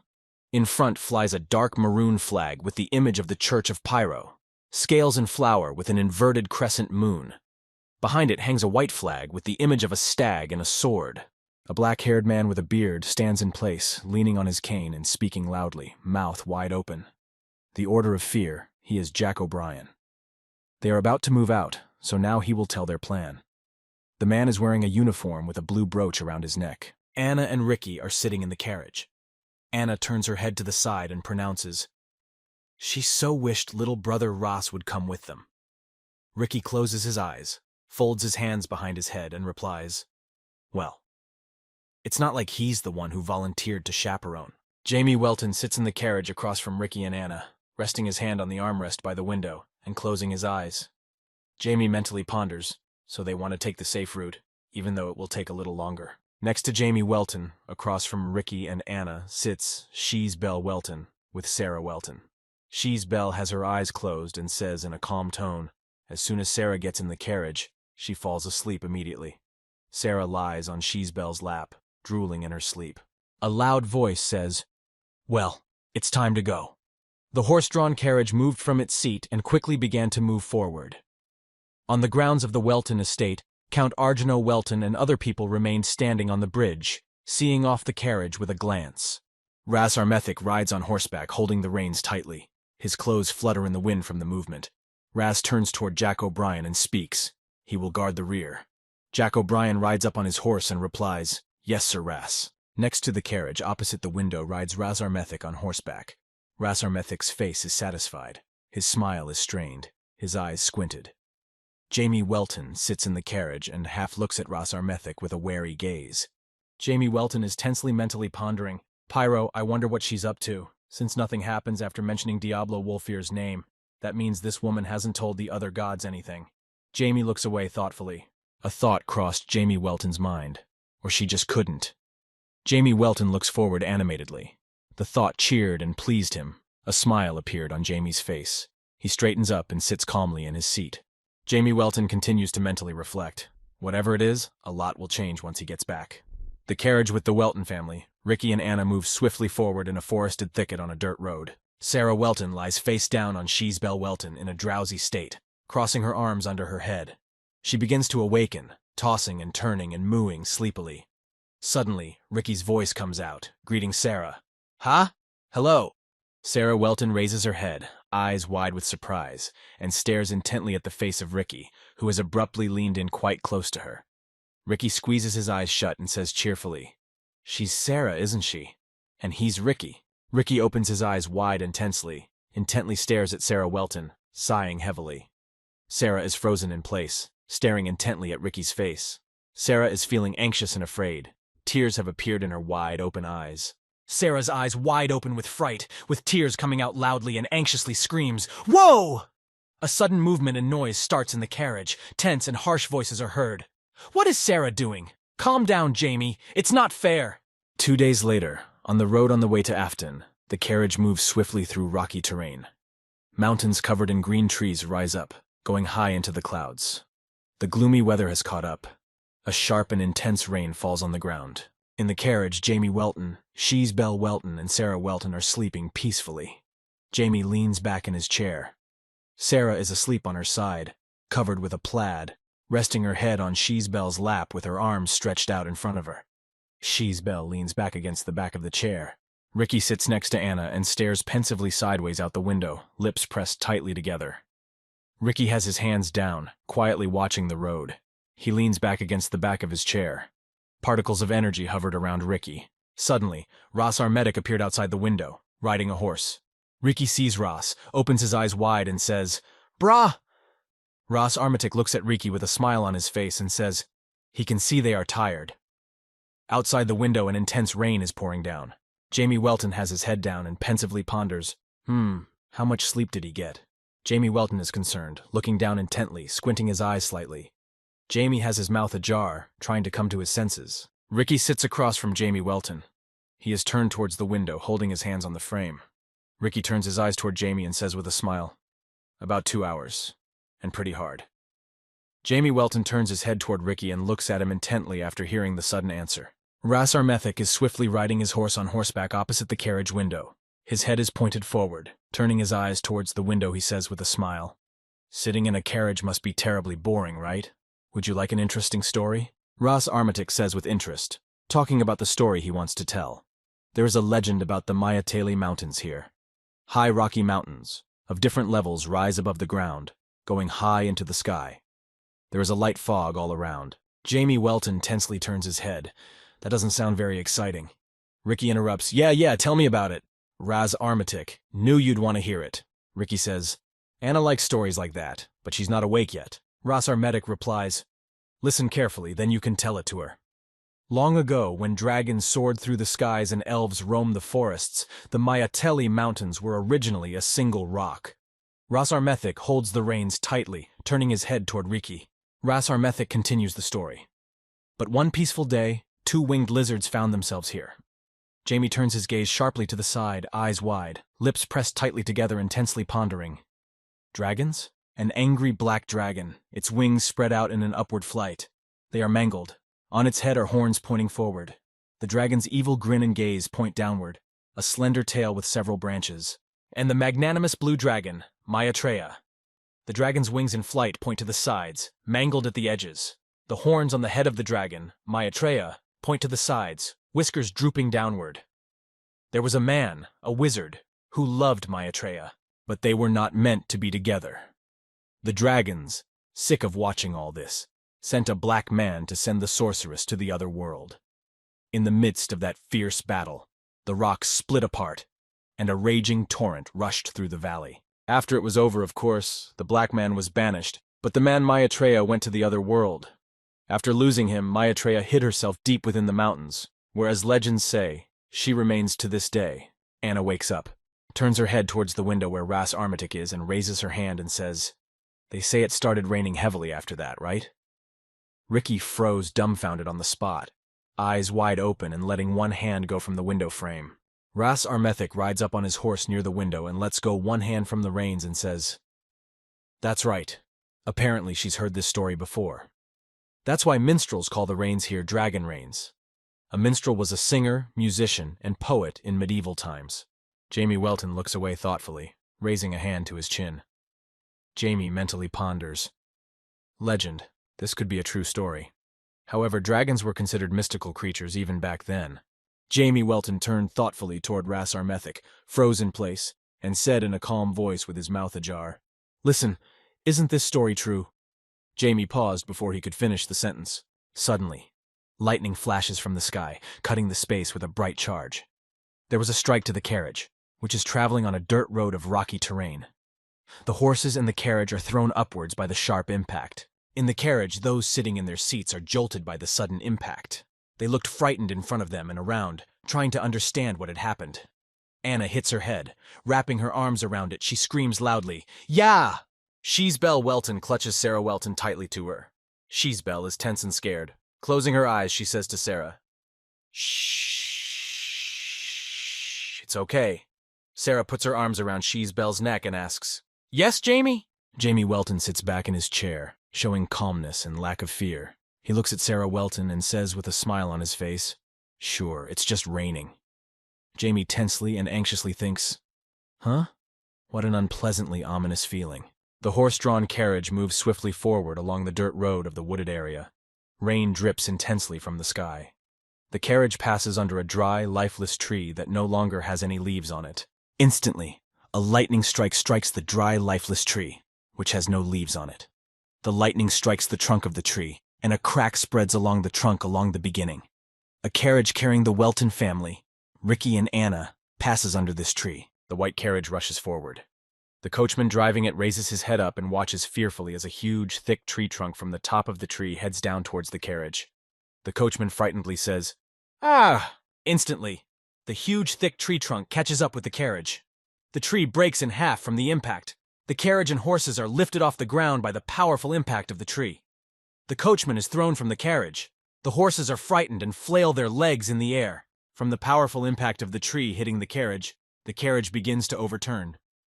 Inside the carriage, Sheesbelle Welton hits the walls of the carriage, clutches Sarah Welton tightly to her, and screams frightened, Yeah! Ricky shouts loudly, Ah, Anna, look out! Suddenly, from a powerful impact, the carriage flips in the air and out falls Sheesbelle Welton, clutching Sarah Welton tightly to her. Sheesbelle looks fearfully in front of her, at the carriage she has fallen out of. Jamie Welton notices the fall of Sheesbelle Welton and Sarah Welton from the carriage. Jamie looks at them fearfully and anxiously, eyes wide open, and screams, "Mommy! Sarah!" Jamie Welton is experiencing fear and worry. Sheesbelle Welton holds Sarah Welton tightly to her while in flight. She looks at Jamie Welton and shouts loudly in fear to him, "Jamie! Sarah! Get her first!" Sheesbelle is in fear. Tears have appeared in her wide-open eyes. Jamie Welton climbs half out of the carriage window, half in motion. He holds onto the window frame with one hand, his other arm stretched forward, channeling streams of magic. Jamie looks tensely at Sheesbelle Welton and shouts to her, "He will save her too!" Jamie Welton uses magic, creating a channel. The carriage is on the edge of a cliff. A projection in the form of a magic circle has appeared in front of it. Sheesbelle Welton falls down the cliff. Streams of magic channeled by Jamie wrap around Sheesbelle Welton and Sarah. Jamie Welton freezes in place and stares intently down at Sheesbelle Welton, who is being enveloped by the magical streams of energy. Jamie is tense, his face focused. Jamie bites his lower lip and thinks, "He did it!" The magical streams of energy that Jamie Welton had channeled to Sheesbelle Welton and Sarah to save them lift them in the air, wrapping around their bodies. From the ground, Razar Methik and the coachman watch them closely, frozen in place. Jamie Welton peers out of the carriage, holding onto the edge with one hand, a bright magical light emanating from 2 fingers of his other hand. Jamie tensely stares ahead and ponders, gritting his teeth. What just happened? The rain continues to fall intensely. Jamie Welton froze in place, taking his hand sharply away from the carriage. The fingers of his hand are bent, wary of the weight of his arm. Jamie Welton doesn't realize what's happening.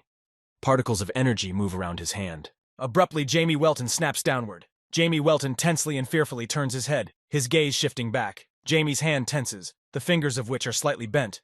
Jamie's clothes are developing in the air. Sheesbelle Welton looks down fearfully at Jamie Welton, who has just snapped and is falling. She screams loudly and fearfully, "Jamie!" Sheesbelle Welton is anxious and scared. Tears have come out in her wide-open eyes. Jamie Welton falls down and looks towards Sheesbelle Welton in motion. Jamie yells loudly, "It's okay!" He has the magic of flight. Jamie Welton is feeling tense and anxious. His arm is bent in front of his chest, streams of energy emanating from it. Jamie Welton falls backwards down the cliff. Jamie's eyes open wide with fright. He says in a daze, "Huh? Can't use it?" Jamie feels fear and confusion. He grits his teeth tightly, stretching his arm forward. Jamie Welton promptly falls backwards and tensely ponders. This is mana burning. Mana burning is a high-level magic that causes mana to completely disappear in a certain area, rendering the mage useless. A voice booms in space. "Who is he?" Jamie Welton promptly drops down, hears it, and stares puzzled before him, eyes wide open. Jamie Welton doesn't understand where the voice is coming from or whose it is. The voice of space breaks out again, asking Jamie Welton a question. Is he a dragon? It is the voice of a girl who is frozen in place. Her mouth is slightly ajar. On her chest hangs a pendant with a large drop-shaped stone. Jamie Welton promptly falls backwards. His hair flutters in the current of air. Jamie Welton looks up fearfully and tensely, mouth ajar, and mentally ponders the girl's question. Huh. A dragon?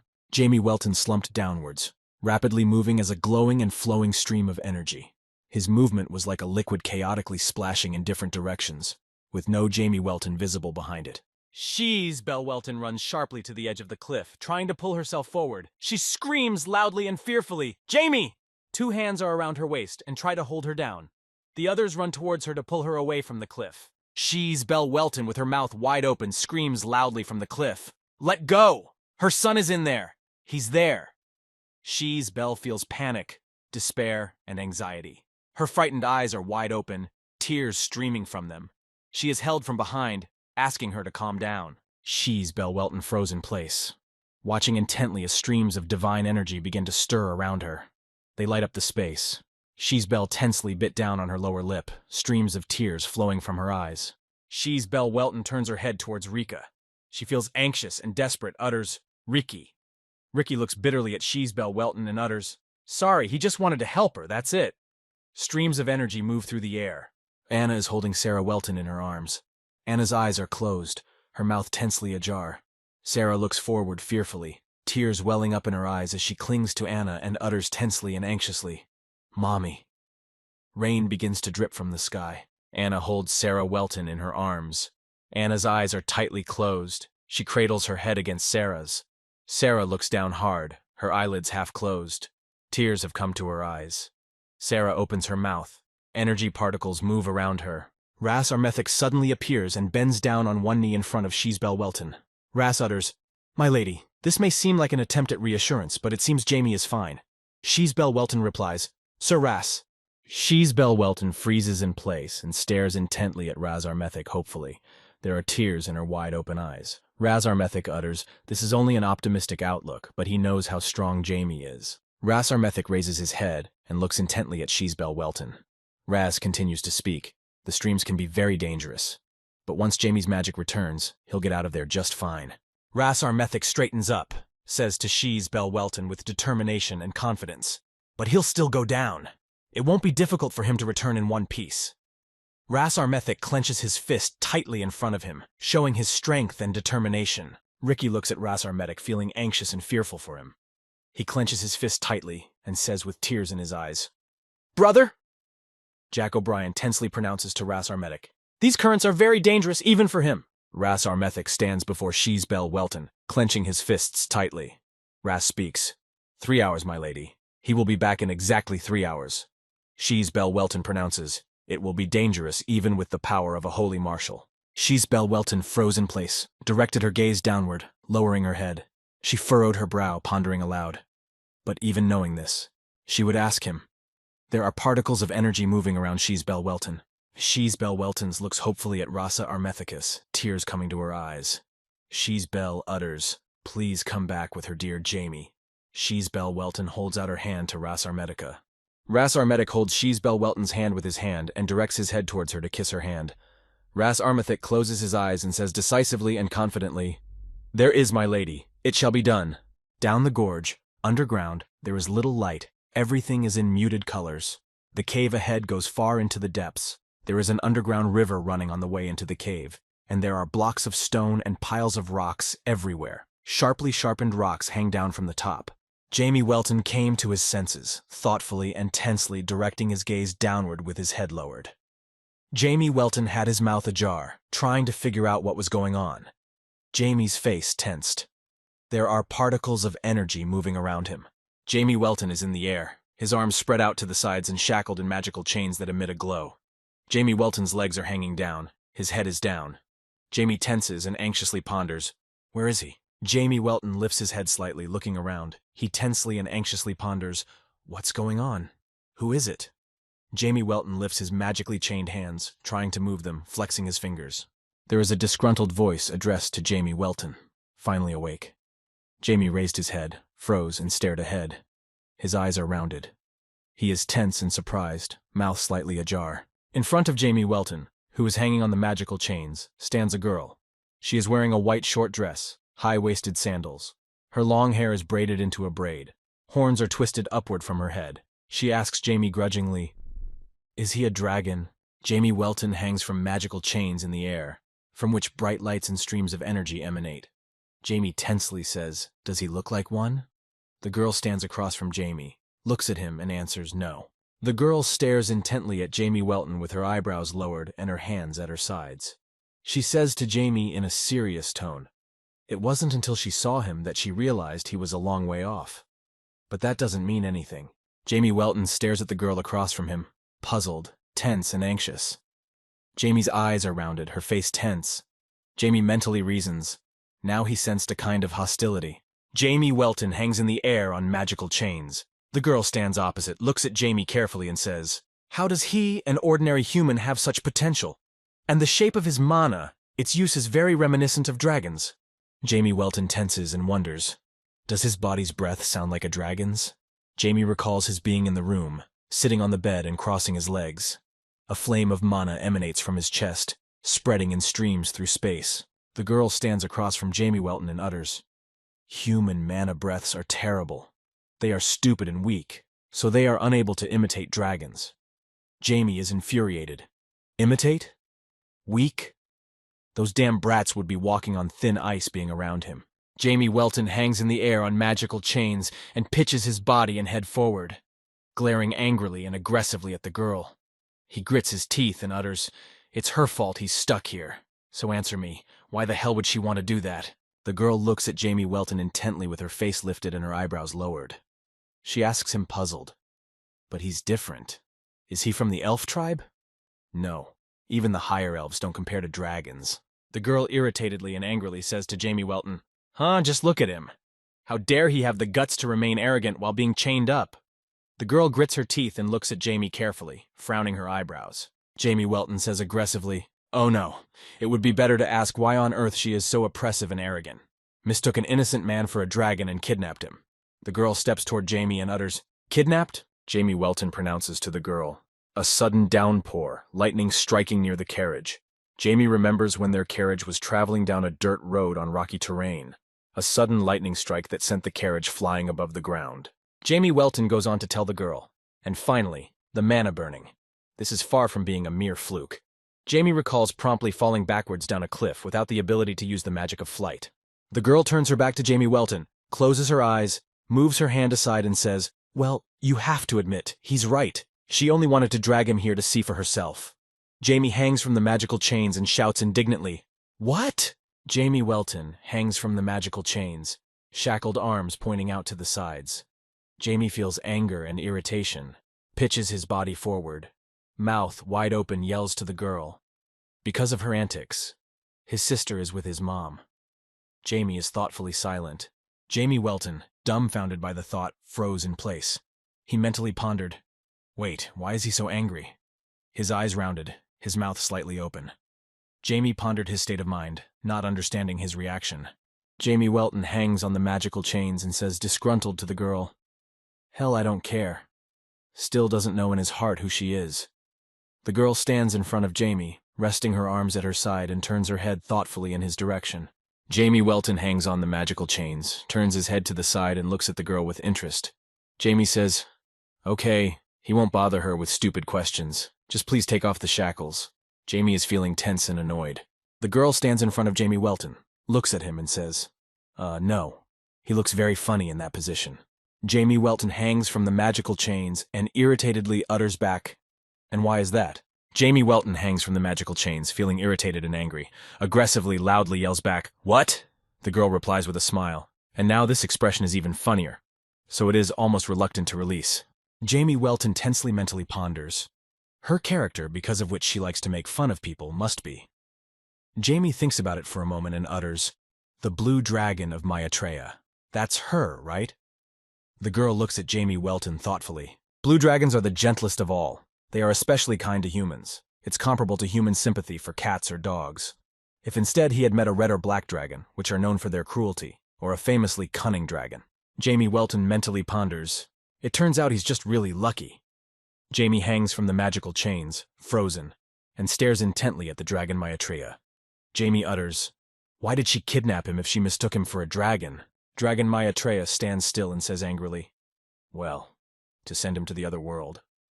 Dragon Maitreya's eyes are blackened, pupils burning blue, her face tensed, showing aggression and anger. She raised her hand in front of her, spreading her long nails. Jamie Welton hangs from the magical chains, squinting his eyes and smiling tensely. Jamie mentally ponders, "What's with all this bloodlust?" Jamie asks the dragon Maitreya, "You'll let go now, won't you?" The dragon Maitreya decisively answers, "No." Jamie Welton is hanging from magical chains. He feels the tension and confusion of the dragon Maitreya's answer. He remains silent for a while, staring in front of him. Jamie Welton says, anxiously, "But why?" The dragon Maitreya stands in front of Jamie Welton, eyes closed and signing with her arms at her side. She smugly utters, "Because she can afford to do it." Jamie Welton indignantly utters, "What do you mean? What?" The dragon Maitreya looks at Jamie Welton intently. She utters, imagining herself as a blue dragon. If she uses him as an ingredient, she will get to make a masterwork Sparta, an artificial life form created with dragon power. Jamie Welton stares at the dragon Maitreya, feeling tense and anxious. Jamie tensely mentally ponders, "A master? Would it be beyond that?" If Jamie had such a valuable specimen, then Jamie abruptly stopped his musings. Jamie Welton thoughtfully mentally ponders, "No. Wait. What is he even thinking about? Being on the cusp of being sent to the other side of the world." Jamie Welton put his head down in frustration, pressing his lips tightly together and closing his eyes. Jamie Welton hangs from the magical chains, propping his legs up at the knees. He asks with an embarrassed smile, "But Nuna, why does she want to send dragons to the other world?" The dragon Maitreya replies warily, "Why would she want such treatment? And it's none of his business." Jamie Welton looks down intently at the dragon Maitreya while in the magical chains and pitches his body forward. Jamie Welton says in a calm tone with a smile, "Maybe it's because of her love for the human." Dragon Maitreya extended her hand forward, bending her fingers palm downward. The hand hangs in the air. A bright white light emanates from it, illuminating the space around it. Blue streams of energy moved around the hand. Instantly, Jamie Welton falls to the ground, freeing himself from the magical chains on his hands and sighing heavily. He rests his hands on the ground with his head down. The Maitreya dragon stands in place in front of Jamie Welton and watches him. Dragon Maitreya tenses and looks at Jamie Welton in a puzzled manner, pointing the fingers of her hands at him, from which a magical light emanates. She utters menacingly, "If he blabs something like that again, he will find himself neither alive nor lifeless." Jamie Welton raises his head thoughtfully and tensely looks at the dragon Maitreya with his eyebrows lowered, mentally pondering, "I knew it." Jamie Welton asks the dragon Maitreya, "The others of her race didn't accept him, did they?" Jamie Welton goes on to say, "And she betrayed her race to save his life, yes?" Dragon Maitreya feels irritation and tension from Jamie Welton's words. She grits her teeth and utters, "So what?" Dragon Maitreya aggressively and irritated shouts to Jamie Welton, "What does he even understand?" She stands in front of Jamie Welton. Under their feet, in a circle, magical streams begin to swirl, rising up and lighting up the space. "The magical streams of energy swirl Jamie Welton," he cries out loudly in fright. She had no intention of ruining him or turning him into a Spartoy, did she? Things would have been much simpler if she had used brainwashing magic, but she didn't. A magical stream of energy swirls Jamie Welton, splashing to the sides in droplets. Jamie's head sinks gradually inward. He closed his eyes and cries out loudly in fright, "She's kind! So much so, I can't even believe she's a dragon!" The dragon Maitreya recalls the image of a man, dark-haired, hair falling over his face. He lowers his head and with a smile on his face, he calmly says, "She is kind. So kind you can't even believe she's a dragon." The dragon Maitreya froze in place, her head lowered. She tensed her facial muscles, looking down thoughtfully, feeling anxious, bitter, and regretful. Dragon Maitreya gritted her teeth as she heard Jamie Welton's words that plunged her into memories. Dragon Maitreya raised her hand in front of her, pointing 2 fingers upwards, magical light emanating from them. She tensely looks at Jamie Welton and utters, "This is his last chance. There will be no other." The dragon Maitreya stands in front of Jamie Welton and watches him. Jamie is on the ground, resting 2 hands on the ground and tilting his head down. A stream is pouring out of his mouth. Jamie tensely thinks, "She's serious. She should hold her tongue." The dragon Maitreya stands in place above Jamie Welton, head tilted down and looking at him intently. She crosses her arms at her chest and says to Jamie thoughtfully, "He is a very strange man, just like him." Jamie Welton lifts himself up, wiping his mouth sharply from the stream that has spilled out of his mouth. Jamie tensely and unhappily looks at the dragon Maitreya, feeling annoyed, and asks her, "Him?" He doesn't understand who she is talking about. Dragon Maitreya explains to Jamie Welton, "The guy from the legends, passed down by you humans. The image of the guy is in the penumbra. He is wearing a long cloak with wide arms, a light-colored shirt and pants secured with a belt. On his feet are long boots above the knees, over a stone gorge, with jagged shoaled edges. At the bottom of the gorge, a dense blue fog trailing a stream moves through the air. Because of the dense blue fog, it is impossible to see what is below. Above the fog-covered gorge stands Ras Armatic. He has his arms down along his body. His head is pensively lowered, his gaze directed down at the ground. Ras Armatic ponders anxiously. The rain never stops. It is raining sharply and intensely. Ras Armatic is frozen in place above a gorge that is covered in dense fog. There is an intense, sharp rain coming down from the sky.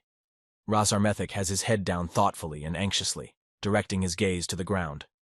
Raz tensely thinks, "Jamie, where is he?" At the bottom of the gorge, where no sunlight reaches, there are blocks of stone in the shadows. Around them, particles of energy are moving.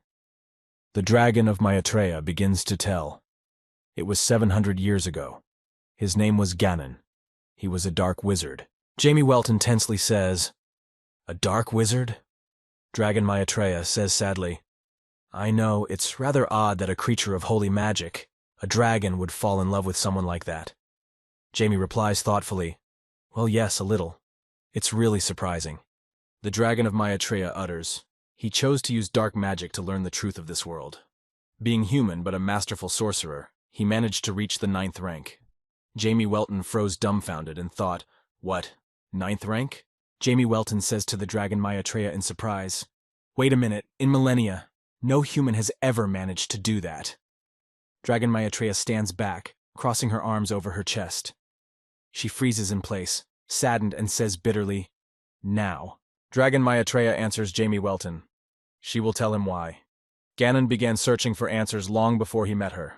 She joined him, and after overcoming many obstacles through time, they fell in love. They had a good time together. The dragon Maitreya and Ganon stand side by side. Ganon closed his eyes with tenderness and warmth, a smile on his face.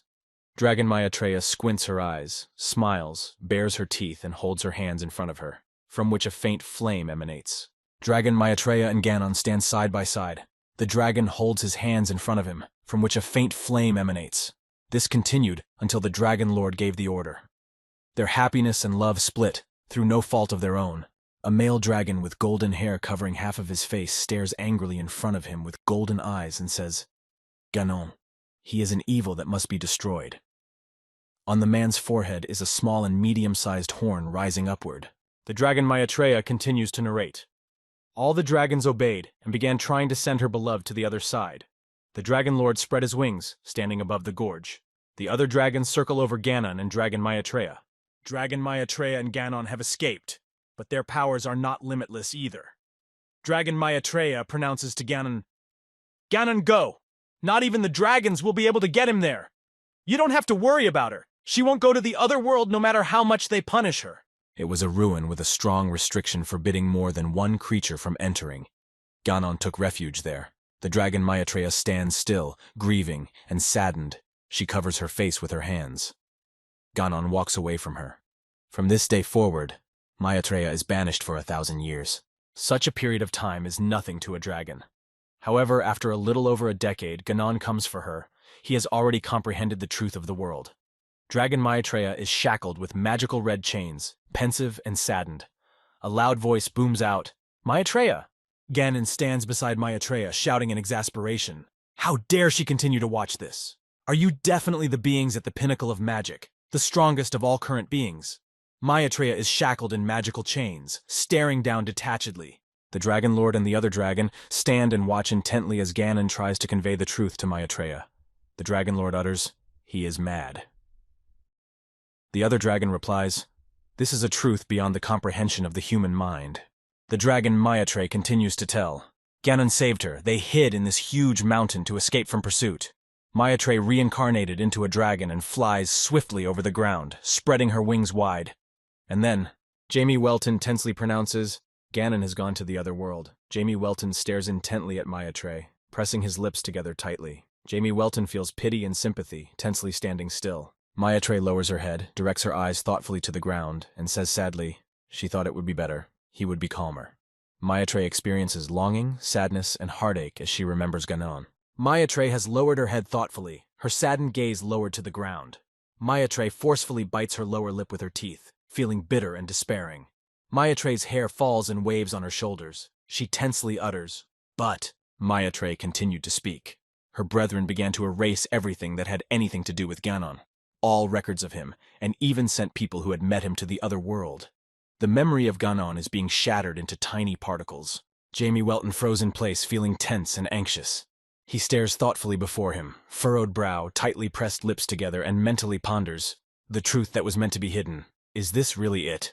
Maitreya stares intently ahead at Jamie Welton. Her mouth is slightly open, sharp little fangs sticking out. Her pupils are burning a light blue color. Maitreya replies decisively, therefore, to protect the remaining memory of Ganon, it will remain here. A bright light from above falls on a small green hill. On it stands a wooden cross, reinforced from below with stones. The cross is secured at the top with a rope. A small piece of jewelry hangs from one part of the cross, emitting a purple light. Jamie Welton stares thoughtfully in front of her. She stands frozen in place and mentally tenses, so the dragons really did it. Now it makes sense why nothing about Jamie's past life has been preserved. After realizing his rebirth, the first thing Jamie did was to look for anything related to him. Diablo Wolfear. Jamie Welton sits in his armchair, studying the book, and thinks. You can forget about the records. There is nothing in them at all. No folk tales or folk tales. Jamie Welton thoughtfully lowered his head, compressed his lips, and tensely mentally ponders. It all makes no sense. It was as if someone had deliberately erased all traces of his existence. They had carefully erased all mention of Ganon as well, just as they had done to him. The 12 gods. No, the dragon god Brahman and his kin did it. Ganon is a sorcerer who has raised his level of magic to the 9th level to find the truth of this world. He has come this far, and for what? Ganon remained only in the memories of Maitre. Jamie Welton looks at Maitre carefully. Jamie asks her, could this be where Ganon's tomb is? Jamie's eyelids are slightly lowered. Jamie's incredulous gaze is focused. Around him, particles of energy move in the air.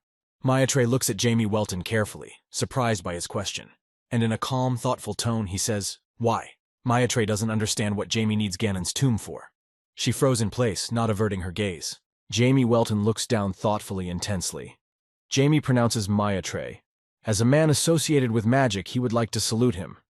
Around Jamie, particles of energy move in the air. Maitre froze in place and stares intently at Jamie Welton after the words he said. Maitre pressed her lips tightly together, keeping silent for a while. Her long blue hair flutters in the air. Maitre tells Jamie Welton to follow her. Maitre walks forward and leads Jamie behind her. They come to a brightly lit green clearing with a tree with a cross under it. Maitre pronounces, this is the place. This is where Ganon sleeps. Jamie Welton freezes in place and stares dumbfoundedly ahead. His gaze is focused and attentive. Jamie Welton feels tension, anxiety, and wonder. He mentally ponders, feeling confused. Is this it? Jamie Welton mentally says, feeling confused. His bracelet. On a wooden cross hangs a bracelet with a bright purple stone that emits a brilliant light. The sun's rays fall down on the clearing. Absolute immunization, a perfect cell. One of the 3 divine mechanisms created by Diablo Wolfear to oppose the 12 gods. An artifact endowed with the ability to ward off all diseases and curses.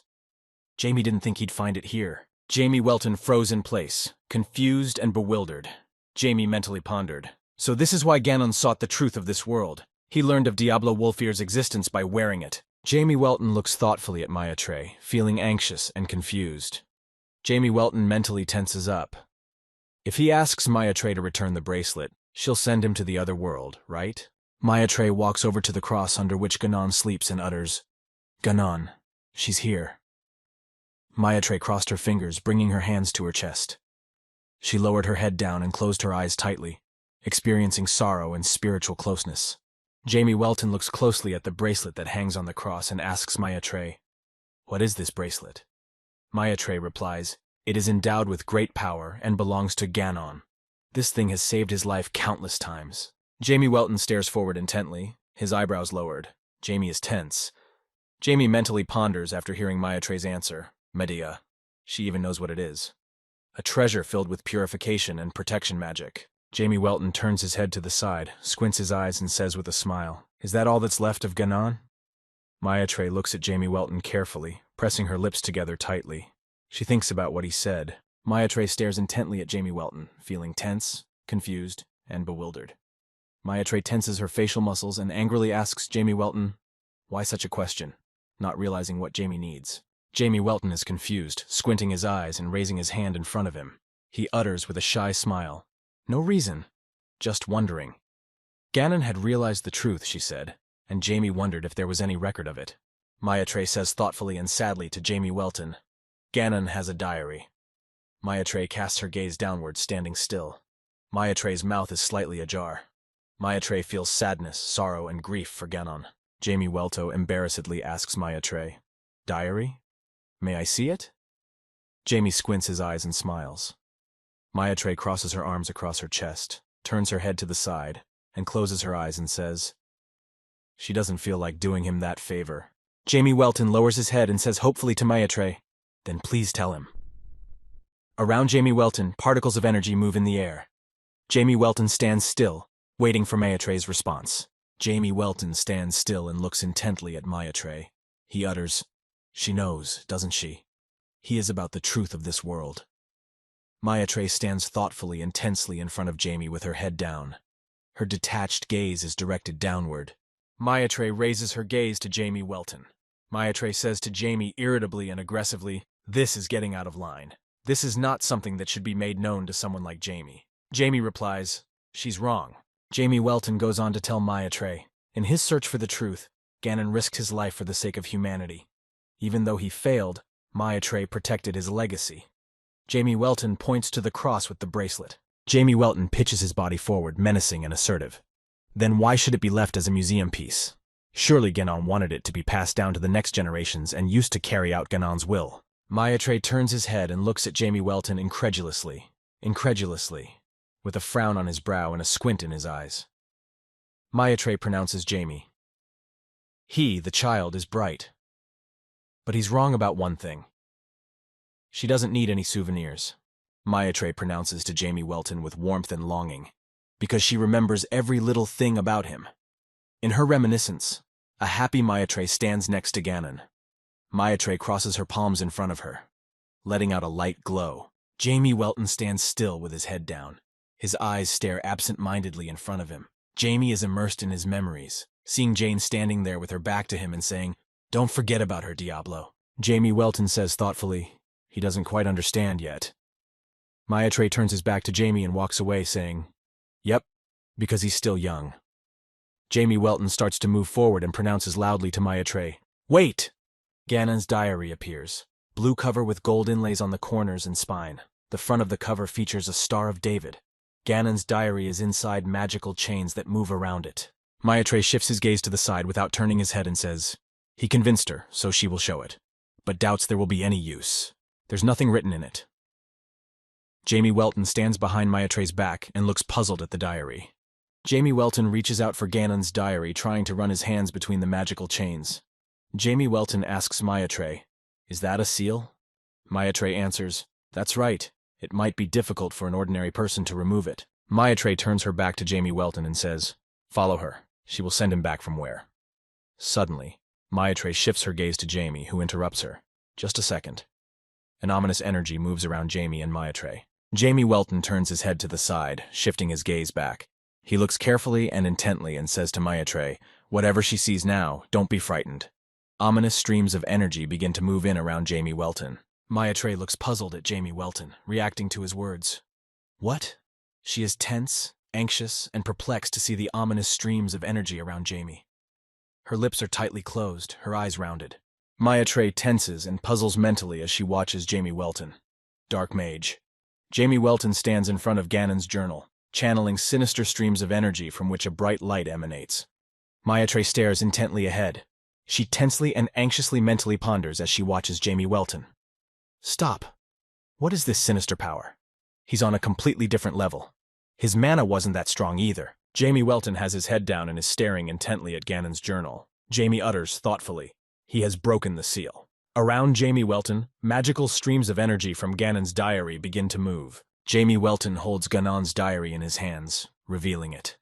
Magical currents of magical energy begin to spread upwards from Ganon's diary, illuminating the space. Maya looks up in surprise and scrutinizes the magical light. Ganon's diary records. March 16th, the 22nd year of the ancestral lunar calendar. He encountered a blue dragon. She called him Dirty, because of his dark magic. The dark dragon stands on Ganon, staring at him intently. March 30th, the 22nd year of the ancestral lunar calendar. He doesn't know how it happened. They started exploring this world together.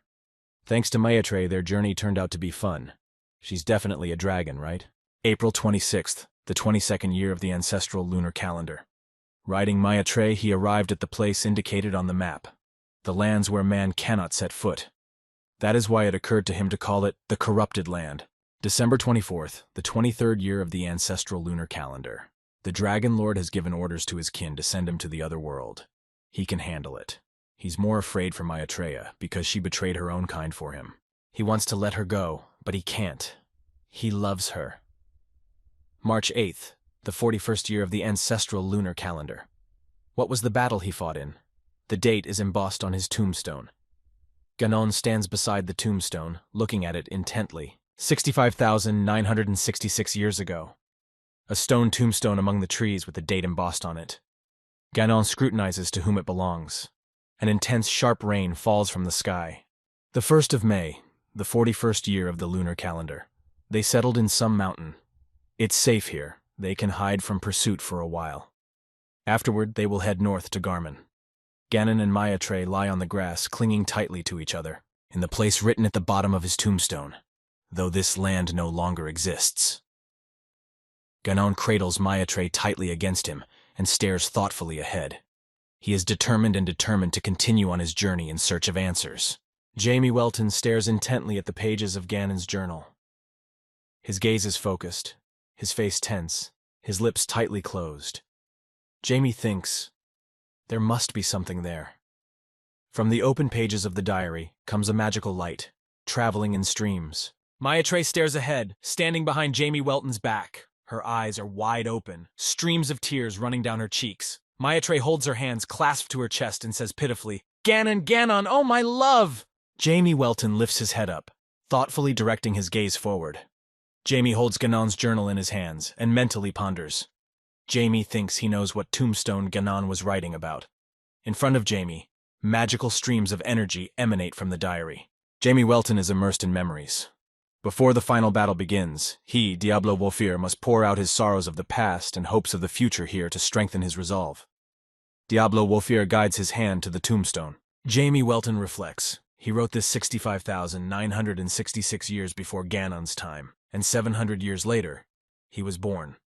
66,666 years have passed since then. Jamie Welton gets down on one knee and holds out Ganon's book to Maya-Tre with both hands. Jamie mentally ponders, but where is this Garmin? In front of Jamie, Maya-Tre sits on her knees with her hands covering her face, weeping and grieving for Ganon. Jamie Welton looks down pensively and mentally strains to think. Jamie has declared victory and left it at that. And he doesn't remember writing about Garmin anywhere. Did someone find the tombstone before Ganon did? Jamie Welton froze in place. He pressed his lips together, spreading them in a slight smile. Jamie Welton happily and quite mentally ponders. How wonderful. Particles of magical energy move around Jamie. Jamie Welton turns his head back and looks intently at the bracelet that hangs from Ganon's cross. Jamie Welton mentally ponders. With just one perfect cage, he was able to learn the hidden truth about the 12 gods. Jamie Welton mentally continues to ponder. May he have learned the truth about the enslavement of mankind by 12 gods 60,000 years ago. Gather. The people obediently extend their hands toward Janus's church. Diablo Wolfir in the body of Jamie Welton reflects, he came down to earth in this form to destroy the 12 gods.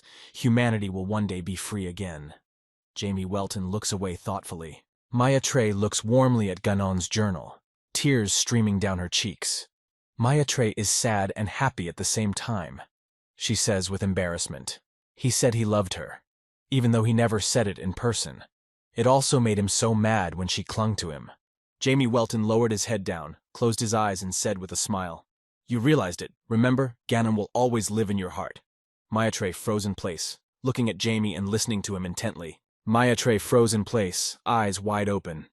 There are tears in her eyes. She holds Ganon's journal tightly to her chest with her arms crossed. Jamie utters, "Always, as long as she remembers him." Behind Maya-Tre's back, Ganon's spirit rests peacefully against her back. Maya-Tre has lowered her head in embarrassment, her gaze directed downward, tears rolling down her cheeks. She holds Ganon's journal in her hands. Maya-Tre says sadly to Jamie Welton, "He can say nice things too, even as a brat." Jamie Welton puts his head down, closes his eyes tightly, and says tensely to Maya-Tre with a smile, "He's not a brat." Jamie Welton sighs. Around him, particles of magical energy move in the air. Maya-Tre lowers her head, closes her eyes sadly, and rests her nose on Ganon's journal. Tears roll down her cheeks. Maya-Tre says sadly, "Wouldn't it be wonderful if it were possible to go back to those times?" Jamie Welton lowers his head, closes his eyes, and says with a smile, "Such thoughts cross everyone's mind." He ponders tensely, though he's too far gone to think about it. Jamie reaches out a hand toward Maya-Tre's head. Maya-Tre raises her head sharply. Jamie Welton extends a relaxed hand toward Maya-Tre, slender fingers downward. In a move, Maya-Tre abruptly intercepts Jamie's hand and grips it firmly. Maya-Tre pronounces Jamie to Welton thoughtfully. But Maya-Tre looks at Jamie Welton carefully and thoughtfully, frowning his forehead. Maya asks Jamie Welton, his black mana. What is it? Is he really a dark mage? Maya tries to figure out who Jamie Welton is. Jamie Welton is confused, closes his eyes and says cheerfully, yes, it's just normal dark magic. Maya stares at Jamie and says, cut the crap. Do you think she didn't try to use dark magic to break the seal? Jamie Welton is dumbfounded from hearing this and opens his eyes wide and tensely asks Maya what? She has dealt with such a thing. Maya stares at Jamie with a look of annoyance and replies, are you crazy? Maya closes her eyes contentedly, balling her hand into a fist and embarrassedly says, she brought someone who is into it. Jamie Welton looks at Maya carefully, tense and anxious, and asks, did she kidnap them? Maya tells Jamie. Their views were quite similar, and if he didn't want to go to the other world, he had to go after her, so he was very cooperative. This is usually called a threatened kidnapping. The man in the cassock begged not to destroy. Maya goes on to tell Jamie Welton, but no matter how hard they tried, they couldn't break the seal. That was until Jamie Welton showed up with his mana. Ganon's diary continued to remain closed. Maya thoughtfully continues to tell Jamie Welton, I hate to admit it, but it is true. The power he sought was not of this world. Jamie Welton and Ganon are similar in dark magic and their abilities. Jamie Welton tensed mentally. It didn't look like he could stand by. Then, Jamie stares forward concentratingly and says to Maya okay, he'll tell her the truth. He is the mage who grants Ganon's wishes. Maya continues, all of Ganon's inheritance is here. How can someone who has never met him fulfill his wish? Jamie replies, even though they haven't had to communicate directly, they still manage to find out. They have the same goal in mind. Jamie Welton stands over Maya who's sitting on the ground with her hands on her knees, and says, so he's not exaggerating when he says he's granting his wish. Jamie clarifies by asking, Maya Maya continues to sit on the ground, looking away and staring intently at the rocks. She asks Jamie Welton thoughtfully without turning to him, then, is he going to fight the 12 gods too? Jamie Welton stands frozen in place, eyes wide, dumbfounded by Maya words, and says tensely, did Ganon mention something like that? Maya answers Jamie, no, but with the help of the diary, she was able to find out. Maya puts her hands down, holding Ganon's diary under her arm. Maya tells Jamie Welton, Ganon was angry at the 12 gods, and hated the dragons for cooperating with the former. If one pursues the same goal, he's in for it at the end. Jamie Welton sharply interrupts Maya saying confidently and menacingly, Maya is right, he is going to defy the 12 gods. Jamie Welton looks at Maya carefully, resolutely and firmly clenching his fist at his chest. Maya replies to Jamie Welton, that's impossible. She too hates the 12 gods and dragons, and soon he will be able to gain power comparable to a dragon's again. Maya clutches Ganon's journal tightly in her hands, lowering her head to it. Maya wrapped both hands around Ganon's journal in front of her.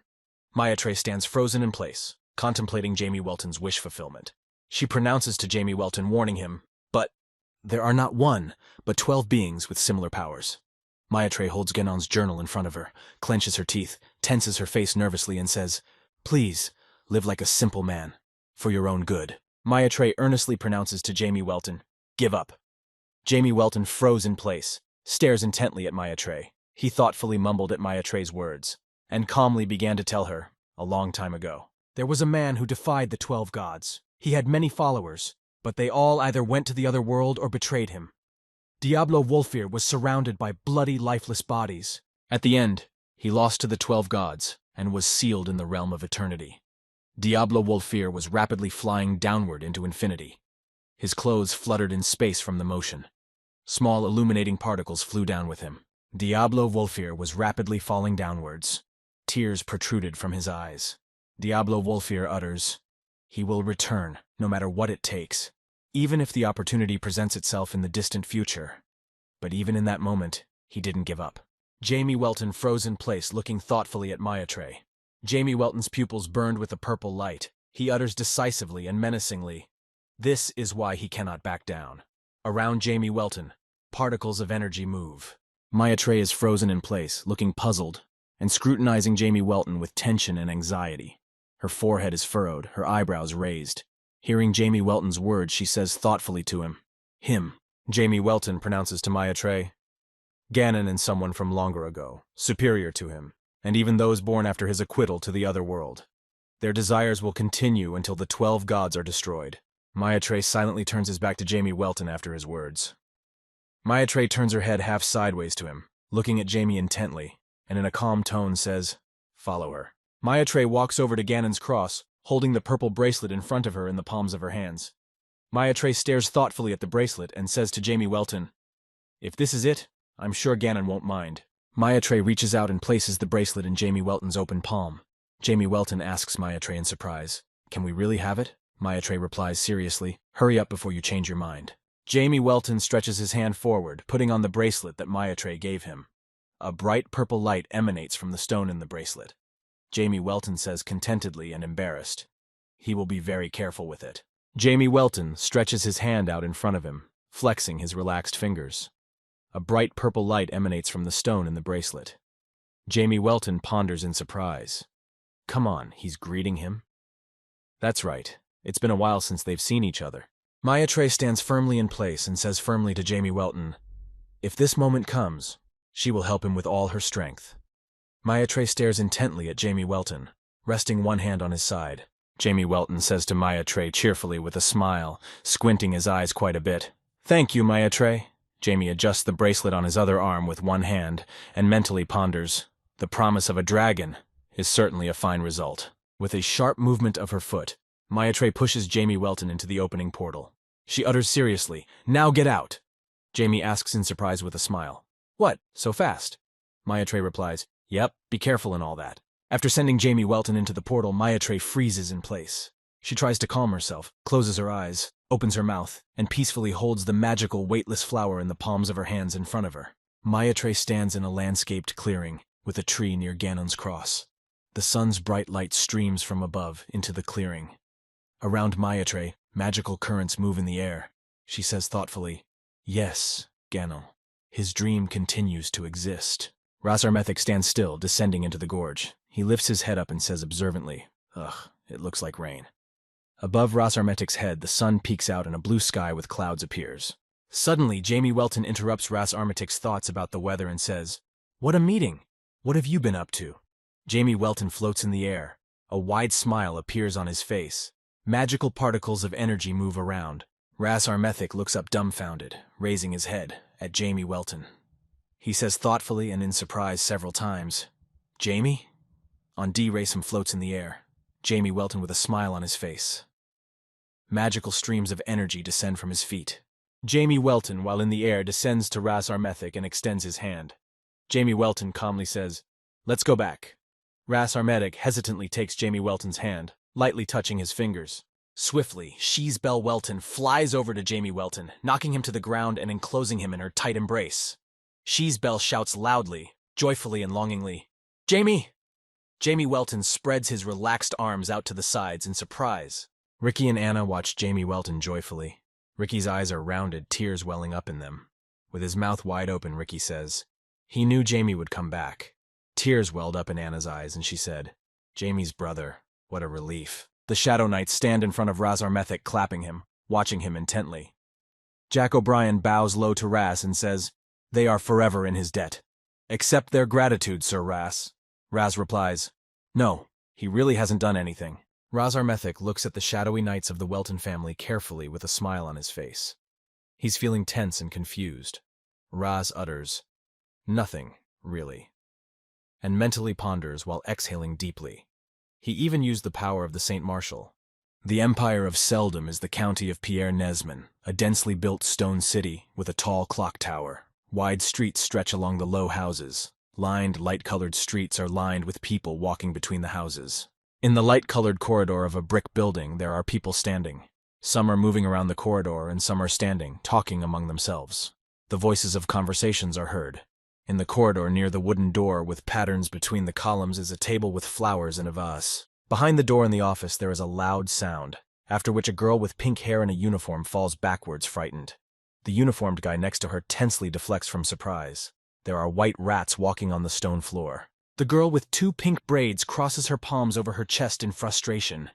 Tears well up in her wide-open eyes. There are voices all around. Why isn't she holding it properly? Now catch it! Don't let it go! You can't let it get in here! An aggressive voice shouts, Venna, you fool! Venna begins to tensely and guiltily apologize. Sorry! Annoyed loud voices erupt. Ah, the rat ate the zombie drug! Don't let it bite you!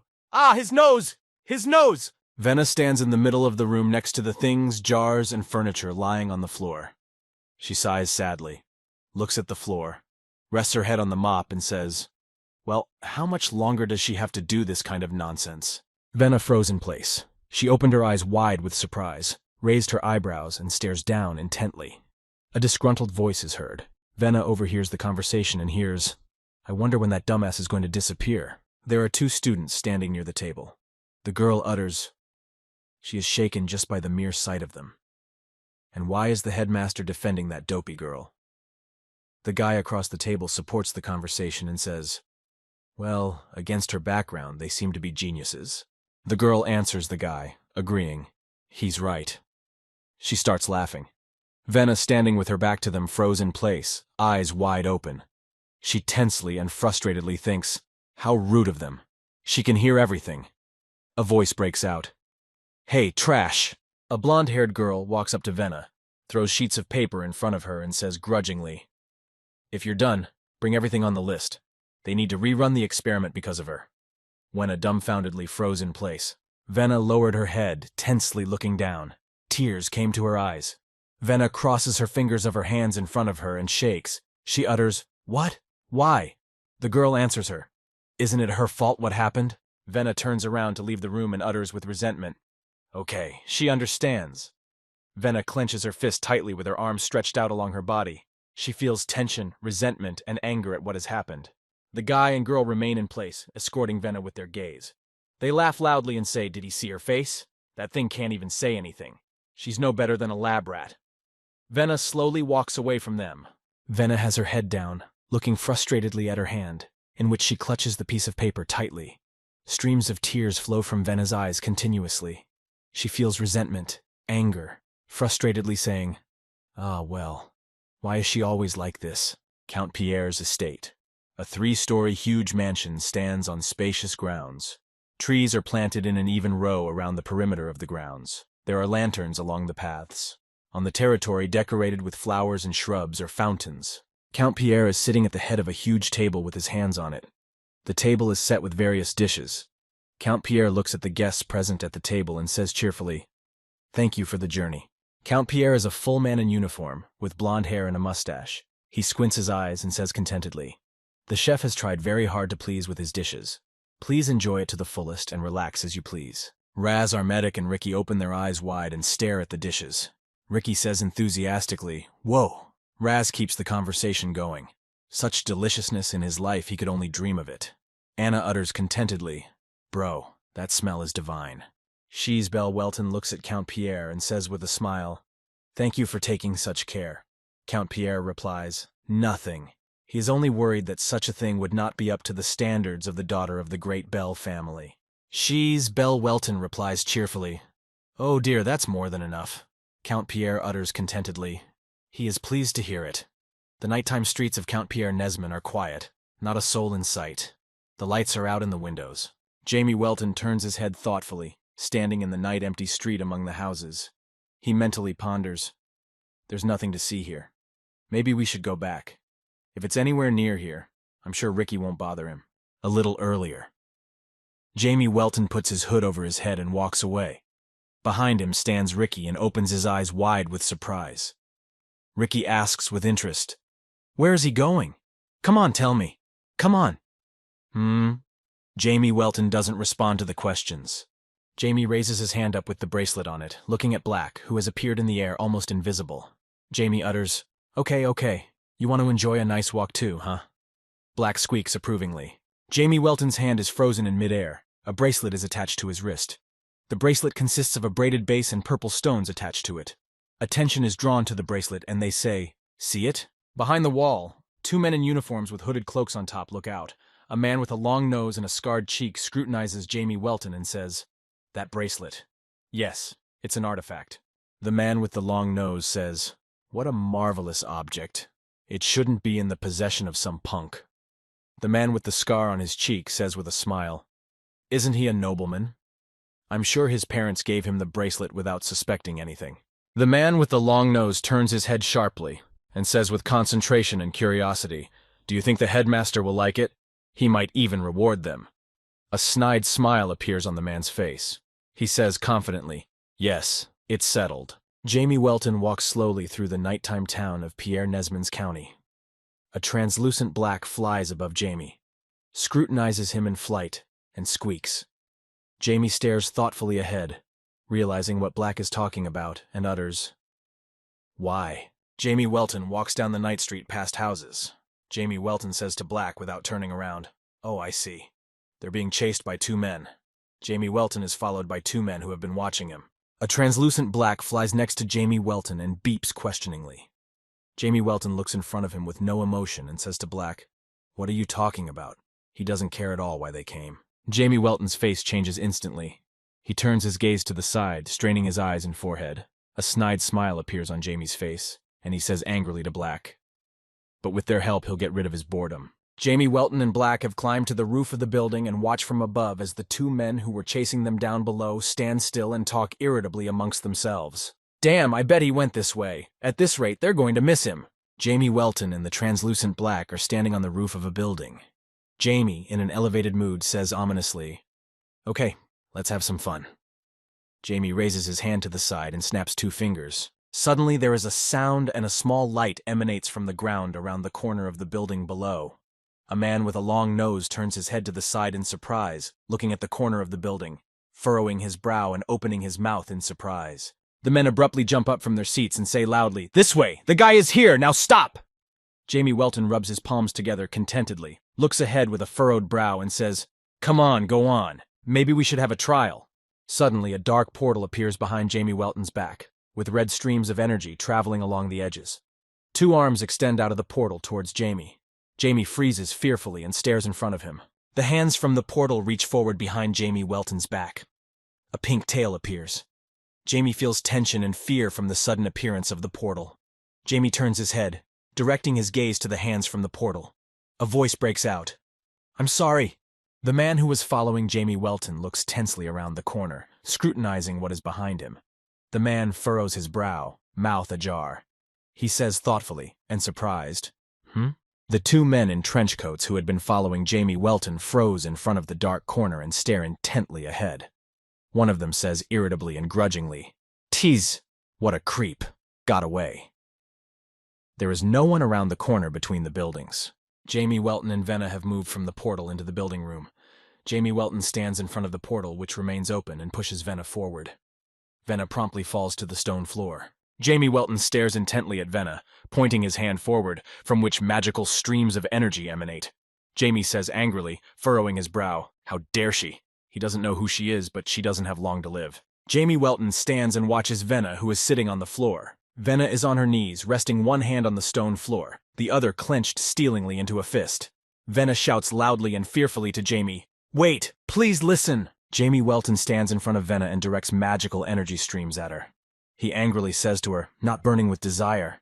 Venna sits on the floor on her knees, resting her hands on the floor and stares intently at Jamie. Magical streams of energy move around Venna, wrapping around her body. The sinister energy begins to affect her. Venna wraps her arms around her head in sharp pain, tears welling up in her eyes. She screams loudly, "Kia!" Jamie Welton is frozen in place inside the building and stares intently at Venna. Jamie Welton's eyes opened wide with surprise. Jamie is puzzled and tense, mentally pondering. Dark magic? Jamie Welton watches Venna, who is sitting on the floor. The impact against the wall, after being affected by Jamie Welton's magic, left a huge dent in the wall, cracks spreading apart. Venna put her head down, sighing heavily. Jamie Welton stands in front of Venna, looking at her intently. Magical streams of energy move in front of Jamie, intersecting with each other. Jamie pronounces, "She wields dark magic." "Okay, tell me what that surprise attack was." Venna sits on the floor after hitting the wall. She has her head down, streams of tears running down her cheeks.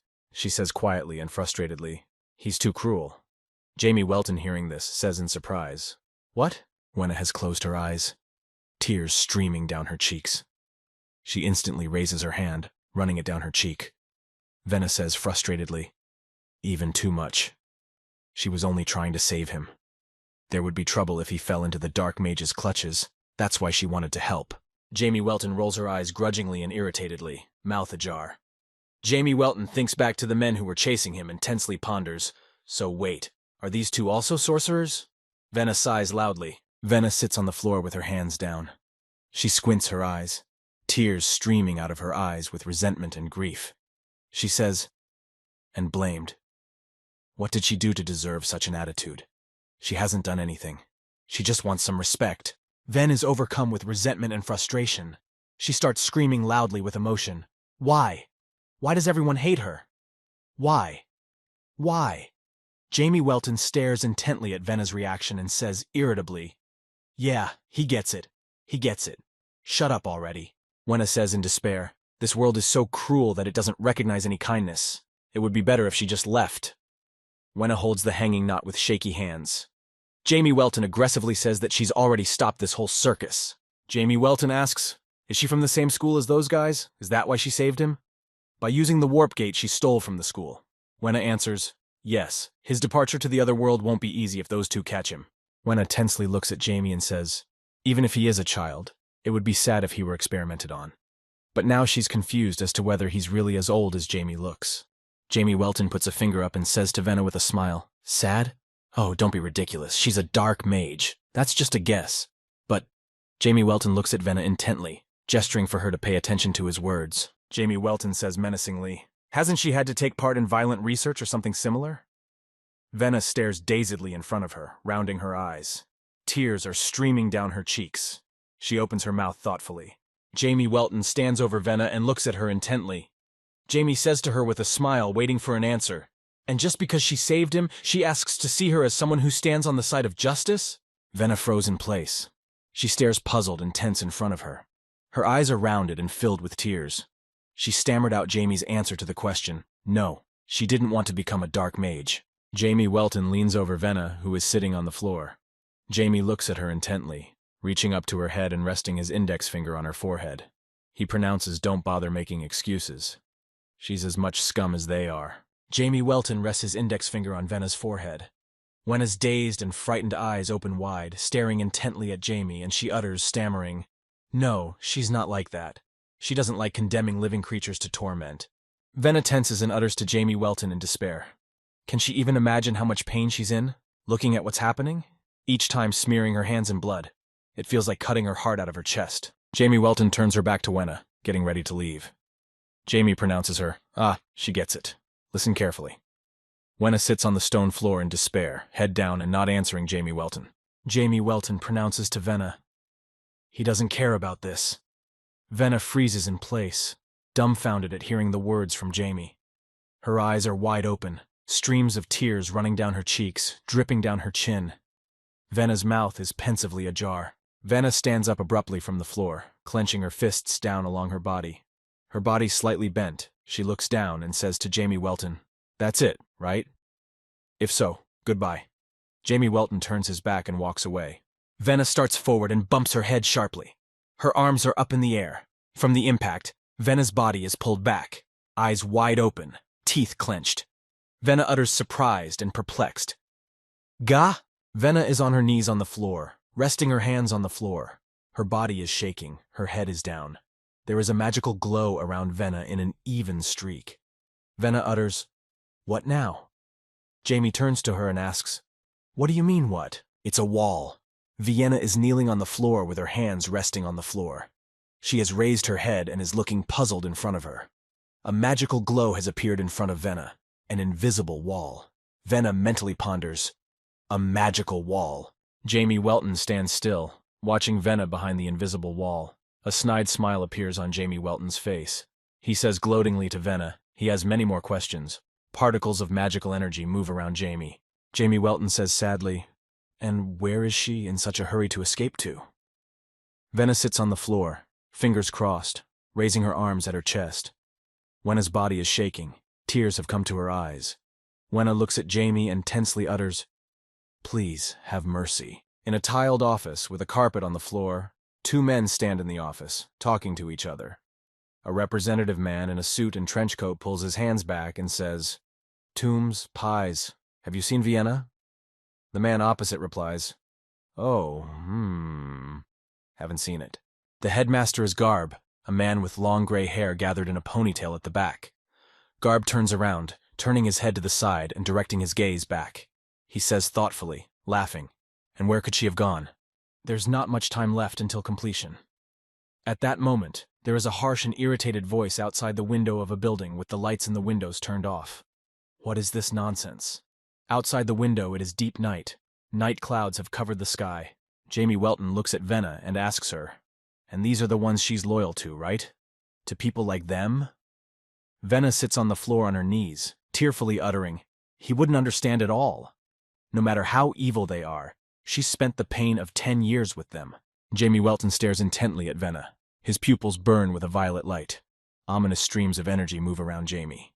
Jamie says menacingly, there is no other way. He will proceed with the tried and tested methods. Wenna is frozen in place, staring intently ahead. Her pupils reflect Jamie Welton's hand as it approaches her. Venna's eyes are wide open, streams of Jamie's sinister energy moving around her. Venna fearfully utters, black mana?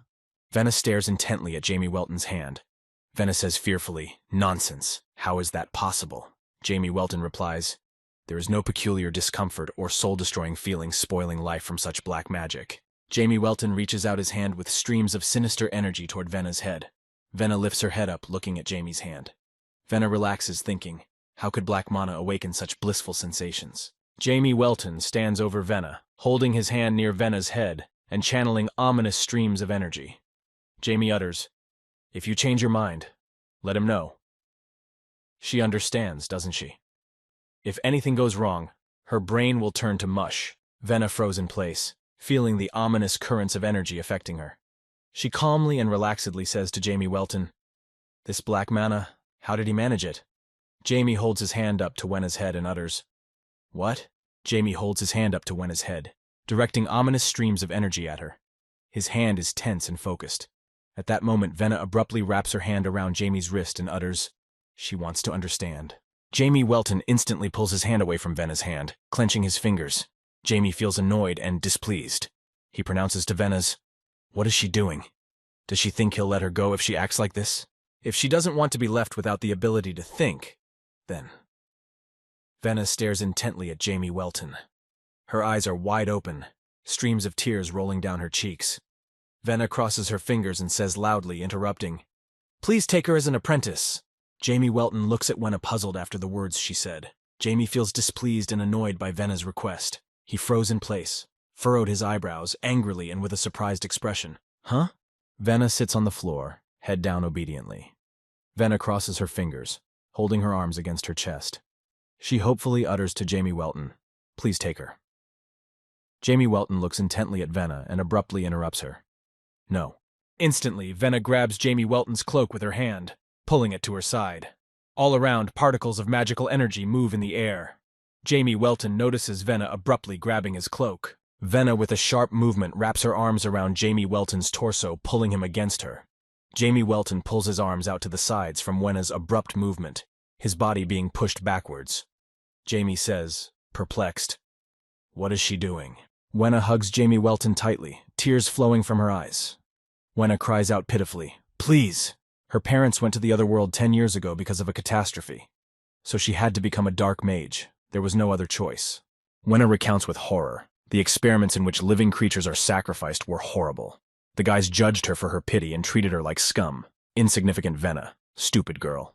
Wenna continues to narrate, but even after that, didn't have the guts to run away. She knows she's a snot and a hypocrite, but help end it all now. She really wants to end it. Jamie Welton listens intently to Venna. Venna sits on the floor and stares intently at Jamie Welton. Jamie tilts his head, looking at Venna. He tensely and irritably says to Venna, trying to figure out, so, what does this have to do with learning from him? Venna stares intently at Jamie Welton, eyes wide open. Tears have come to her eyes. Venna says hopefully to Jamie, his dark mana. She was not created by sacrifice. She needs that kind of power. Jamie Welton stares intently at Venna. His lips are tightly closed, his face relaxed. Jamie Welton contemplates rather mentally. She was not created by sacrifice. Yes, sometimes the purest darkness can sprout into existence. Jamie Welton swiftly lowers herself to Venna, uttering above her ear, she is wrong. And more importantly, Venna sits on the floor, frozen in place, staring intently ahead. Her eyes are wide open, her hair fluttering behind her from the air current. Jamie keeps talking. He's not burning with desire. Jamie Welton keeps his hand on Venna's forehead. Venna stares intently upward at Jamie's hand. Streams of tears flow from her wide-open eyes. She utters pitifully, "Please take me, please." Jamie Welton stands on the roof of the tallest building in the city, the Chapel Tower, on a dark night and stares out in front of her. Streams of wind move around, fluttering Jamie's clothes. Jamie says thoughtfully, "Apprentice." Jamie Welton recalls moments from Diablo Wolfier's past life. Diablo Wolfier's apprentice is a blonde-haired girl wearing a white shirt with a smile on her face. The phrase in Jamie Welton's head is, "Teacher, take a look." The phrases in his head continue. She got it first. She has created a new magic. In front of Diablo Wolfier, a blonde-haired girl shows a piece of paper with images, holding it up with two hands. She has a joyful smile on her face. The phrases in her head continue. "Please fight us." Moments of a past life appear in Jamie Welton's mind, showing a red-haired girl. She is screaming loudly, opening her mouth wide. The phrases in his head continue to play. "Teacher, teacher, please, go to the other world in our place." A red-haired girl stands in front of Diablo Wolfier, pointing a knife at him. Droplets of blood splattered in different directions. Jamie Welton froze in place, remembering moments of Diablo Wolfier's past life. Jamie pondered thoughtfully. According to Venna's memories, her school has over 20 students, and Principal Garb's specialty is curses. Jamie Welton stands on the roof of the chapel on a dark night with her head down, hidden in her hood. Jamie says thoughtfully, "And now while he's been gone, I wonder how much has accumulated. It's time for a peek, isn't it?" The girl's head dips into the water, releasing air bubbles upwards. Her face is tense, veins protruding, her skin color taking on a lifeless look. Tears protrude from her open eyes, staring upward. She gasps for breath, begging for help. Two guys stand in front of a large container of liquid in which the girl's head is placed. They stare and discuss. Isn't it beautiful? They are usually begging to be sent to the other side of the world. Does the reversal of the curse affect her speech as well? Two guys talk to each other while in an office with various containers filled with various liquids and creatures. Huh? He doesn't have any more body parts left? Well, they've been doing a lot of experiments lately. Jamie Welton listening to the conversations around him, especially since they'll have a lot of new test subjects pretty soon. Sounds like they're going to have some great experiments. Jamie thinks, they've got a lot of nerve doing dark magic within the walls of the academy. Jamie Welton listens to the students talk. Experimenting on people is so cool. Everything else pales in comparison when you watch the speed and quality of the results. What's he talking about? He's doing it for laughs. No! Beside Jamie Welton in the hallway, the gleeful laughter of students erupts. Jamie Welton looks down thoughtfully, presses his lips tightly together, and tensely ponders. Now he realizes how low dark magic has fallen. Jamie Welton thinks back to Diablo Wolfier's past life and ponders. In the past, he sacrificed countless lives to defy the 12 gods, and so he has no right to judge them. Jamie Welton continues to ponder. However, what was dark magic designed for? If one doesn't delve too deep, it's obvious to destroy the gods. A bloody knife, around which energy streams move, tears a sharp part of the image. Diablo Wolfier has abandoned his humanity and borne all sins. Diablo Wolfier lowered his head down, closing his eyes and tightly closing his lips. On his head, tightly wrapped around his thorns. Around Diablo is blood and streams of energy. Jamie Welton is in the hallway of the school, staring pensively in front of him. There are ominous streams of energy emanating from Jamie. Jamie is tensely reasoning. If you want to sacrifice lives, you must be prepared for such a fate. Jamie Welton is on the school grounds with Black. There is an ominous energy flowing from Jamie. Jamie says, "Now there's something else that needs to be done." Black looks at Jamie and makes a questioning sound. Jamie Welton looks away from Black and says, "If the seeds he sowed have sprouted and turned into monsters, then I guess that's what he needs to do. He should reap them himself." Black flies next to Jamie and squeaks questioningly. In the academy, the students move freely, talking amongst themselves and spending time together. The first floor of the academy has a red carpet on the stone floor of the corridor. The second floor passage is wooden, with a wooden railing. Venna stands in place in the academy corridor, crossed her fingers of hands at her chest, closed her eyes and says worriedly and tensely, "And where did he go? We need to find him and get him out." There are particles of energy moving around Vina. Suddenly a hand grabs one of Venna's braids, clutching the braid tightly in a fist and pulls it towards her. Venna cries out frightened at the sharp, unpleasant pain. "Kia!" Venna did not expect to see a man grabbing her tightly and viciously. Vienna cries out fearfully, "Hilla!" One eye of Vena squints, the other eye looks at Hilla. Tears of pain have appeared on Vena's face. Hilla looks at her angrily and says, "Where the hell has she been that she can barely walk?" Hilla clutches the scythe tightly and pulls it towards her. Hilla holds Venu's scythe and says, "She's fast enough for a throwback." "So, did you do it?" Vena pulls her hands back, trying to break free of Hilla's grip, and tensely utters, "Sorry, she forgot." Hilla looks at Wena angrily and hatefully, frowning her forehead, gritting her teeth, tensing her face. Hilla clutches Vienna's braid tightly and pulls it sharply over herself. Hilla grins and says, "So you say you forgot, that's how." Hilla grips Vena's braid tightly with her fist, pulls it to her, and looks intently into Vena's face. Hilla says angrily, "Hasn't she been a little too relaxed lately? Huh, Wena?"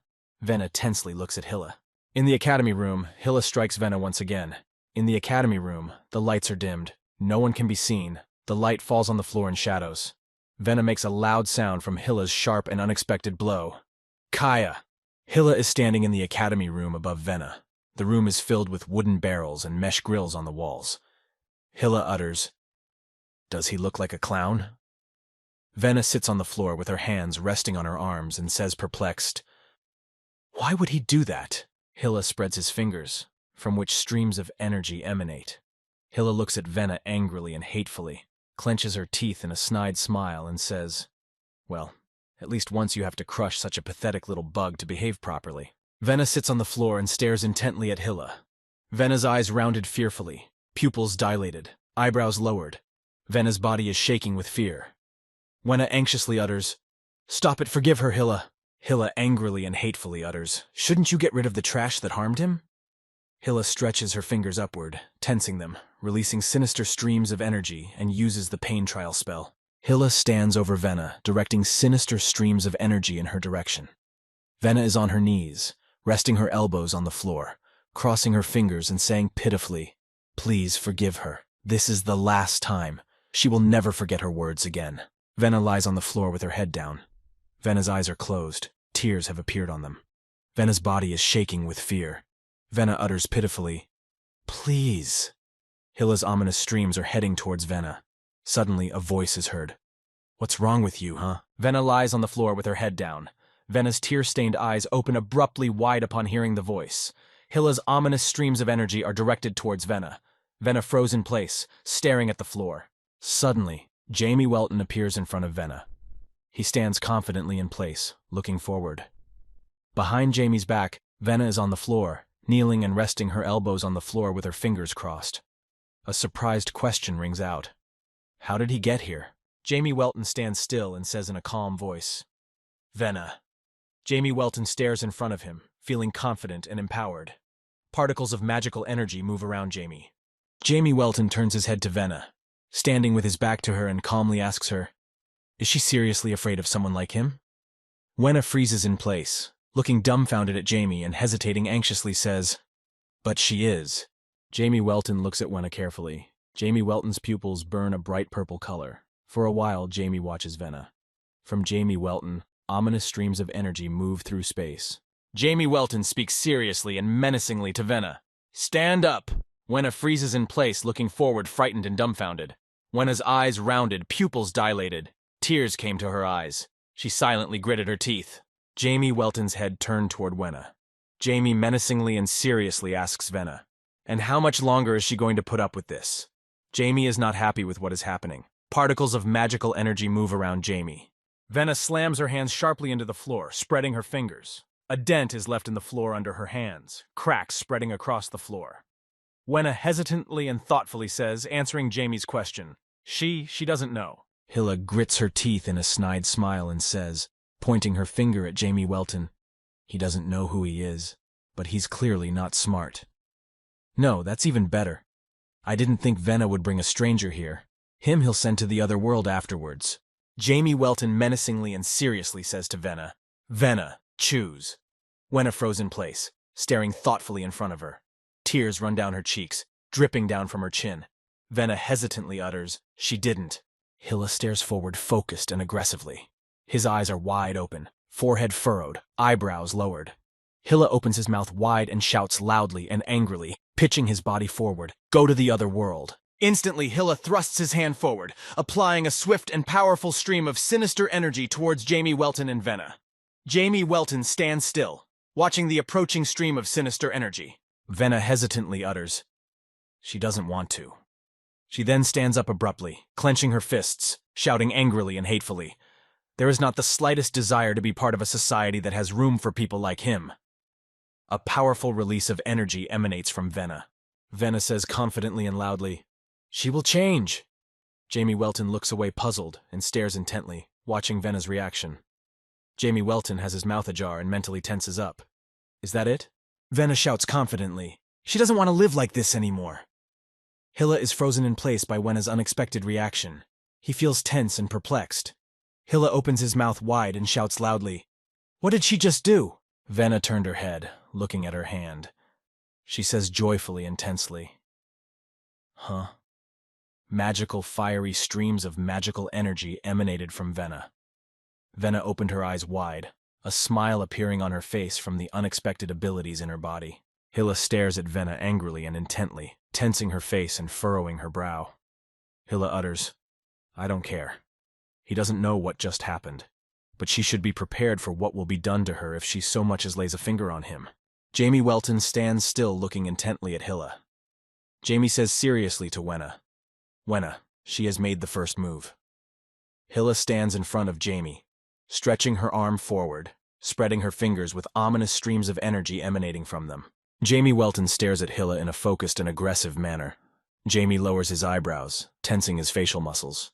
Jamie raises his hand in front of him, linking two fingers together. From Jamie Welton emanates ominous streams of energy forward. Hilla froze in place, looking puzzled and frightened at his hand.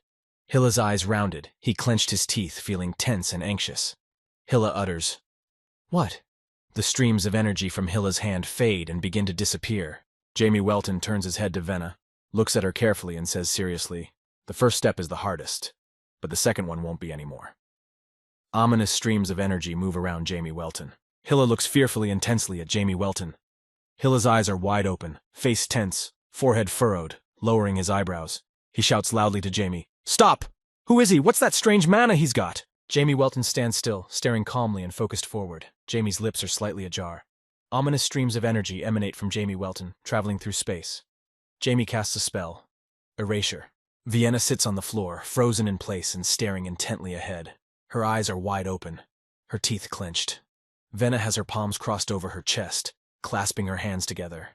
She took a thoughtful, deep breath, watching Jamie's ominous streams of energy. Academy Headmaster Garb abruptly stops dead in his tracks as he stands at his desk, resting his hands on his arms and directing his gaze in front of him.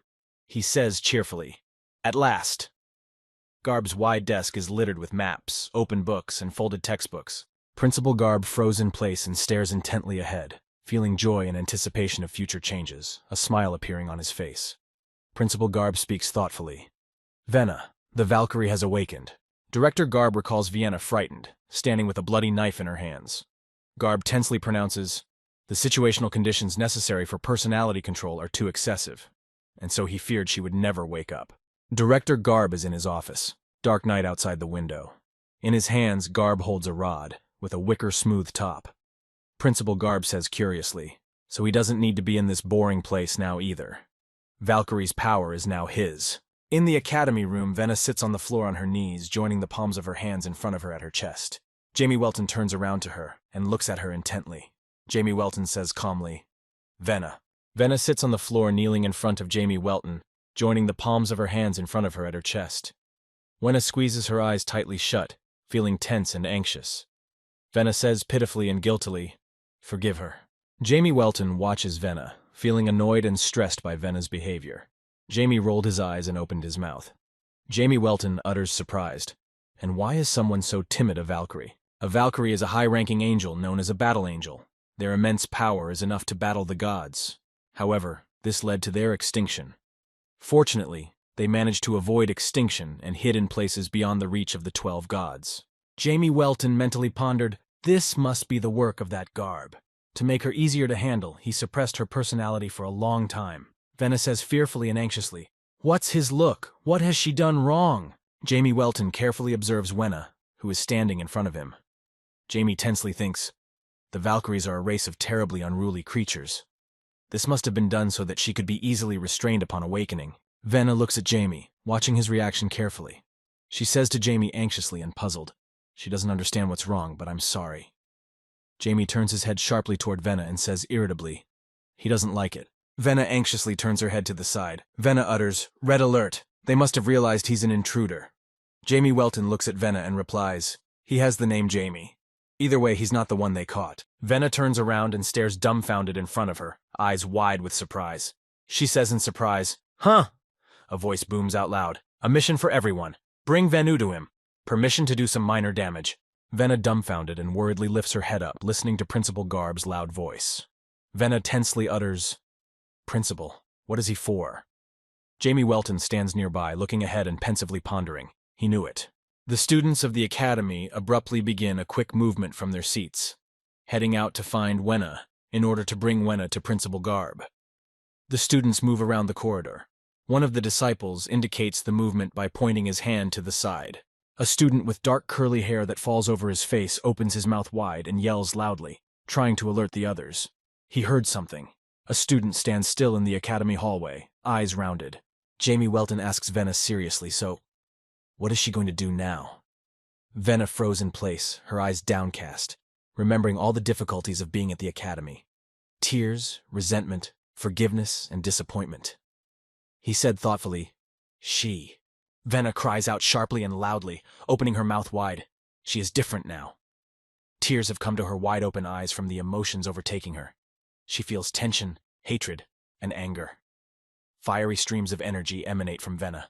Jamie Welton turns his head slightly, directing his gaze to Wenna and calmly says, "Yes, that's right." Jamie Welton is focused and calm, not making any unnecessary movements. Around Jamie, particles of energy move in the air. In the academy room, particles of energy begin to hover in the air. Magical streams of energy move, swirling from bottom to top before entering the room. Bright light emanates from the magical energy streams. Jamie Welton and Venna stand in the academy room looking forward. The magical energy streams that Jamie Welton is channeling swirl in the air, heading forward. Venna utters a surprised expression. "Wow." Jamie Welton extends his hand in front of him, directing magical streams of energy from his fingers. Jamie turns his head towards Venna, shifting his gaze to her, and calmly says, "He told you, didn't he?" Jamie Welton says seriously to Venna, "The second step won't be as difficult." Jamie Welton stands confidently in place and stares forward with a focused gaze, directing magical energy flows. An apprentice appears from around the corner, running swiftly forward. Jamie Welton and Venna stand together in the academy room. Across from them, the academy students have appeared and want to deliver Venna to Principal Garb. Angry voices of the students are heard. She dares to resist. "Get over here now, Wenna!" Opposite Jamie Welton and Wenna stands a student with dark curly hair. He opens his mouth wide and starts shouting loudly and angrily, "Vey!" He is interrupted by a magical ball that surrounds the apprentice's head. An ominous energy moves around. Jamie Welton stares forward in concentration, tense and surprised. He utters, "Teasy, she's been brainwashed." Venna interjects, puzzled. "Brainwashed?" Jamie Welton raises 2 fingers up, from which a magical light emanates. Suddenly, the 2 students promptly fall down. Jamie Welton and Venna watch this happen. Jamie makes no reaction. Venna stares ahead, puzzled. There are ominous streams of energy emanating around the 2 falling students. Jamie Welton utters, pointing to the curly-haired student, "She has no will of her own. Perhaps long ago she was the principal's errand girl, a girl with no signs of life, blood dripping from her eyes, red-black streams coming from her ears." Wenna, hearing Jamie Welton's words, lowered her head and looked down thoughtfully. She froze in place, puzzled by this information, and utters, frustratedly stammering, "Means." Venna is immersed in thought. Venna utters, reasoning, "That's right. The way they treated her was ordered by the headmaster." Headmaster Garb is contentedly, with a gloating smile focused forward, crossing his fingers of his hands near his chin. One by one, the students of the academy begin to use spells and direct them towards Venna. The student crosses his arms at his chest. A projection appears in front of him. The disciples recite, "Curse of stiffness," "The curse of migraine," "Curse of vomiting." One by one, the academy students begin to use the spells and point them towards Venna. A student crosses his fingers of his hands in front of him. A projection appears in front of him. The disciples utter, "Sneeze curse." Jamie Welton instantly uses the spell, returning curses. The students in front of him who were using the curses to attack Venu begin to sneeze loudly, vomiting on the floor, their bodies shaking with discomfort. Jamie Welton turns his head to the side, directing his gaze back at Venu. Jamie says to Vena in a serious and focused voice, "Pull yourself together." Vena is behind Jamie's back, sitting on the floor on her knees, folding her arms in front of her, and lowering her head worriedly. Jamie Welton stands confidently and looks forward. Behind Jamie Welton's back, Wenna sits on the floor on her knees, clasping her hands to her chest. She has her head down, thoughtfully and uncertainly saying to Jamie, "But she is so." Vena lowered her head, directing an embittered gaze in front of her, her eyes rounded, tears welling up in them. Wenna gritted her teeth tensely, lowered her eyebrows menacingly, and uttered, "Angry!" She had to endure all this for so long without realizing anything. Jamie Welton turns his head toward Wenna, shifting his gaze back. Jamie says with a smile, "Really?" Then, Jamie Welton mentally tenses up. Her true nature is slowly beginning to show. Jamie Welton stretches his leg forward and pushes Vena forward with a sharp movement, saying sadly to her, "Go and fight!" Vena looks forward in surprise and puzzlement, opening her eyes wide and saying, "Gah!" With a sharp movement of his foot, Jamie Welton directs Vena forward towards the academy students who are frozen in place, waiting to attack Vena. Vena fearfully and puzzledly utters, "Wait!" Vena turns her head towards Jamie Welton during her swift movement. Her eyes are wide open. Tears have appeared on them. Vena tensely and anxiously utters to Jamie, opening her mouth wide. She doesn't know. Vena doesn't know how to fight. Vena stopped in front of an academy student who has his legs spread wide, both hands raised, and his index finger pointing upwards, from which a bright magical light emanates. Vena half-turned around in a puzzled manner. The academy student in front of whom Vena is standing raises his hands up. Ominous streams of energy move around him. The disciple angrily gritted his teeth while opening his mouth. His aggressive and malicious gaze is directed at Vena. Vena froze in place in front of the academy disciple who intends to direct magical energy streams at her. She looks at him in a puzzled and frightened manner with her eyes wide open. Tears have appeared in her eyes. Her mouth is slightly ajar. The academy disciple stares angrily forward, extending his arm in front of him, holding it with his other hand. From the arm, the student directs sinister streams of energy, which Vena begins to dodge, arching her body backwards. Vena arches her body backward, dodging the magical strike by the ominous stream of energy that is rapidly traveling above her. Vena looks up in surprise intensely and utters, "Did she manage to dodge?" Behind Vena's back as she dodges one blow aimed in her direction, the next academy student extends his arm forward using projection and utters loudly in an angry voice, "Toothache curse." Vena notices the academy student in motion, directing the toothache curse at her. She turns her head in his direction and looks at him fearfully intensely, eyes wide open. Vena utters, "N." In a move, Vena abruptly wraps her two hands around the academy student's arm around her wrist, squeezing it tightly. The hand of the student who channeled the toothache curse is stretched forward, fingers tense and pointed to the sides, bending slightly. Vena throws aside the academy student who channeled the toothache curse with a sharp movement. Her arms stretched forward, releasing the arm around her. Vena squinted her eyes, lowered her head, and shouts loudly, "No!" The academy disciple who was directing the toothache curse at Vena swiftly flies forward from Vena, who threw him away. His body instantly powerfully hit the obstacle with his back. His body weakened from the impact, his head slumped downwards. Vena's eyes opened wide in surprise, not expecting himself to have such abilities. Vena stares forward intently, feeling tense and anxious. She opens her mouth wide and says in joyful surprise, "Huh?" Jamie Welton directs streams of sinister energy forward, from which a bright purple light emanates. Jamie turns her head towards Vena and shouts loudly to her, "This is her power, Vena. Believe in yourself and fight." The next academy students who are about to strike Vena stand aside. One of them extends a finger and angrily says, "Thinks one brute force is enough? Will she still remain nothing but a pathetic Vena?" Vena froze in place and looks puzzled at the academy student who points his finger in her direction and directs the blindness curse at her. Around Vena, fiery streams of energy move in space. Vena abruptly snaps out of her seat and begins to rush forward. Her feet forcefully push off the floor, picking up speed. Vena tensely and anxiously ponders, not realizing what is happening to her. Her body is going where she wants it to go. The two academy students froze in place, raising their heads and watching Vena intently. Vena took a light and sharp leap upwards, flying over their heads. They discuss amongst themselves, "When is she? What? Defend yourself!" Vena tensed and wondered, as if it didn't belong to her at all. Vena lands on the floor. heading resolutely forward with her head down. Falling past her are the academy students whom she struck momentarily. Jamie Welton stands still, turning her head towards the remaining unhurt academy students, looking at them intently. Jamie Welton is calm and focused. He utters, "That part is done with. What are you guys going to do?" Jamie Welton stands confidently and looks at the remaining students of the academy. There are ominous streams of energy moving around Jamie. He says, "It looks like you've finally realized the difference in power. It's not just newbies like them here, is it?" Jamie Welton stands still, emitting ominous streams of energy from himself in different directions. His face is covered by a hood. He says seriously, "Well, that's not the point. He has long since agreed to harvest all the crops he has sown." Jamie calls out to Black. Above the academy, students who were left untouched by Vena in the air hovered Black, spreading his wings and making a loud sound. Eek! The academy students lifted their heads up, tensing and glaring angrily at Black, clenching their teeth. Jamie Welton stands still, squinting his eyes contentedly and smiling widely. Jamie raises his hands in front of him and asks Black, "Is he done tagging all the newcomers?" There are particles of energy moving around Jamie. Black is in the air with his eye down and looking at the projection appearing in front of him. Black's tail is bent, and the arrow on the end is heading towards the projection. The projection in front of Black as a target glows brightly with purple light. The students of the academy stand puzzled on the spot.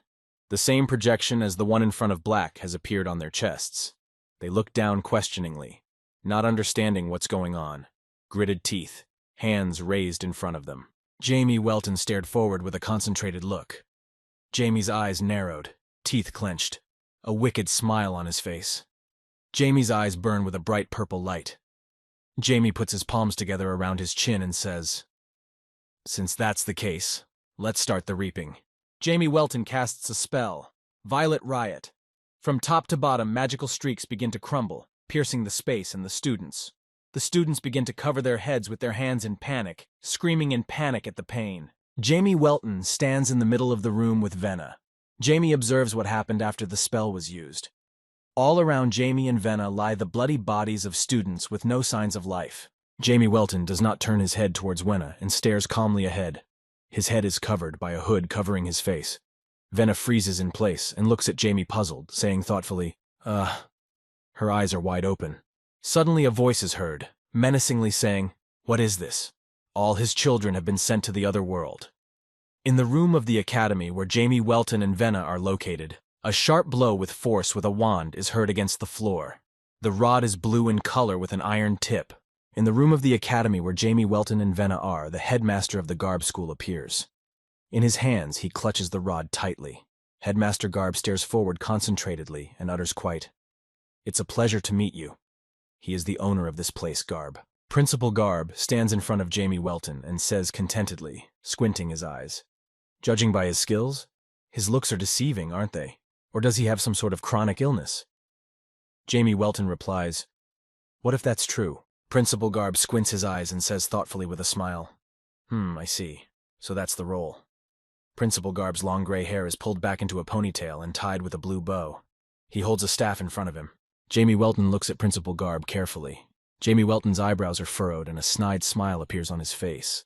Jamie tensely mentally ponders, a role? There are particles of energy moving around Jamie. Principal Garb looks at Jamie Welton and says to him, "Since he's so powerful, how about working for him?" Jamie Welton listens intently to Principal Garb and answers him, "What can he offer him?" Principal Garb looks at Jamie Welton intently, squinting his eyes slightly. His face is tense and his forehead is furrowed.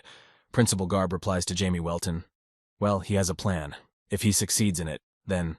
Director Garb goes on to say, "It wouldn't be hard to destroy an entire nation." Jamie Welton says thoughtfully, "Really?"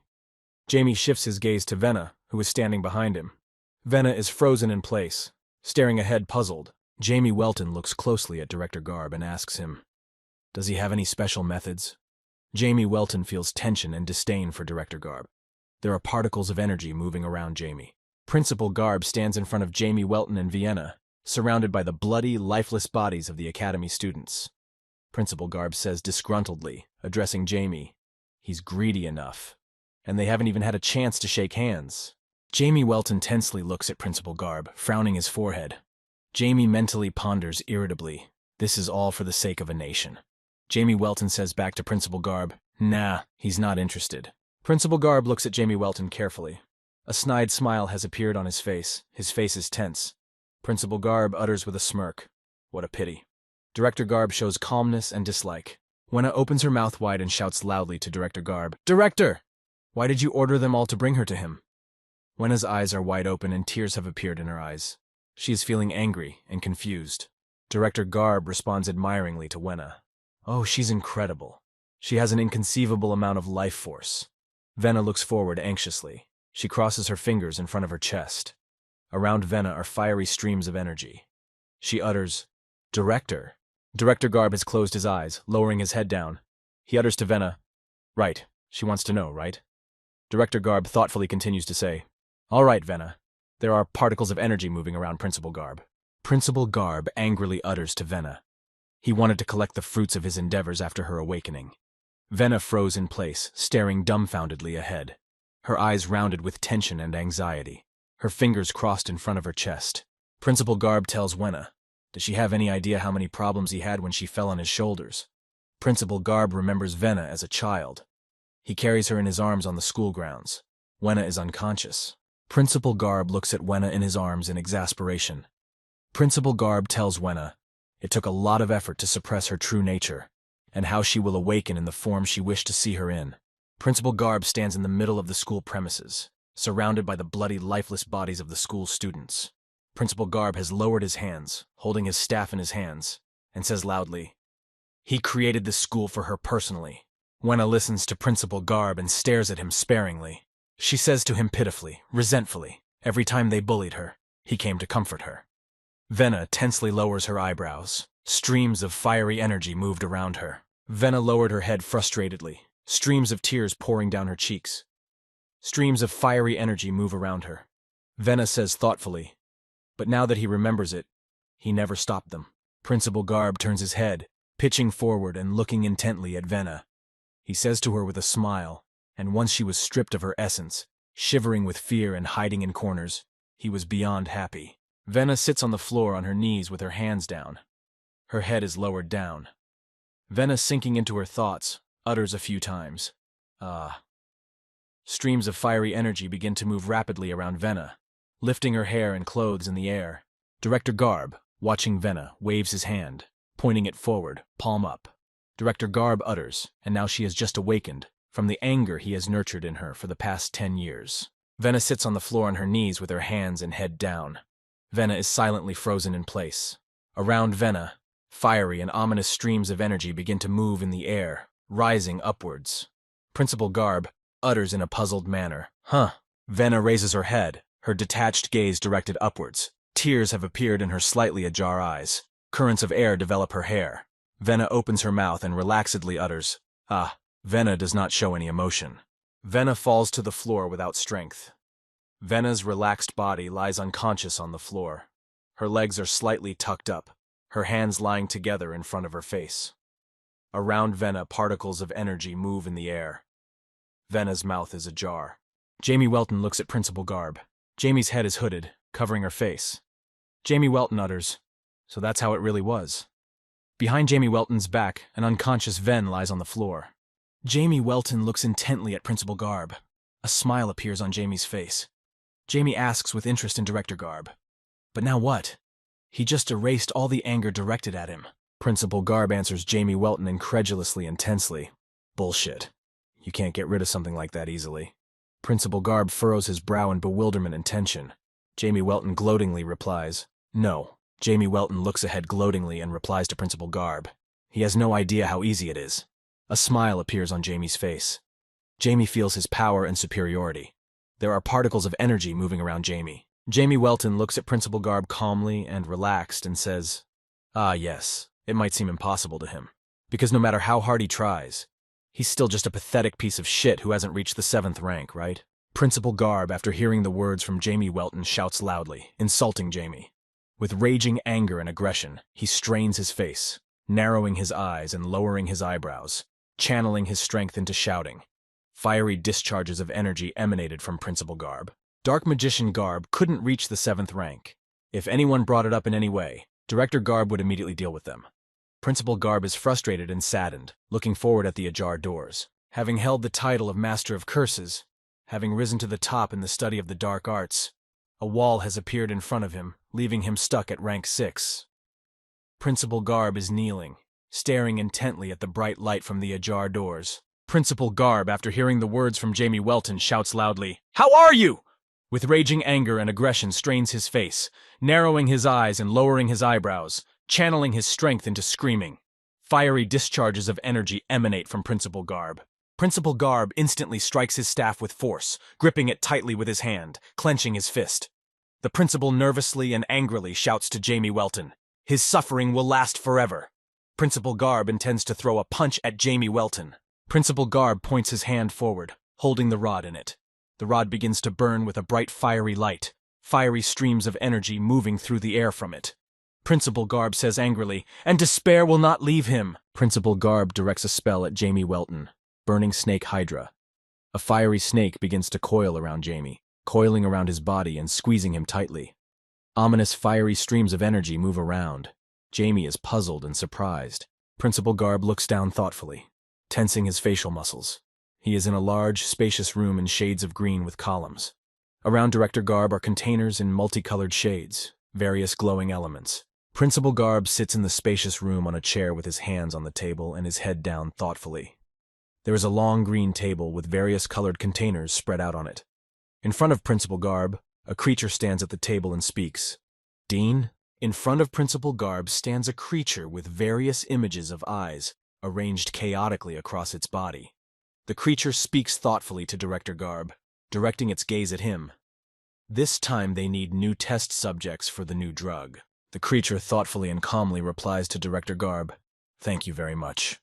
Director Garb looks closely at the creature standing before him and says thoughtfully, "Interesting."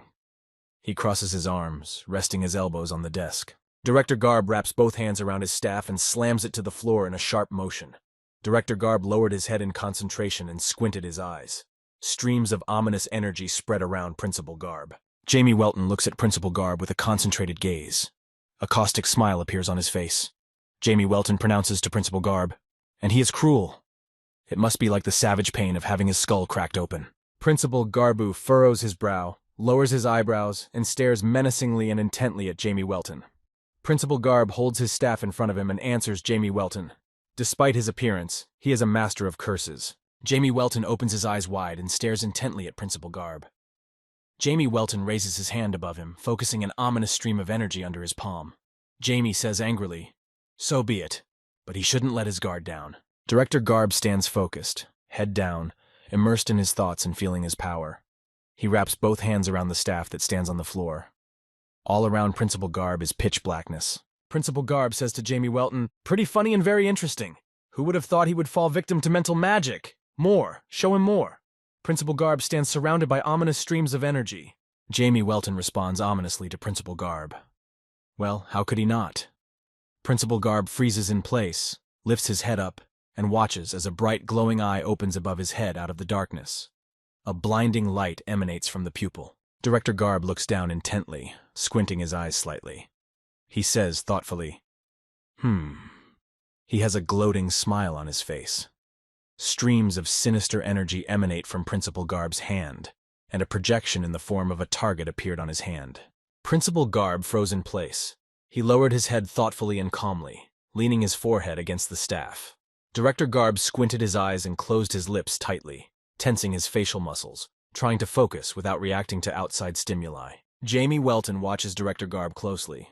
Jamie Welton mentally ponders, "I wonder if he is trying to show by his actions that he can influence his own mind. His skills are impressive, but they are completely useless." Jamie Welton instantly raises his hand, pointing his index finger upwards. Jamie looks forward, ominous streams of energy rapidly starting to move. Jamie Welton casts a spell, the Curse of the Dark Spear. Principal Garb stands centered in place with both hands clasping the staff in front of him. Toward Principal Garb, Jamie Welton's sinister streams of energy are swiftly channeled to strike. Principal Garb's cloak develops from the movement. Principal Garb stands focused in place, waiting for the ominous streams of energy directed by Jamie Welton to approach. Director Garb calmly and angrily utters, "This is enough." In front of his face, Principal Garb holds up his wand. Suddenly, the ominous streams of energy that were rushing towards Principal Garb changed their trajectory and instantly pierced through Jamie Welton's body. A spray of blood erupted from his back, his body falling backwards. Jamie Welton hangs onto the ominous streams of energy piercing his body and sighs heavily. Jamie looks up puzzled and anxious, his gaze frozen on one point. Jamie tensely ponders. A counter-curse. That's hard enough dark magic. Jamie Welton's arms relax and hang loosely down along his body, dropping down sharply. Jamie Welton's fingers are slightly bent, not moving. Particles of magical energy move around Jamie Welton's hand. Principal Garb stands in front of Jamie Welton, looking at him intently, bringing his hand up to Jamie's chin. Principal Garb utters, and he's holding up pretty well. However, he managed to get out of the abyss Jamie created quite easily. Principal Garb looks at Jamie Welton, feeling his strength and confidence. Principal Garb angrily and arrogantly says to Jamie Welton with a smile on his face, gritting his teeth, and now he will completely destroy his mind. Principal Garb's staff begins to release fiery, ominous streams of energy that begin to spread through space. Principal Garb points the rod towards Jamie Welton and utters, "The aesthetics of slowness." Jamie Welton stands still with his gaze downward. Jamie's gaze is detached and languid. Jamie Welton's mouth is ajar, streams of blood flowing from it. There are particles of magical energy moving around Jamie. Principal Garb stares at Jamie Welton with an embittered look. His eyebrows are furrowed and his teeth are clenched. Principal Garb utters, "From now on, he will live an eternity in a single instant. 1 second will become a tenth of a second, then 100th, and after that 1,000th. What kind of experience will a person have? An increase in all the powers of perception, being in a state where it seems to him that nothing will ever end.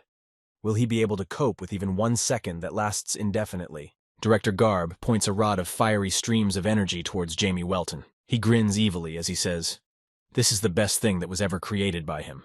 There may have been a gulf between ranks before, but—" Jamie Welton interrupts Garb and says angrily, "But what, huh?" Jamie Welton stares forward intently, his pupils burning with a purple light. In front of Jamie's face, Principal Garb holds up a rod with streams of fiery energy. Principal Garb stares forward dumbfounded, not understanding how this could have happened. His forehead is furrowed, his eyebrows lowered. He is tense and perplexed. Principal Garb utters, "Hey? How?" Jamie Welton swiftly points his hand forward. Jamie Welton swiftly moves towards Director Garb and knocks him down, his hand resting on his face. Principal Garb stretches his arms forward in surprise, unable to fight back or realize what is happening. Jamie Welton turns his head to the side and stares intently, mouth ajar. Jamie Welton's face is tense, eyebrows furrowed and lowered. Jamie, being in motion, casts a spell. Explosion. Jamie Welton instantly created a projection in front of him, which threw Principal Garb backwards with a powerful blow. Principal Garb moves swiftly, moving away from Jamie. Jamie stands in front of the projection, waving his arm. Director Garb is swiftly moved backwards by Jamie Welton's powerful blow. He opens his mouth wide and utters a loud thud, choking on blood. Blood spurts from his mouth, discharges of energy traveling around him. Jamie Welton extends his hand out in front of him, flexing his fingers. A bright, fiery light emerges from his palm, sending discharges of energy into space. Jamie Welton says in a focused and menacing voice, "Hopefully, it's strong enough." Principal Garb, in a swift motion from the blow delivered by Jamie Welton, lifts his head up, opening his mouth wide and shouting tensely and perplexed, How was he able to break his curse? Principal Garb's face is stained in blood. Jamie Welton pronounces to Principal Garb, "Well, he's made up his mind now, hasn't he?" Jamie uses spells, Magic Arrow, Stone Crusher, Stonewall, Chain Whip, Spark Bomb. Jamie glares menacingly at Principal Garb. A powerful stream of magic along with ominous streams of energy rush forward. Jamie Welton voiced spells are sent towards Principal Garb for a powerful strike.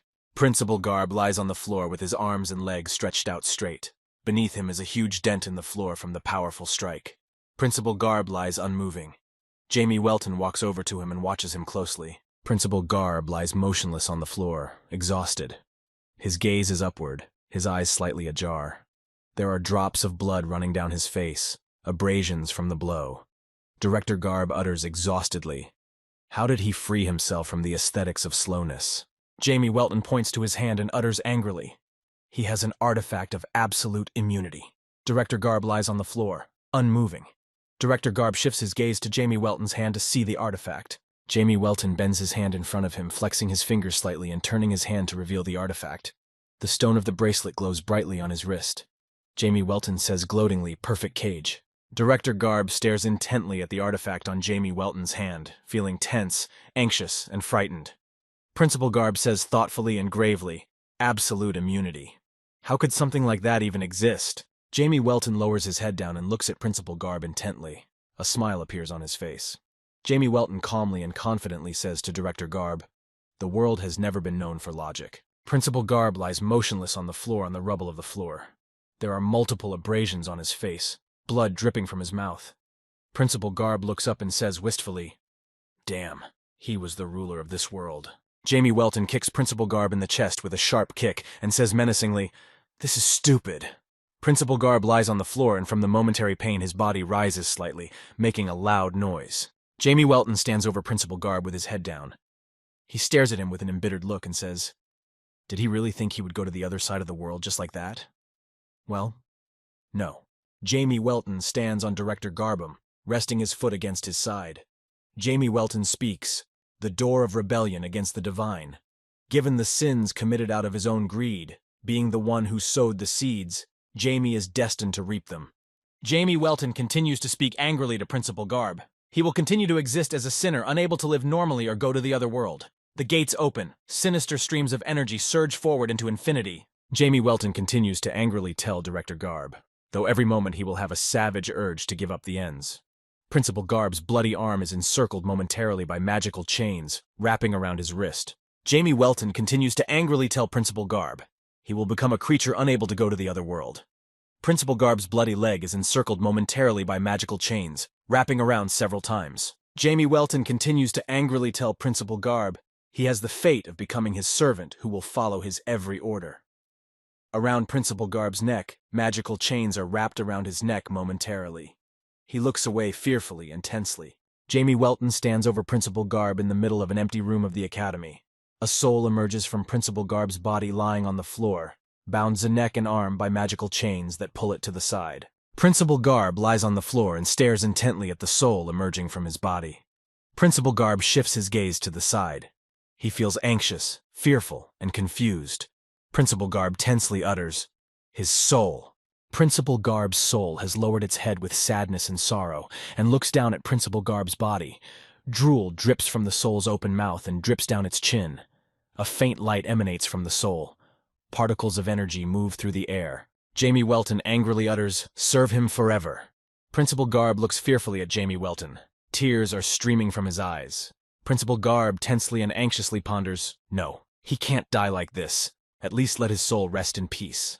Jamie Welton looks at Principal Garb with a focused look and says menacingly, "His name from now on." There is a brief pause. Jamie Welton raised his hand in front of him, pointing 2 fingers upwards and releasing ominous streams of energy.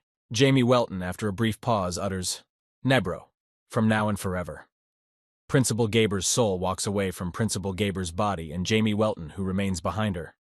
Soul frustratedly puts her head down and looks down. Principal Garb, now referred to as Nebro, tensely and anxiously cries out, "No!" She watches his soul leave behind the ajar doors. The soul stares thoughtfully ahead. Jamie Welton's ominous streams of energy move through space. In the academy room stand Jamie Welton and Nebro, who stands nearby on a large crack in the floor. Away from them on the floor lies Venna unconscious. Nebro is wearing a cloak, with a long hood pulled over his head. Venna lies on the floor and slowly begins to come to her senses. Her eyes are slightly ajar. Venna directs her gaze upwards, not realizing what is going on around her. She says in a puzzled and confused manner, "Huh?" Venna has raised herself to her knees, resting her hands on the floor. She looks ahead at Jamie Welton and Nebro, shouting loudly and tensely, "Dean!" Jamie Welton stands still, unresponsive. Nebro stands next to him. Jamie Welton looks at Nebro calmly and carefully and says, "Since he is his servant, introduce yourself properly." Jamie opens his mouth slightly. Around Jamie Welton, particles of magical energy move in the air. Nebro stands in front of Jamie Welton and an ominous voice booms out, "Greetings to the greatest. His name is Nebro. He's the first lich he has created." A skeleton stands in front of Jamie Welton, wearing a cloak with a hood. Jamie Welton turns his head to Venna and asks her, "How is she feeling?" Remember, these are the words of the man who gave her 10 years of hell. Venna freezes in place and stares intently ahead. Standing next to Jamie is Nebro. Venna lowers her head thoughtfully, directing her gaze downward. Venna is silent for a while, after which she answers Jamie Welton, She doesn't know. Wenna experiences emptiness, confusion, and confusion after waking up. Jamie Welton looks at Wenna and asks her, "What will she do now?" Wenna stands across from Jamie and says thoughtfully, "To be honest, she has no idea." Behind Jamie's back, Nebro abruptly disappeared. Wenna rounded her eyes, crossed her fingers of her hands in front of her, tensely and pitifully shouting to Jamie Welton, "Please take her as your apprentice." Jamie Welton abruptly interrupts her and replies seriously, "No." Wenna looks at Jamie Welton carefully. Tears have come to her eyes. She lowers her eyebrows, opens her eyes wide. Wenna feels tense, desperate, and depressed. She shouts loudly to Jamie Welton, "Huh? But why?" Jamie Welton turns his head, looks intently at Venna and calmly answers her, "Because she is a Valkyrie." Particles of magical energy move around Jamie Welton. Jamie feels regret.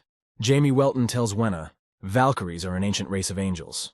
Jamie Welton recalls his past life in the body of Diablo Wolfir. Diablo Wolfir stands still and has his head up thoughtfully, gazing intently. Jamie Welton continues to tell Venna about the Valkyries. They are brave, never backing down, and they fight to prove a point. Sadly, the race was once extinct. Diablo Wolfir stands before a dragon. Above him, a girl hovers in the air. Jamie Welton looks down and says, "But he can't imagine how their blood has survived to this day." Jamie Welton suggested that Venna might be the last of her kind. Venna cries out desperately and indignantly to Jamie Welton from her overwhelming emotions. And how is her ancestry preventing her from becoming his apprentice? Wenna clamped her eyes tightly shut, on which tears protruded. Jamie Welton calmly looks at Venna, answering, "That fact." Jamie Welton calmly replies, "That Valkyries cannot use magic." Venna dumbfoundedly froze in place after hearing Jamie's words. Her eyes rounded, her eyebrows raised. Venna stares intently ahead. Jamie Welton turns his back to Venna and says tensely, "It won't do any good if he takes it upon himself to train her." Venna stands behind Jamie's back, looking out and utters devastated, "Huh? Really? Really?" A white carriage pulled by 2 horses moves swiftly through the woods on a dirt road. Around the carriage, in front and behind move riders, accompanying the carriage on its journey. It is sunny, clear weather. In the carriage, Anna and Sarah Welton are doting and squinting their eyes at the carriage in front of them. Sarah says admiringly and joyfully, "Wow, that's so cute. It's pink. Vi?" Anna interjects joyfully, excitedly, "Really? It can touch?" Sarah Welton and Anna look ahead, sighing enthusiastically.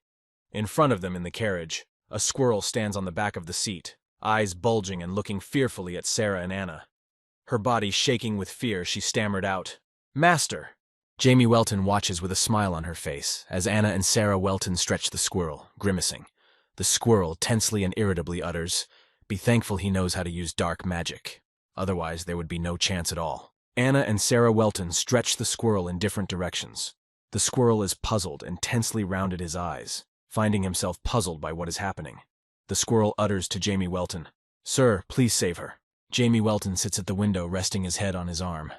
He has closed his eyes peacefully and quietly, not reacting to the squirrel's request. Jamie Welton says contentedly with a smile on his face, "What beautiful weather." The carriage moves swiftly through the wooded area on a dirt road. There are sudden and loud movements and noises in the carriage. A squirrel shouts loudly and pitifully to Jamie Welton, "Master!" The carriage pulls into Afton's father territory. At the Bell family home near the large window, She's Bell Welton runs up to her daddy and clings tightly to his chest. She joyfully utters, "Daddy." Daddy stretches his arms forward, closes his eyes, and says with warmth, "It's been 9 years, She's Bell Welton presses her face against Papa's chest.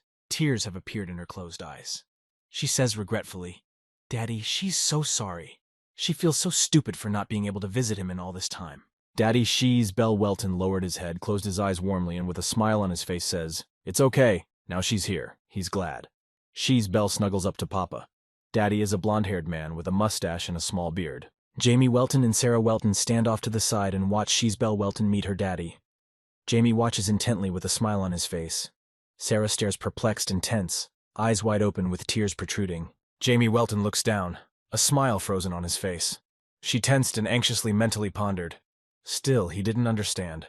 Jamie immersed himself in his thoughts, distracted from what was going on around him. Jamie Welton is immersed in his memories. Images from what has happened to him since his rebirth appear in his mind. Jamie is a little boy being stroked on the head. She lowered her head in embarrassment and squeezed her eyes shut. Jamie Welton is immersed in memories. Images from what happened to him after the rebirth appear in his mind. Jamie in the arms of Shees Belle Welton and Sarah. Even after rebirth, these so-called emotions seem useless. Jamie Welton is immersed in memories. Images of what happened to him after his rebirth appear in his mind. Rebecca Ballou hugs Jamie tightly, pulling him close to her. She closed her eyes warmly. Jamie Welton is immersed in memories. Images from what happened to him after the rebirth appear in his mind. Dragon Maitre holding Ganon's journal, streams of tears flowing down her cheeks with longing and sadness, remembering Ganon. Jamie Welton is immersed in memories. Images from what happened to him after his rebirth appear in his mind. Jamie Welton is not happy. Ricky spread his arms wide, standing over Jamie and covering him from a powerful punch. Jamie Welton froze in place, staring intently at the clasped hands of Shees Belle Welton and her father. Jamie was not pleased with himself. Shees' father says warmly, "Wipe away the tears. It's all right now." Shees replies, "She's really sorry." Jamie Welton recalls his past life in the body of Diablo Wolfir, who suffered defeat. He had to wait an eternity for revenge. He still thinks emotions are unnecessary. They drive people to madness. Sarah Welton looks worriedly and fearfully at Shees Belle Welton. Her eyes are rounded. Tears have come to her eyes. Sarah tensely cries out, "Mommy, don't cry." Jamie Welton watches perplexed. Father Sias says puzzled, "Is that her daughter?" Sarah Welton looked up, tears welling up in her wide-open eyes. Sarah lowered her eyebrows angrily. She shouted fearfully and angrily at C.S. Belle Welton's father, "Grandpa is bad. She made Mommy cry." Shees Belle Welton tensely and anxiously looks at Sarah Welton, who is worried and frightened, screaming at her grandfather. She tries to calm her down by saying to her, "Sarah, it's not like that. It's not his fault." C.S. Belle Welton's father froze in place and looks away dumbfounded upon hearing Sarah Welton's words. A smile appears on his face. He tenses and utters, he never thought he would hear such a thing from his granddaughter. Sarah stands in front of Shees Belle Welton, looking at her fearfully, tears welling up in her wide-open eyes. She says something concernedly to Shees. Jamie tenses and wonders, yes, he really doesn't understand human emotions. Shees' father, Belle Welton, stands next to Jamie Welton, turns her head to him and tensely says, she seems to hate him now. Jamie turns to him and utters, "Sarah will come around soon enough. She's pretty kind." Sheesh. Belle Welton's father looks at Jamie Welton carefully and says with a smile, "And he is Jamie, is he?" He was looking forward to meeting him. Jamie squints his eyes and replies with a smile. He was looking forward to seeing him too. Belle Welton's father looks at Jamie Welton and says, "Oh, at least he doesn't hate him." Jamie closes his eyes, spreads his arms out to his sides, and says, "Well, you didn't give him a reason to. He is, after all, his grandfather." Jamie Welton's grandfather instantly grabs Jamie in his arms and holds him close. He is happy, squinting his eyes joyfully, and says to Jamie, "Ah, grandson, he is so happy to finally meet him." Jamie is tense. Jamie Welton in his grandfather's arms says, "Yes, him too, he's so happy." Jamie tensely and irritably thinks, what to expect from Belle's family, they're all so pissy. Outside the window, it's a deep, dark night. There is a full moon in the sky, illuminating the expanse of land, the light falling on the trees. The sky is studded with stars with night clouds. A conversation is taking place in Belle's house. Jamie is really an amazing boy. Indoors at Belle's house, tea is being drunk at the table, placing the cup on a saucer. A conversation takes place, discussing Jamie Welton's abilities. Despite his strength being at a 4th grade level, he has managed to catch a glimpse of the power he possesses. In the living room, C.S. Belle Welton's father sits on the red couch at the table, cross-legged and with his hands on his knees. He pronounces, "Soon the kid will be at the center of the world, and he's not even about their kingdom right now." She understands what that means, doesn't she? Shees Belle Welton sits across from her father, looking down thoughtfully and sadly. She pronounces, yes, she and her husband are perfectly aware of everything. Father pronounces, exceptional talents will arouse the self-interest of the people around him. Father Belle Welton says firmly, as long as she and the Earl of Welton are together, they will be able to stop them, but their abilities will not last forever. Jamie Welton stands confidently surrounded by shadows, envious and watching him. Shees Belle Welton utters, "So he gives them this thing?" Her father answers her, "Yes, even though she may not be able to stop everything that could happen. However, he is sure she will definitely be useful." Father looks at Shees carefully. Shees Belle Welton lowered her pensive gaze down, staring intently at one point after her father's words. Shees says with care and warmth she is relieved at the thought of being able to protect her son. She's Belle Welton anxiously and worriedly utters to her father. But she is worried about the Earl. She's asks her father, heard that the Earl crossed Janice's church, right? She's recalls the Earl of Argenoa Welton. Father stares at She's Belle Welton intently, tensing his facial muscles with anger, crossing his arms in front of him. He says thoughtfully and menacingly, "These monsters with warped morals. They get away with nothing and no one." She's Belle Welton sits across from her father in the living room. There are mugs of tea on the table in front of them. She's asks her father, "Is it that serious?" Father crosses his arms in front of him and answers, "Yes, Pyro's church was in danger because of them." Father She's Belle Welton has lowered his head and thoughtfully directs his gaze downward, staring at one point. Father tensely continues to ponder. It seems that Janice's church is trying to finally destroy their patrons. Suddenly, sharp and wide into the dark room, a door opens. A white door with gold inlays and carved patterns. Light-colored baseboards are inset below the ceiling, with patterns pointing downward. The walls are decorated in dark colors. Jamie Welton stands still and stares intently ahead. Jamie feels annoyed and angry, biting his lip tensely. Jamie irritably kneads his hands, crossing his fingers. Jamie says thoughtfully, Jamie Welton is furious and irritated as he watches Venna sleeping soundly with her arms spread apart. Venna snores, mouth ajar in her sleep, sticking her tongue out. Jamie Welton releases a stream of energy towards Venna. Jamie Welton squeezed his eyes shut irritably and disgruntled, head down. Jamie crossed his fingers tightly in front of him, directing a magical energy stream towards Venna. Venna finding herself in the dense magical flow and screaming fearfully. Jamie Welton stands beside the bed, clenching his fists irritably and angrily and saying sadly, "Didn't he tell her not to assume her true form, Wenna stands on her hands and knees on the bed with her head down and sighing heavily. Wenna looks at Jamie Welton tensely and anxiously. Streams of tears pour from her wide-open eyes. Wenna says pitifully, "But can he even imagine how unpleasant it is to be in transformation?" Jamie Welton says angrily and irritably to Wenna, "What will she do if she gets caught?"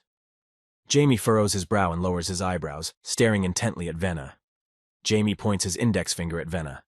Venna says pitifully, "Well." Disgruntled voices erupt. "Ah, that lousy girl is using dark magic. Who would have thought she'd be hiding by turning into a rat?" Jamie says, "He had nothing to do with it." Wenna screams frightened, "Teacher!" Venna is bound tightly with a rope. Images of people standing on the precipice of a high mountain watch intently as one of them throws tightly bound Venna down the precipice. Venna has her eyes wide open, perplexed and dumbfounded by what is happening. Wenna is standing at the base of the cross, tied tightly to it from her feet to her chest. Venna has her eyes wide open, frightened and tense as she watches the flames of the fire rising upward in front of her. Venna shouted loudly, "Teacher!" Venna froze in place from what she had just seen in her head, dropping her hands down. Her eyes are rounded, staring intently ahead, lips tightly closed and downward. Venna is feeling anxious, fearful, and bewildered. Jamie Welton stands in the middle of the room feeling annoyed and tense. Jamie looks toward Venna and says through clenched teeth, "What is it? Turn back now!" Outside the window it is a deep, dark night. Wenna hears Jamie Welton's threatening words and lowers her head and says sadly, "Okay." Tears have come to Wenna's eyes. She feels the tension and distress of not being able to be in a human body. Jamie Welton stands by the table and notices a pendant on it with a clear stone in the shape of a drop. Jamie reaches out to it, touching the gay tan. Jamie says in surprise, "What is it?" Next to the pendant on the table is a Ven squirrel. Jamie Welton froze in place, lowered his head and stares thoughtfully at the pendant that lies on the table. Jamie opens his mouth slightly and utters, Jamie doesn't understand where this pendant came from or what it is. Jamie Welton is standing by the table, holding the pendant in one hand by the gaytan. Jamie is furious, turns his head irritably toward Squirrel Venna, who is on his shoulder, and says angrily, "She didn't hear the question, huh?" A Squirrel Venna wraps both hands around his head and says to Jamie Welton angrily and indignantly, "Stop hitting her on the head! She'll be brainless at this rate." Tears came to Venna's wide-open white eyes. A bump appeared on her head. Jamie Welton looked tensely and irritably at Squirrel Venna and said angrily, "Does she even have any?" Jamie furrows his eyebrows, lowering them and gritting his teeth tightly, feeling tense and furious at Venna's behavior. Jamie Welton holds the pendant in his hand, showing it to the Squirrel Vienna and tensely says, "Sure, this thing is an artifact, but what an effect it has." Jamie pensively ponders. Honestly, he wonders about it himself. Jamie Welton froze in place, staring dumbfoundedly ahead, eyes wide and eyebrows raised. Jamie Welton tensely and anxiously ponders. An incredible amount of energy, Jamie anxiously senses. Jamie Welton instantly rushes out of the room and swiftly heads forward. Jamie stares intently in front of him, tense and anxiously utters, intent to send to the other world. It's coming from where Mom is now. Jamie Welton runs swiftly down the hallway in his pajamas and house slippers. He moves his feet quickly, taking wide strides. Jamie stares focusedly ahead, tensely and anxiously pondering. A stealth attack? Jamie Welton stares forward intently, tense and anxiously pondering. Jamie tensely ponders. No, we must hurry. Jamie rushes forward, a bright magical light emanating from his body. Jamie Welton moves swiftly, and with a sharp jump tries to land downwards. A bright magical light emanates from Jamie Welton's body. Jamie focuses his feet downward, clenching his fists tightly and gritting his teeth. Jamie Welton stares forward concentrically with aggression and anger. Jamie has his lips tightly pressed together, his eyebrows tense and menacingly lowered, and he thinks, here he comes. A bright magical light emanates from Jamie Welton's body. Jamie Welton stares intently at the man who has his back to him. Jamie tensely and anxiously ponders, only this man is too strong. He won't be able to defeat him. In front of Jamie is a dark-haired man with a huge, powerful sword. Jamie Welton tensely and anxiously ponders as he assesses the strength of the man in front of him. In that case, we'll grab his mom and take his legs away. Jamie starts forward swiftly, pointing his hand in front of him, with streams of energy emanating from it. The dark-haired man that Jamie Welton is heading towards notices the movement in his direction and turns his head slightly. The man's mouth is ajar. There are particles of magical energy moving around him. Father Shees Bell Welton sits on the couch and notices Jamie Welton's swift movement towards the man. Father Shees stares intently to the side, perplexed by what is happening, mouth ajar and frozen in place. Jamie Welton promptly runs towards the man who is standing in the middle of the room. The man stands still, noticing Jamie and waiting for him to approach. Magical streams of energy emanate from Jamie Welton to the sides. Jamie Welton approaches the man and stretches his arms out in front of him, directing a powerful stream of magical energy forward. Jamie Welton casts spells. Mixed magic. Wiping discharge. The bright light from the magical strike illuminates the space. Jamie Welton stares forward in concentration, frowning his eyebrows downward and biting his lower lip. Jamie directs the magical energy streams forward and tensely ponders. So, okay, take a chance and save his mom. The man instantly extends his hand forward, pointing it towards Jamie Welton. The man's fingers are slightly bent and tense. During the swift movement of the man's hand, Jamie has no time to react. The man's hand grabs Jamie Welton's clothes in a sudden movement. Jamie opens his eyes wide at the man's sudden movement, feeling anxious and confused. Jamie tensely ponders. Not a bad trick. The man looks at Jamie Welton carefully and thoughtfully, grabbing him firmly by his clothes and lifting him up in front of him.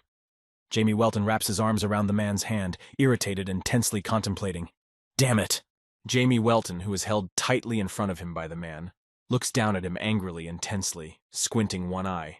Jamie Welton's body begins to shake. He irritably and nervously utters, "Let him go." The man holds Jamie Welton tightly by his clothes. Jamie Welton tenses and anxiously thinks, he has no choice, even if he has to use dark magic. Jamie grips the man's arm tightly and lets out ominous streams of energy. Suddenly there is a voice. Jamie! Jamie turns his head to the side and says in surprise, Mom, M. Jamie sees his mother and grandfather standing off to the side, staring at them dumbfounded, eyes wide and frozen in place. Jamie Welton utters surprised, Mom? Standing off to the side are Shees Bell Welton and her father. Their eyes are rounded at what is happening, mouths ajar, hands down. They watch anxiously and tensely, frozen in place. C.S. Bell Welton's father stands still. After what he has seen, he squints his eyes and opens his mouth wide in amazement. He happily and enthusiastically says, Wow, his grandson's abilities are truly astounding. Shees Bell Welton is sitting on the couch with Jamie Welton, she says in a frenzy, sharply pointing his head downward. It seems that the future of their family will be so dazzling that you can't open your eyes. Jamie pronounces guiltily, Thank you. Shees Bell Welton is furious, yelling menacingly at Jamie Welton. How did he get it into his head to do such a thing to someone he doesn't even know? What did she teach him? Shees frowned irritably, lowering her eyebrows. Jamie Welton says guiltily, She's got it all wrong. Shees Bell Welton uses a sharp hand to guide Jamie's body downward and says menacingly, What did she get wrong? Does she make such a bad teacher? Jamie replies, I apologize. Jamie Welton guiltily and frustratedly says, he's a total disappointment. The man Jamie Welton was trying to hit says, please stop, she's. She provoked this situation herself. She's. Belle Welton looks closely at the man, eyes wide open, and says in surprise, what do you mean, Sir Beryl? She's furrowed her eyebrows in bewilderment and opened her mouth, not understanding what he meant. Jamie Welton has his head down, feeling annoyed and angry. Jamie thinks, this is really unfair. The man utters, and he said, he heard, the successor of the Welton family has exceptional abilities, so he decided to give him a test. The man Jamie Welton tried to attack is Beryl Onyx, nicknamed the Storm Swordsman, one of the 5 swordsmen of the Seldom Empire. A black-haired man with a cross-shaped scar on his cheek. She's Belle Welton sits on the red living room couch, looking puzzled and pensive at Beryl Onyx with her eyes wide open and her mouth ajar. She hesitantly utters, what are you talking about? She doesn't quite understand. Beryl Onyx stands in front of She's Belle Welton with her arms down along her body. Beryl looks at She's carefully and tries to explain to her. He slightly showed his presence to this child, adding a note of hostility. She's Belle Welton stares at Beryl Onyx intently, rounding her eyes and frowning her eyebrows. She yells at him loudly and angrily, Sir Beryl! She's feels annoyed, angry, and indignant at his words. Marquise Belle tensely with a smile says, She's, calm down. It's not like he was really threatening anyone. Marquis waved his hand, raising his outstretched fingers upwards. Marquis squinted his eyes, furrowing his brow. She's Belle Welton looks menacingly and irritably at Beryl Onyx, furrowing her eyebrows and saying, if you do this to her son again, she will not let it go. Jamie Welton sits next to him and watches She's reaction in surprise. Beryl Onyx, after what She's Belle Welton said to him, casts his eyes down thoughtfully, feeling tense, awkward, and confused. He regrets. She's Belle Welton places her hand on Jamie Welton's shoulder and utters, I'm sorry, Jamie. Mommy got it wrong. Jamie says tensely and irritably, it's okay. No one knew, because he only directed that energy at him. Jamie Welton ponders, Beryl was able to perfectly target a specific person and make his presence known. How powerful the creature must be to not be affected by the wiping discharge. Must be terrifyingly powerful. Jamie Welton looks at Beryl Onyx, points his index finger at him and asks, is he a swordmaster? Beryl tensely answers Jamie, that's right. Next to Jamie sits She's Belle Welton, irritably closing her eyes. In the living room of Belle's house, Marcus Bell sits on the couch with Beryl Onyx and pronounces, it looks like their Jamie has a diamond eye. His name is Beryl Onyx. Sitting across from them on the couch are She's Belle Welton and Jamie Welton. Marcus Bell introduces Beryl Onyx. He is a master swordsman, nicknamed the Swordsman of the Storm. Beryl Onyx sits on a couch, staring calmly ahead with his arms crossed over his chest. His lips tightly closed. Beryl Onyx shows no emotion. The Seldom Empire is famous for its 5 sword masters. Since none of them have fought each other, it's hard to determine the strongest. But everyone believes that Swordmaster Terex, known as the Royal Sword, is the most powerful. Following him is Earl Welton, and in third place is Beryl Onyx. Beryl Onyx sits on a chair, pensive gaze directed downward, lips tightly closed. He has his arms crossed over his chest. On the back of the couch, Beryl has placed his huge and powerful sword. Jamie Welton rises from the couch opposite Beryl Onyx and bows low, clasping his hand to his chest, his other hand drawn back. Jamie Welton lowers his head and says respectfully, honored to meet him. He is Jamie Welton. Swordmaster Beryl Onyx looks intently at Jamie Welton, who stands before him in a bow. Beryl is tensely silent, not answering Jamie Welton. His eyebrows are furrowed, his facial muscles tense. Jamie Welton stands in a bow before Beryl Onyx. She's Belle Welton stands up abruptly, slamming his hands on the table with force, shouting aggressively and irritably to Beryl, opening his mouth wide. Sir Beryl, what are you going to do? Beryl Onyx sits on the couch across from She's Belle Welton and Jamie Welton. Beryl Onyx raises her head and shifts her gaze to She's Belle Welton, calmly and thoughtfully answering her, teach him how to wield a sword. Jamie Welton is in a bow to Beryl Onyx, his head is lowered down. After Beryl Onyx's words are spoken, Jamie stares dumbfoundedly at the floor with his eyes rounded. Jamie mentally muses thoughtfully and surprised. With a sword?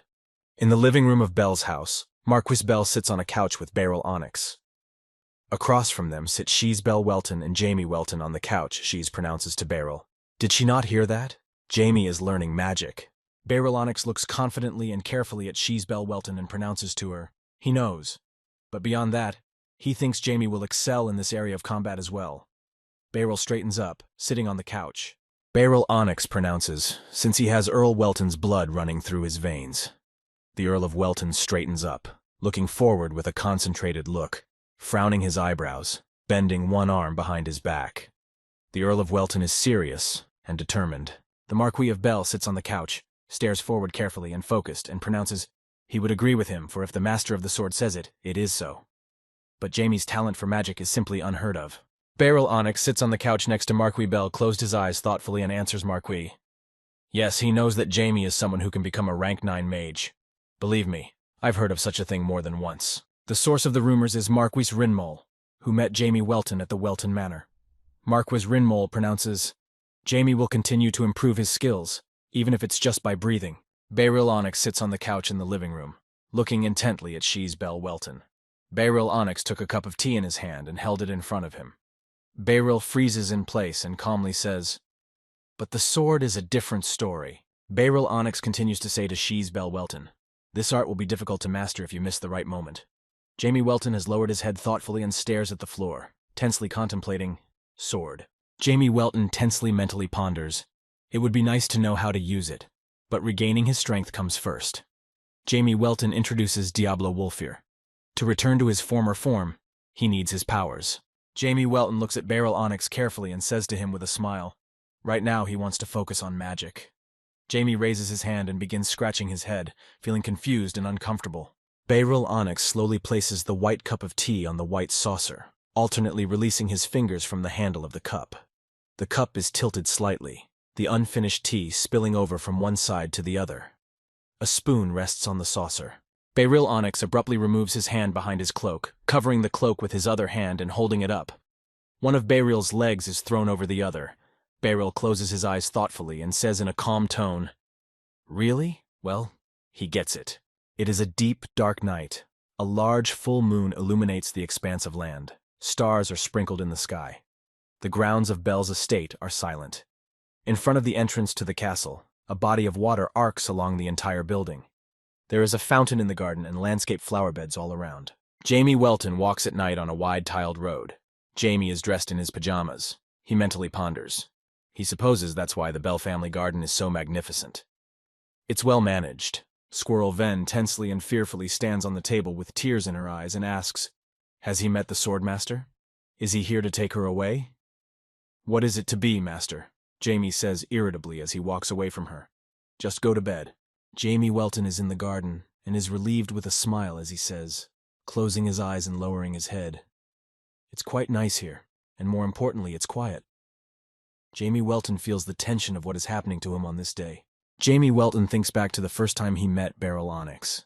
He felt like there was a huge wall in front of him. He was lucky enough to recover his breathing technique in the Orb of Life. He also regained his perfect element. Jamie Welton stares intently and thoughtfully at his bracelet on his arm. Jamie flexes his hand, clenching his fist tightly. Jamie tensely ponders, but it's not enough. Soon he will begin to tread on the ground. Rank 7. At this rank, a person is called an Archmage. It cannot be achieved by skill training alone. When a magical item mastered by the mage himself reaches its limit, the door leading to the path of the Archmage is opened. This is called admission to magic. Jamie Welton tensely ponders. Achieving this was quite easy for him, given the knowledge from his past life. However, Jamie thinks about it and slowly walks down the road towards a body of water with grass growing on its banks. Jamie Welton tensely ponders. He won't be able to overpower those unpleasant individuals by acting in the same way. It was because of those strategies that he failed. Jamie stands beside a body of water, looking at his reflection and seeing Diablo Wolfir in it. Jamie Welton sits down on the grass near the pond, stretching out his legs and putting his head down. Jamie looks down pensively and thinks intensely, and he realizes all this very well. That's why he needs to become even stronger. Jamie Welton sits on the grass, looking down thoughtfully and feeling anxious. Jamie thinks of Beryl Onyx and mentally ponders, but what do he and his mother have in common? In that moment, Beryl Onyx is so put out. Jamie Welton is sitting by a body of water, stretching his legs out on the grass. In front of him, there is a sudden movement of water between the rocks in the body of water. Jamie Welton notices it and stares ahead, puzzled, and says, huh? Suddenly, a creature bursts out of the water, towering high above the body of water. The huge fish-headed creature opens its mouth wide, revealing sharp teeth. The water rushes upward in a rushing stream. Jamie Welton starts to fall backwards, startled. The stream of water from the creature's sudden appearance is directed towards Jamie Welton. Jamie looks forward fearfully, sitting on the ground. Jamie utters loudly and tensely, "Shield!" The shield rapidly dome around Jamie, stopping the flow of water. Jamie Welton instantly extends his hand upward, clenching it tightly into a fist. Magical streams of energy rapidly emerge from Jamie Welton's hand, traveling through space. Jamie feels confident in his power. Jamie Welton stares forward with his teeth clenched angrily, his forehead furrowed and his eyebrows lowered sadly. Jamie Welton's eyes are squinted. Jamie says angrily, "How dare he disturb his rest?" Streams of energy move around Jamie. Jamie Welton sits on the ground and looks up at the creature. Jamie Welton has a magical shield around him, protecting him from the creature's attack. The creature rises above the water, spreading its tentacles and opening its mouth wide, revealing sharp teeth. Jamie Welton sits on the ground with his legs outstretched and his hand pointing upward. Jamie has his head up, staring upward tensely and puzzled. There is a magical shield around Jamie Welton, protecting him from the creature's attack. Jamie Welton sits on the ground, pointing his hand upwards. Jamie stares upward tensely and puzzled, watching. Around Jamie Welton is a magical shield protecting him from the creature's attack. There is a swift movement above Jamie. Jamie Welton sits on the ground with his head up and watches as a man rushes up above him. The white-clothed man points his sword upwards and strikes the creature with a sharp motion. Blood splatters to the sides. Jamie Welton sits on the ground with his head up and watches the man above him swiftly upward strike the creature. Jamie's face and clothes are stained with the creature's blood. Jamie tenses and puzzles, thinking, "Is it?" The foot of the man who has suddenly appeared in front of Jamie Welton abruptly steps on the bloody creature, which has been struck down and is lying motionless. The toe of the man's boot points upward, the foot pressing the creature's body down hard. In front of Jamie Welton is a man stepping a foot on a bloody, lifeless creature. The man is wearing a white shirt, dark pants, and long boots. He rests the bloody sword on his shoulder and asks with a smile, "Is he okay?" The man with white hair, ponytailed at the side, squinted his eyes and said with a smile, "I heard that they had important guests from the Welton house. But, due to busyness, I couldn't meet them properly." Jamie Welton tensely and sadly looks at the man in front of him and mentally reflects, he destroyed such a huge monster in a second. Even though his strength doesn't compare to Byral's power, but he's still not a miss. The man in front of Jamie Welton squints his eyes and says with a smile, "I apologize for the late introduction. His name is Sable, and he holds the position of Marquis Bell's aide." Sable tucks his sword away in the scabbard in front of him. Jamie Welton sits on the ground with his legs stretched forward and frozen in place. Jamie stares intently at Sable and mentally ponders in puzzlement. Such a strong sidekick. Jamie Welton's face is stained in the monster's blood. Sable stands in front of Jamie Welton, squints his eyes and says with a smile of joy, "There is no need to fear him. He swears he is his grandfather's faithful servant, young Mr. Jamie." Sable's white hair is tucked back, one strand in the front secured with a barrette. Jamie Welton sits on the ground, puzzled and looking at Sable. Jamie asks him, "Does he know his name?" Sable stands in front of Jamie Welton and answers with a smile. He is the Marquis's assistant, after all. There are traces of blood and pieces of the monster's body scattered around on the ground. Jamie Welton sits on the ground, turning his head to the side, looking at the pieces of the monster's body. Jamie asks Sable, puzzled. In that case, maybe he can explain to him why such a huge monster appeared here. Sable, hearing Jamie Welton's question, says tensely and embarrassedly, squinting his eyes and smiling broadly, "Well, it's a hobby of the Marquis." Sable stands in front of Jamie Welton, holding his sword in his hands, leaning it against his shoulder. Jamie Welton, hearing Sable's reply, tense and irritated, looks at Sable. He pauses for a moment and says, "What?"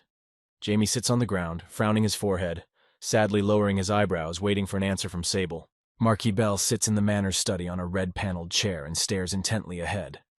Marquis Bell tensely and thoughtfully asks, waiting with interest for an answer, "So, any progress?" Sable stands in front of Marquis Bell, holding his sword and leaning his sword against his shoulder. Sable, hearing the question, squints his eyes and answers Marquis with a smile. He found a supposedly group of demons, but unfortunately missed them. Marquis Bell sits at his desk with his head turned downward. He utters, "To think that the followers of the Demon King would show up again." Sable stands in front of the desk and replies, "There are still rumors that they are on the borders of their territories." Sable continues to tell Marquis Bell, "But He pauses thoughtfully, pausing for a moment. A busy city street is lined with people.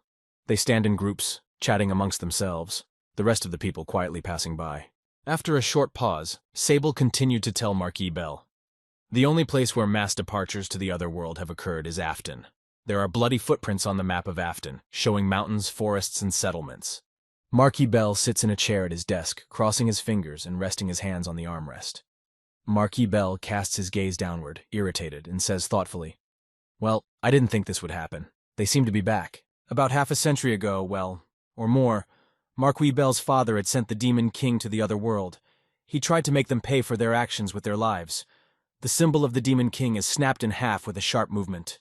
Sable stands in place, straightened, putting one hand behind his back.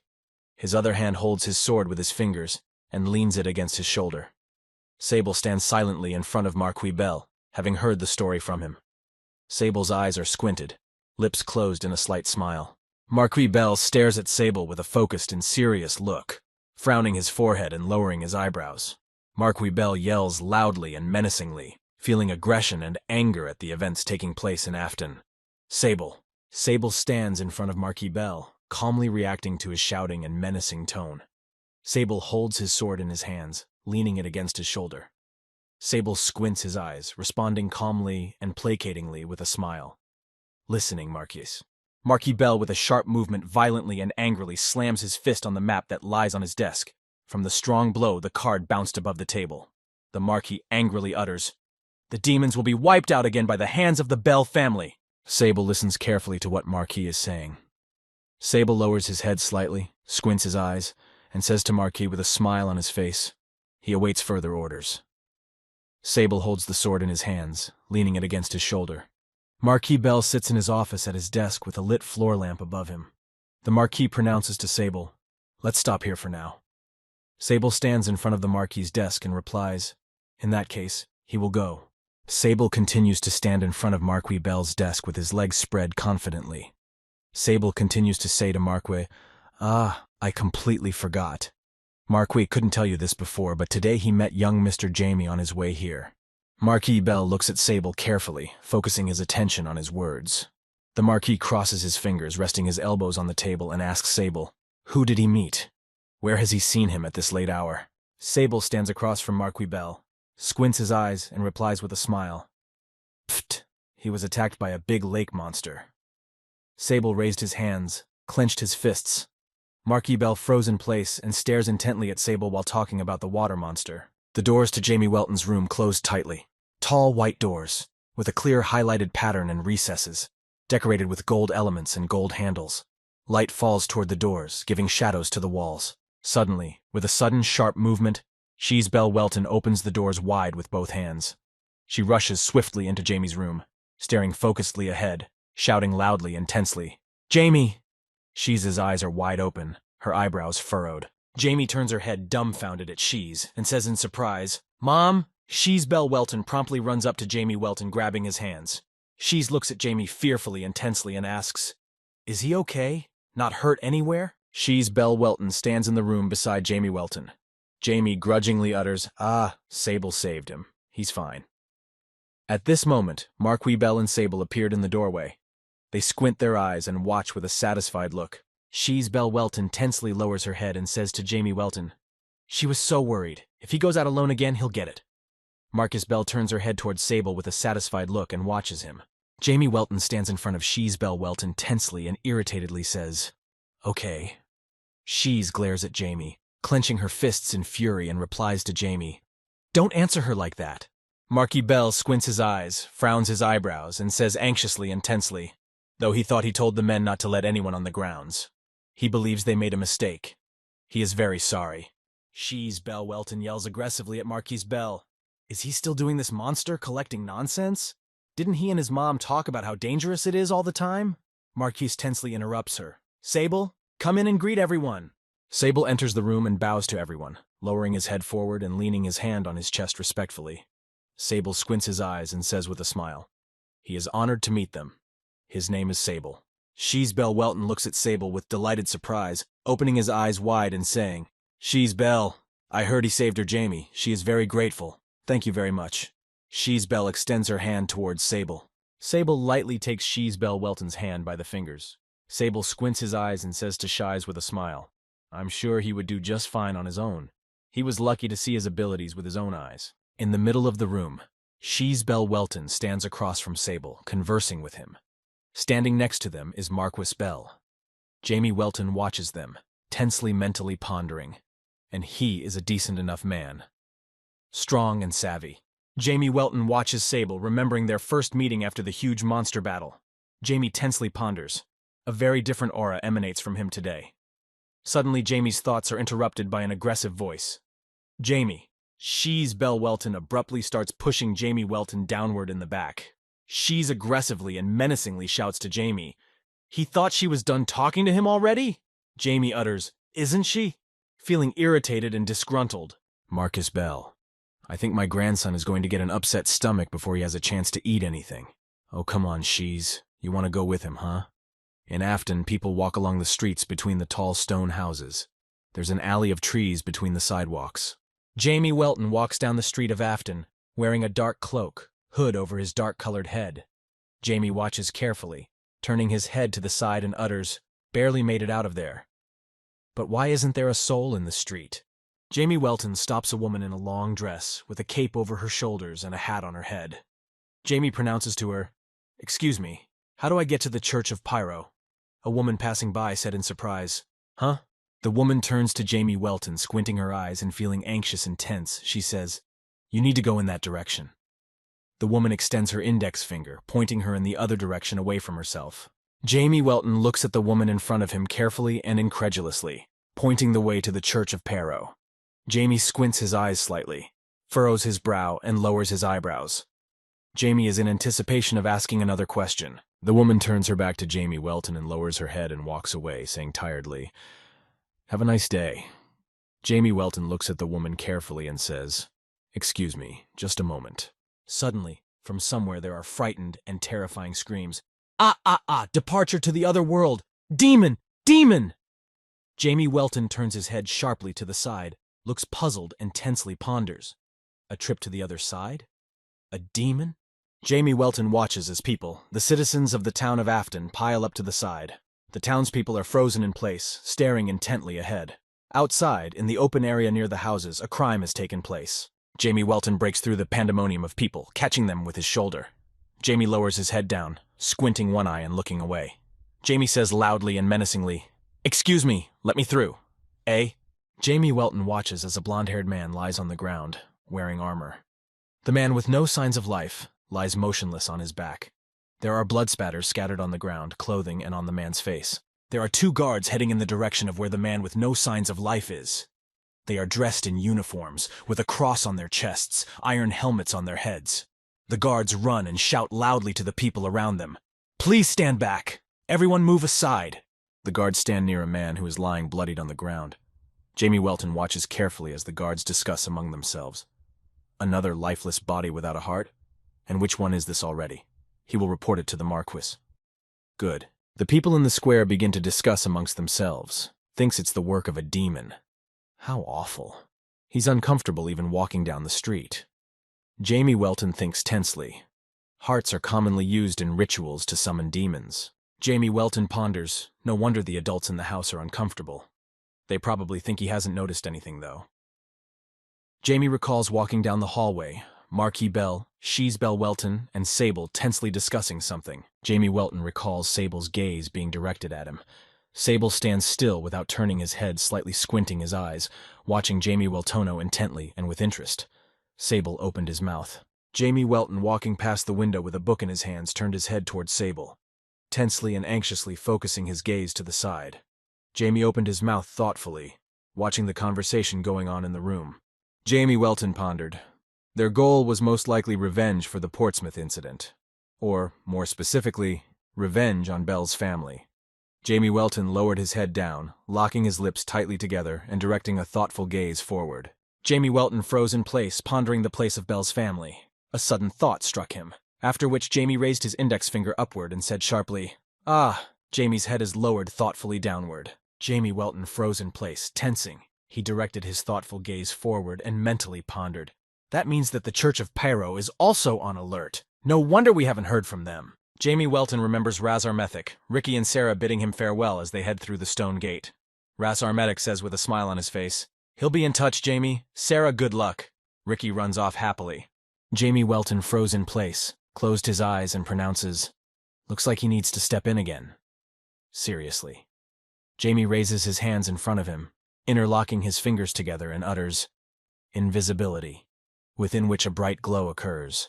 Jamie Welton uses the next spell, Flight. Instantly, with a swift movement, Jamie Welton lifts himself off the ground and flies upwards. Streams of magical energy move around Jamie Welton's body. Jamie Welton flew to a tall branching tree and stood on the branch. Jamie Welton utters, "Is this here?" Jamie looks ahead carefully and sees a huge area in front of him, with buildings standing densely on it. Jamie Welton freezes in place and stares intently ahead. Jamie's eyes are wide open and his lips are tightly closed. Jamie Welton is puzzled and tense, thoughtfully observing what is happening on the property below. Under the branches of a tree, Ras Armetic and the white-robed ministers of Pyro's church walk along a road tiled in a large pattern. The men walk in rows of 2 in a long line, walking forward in a concentrated manner. Jamie Welton sees the minister of the Pyro church below. The man's short blonde hair is tucked behind his ears, and his robes are white with a gold collar and tassels on his chest. Jamie senses an incredible holy energy in him. Jamie Welton watches from the tree as church ministers Pyro and Ras Armetic stop in place. Jamie tensely ponders. The Archbishop. Jamie has heard there are only 3 of them. An incredibly powerful force. Does that give you the creeps? Jamie Welton is in the tree, watching the Archbishop and Ras Armetic closely. They're having a lively discussion. Jamie Welton, because of his remote location, does not understand the dialogue between Ras Armetic and the Archbishop.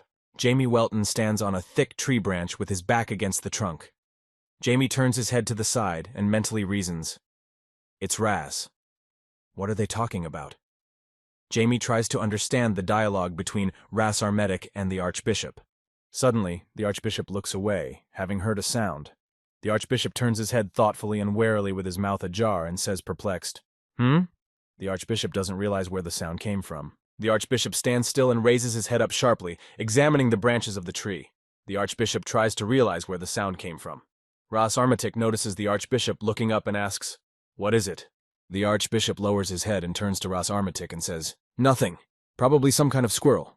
Ras Armetic looks at the Archbishop in surprise and puzzlement and says to him, "The Marquis is expecting him." The Archbishop, after Ras Armetic's words, calmly and peacefully closes his eyes and says, "Well, let's hurry.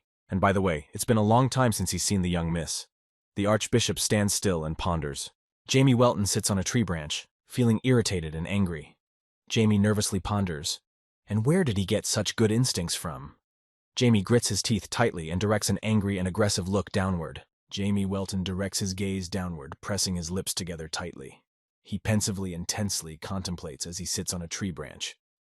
Is he going to the Marquis family? That's even better, now that there are no strong men here. Jamie can sneak in. Jamie Welton has a wide view of the Church of Pyro in front of him. A huge area filled with various passages, arches, and staircases. The church building itself has a high dome with turrets on the sides of the building. In the spacious hall of the church are several rows of benches where Ricky and Anna are sitting. On the edges of the hall are huge square columns. The room is lit from the ceiling by sunlight. There's no one else in the room but them. Anna sits on the bench behind Ricky, head down, and says to Ricky thoughtfully, "Appa, what is it?" Ricky sits on the bench with his hands down and thoughtfully directs his gaze forward. Ricky presses his lip tightly together, then reacts to the question. "Huh?" Suddenly, Ricky starts laughing loudly and gleefully, covering his mouth with his fist. Ricky squeezes his eyes shut, lowering his head slightly. Anna sits on the bench behind Ricky, folding her arms in front of her on her legs and silently lowering her head. Anna, not expecting to hear Ricky's loud and gushing laughter, asks him thoughtfully, "Did something good happen?" Anna raises her head, her eyes tightly closed. Anna's face is calm, the glare of sunlight falling on her head. Ricky slowly gets up from the bench, resting his hand on the back of the bench in front. Without turning his head toward Anna, Ricky mumbles to her, "Yes, he supposes so." Anna warily turns her head toward Ricky, feeling tense. Ricky tensely stands up from the bench, turning his head slightly towards Anna. Ricky squints his eyes and with a satisfied and happy look, with a smile on his face, says to Anna, "Anna, rest for now. He'll be back soon." Ricky sighed. Ricky headed for the exit, opening the tall, dense doors wide. A bright light emanated from the doors, illuminating the space. Anna, who remained seated, calmly said, "This is her territory. There is nowhere to hide." Ricky runs forward swiftly, moving his arms in a sweeping motion. Ricky looks carefully ahead, smiling loudly and saying, "Jamie!" Ricky feels the joy and excitement of seeing Jamie Welton appear within the walls of Pyro Church. Jamie Welton entered the church grounds, feeling tense and anxious. Jamie thoughtfully surveys the church, carefully directing his gaze forward. His lips are tightly pressed together. Off to the side of Jamie, a man stands near the altar. Jamie Welton stares intently at the altar of the Church of Pyro. Jamie tensely ponders. He senses something coming from there. Is it some sort of sanctuary? A place where God is praised? Inside the altar, Jamie observes the sacred streams. Jamie Welton stands still, looking thoughtfully away, turning away from the altar of the Church of Pyro and mentally ponders. In that case, Jamie, who used magic, is invisible. He raises his hands in front of him, interlocking the fingers of his hands. Jamie Welton stands still near the altar of the Church of Pyro and feels movement behind him. Someone's hand comes up, suddenly approaching Jamie Welton's shoulder, relaxedly guiding his fingers. Jamie Welton abruptly tenses and opens his mouth, shifts his gaze back, feeling someone's hand coming closer to touch him. Jamie Welton feels anxious and worried, trying to figure out who it is. Jamie Welton turns sharply, instantly raising his hand, spreading his fingers to use magic. Magical particles begin to hover in the air. Jamie Welton points his head to the side and speaks menacingly. "Who is that?" Ricky tenses and anxiously with a smile says to Jamie Welton, Ricky raises his hand in front of him, gesturing for Jamie Welton to stop and reassure him. Ricky looks at Jamie, standing beside him. Jamie Welton turns towards Ricky and looks at him puzzled. Jamie raises his hand in front of him and freezes in place with surprise. Jamie Welton tensely and worriedly opens his eyes and says to Ricky, "You?" Ricky stands in front of Jamie Welton, tensely closed his eyes, and says with a wide smile, "He wanted to scare him, but it's really not easy." Out of embarrassment, Ricky raises his hand and holds his head from behind. Jamie Welton tensely and irritably looks at Ricky, focusing his gaze and frowning his eyebrows.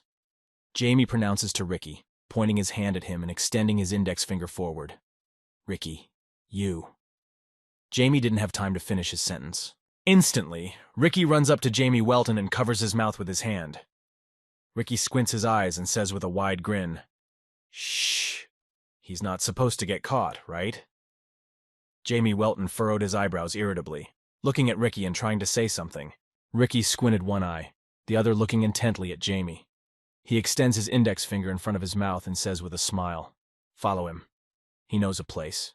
Jamie utters, when he said he knows a place. Jamie Welton stands in the middle of the room across from Ricky and says irritably, "Did he mean the Archbishop's office?"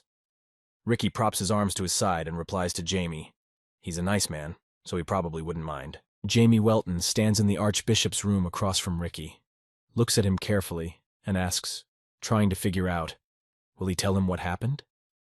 How did he manage to appear behind his back without revealing himself in any way? Ricky stands across from Jamie Welton, looking at him tensely, and asks, "Huh? Did he not come here because he missed him? Isn't he happy to see him at all?" Jamie shouts irritably and angrily, "Answer his question?" Ricky utters to Jamie Welton, answering his question, "It's simple. This territory is under the jurisdiction of the goddess Pyro. Even though he has not yet reached the full power of an apostle, but here he is gradually approaching it." Ricky thoughtfully raises his head, directing his gaze upwards, leaning his index finger to his chin and saying, Maybe it would be more accurate to say that this place enhances his abilities." Jamie Welton thinks, what, has he become omnipotent in church? Jamie Welton stands still, thoughtfully shifts his gaze to the side and mentally strains to think. He doesn't feel any lifeless power from it at all. Jamie didn't expect the apostle's powers to grow so much in him. Jamie Welton ponders, believes he is now in control of some powerful tricks. Ricky cheerfully pronounces, "He's just in time. The goddess is looking for him." Ricky drops to a knee and says, he will now deliver a message from her. Jamie Welton says to Ricky in a puzzled voice, "What? Wait!" Instantly, powerful divine streams of light begin to emanate from Ricky, who is kneeling with his head down and fingers crossed in front of him. Jamie raises his hands, covering his face. The powerful divine light begins to illuminate the space around them, traveling through the air. Ricky directs a pensive gaze downward, pupils glowing brightly. Divine particles of energy move around Ricky. Jamie Welton stares puzzled and intently at Ricky, from whom powerful divine streams of light are emanating, illuminating the space around him. Jamie tensely thinks, this is quite different from last time. Ricky is floating in the air, emitting powerful divine light. Ricky, dressed in white with gold elements on his suit, has his hands down, clenching his fists. Jamie Welton thinks, part of her unity is right here. Ricky floats in the air, emitting a powerful divine light from his body. Particles of divine energy move around him. Ricky tensely utters, a hideous demonic energy awakens. Jamie Welton froze in place upon hearing Ricky's words. Jamie Welton is puzzled, tense and anxious as he stares forward with a detached gaze, lips tightly closed. Jamie is perplexed, not understanding what Ricky is talking about. Ricky floats in the air, looking at Jamie Welton and extending his arm forward, channeling streams of divine energy. Ricky explains to Jamie, the dark forest. That's where it's going to start. We need to stop it before it spreads any further. Ricky floats in the air in front of Jamie Welton and continues to say, if it isn't stopped in time, her area here will fall. Jamie hears Ricky's words, tensely and menacingly shouting towards Ricky, frowning his forehead. Hey! Ricky hovers in the air above Jamie Welton, head down and looking at Jamie Welton carefully. He must go into the dark forest, hoping not to lose anyone or anything along the way. Around Ricky, particles of divine energy move. Jamie Welton stands across from Ricky and silently watches him. Ricky has lowered himself to the floor in his previous form. His arms are down, his body relaxed. Ricky's head is pointing upwards, and powerful sacred energy flows out of it. Ricky is sitting relaxed on the white couch in the Archbishop's office. Ricky's arms are down, his head rests on the back of the couch, and a stream of drool flows out of his ajar mouth. Ricky tensely and anxiously utters, he's finally feeling better. Jamie Welton stands across from the couch where Ricky sits, watching him. Jamie furrows his eyebrows and irritably asks Ricky, what was that? How dare she have the nerve to demand something and walk right out? Ricky sits on the couch, coming to his senses. Ricky squints his eyes in embarrassment, raises his index finger to his cheek and grits his teeth and says to Jamie Welton with a smile, please forgive her. Goddess is not in the best shape right now. Ricky explains to Jamie Welton while looking at him. When she had to go down during their last encounter, it did far more damage to her than expected.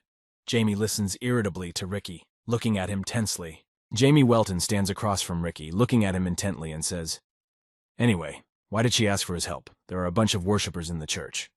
Jamie tensely ponders. He never thought God would ask a man for help. Ricky sits on the couch, looking intently at Jamie Welton. He points his index finger at Jamie and says, it's simple. He's the only one who can do it. The goddess said that he, as that man's successor, is given to understand. Jamie Welton stands in the Archbishop's room across from the couch where Ricky is sitting and asks him, could there be more to it? Ricky looks at Jamie Welton with his legs spread on the couch and answers, she's not connected to him right now. Jamie Welton turns his back to Ricky, frowns his eyebrows, closes his eyes and says disgruntled, how selfish. Ricky sits on the couch straightening his back and looks at Jamie in surprise and asks him, is he leaving? Jamie Welton walks over to the open window, stops beside it and says to Ricky without turning to him, he needs to leave before the owner of the room returns. Ricky silently follows Jamie. Jamie Welton, standing by the open window, turns abruptly to Ricky, looks at him thoughtfully and says, see you later. Jamie Welton is tense and disturbed from what happened recently in the Archbishop's room. Instantly, Jamie Welton flies upwards, leaving streams of magical energy moving away from him. Ricky walks over to the open window, holding up his hand, and watching intently as Jamie Welton swiftly moves away from him. Ricky stands near the open window in the Archbishop's room. Ricky's head is lifted up. He squints his eyes, grits his teeth in a smile, tense and anxious, saying, goddess, his friend will be fine, won't he? Bell Manor. The glazed dome of the building is illuminated by bright sunlight amongst tall, thickly growing green trees. The sky is clear with light white clouds. The estate building is dark, colored with tall windows. Jamie Welton landed abruptly after a flight on the balcony of Bell Manor. The tiled balcony has a red carpet with yellow stripes on the sides. Jamie Welton has returned from his conversation with the goddess Pyro. Jamie Welton walks across the room, lowering the hood from his head. Jamie squints his eyes and says with a satisfied smile, well, he doesn't think he's too late. Suddenly, Jamie is interrupted by a serious voice. Assumes he was going somewhere, right? Jamie Welton turns his head sharply toward the voice that asked the question addressed to him. Jamie stares dumbfounded, trying to figure out who it is, furrowing his eyebrows and opening his mouth in surprise at the appearance of someone in the room. Jamie Welton watches near the door to Sable's balcony. Sable heads in his direction, propping one arm to his side, the other hand holding his sword on his shoulder. Sable squints his eyes and turns to Jamie with a smile. Jamie Welton turns around to Sable, feeling tense and anxious. He says confusedly, just a minute. Just thought I'd take a walk.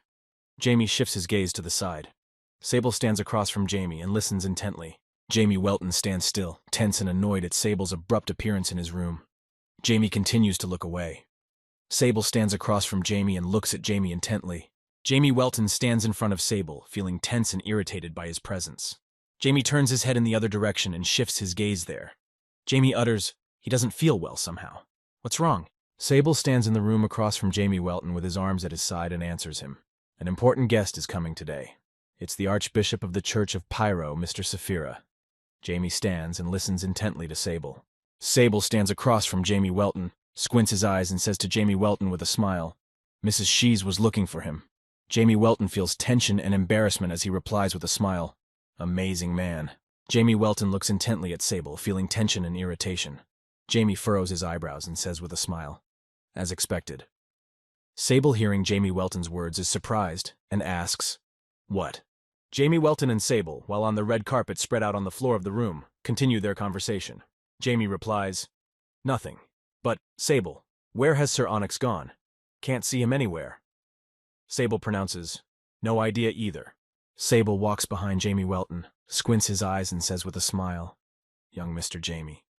Jamie turns his head sharply towards Sable, looks at him intently upon hearing his address and replies, yes. Sable seriously pronounces to Jamie Welton, he better not be interested in that man. Jamie asks in surprise, why is that? Sable squints his eyes, grits his teeth in a smile and replies, he says it's for his own good. Sable pronounces Jamie to Welton, he hopes he is well rested. He will pick him up when Mr. Saphira arrives. Jamie Welton froze in place and tensely stares at Sable with his lips tightly pressed together and his eyebrows furrowed. Sable instantly turns his back to Jamie Welton, standing motionless and staring thoughtfully ahead. Sable calmly pronounces to him, ah, right, if you're going out for a walk, don't go in the direction of marine forest. Sable turns his head slightly to the side and directs a sly and focused gaze at Jamie Welton. A caustic smile appears on Sable's face. Sable pronounces Jamie Welton in a serious tone, an extremely dangerous place. A deep, dark night has fallen upon the land. In the sky, languid night clouds drift through. Grass and moss-covered stone hills rise into the terrain. Twisted trees and shrubs sprouted between them. The deep darkness of night has sunk into the land. A light mist moves over the ground among the trees. Green, thick grass grows on the ground among the scattered thick trees. The trees drop their shade on the ground. There is silence and tranquility all around. On the ground is a maroon egg-shaped scale-covered object. There are thin, flexible tentacles wrapped around it, extending out to the side. The human's feet are very close to the object, positioned next to the tentacles. Standing next to the egg-shaped object are two men in dark cloaks.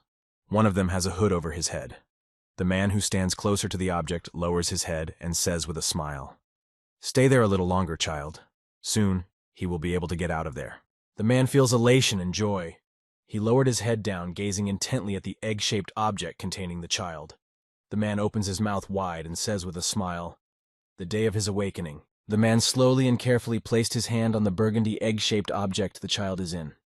Inside the egg are the blood branches of the vessels that nourish the child.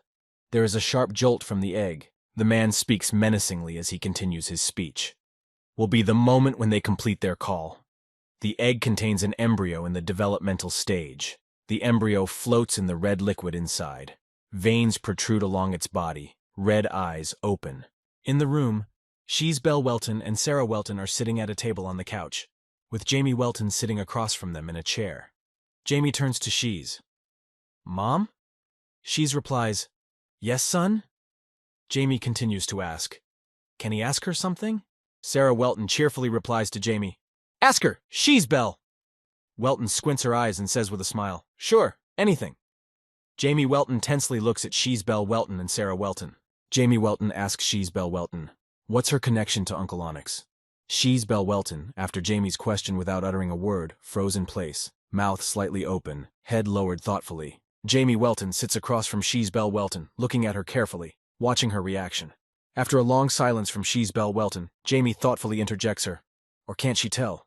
Shees Belle Welton, after Jamie Welton's repeated question, calmly closes her eyes, lowers her head slightly and answers him with a smile. No, not at all. She's trying to find the words thoughtfully adds, where to start. She's Belle Welton begins to tell Jamie Welton, answering his question. She was 7.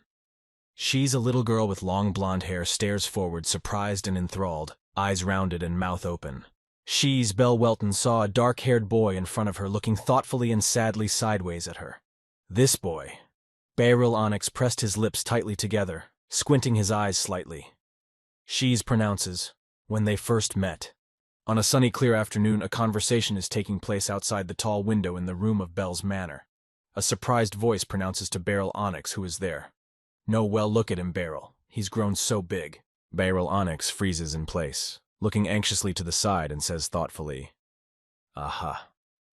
Next to him stands a dark-haired man, his father, who says with a smile, is it because of his daily sword training that he is not used to being in society? Beryl Onyx's father closes his eyes and says disappointedly, he's worried that he hasn't been able to find a good teacher for him. The Marquis of Belle sits across from him and says sadly, God, shouldn't we help him with his search? Beryl Onyx's father replies to Marquis Belle, he would be most grateful if he could find someone. Suddenly, a small, childlike hand firmly grasps the fabric of the garment and pulls it towards itself, clenching it into a fist. Beryl Onyx turns his head to the side, feeling tense and uncomfortable at the unexpected grip on his sleeve. Beryl peers questioningly as She's Belle Welton holds onto his sleeve and looks up at him. She's Belle Welton cheerfully and enthusiastically raises her head, stares intently at Beryl Onyx, eyes wide open, and says with a smile, there are a lot of butterflies out there. Beryl tensely and puzzled answers her. Huh? What? Marquis Belle squinted his eyes, and with a smile on his face, he happily pronounces to Beryl Onyx, looks like his little girl is interested in him, Beryl. Beryl Onyx's father tensely shifts his gaze to Beryl and says, and that's right, go take her for a walk. Beryl Onyx tensely and anxiously shifts his gaze sideways to She's Belle Welton, mouth ajar and eyebrows furrowed. Without turning her head, Beryl replies to her father, ah, all right. Beryl's long hair develops in the air. She's Belle Welton reaches her hand up, plucking a round, large red apple from a tree branch. She holds it firmly in her fingers, pulling it down. A green strap is attached to She's Belle Welton's outstretched hand, tightly around her wrist. She's Belle Welton stands on the branch of a large, thick tree. She squints her eyes happily, lowers her head, and says with a smile, look at that! She's holds an apple in one hand, her other arm stretched out to the side for balance. Beryl Onyx is standing on the ground below with his head up, watching intently as She's Belle stands on a tree branch. Beryl opens his mouth wide and calls out to her in a loud, menacing voice, She's! Beryl tensed up and rounded his eyes fearfully and tensely. She's Belle Welton stands on the tree branch with her head down. She carefully wide open her eyes, looking down on Beryl Onyx from above. She's answers Beryl with a smile. Huh? She's makes a prolonged sound. Eh? Beryl Onyx fearfully and tensely shouts to She's Belle Welton, watch out! Suddenly She's foot, which is wearing white high shoes, slips off the branch, and She's begins to fall backwards before she can hold on. She's Belle Welton is in the tree and begins to fall backwards, lifting one leg up, arms flailing in the air. She's screams loudly in surprise. Ouch! Beryl Onyx stands on the ground watching She's and shouts fearfully, She's! She's Belle Welton falls from the tree down onto Beryl Onyx. She's arms are stretched forward, the apple falling out of them. There are leaves from the tree left in She's hair. Beryl lies on his back, spreading his arms out to the sides and sighing heavily with fright. She's Belle Welton lifts She's off the ground, opening her mouth wide with joy and enthusiasm. What fun! She's eyes are wide open, her face covered in abrasions from falling out of a tree. Beryl Onyx tensely and irritably asks, what? She's Belle Welton stands near the tree, leaning on it with one hand. She's joyfully and enthusiastically shouts to Beryl Onyx, let's do it again. Beryl Onyx looks at She's with a focused and menacing look of tension and anger and utters, no. She's Belle Welton cheerfully and animatedly says to Beryl Onyx, coaxing him up the tree, come on! Beryl Onyx tensely and irritably replies to She's, you can't, please. She's and Beryl stand under the trees in the garden. Beryl Onyx instantly breaks a large red apple into 2 pieces. Beryl Onyx's hands are wrapped in bandages up to his fingers, leaving his fingers free and bare. Beryl holds the shoestring apple slices tightly in his hands. Beryl Onyx holds out the half apple in his hand to She's Belle Welton and says to her, hold it.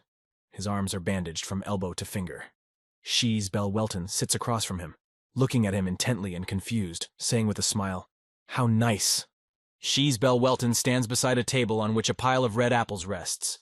She's rests her hands on the table and enthusiastically says to Beryl Onyx, "Do that again for her."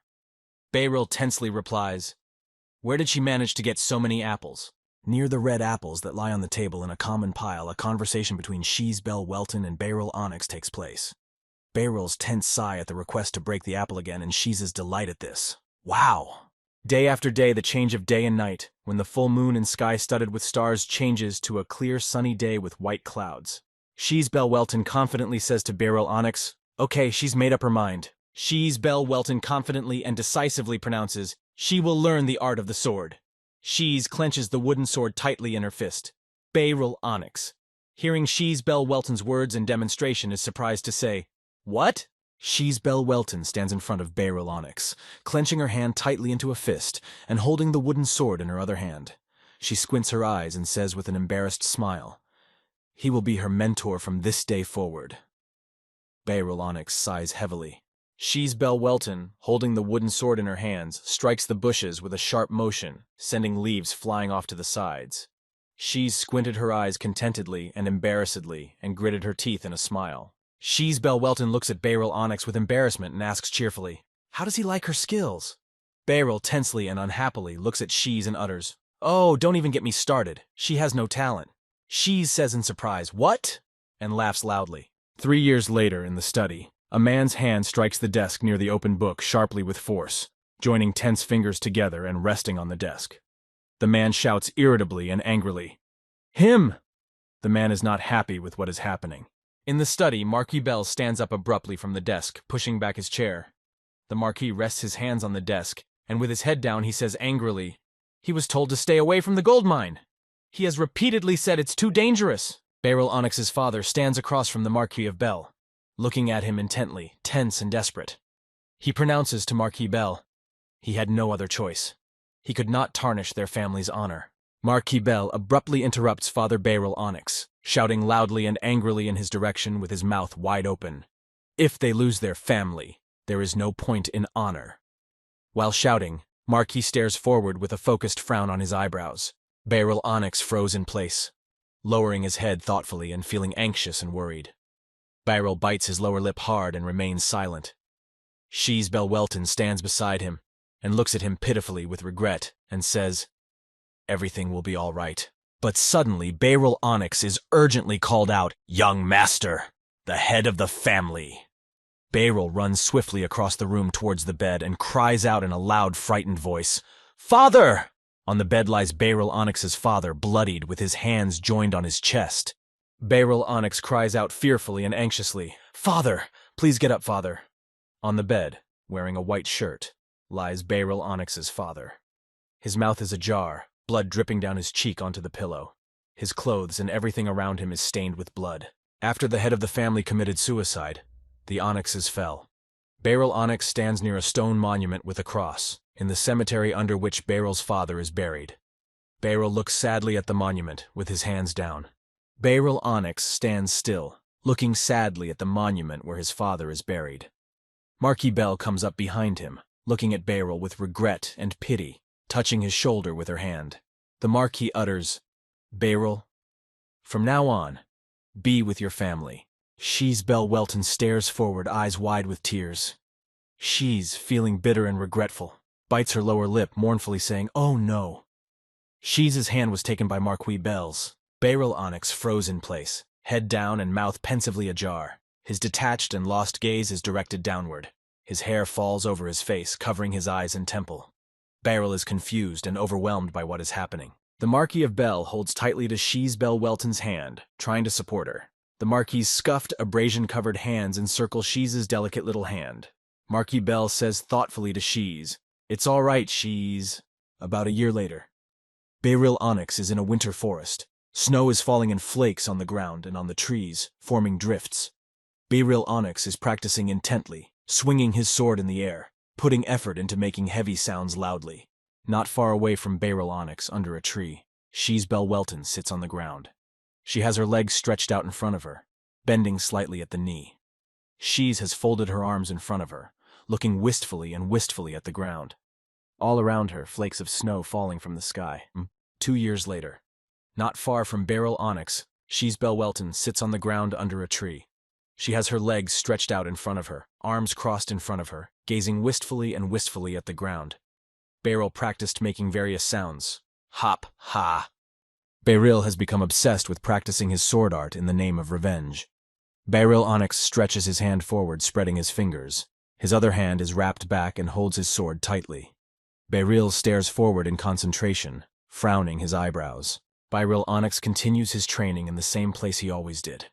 Outside it is getting evening and the sun has set, lightly illuminating the sky. There is no one near the tree where Sheesbell Welton used to sit. The autumn forest has turned yellow. The leaves have fallen from the trees. Beryl Onyx stretches his arm forward during the practice, and without turning his head, shifts his gaze to the direction where Sheesbell Welton used to sit. Beryl Onyx stares pensively with his mouth twisted to the side. Beryl Onyx freezes in place with his hands down. He stares forward, perplexed and thoughtful, saying, "She's?"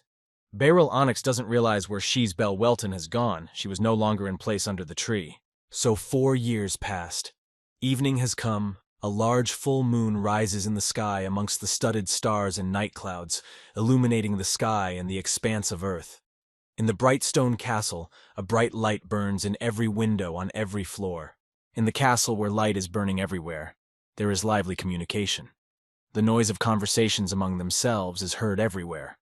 Women in lavish festive dresses decorated with bows and ruffles are in the hall with tables laden with food and drink. Sheesbell Welton stands opposite a tall man in the middle of the room of guests. The man stares intently at Shees, letting saliva out of his mouth, and says, "You seem to be alone.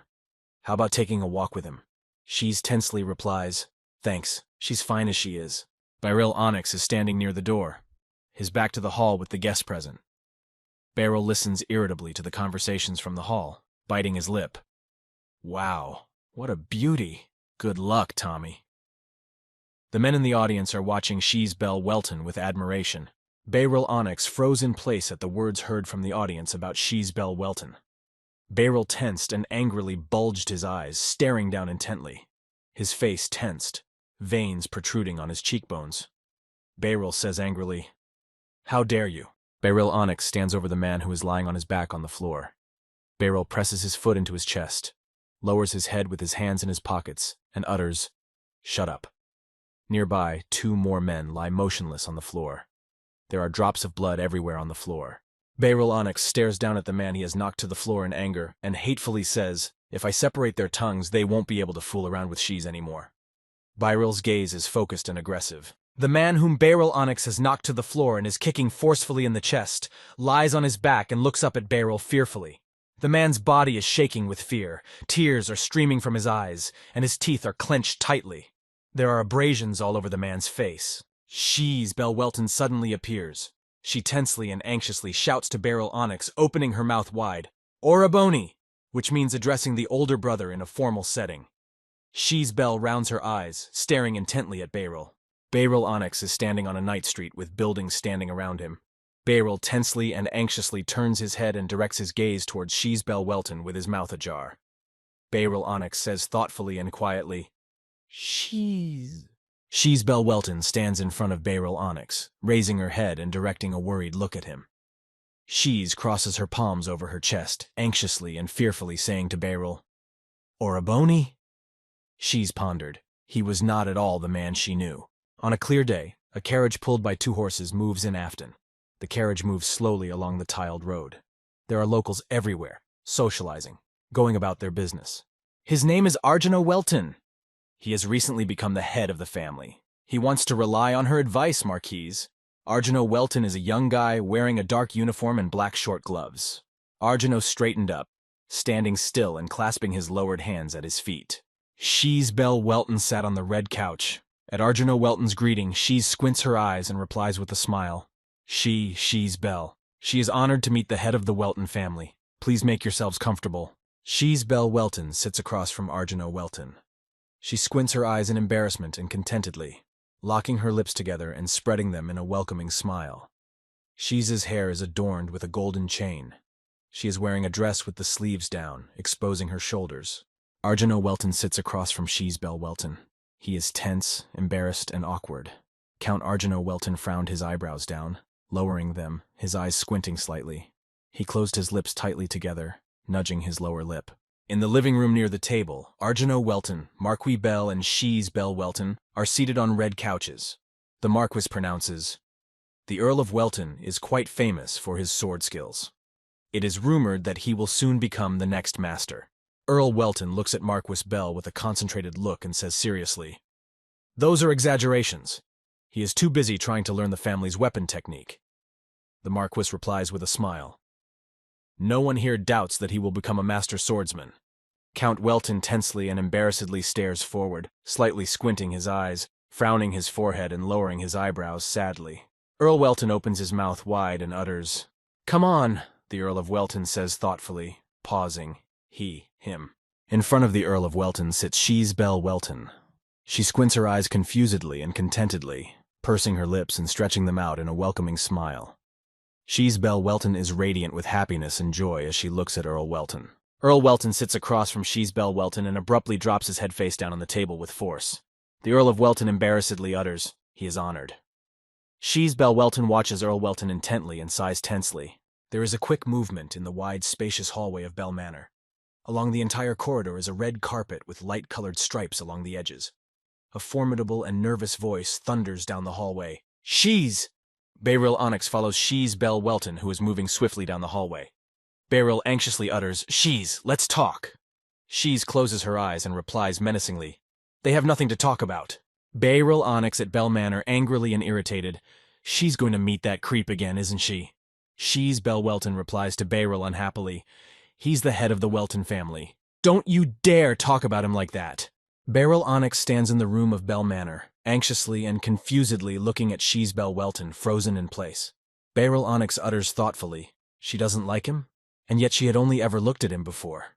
Shees Bell Welton walks down the corridor, turns her head to the side and says irritably, "The man she treated like a brother didn't behave like that. He doesn't listen to her anymore and he's trying to tie her down." Beryl Onyx froze in place, staring intently at Shees Bell Welton, who walks away from him with no desire to talk. Beryl says confused and anxiously, "Please, enough already." Beryl stops, pausing for a moment. Beryl Onyx abruptly grabs Shees Bell Welton's hands, squeezing them with force. Beryl stares intently at Shees and loudly rages, "Does she even know how he is?" Shees stares dumbfounded at Beryl, eyes wide open. Beryl Onyx gripped Shees Bell Welton's hands tightly, trying to say something to her. Shees Bell froze in place in front of Beryl. Suddenly, Beryl Onyx was grabbed by Count Welton's wrist, trying to stop him. Count Arjano Welton angrily and irritatedly shouted with his mouth wide open, "What on earth is he doing?" Count Arjano. Welton furrowed his eyebrows, lowering them down, squinting his eyes angrily, staring intently at Beryl Onyx. Beryl Onyx, after Count Arjano Welton tries to stop him, turns sharply towards him, tensing his facial muscles with a tense and angry stare. Beryl Onyx shouts aggressively and angrily, "Go away!" Count Arjano Welton stares at Beryl Onyx with a focused look, lowering his eyebrow and clenching his teeth. Count Arjano Welton pitches his body forward, feeling angry and annoyed. Count Welton utters, "Can't afford it." Count Arjano Welton squeezes Beryl Onyx's wrist with force, trying to relax his hands. Beryl Onyx's hand relaxes, releasing Shees Bell Welton's hands. Shees Bell freezes in place in front of Beryl Onyx. Beryl Onyx instantly begins to shout loudly, aggressively, and angrily at Count Arjano Welton, insulting him. Beryl Onyx pitches his body forward, opens his mouth wide, and angrily lowers his eyebrows, glaring intently at Count Welton. Count Arjano Welton holds Beryl Onyx's wrist firmly. Count Welton demandingly utters to Beryl, "Apologize to Miss Shees right away." Shees Bell Welton froze in place, looking forward frightened and upset, tears appearing in her eyes. Beryl Onyx grits his teeth tightly, mouth ajar, and looks towards Count Arjano Welton. Beryl Onyx feels irritation, anger, and hatred towards Count Arjano Welton. The muscles of Beryl Onyx's face are tense. Beryl Onyx angrily says to Count Arjano Welton, "Welton, he challenges him to a duel." Count Arjano Welton grits his teeth, aggressively lowers his eyebrows, tensely and angrily looks at Beryl Onyx, perplexed by his words. Shees Bell Welton froze in place upon hearing Beryl Onyx's words. Shees Bell had her mouth ajar, staring forward detachedly. Tears came to her eyes. Shees Bell Welton lowered her hands down, feeling anxious and confused. Count Arjano Welton stands in front of Beryl Onyx in the middle of the corridor, confidently holding him tightly by the wrist. Count Arjano Welton looks at Beryl. Beryl Onyx has his head down, bending forward slightly. Count Arjuna Welton froze in place, looking at Beryl Onyx in a focused and menacing manner. Count Arjuna Welton frowned, lowering his eyebrows down and squinting his eyes. Count Welton confidently and angrily says to Beryl Onyx, "Challenge accepted." Bell Manor stands in the rays of the setting sun. A fiery sunset dazzles the sky, setting behind the hills. The hills stand behind Bell Manor, towering high above the ground. A surprised voice breaks out. "Is this what happened?" She's Bell Welton has come into the Marquis Bell's study, stands before him and loudly strains. "Father, please calm this couple down!" She's opened her eyes wide, staring intently at Marquis, frowning her forehead. She's is worried and tense. Marquis Bell is across from She's Bell Welton at the desk, frozen in place, looking down thoughtfully and tensely pondering with his mouth ajar. He doesn't want to lie, She's, but he was thinking of passing her off as Beryl. Marquis Bell sits at his desk, head down and both hands on the table. She's Bell Welton stands across the desk and says to the Marquis tensely, "No way. He's an Oraboni she's known for quite some time." She's Bell Welton continues to speak. "And well, believe me, Beryl is either a sword-wielding demon or a man who was only following her to see if she was seeing another man." She's lowered her head frustratedly and crossed her fingers in front of her. Marquis Bell sits at the desk in his office, looking intently at She's Bell Welton, who is disturbed by the events that have transpired. Marquis Bell says thoughtfully and calmly, "He just loves her." She's Bell Welton instantly places her hands on Marquis Bell's desk, standing across from him. She's Bell Welton rests her toes on her hands and pronounces to Marquis Bell, feeling anxious and tense, "That's not true at all." She's Bell Welton rests her hands on Marquis Bell's desk, standing across from him. She's Bell Welton's hands begin to shake from the feelings of frustration and sadness overwhelming her. Tears from her eyes drip onto the table next to her hand. She's Bell Welton anxiously and disappointedly says to Marquis Bell, "That kindness and care of Beryl's past. They are gone." She's Bell Welton slightly lowered her head, clenched her teeth tightly, mouth ajar. Streams of tears rolled down her cheeks. Marquis Bell sits pensively at his desk, head down, and stares intently in front of him. Marquis Bell pauses, and tensely says to She's Bell Welton, "She's, does she happen to know about the Earl of Welton?" She's Bell Welton stands in front of the Marquis Bell's desk, leaning back with her hands. Ona lifts her head and says confusedly, "Pardon me." The Marquis rises from his chair and replies, "Not the point." He realized what she wanted to talk about, so asks her to leave.